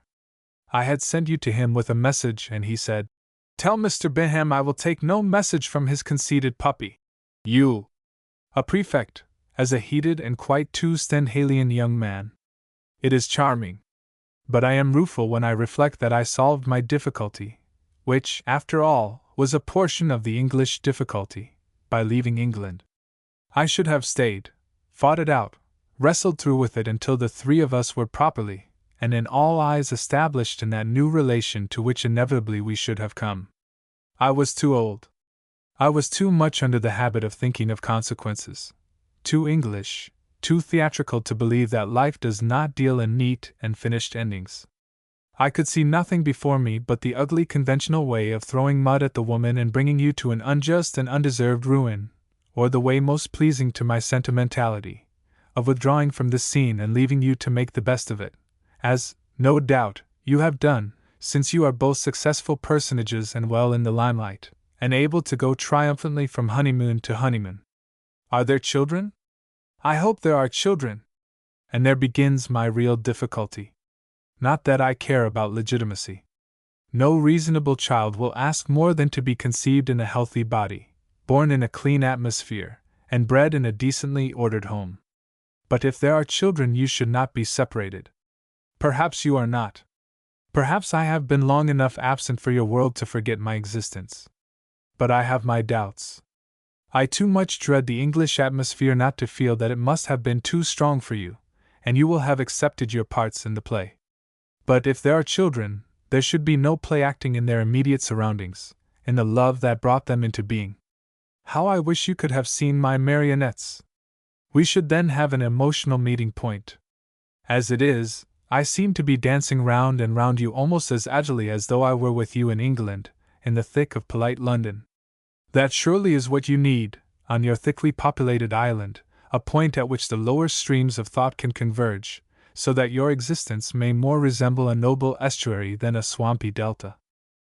You will see that I am sane enough to be thinking more of your, possibly non-existent, children than of you. There are two clear ideas in my head, and they desire each other in marriage, the idea of children and the idea of the theatre. But, alas! I fear it is beyond me to bring them together. I cannot reach beyond my marionettes, which are, after all, only the working models of the theatre I should like to conceive, and having conceived, to create and set down in England as a reproach to the clumsy sentimental play-acting of English life. That would, I believe, more powerfully than any other instrument, quell the disease. If you had a theatre which was a place of art, it would lead you on to life, and you would presently discard the sham morals, imitation art, false emotions, and tortuous thoughts with which you now defend yourselves against it. I have written much under my umbrella. I hope I have said something. At least, with this, I shake you by the hand and we three puppets dance on through the merry burlesque which our modern life will seem to be to the wiser and healthier generations who shall come after us. The old are supposed to be in a position to advise the young. I have learned through you, and yet I may give you this counsel. If ever you find yourself faced with a risk, take it. Love, I conclude, is a voyager, and it is our privilege to travel with him. But if we stay too long in the inn of habit, we lose his company and are undone. Yours affectionately, H. J. Beenham.